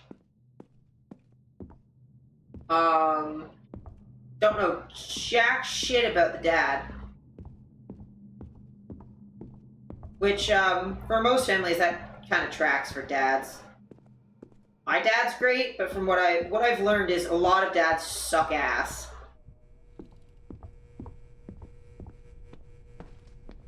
Oh, the candles are there.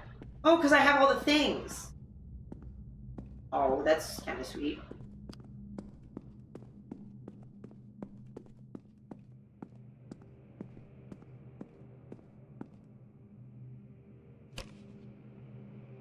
Glasses. Isaac's deflated ball. And mom and dad. Dreams are a curious thing. They give some people the strength to carry on, but when they break, that strength doesn't disappear. It merely changes hands.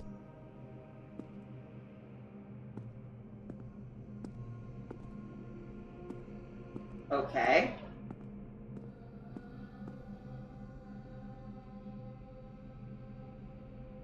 Dad, me. Maybe?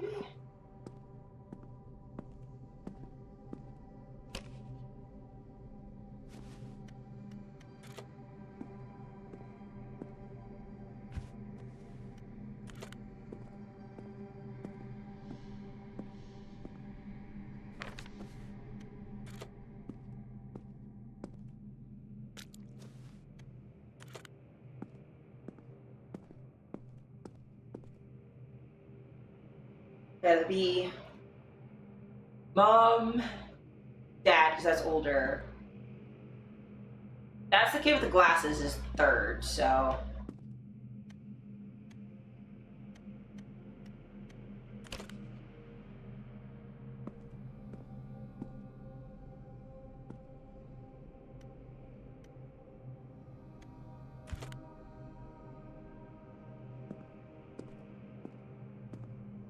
Dad and mom.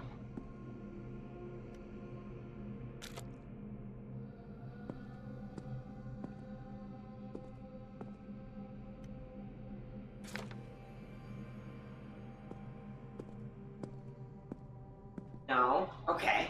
Maybe.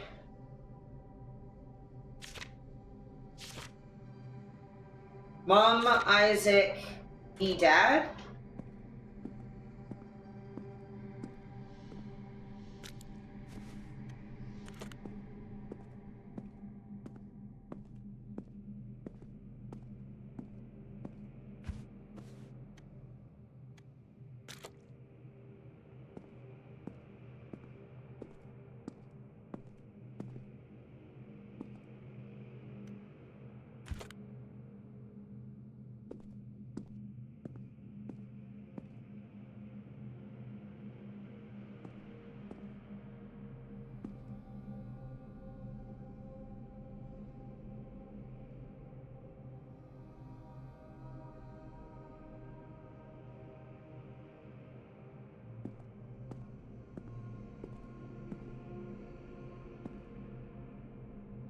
No, I can't really figure out what's going on. This is moon and some fish.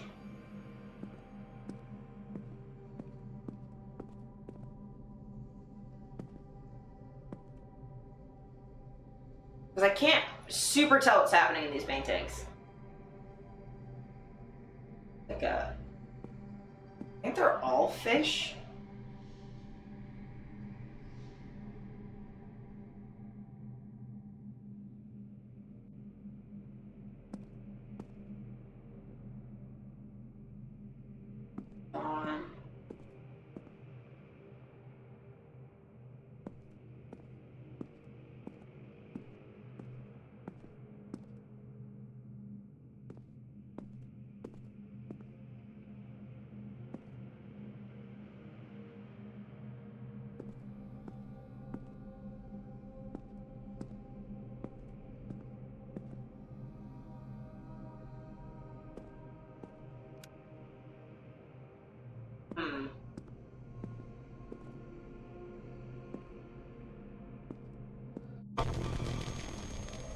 Oh. I guess I figured it out. Come here, you. Come here, you. Give me. Give me.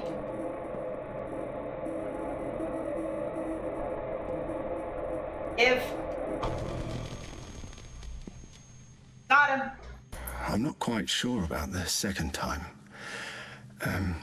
But I'd say it was around the time we needed money, and I had to abandon my studies to help out.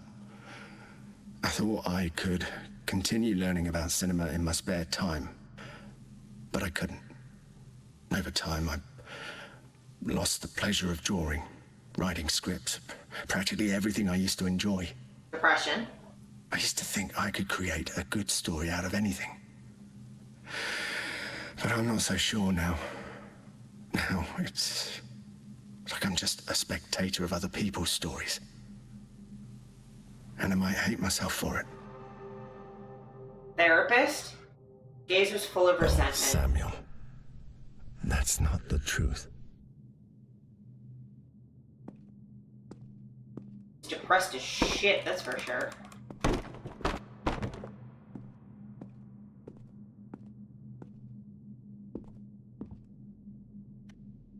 Wanna go down? Yep.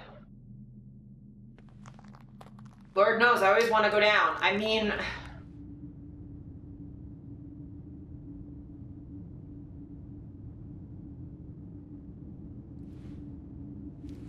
Good painting. Just crawl quickly.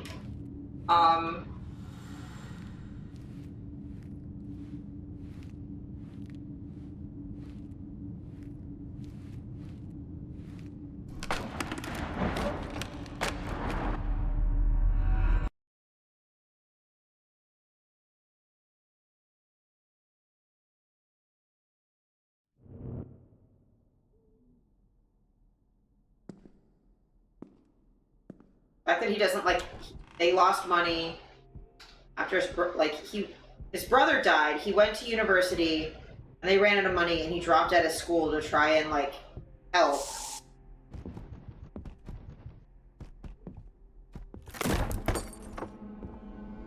And then was just depressed and lost joy.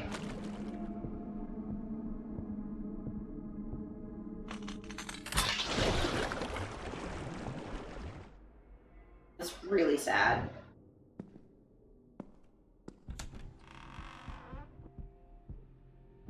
Don't.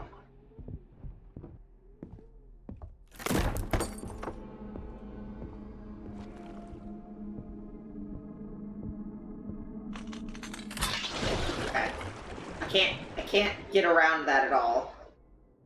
Can't go that way.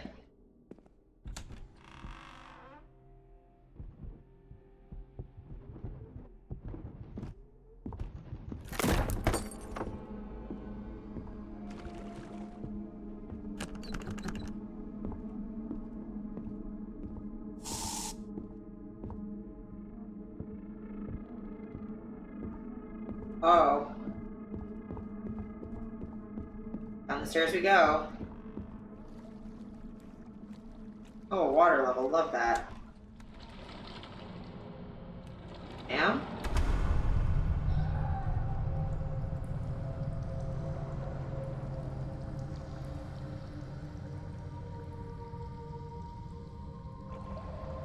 Remember? No, I don't.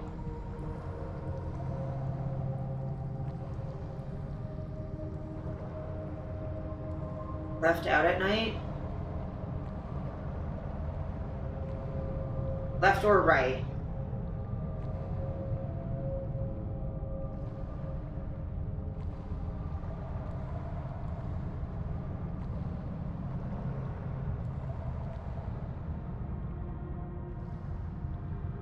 Still hurts.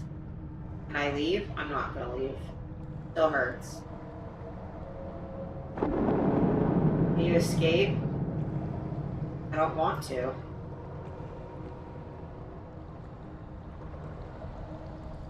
No.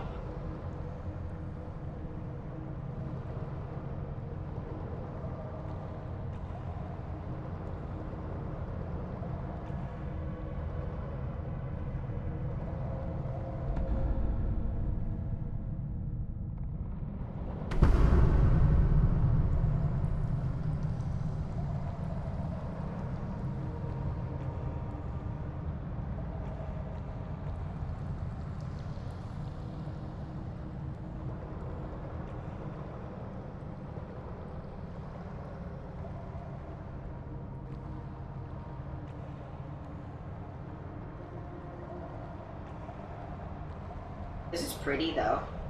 I love the sound in this game is so good. Hello? Sam? Is this real?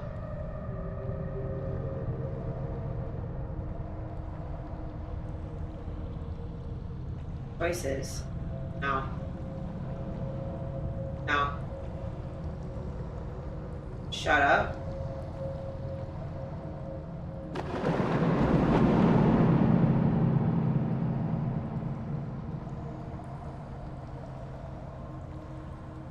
House for sale. Please. I want to leave. It's not fair. Dad? This you? I lost? What is this house? Home?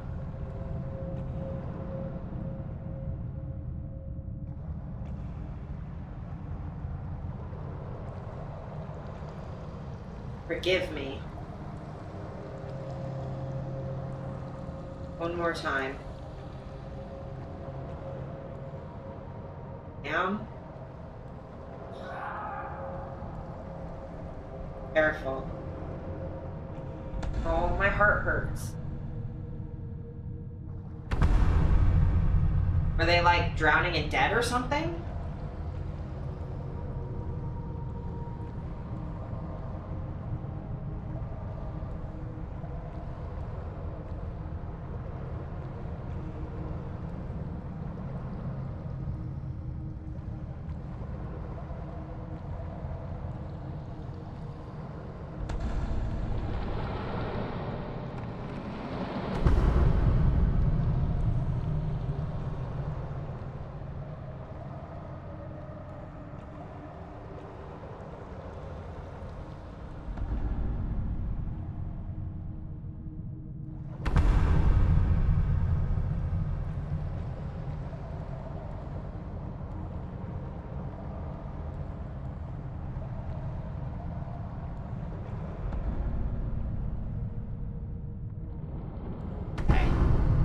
So the first one is a left.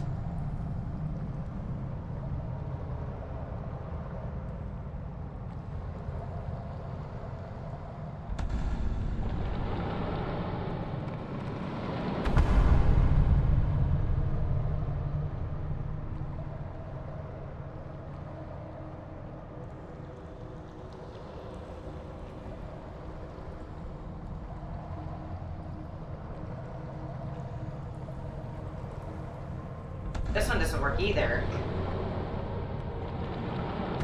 Oh no, it does.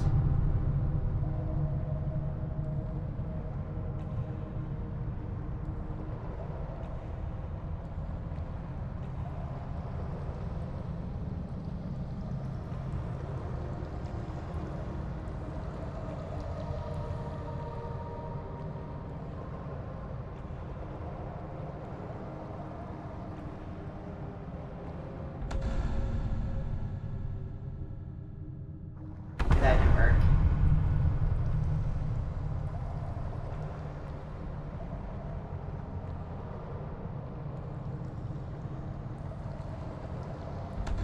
Okay, so it's the first one's the left. Then it's the second door. And it's not the last one on the right.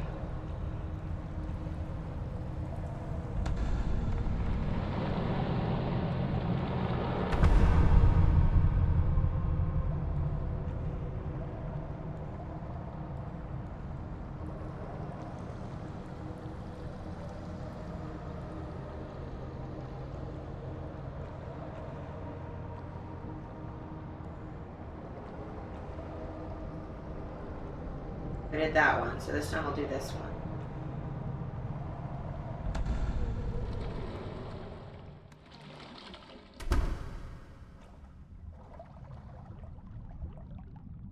Do you believe in ghosts? No, I don't.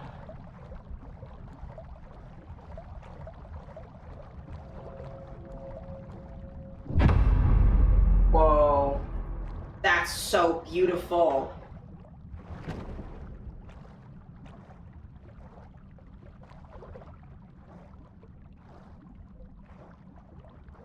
That's a gorgeous image.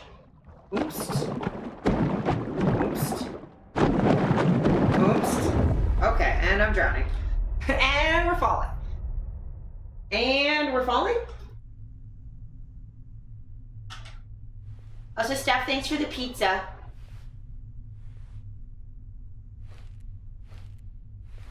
Welcome back. Oh, shut up.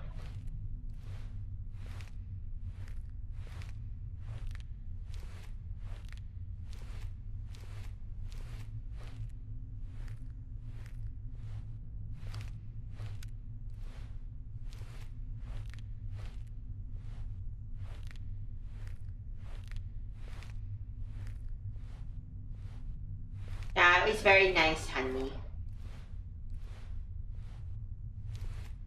There were just boxes of pizza everywhere, and I was like, I want pizza.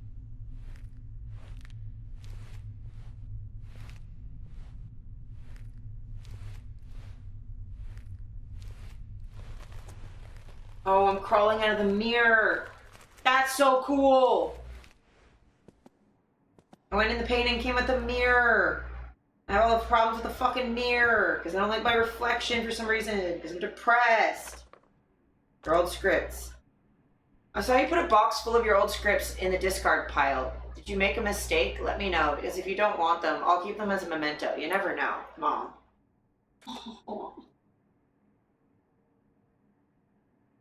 That's so sweet. Our mom is lovely. We definitely broke her heart by being the way that we're being. Ah! That's scary. That didn't get me like the fucking other time. Jesus. Steph, you missed it?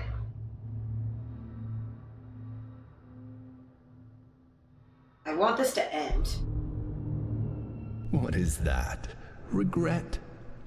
What if there is no end, and this is everything? Would that change anything about how you feel?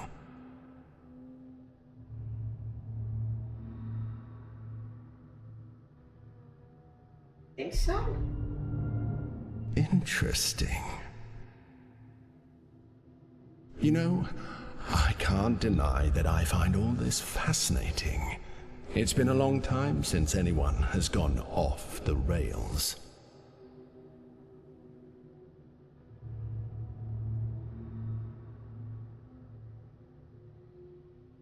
You ghost? A ghost? Yes. I've been called that before. Ghost. Monster. God. I've had a lot of names. Some you wouldn't even be able to understand. I'm sure I wouldn't. I don't know many languages.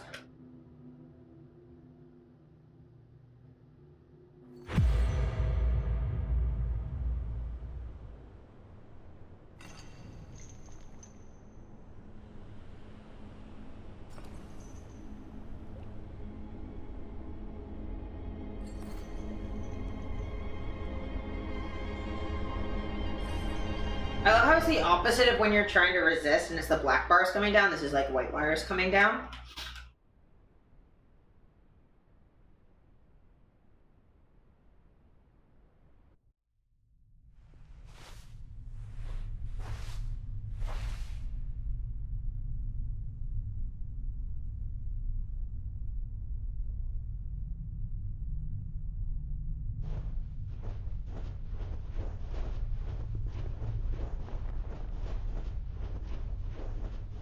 Thousand One: A Space Odyssey. Hey, come back. Come back, Ghosty. Friend? And once again, sand. Got two now.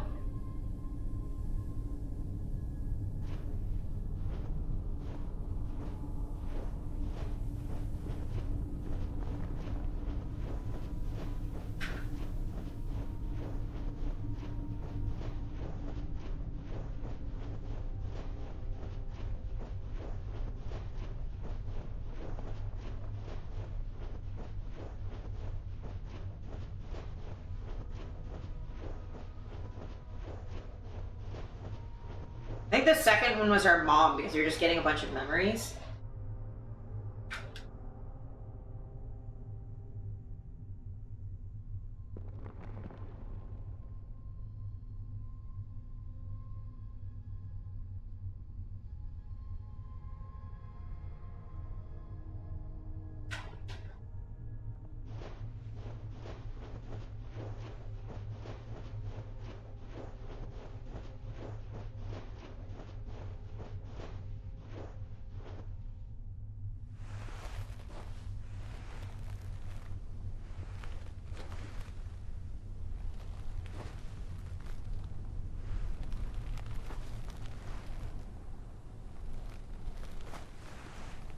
And we're back here.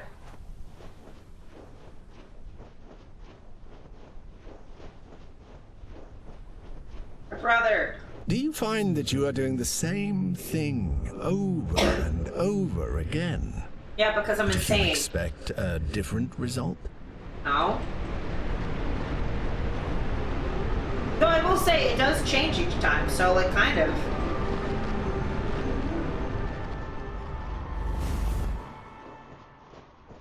I saw a ghost.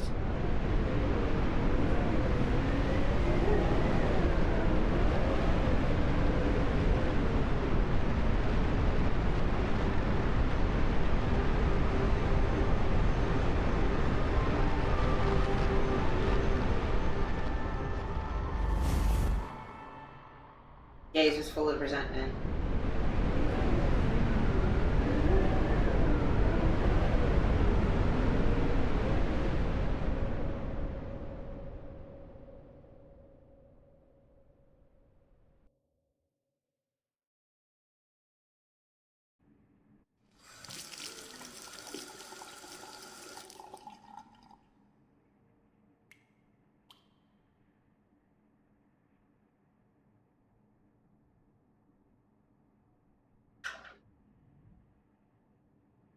Okay, I gotta pause. Sorry, one sec. Someone's asking me to do math.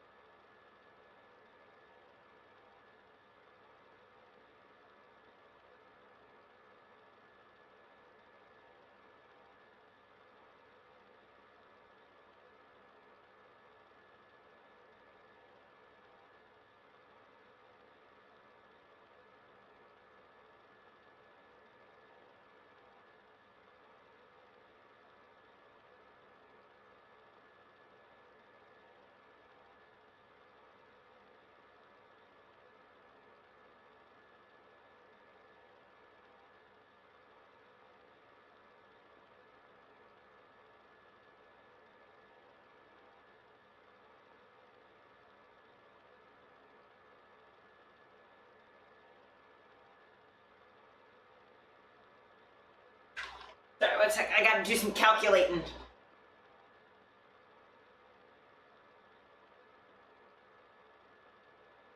And then I'll be done getting interrupted for the rest of the night.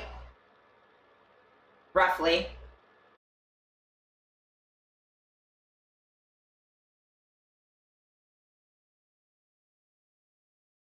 The amount of doing math for people that I have to do in my job, it would surprise you.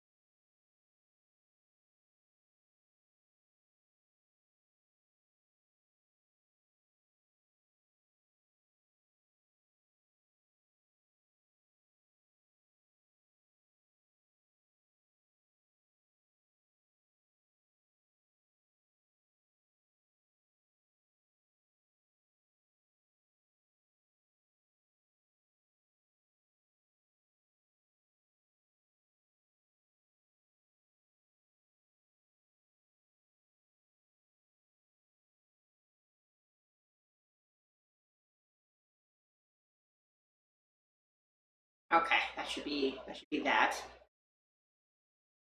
Thank you, Sarybot. You're a very good bot.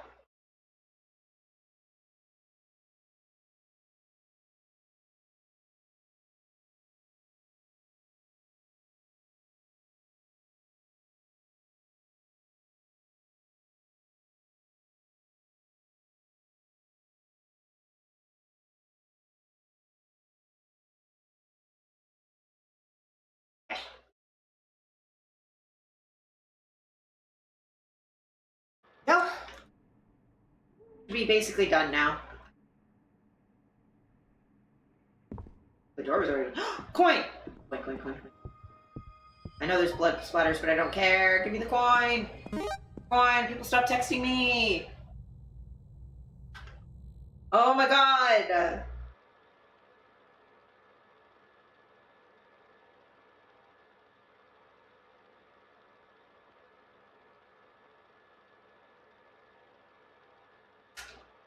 Sorry, it was done, and then there's always something. Always something. Up the stairs. House makes no fucking sense, man.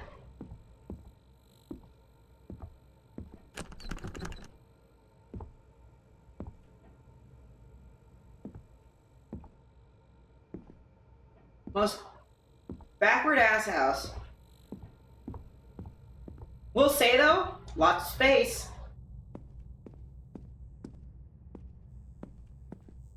Lots of space for activities. Oh, this is definitely our dad. Getting dad voice vibes.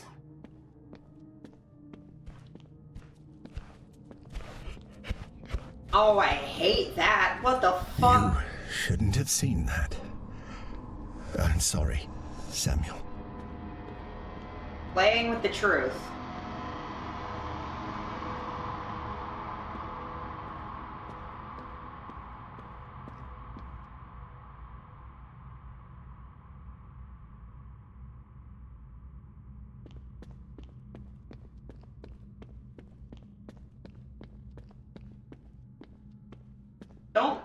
Don't love the naked man. Sir? Unnecessary.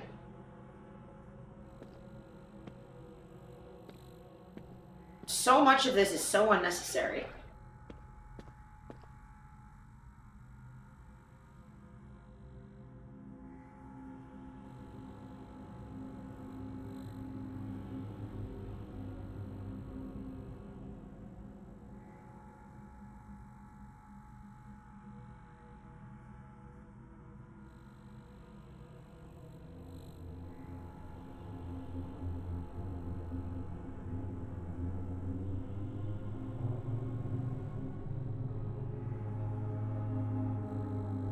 Sorry. I thought I was done, and now there's like 1,000 fucking questions happening. I'm sorry. The downside of me working while I'm on stream, normally it's not like this, but it's been a chaotic day.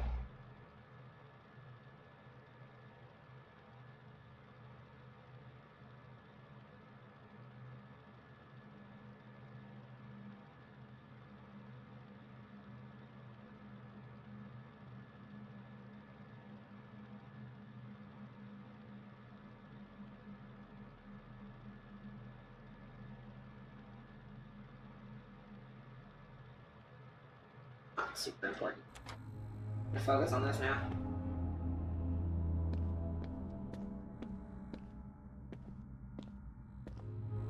Give me box. I need that. I'm moving soon. I know it's easy to get caught up in the excitement of solving a mystery, but you're going to have a hard time finding the truth when you don't even know what the lie is. Keep in mind that the truth has many faces, and you may not like the one that is waiting for you. Well, I mean, certainly I don't appear to like my own face.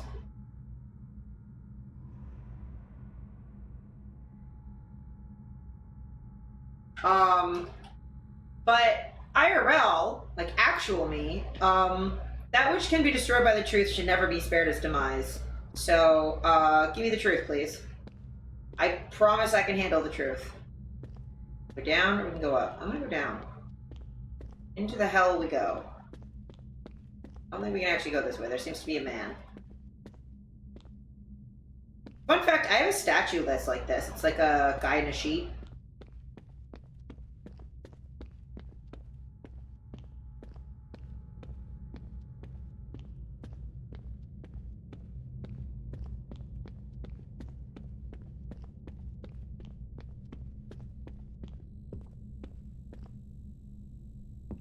Dad and me.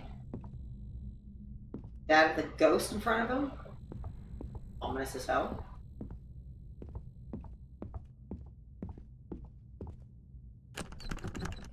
Staff only. Alright. I'm not staff apparently.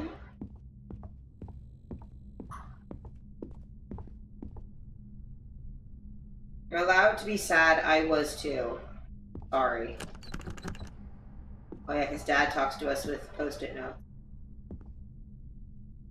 Girl!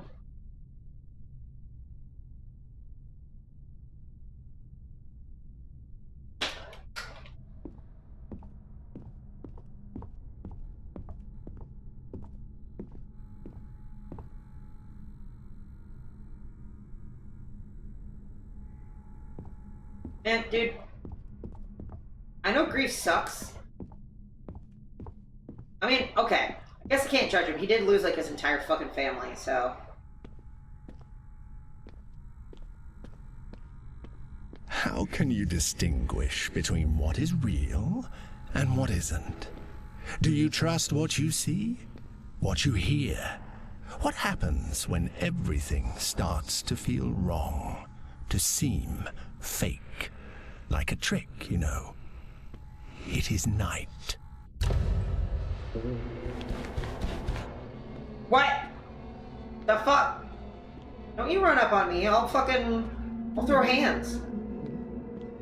Also, I've had psychosis before. How do you figure out what's real when you're not sure if you can trust your own senses?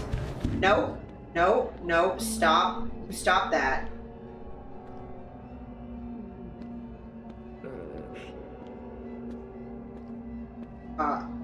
No, you don't trust what you can see. You don't trust what you can hear.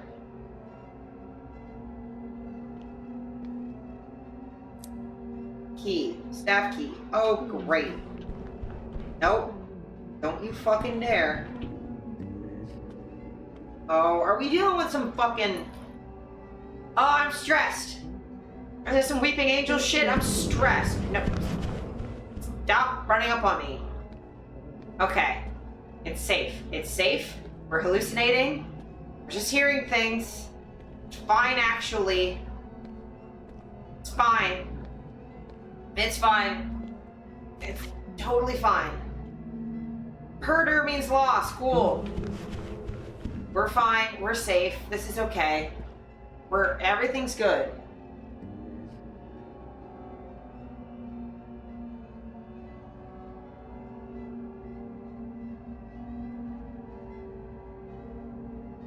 Yeah, with insomnia psychosis, you hear things. Because basically, I didn't really sleep. You can get this from just like not sleeping for days and days, like a couple days in a row, like 3 or 4 days. Generally, it's assumed that you die after 11 days. I wasn't completely not sleeping. Be careful. Sometimes it's better to embrace fiction than to face what's behind the curtain. Hangman. Or under the sheets. Gotcha. Hellblade Senno's sacrifice is apparently a good representation of psychosis. I should add that to my list then. Because, like, yeah, I wasn't sleeping more than like an hour or 2 a night for months. And if you don't sleep for a long time, you start to dream while you're awake. I had a very, very interesting experience. But yeah, psychosis is interesting. So generally what you do, or what I did, to sort of keep track of what was real and what wasn't, was to do reality testing off of other people. So I would check to see if other people were reacting to something, and if they weren't, I knew it wasn't real. Though there were some things that, like, I couldn't do that because either I was alone or it was like I felt something. I've been having hallucinations recently. Not to this extent. Not like the insomnia psychosis. That I was like hearing people say my name, hearing banging in the walls, like seeing visions of like shadow people and things moving, seeing doors slam shut. It was a time. So I haven't been having that, but I've been seeing like flickering and shadows in the corners of my eye, and that's how I know I haven't been sleeping well. So like at the start of stream, I was talking about how I think I might be going through perimenopause, and how one of the symptoms of that I was thinking was a problem. I'm going to turn this light down a little bit because I think it's too bright. The purple's a little intense.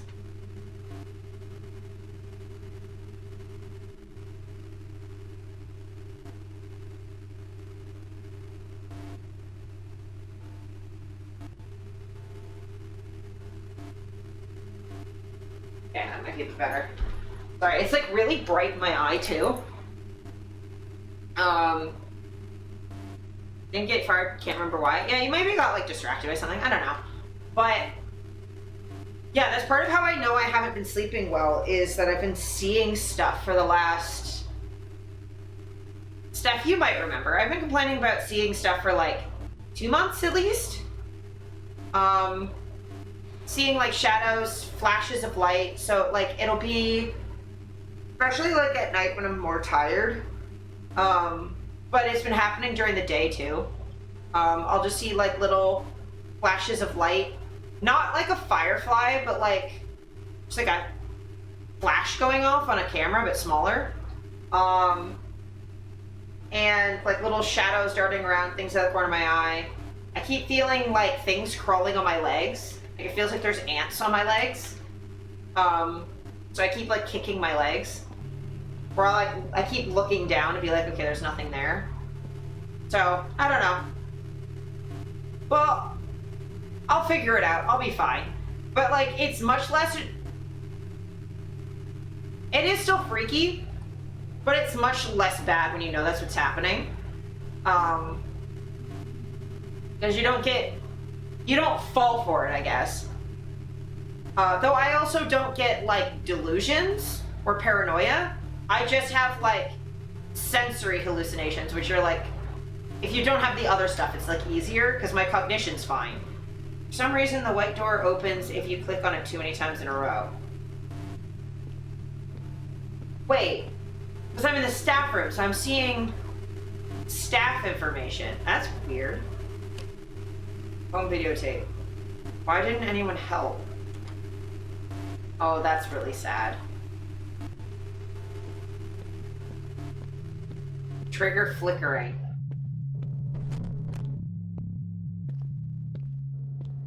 Oh. Oh, that's sick.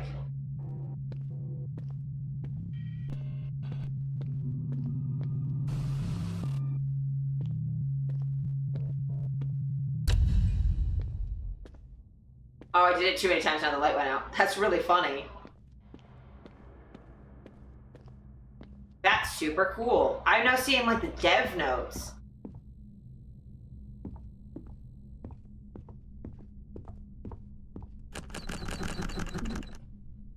Ha ha ha! It's open.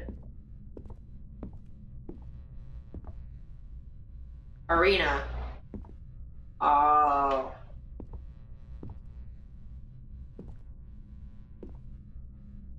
Audrey.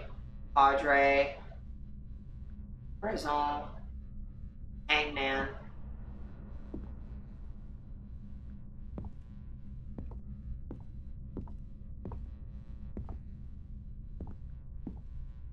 Hangman.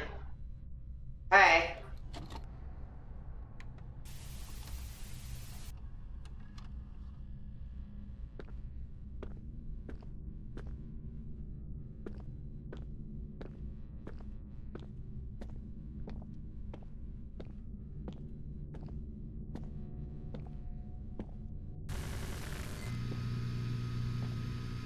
Oh, that was in my way earlier.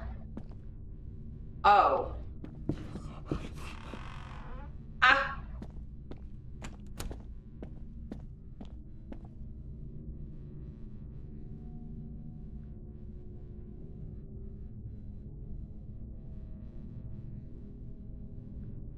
Inventory. Okay.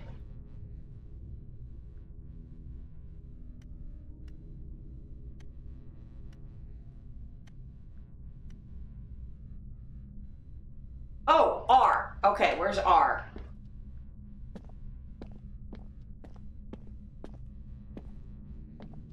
Oh, the E works too. E.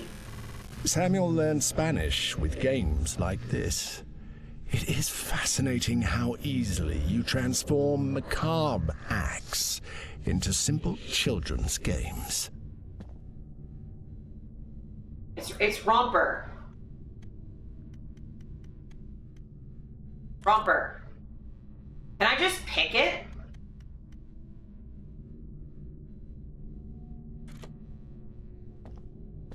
Okay, I need to find the other letters.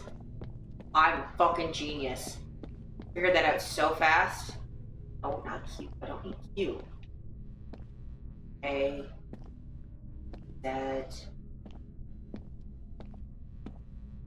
M.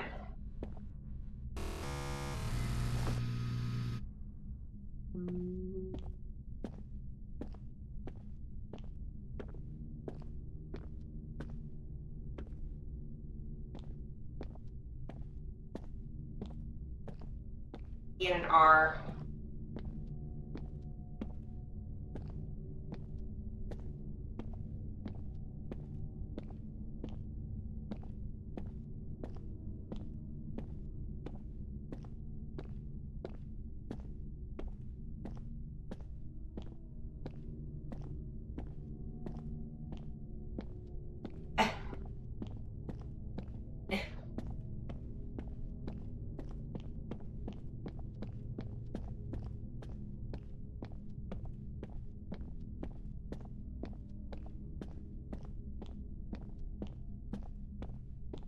What? Fuck are more letters? Bitch, give me the ghosts. I solved your puzzle. Let me fucking finish it.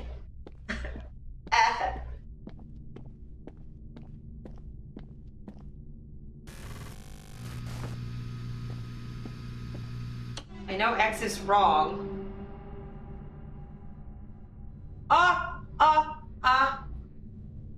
There's a man. There's a man.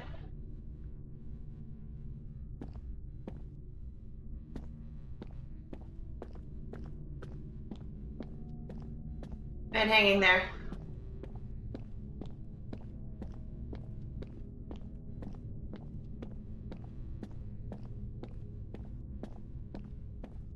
Sorry, I couldn't see what letter it was. Thought it was an R. I just need the R and the P, man. The R and the P. Not 9, just R and P. Fuck.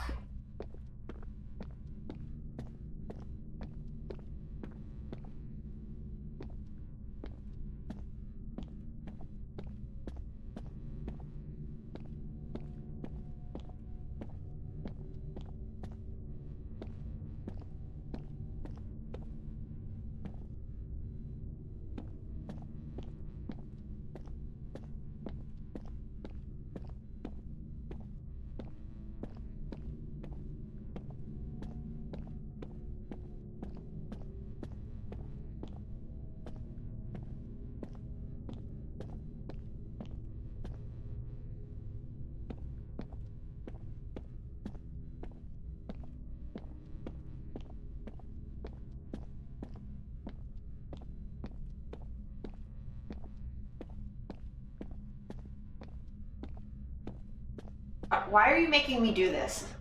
I know what the answer is. I know what the answer was immediately. How do I...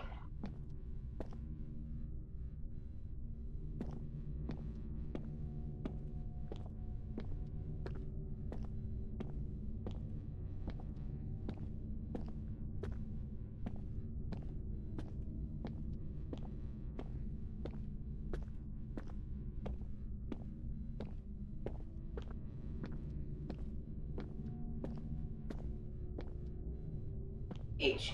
H.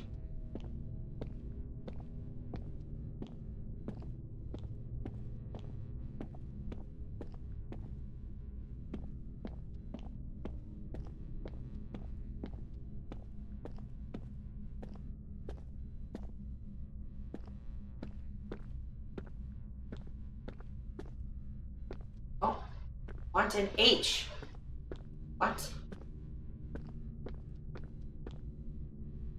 E and an R.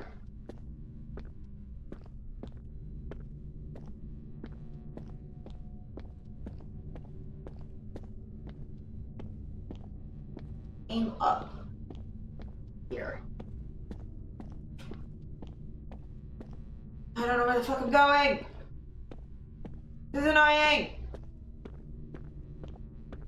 I know what letters I need, I just can't find them.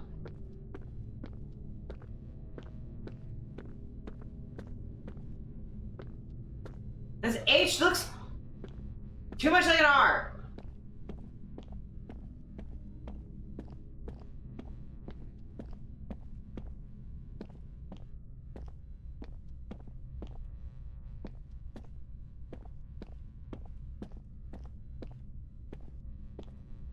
You are getting on my nerves. Okay.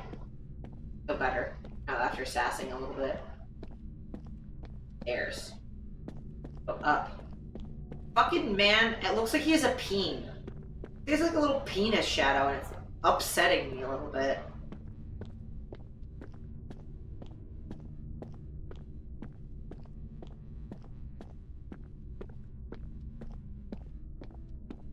Like, he's just got a peener in my face. I don't like it. And I'm not scared, I'm just uncomfortable. God damn it. My finger hurts. Get your peen out of my face. I know what letters I need, just show them to me, bitch. Dick out of my fucking face.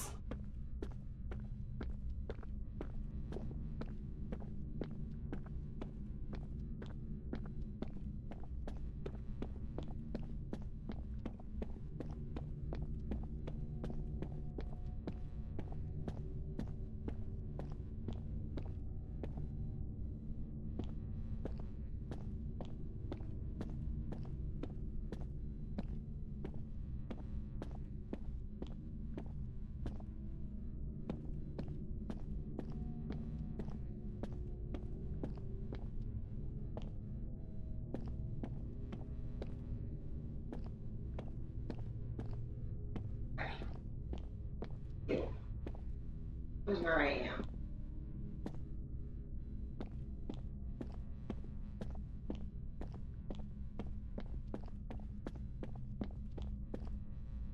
Yes.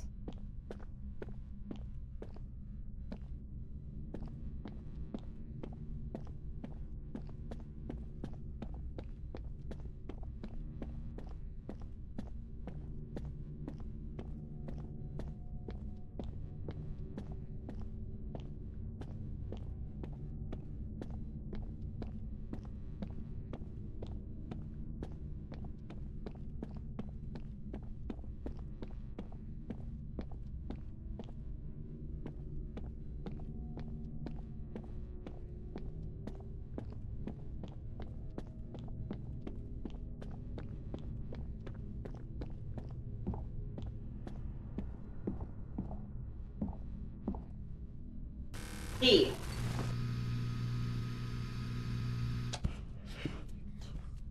Ah! Get out of my fucking ear!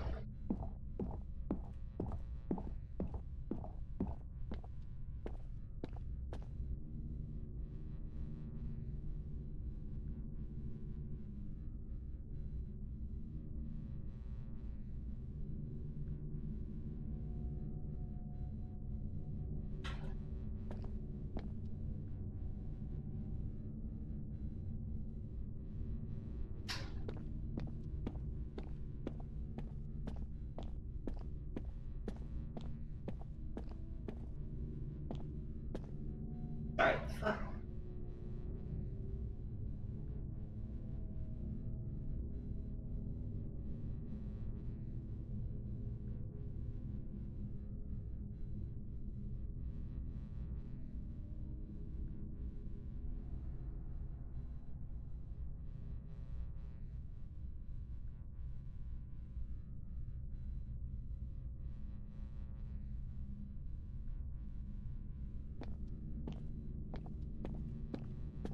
Just need.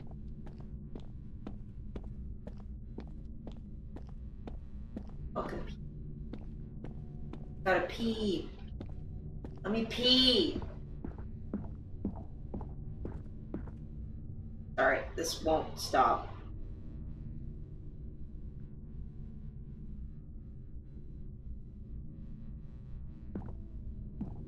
I'm gonna lose my fucking mind. Hate you, game. Hate you.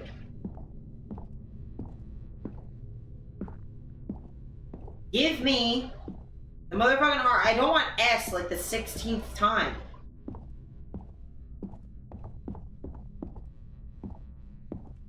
L. I have fucking L. God damn it! Okay, I'm gonna lose my.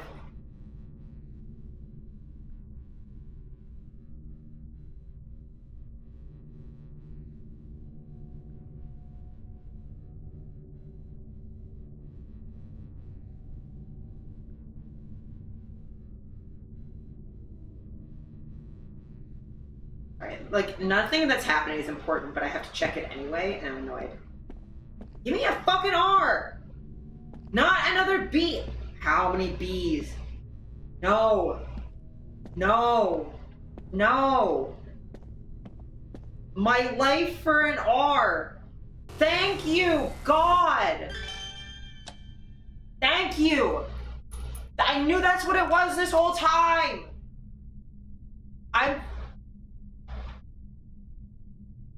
I'm so mad! I only got one wrong! Romper, great. Fucking man, out of my goddamn ear. You shut your damn hole. Ladder. Win. Winner! Gagnon! That's French, but I know French. So upset. Let me out. Out of this fucking bitch ass. Motherfucking. Damn you. I'm supposed to go this way. I moved the thing out of the way. Now I can go this way.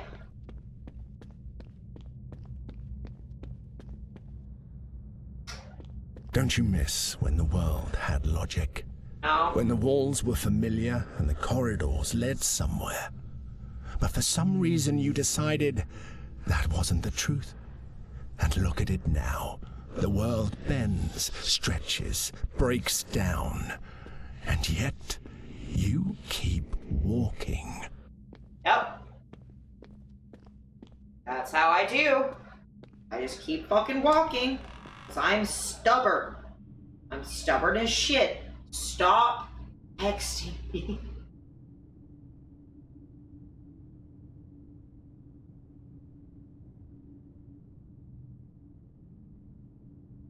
Sorry, it's stuff that was supposed to be done like an hour ago.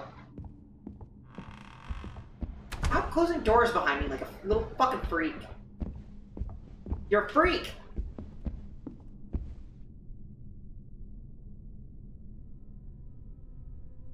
Oh!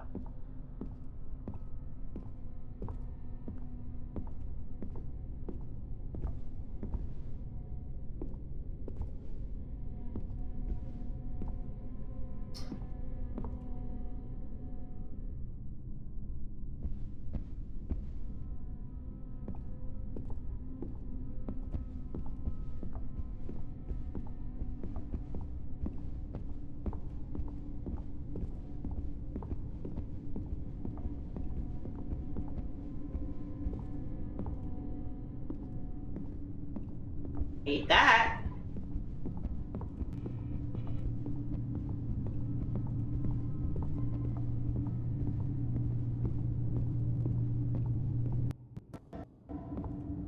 Start chase? The fuck? Actions have consequences, and yours do nothing but tear everything apart. Don't think I haven't noticed. I am upset. Nope. Nope. Nope.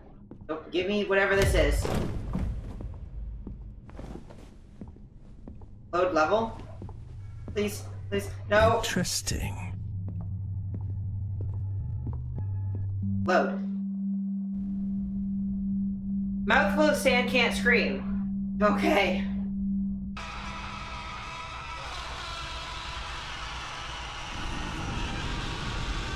Chapter 22. I seem to be screaming just fine, actually.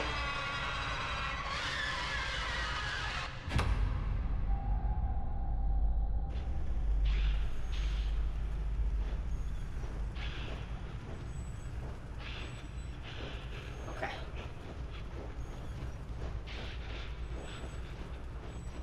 Coin. Coin, coin, coin, coin, coin, coin, coin.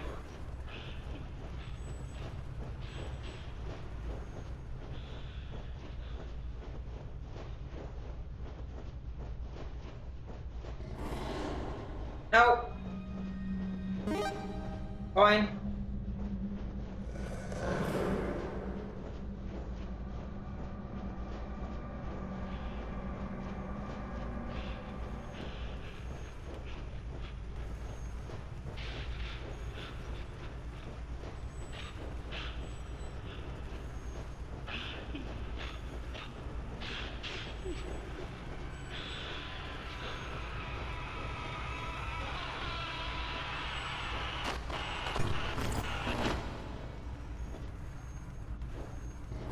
Don't cry. Aww, baby. I have witnessed too many times how your world crumbles when you dig where you shouldn't. And it is sad when you think you can climb the rubble. Because the truth is that most of you end up screaming under it. Yeah, well, I'm built different.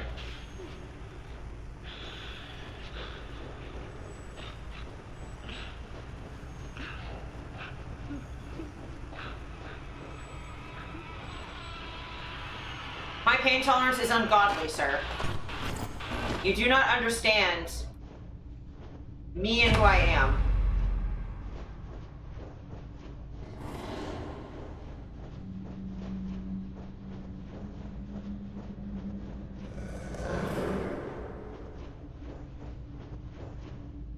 No, not the puppy. Never mind.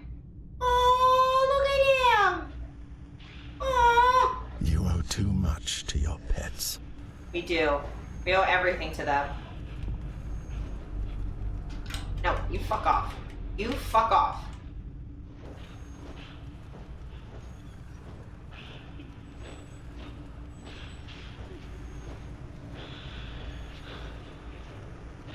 I want my puppy.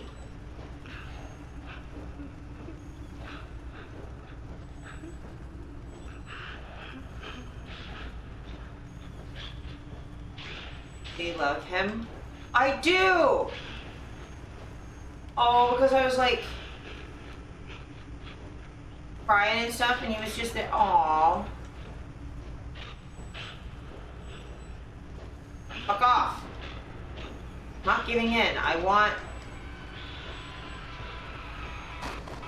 Go away.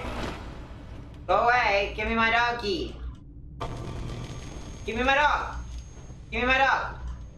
Give.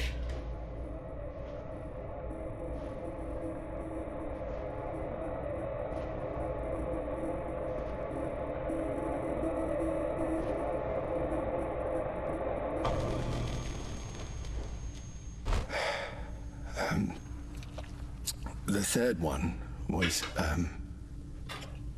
very painful.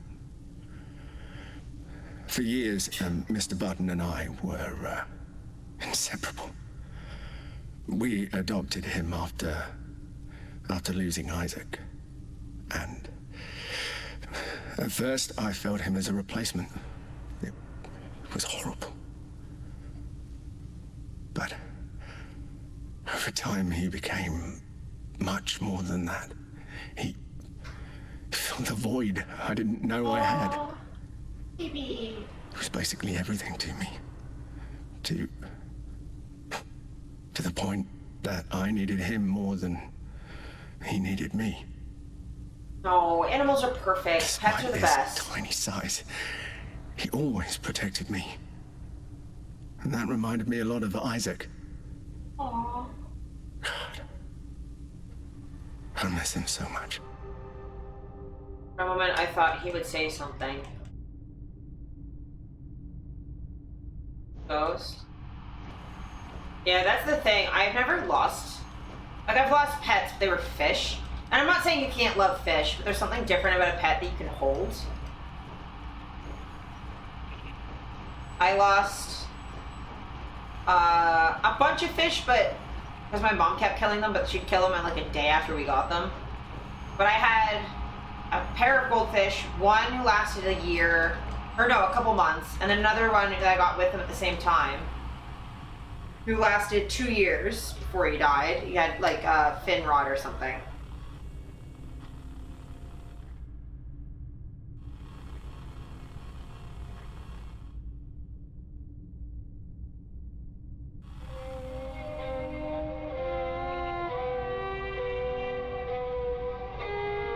And then I had one fish that was 9 years old when he finally passed. I got him, he was already a couple years old, but...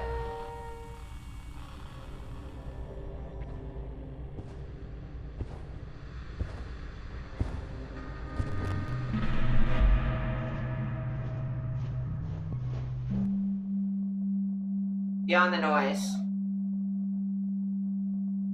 Did we do chapter 2 already? Definitely not the same. Hi, Ghosty.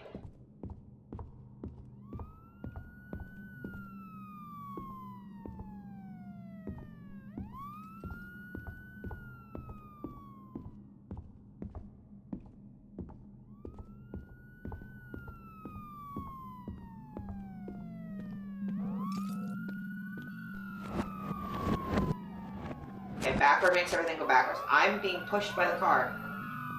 The car is pushing me. Then I hit this, and then everything goes forward.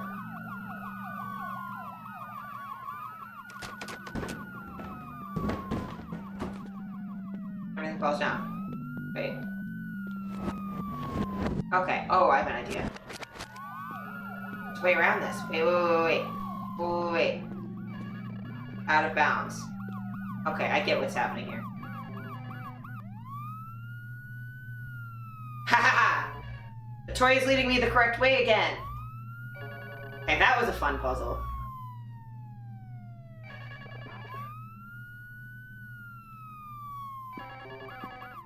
Okay. Open door. Oh, this is the original house. Oh, this is sick.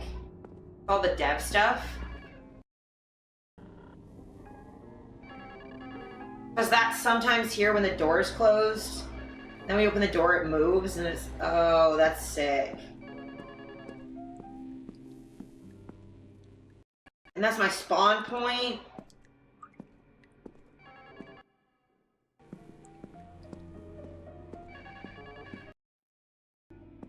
Oh, the sound's glitching out.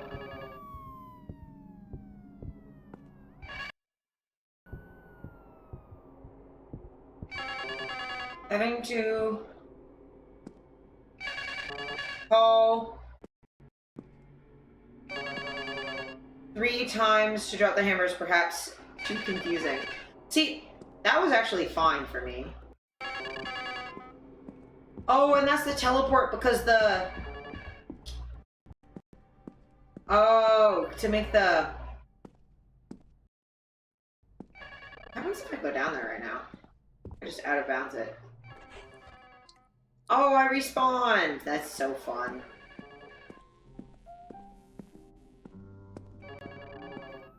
Well, that's to make the looping of the house. That's really sick.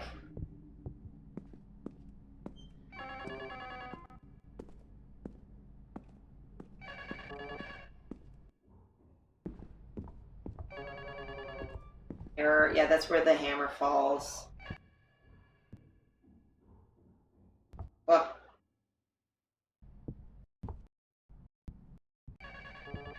One. Alright.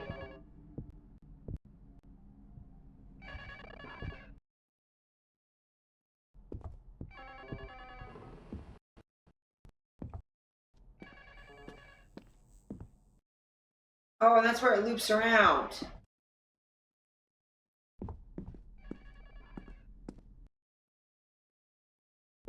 That's why the house doesn't make any fucking sense. That's fun.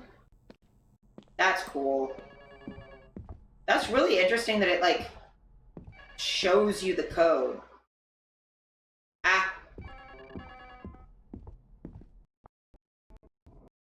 I removed all the assets from the room and have left only the arena with the box as a reference at the end of the game. Hopefully it also improves performance.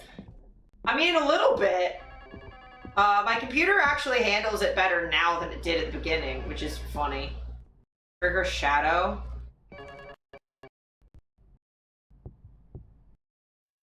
Too early to start putting ghosts around, but it looks good here. Oh, so the ghosts don't walk around and scare me, but you just kind of put it there? Oh, the trigger to move the thing.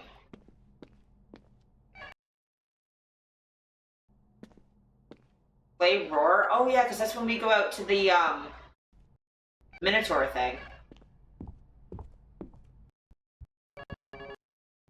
That's sick. That's cool. Ah, it's fucking me up a little bit. Eh. Okay, let's answer this phone call.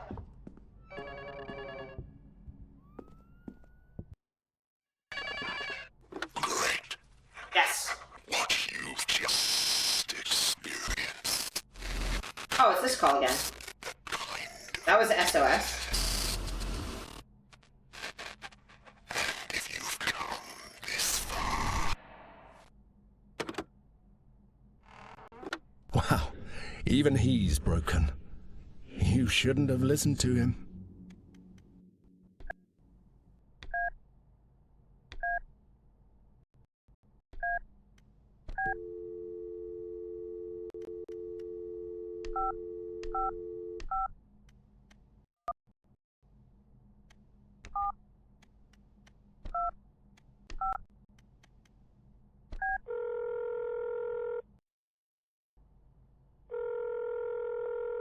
Thank you. Despite the pain, you are here. Yep. I knew this time you'd make it. Yeah. Look for the last light to end the storm. Okay. Get the I last. trust in you. Ah, that feels really good. He trusts me. Little demon on the phone trusts me to end the storm. Find the last light, and then the sandstorm should end.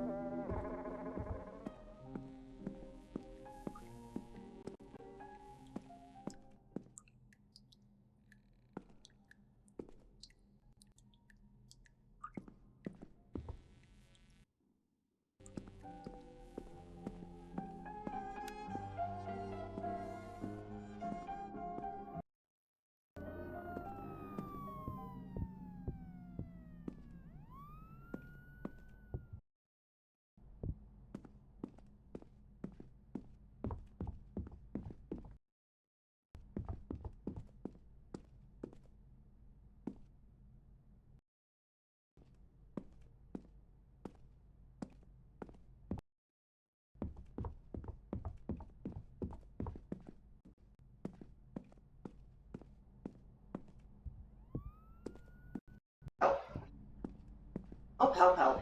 Okay.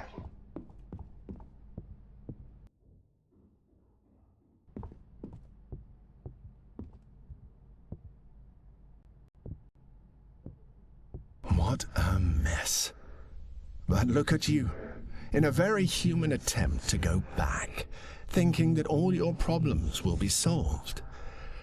I can't blame you for wanting to go back to the house, to the routine where everything was simpler, where you were safe.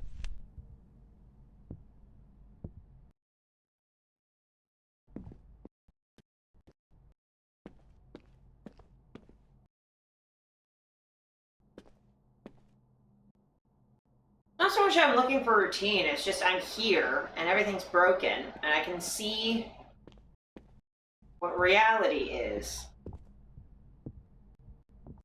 Just code. I need one more thingy.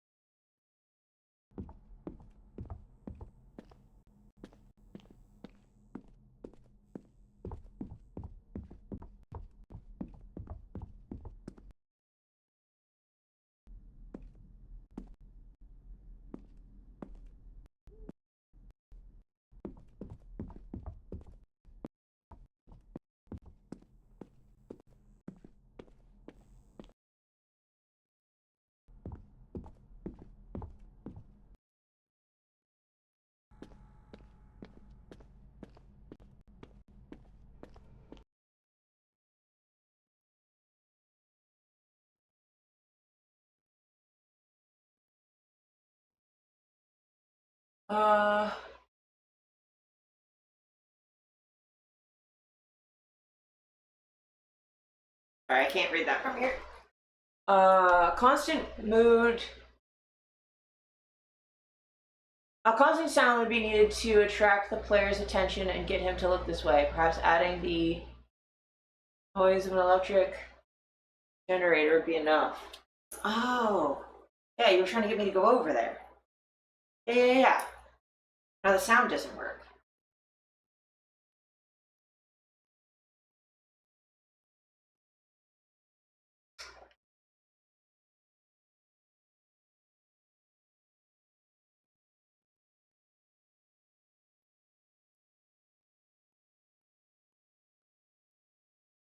Ladder again. And we came down at the start. Back up to the normal house.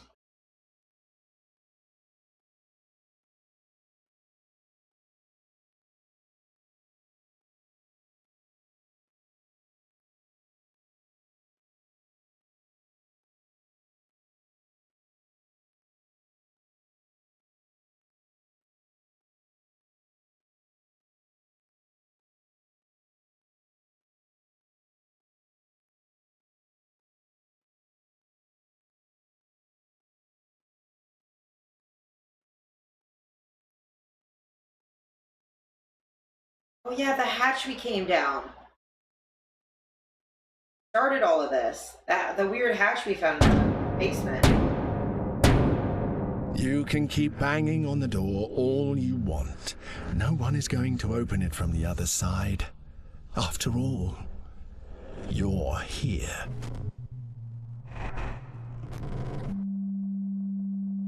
What? Okay. What? Prologue. Oh.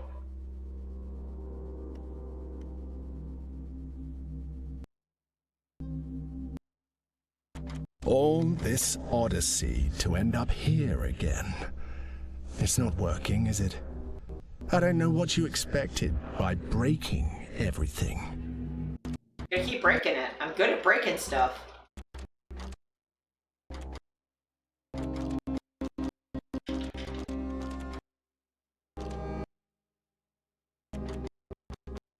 Now you can only wait for another...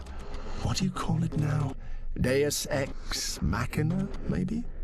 Yeah, you're God. The help you've been getting all along the way, I guess you've noticed. Yes.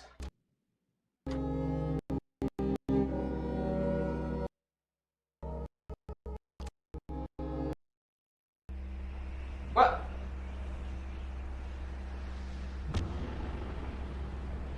Exactly.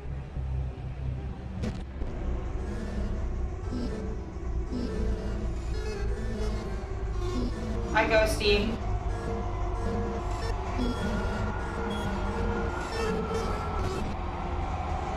Hi, God. Here you are. Thank you. Catch it.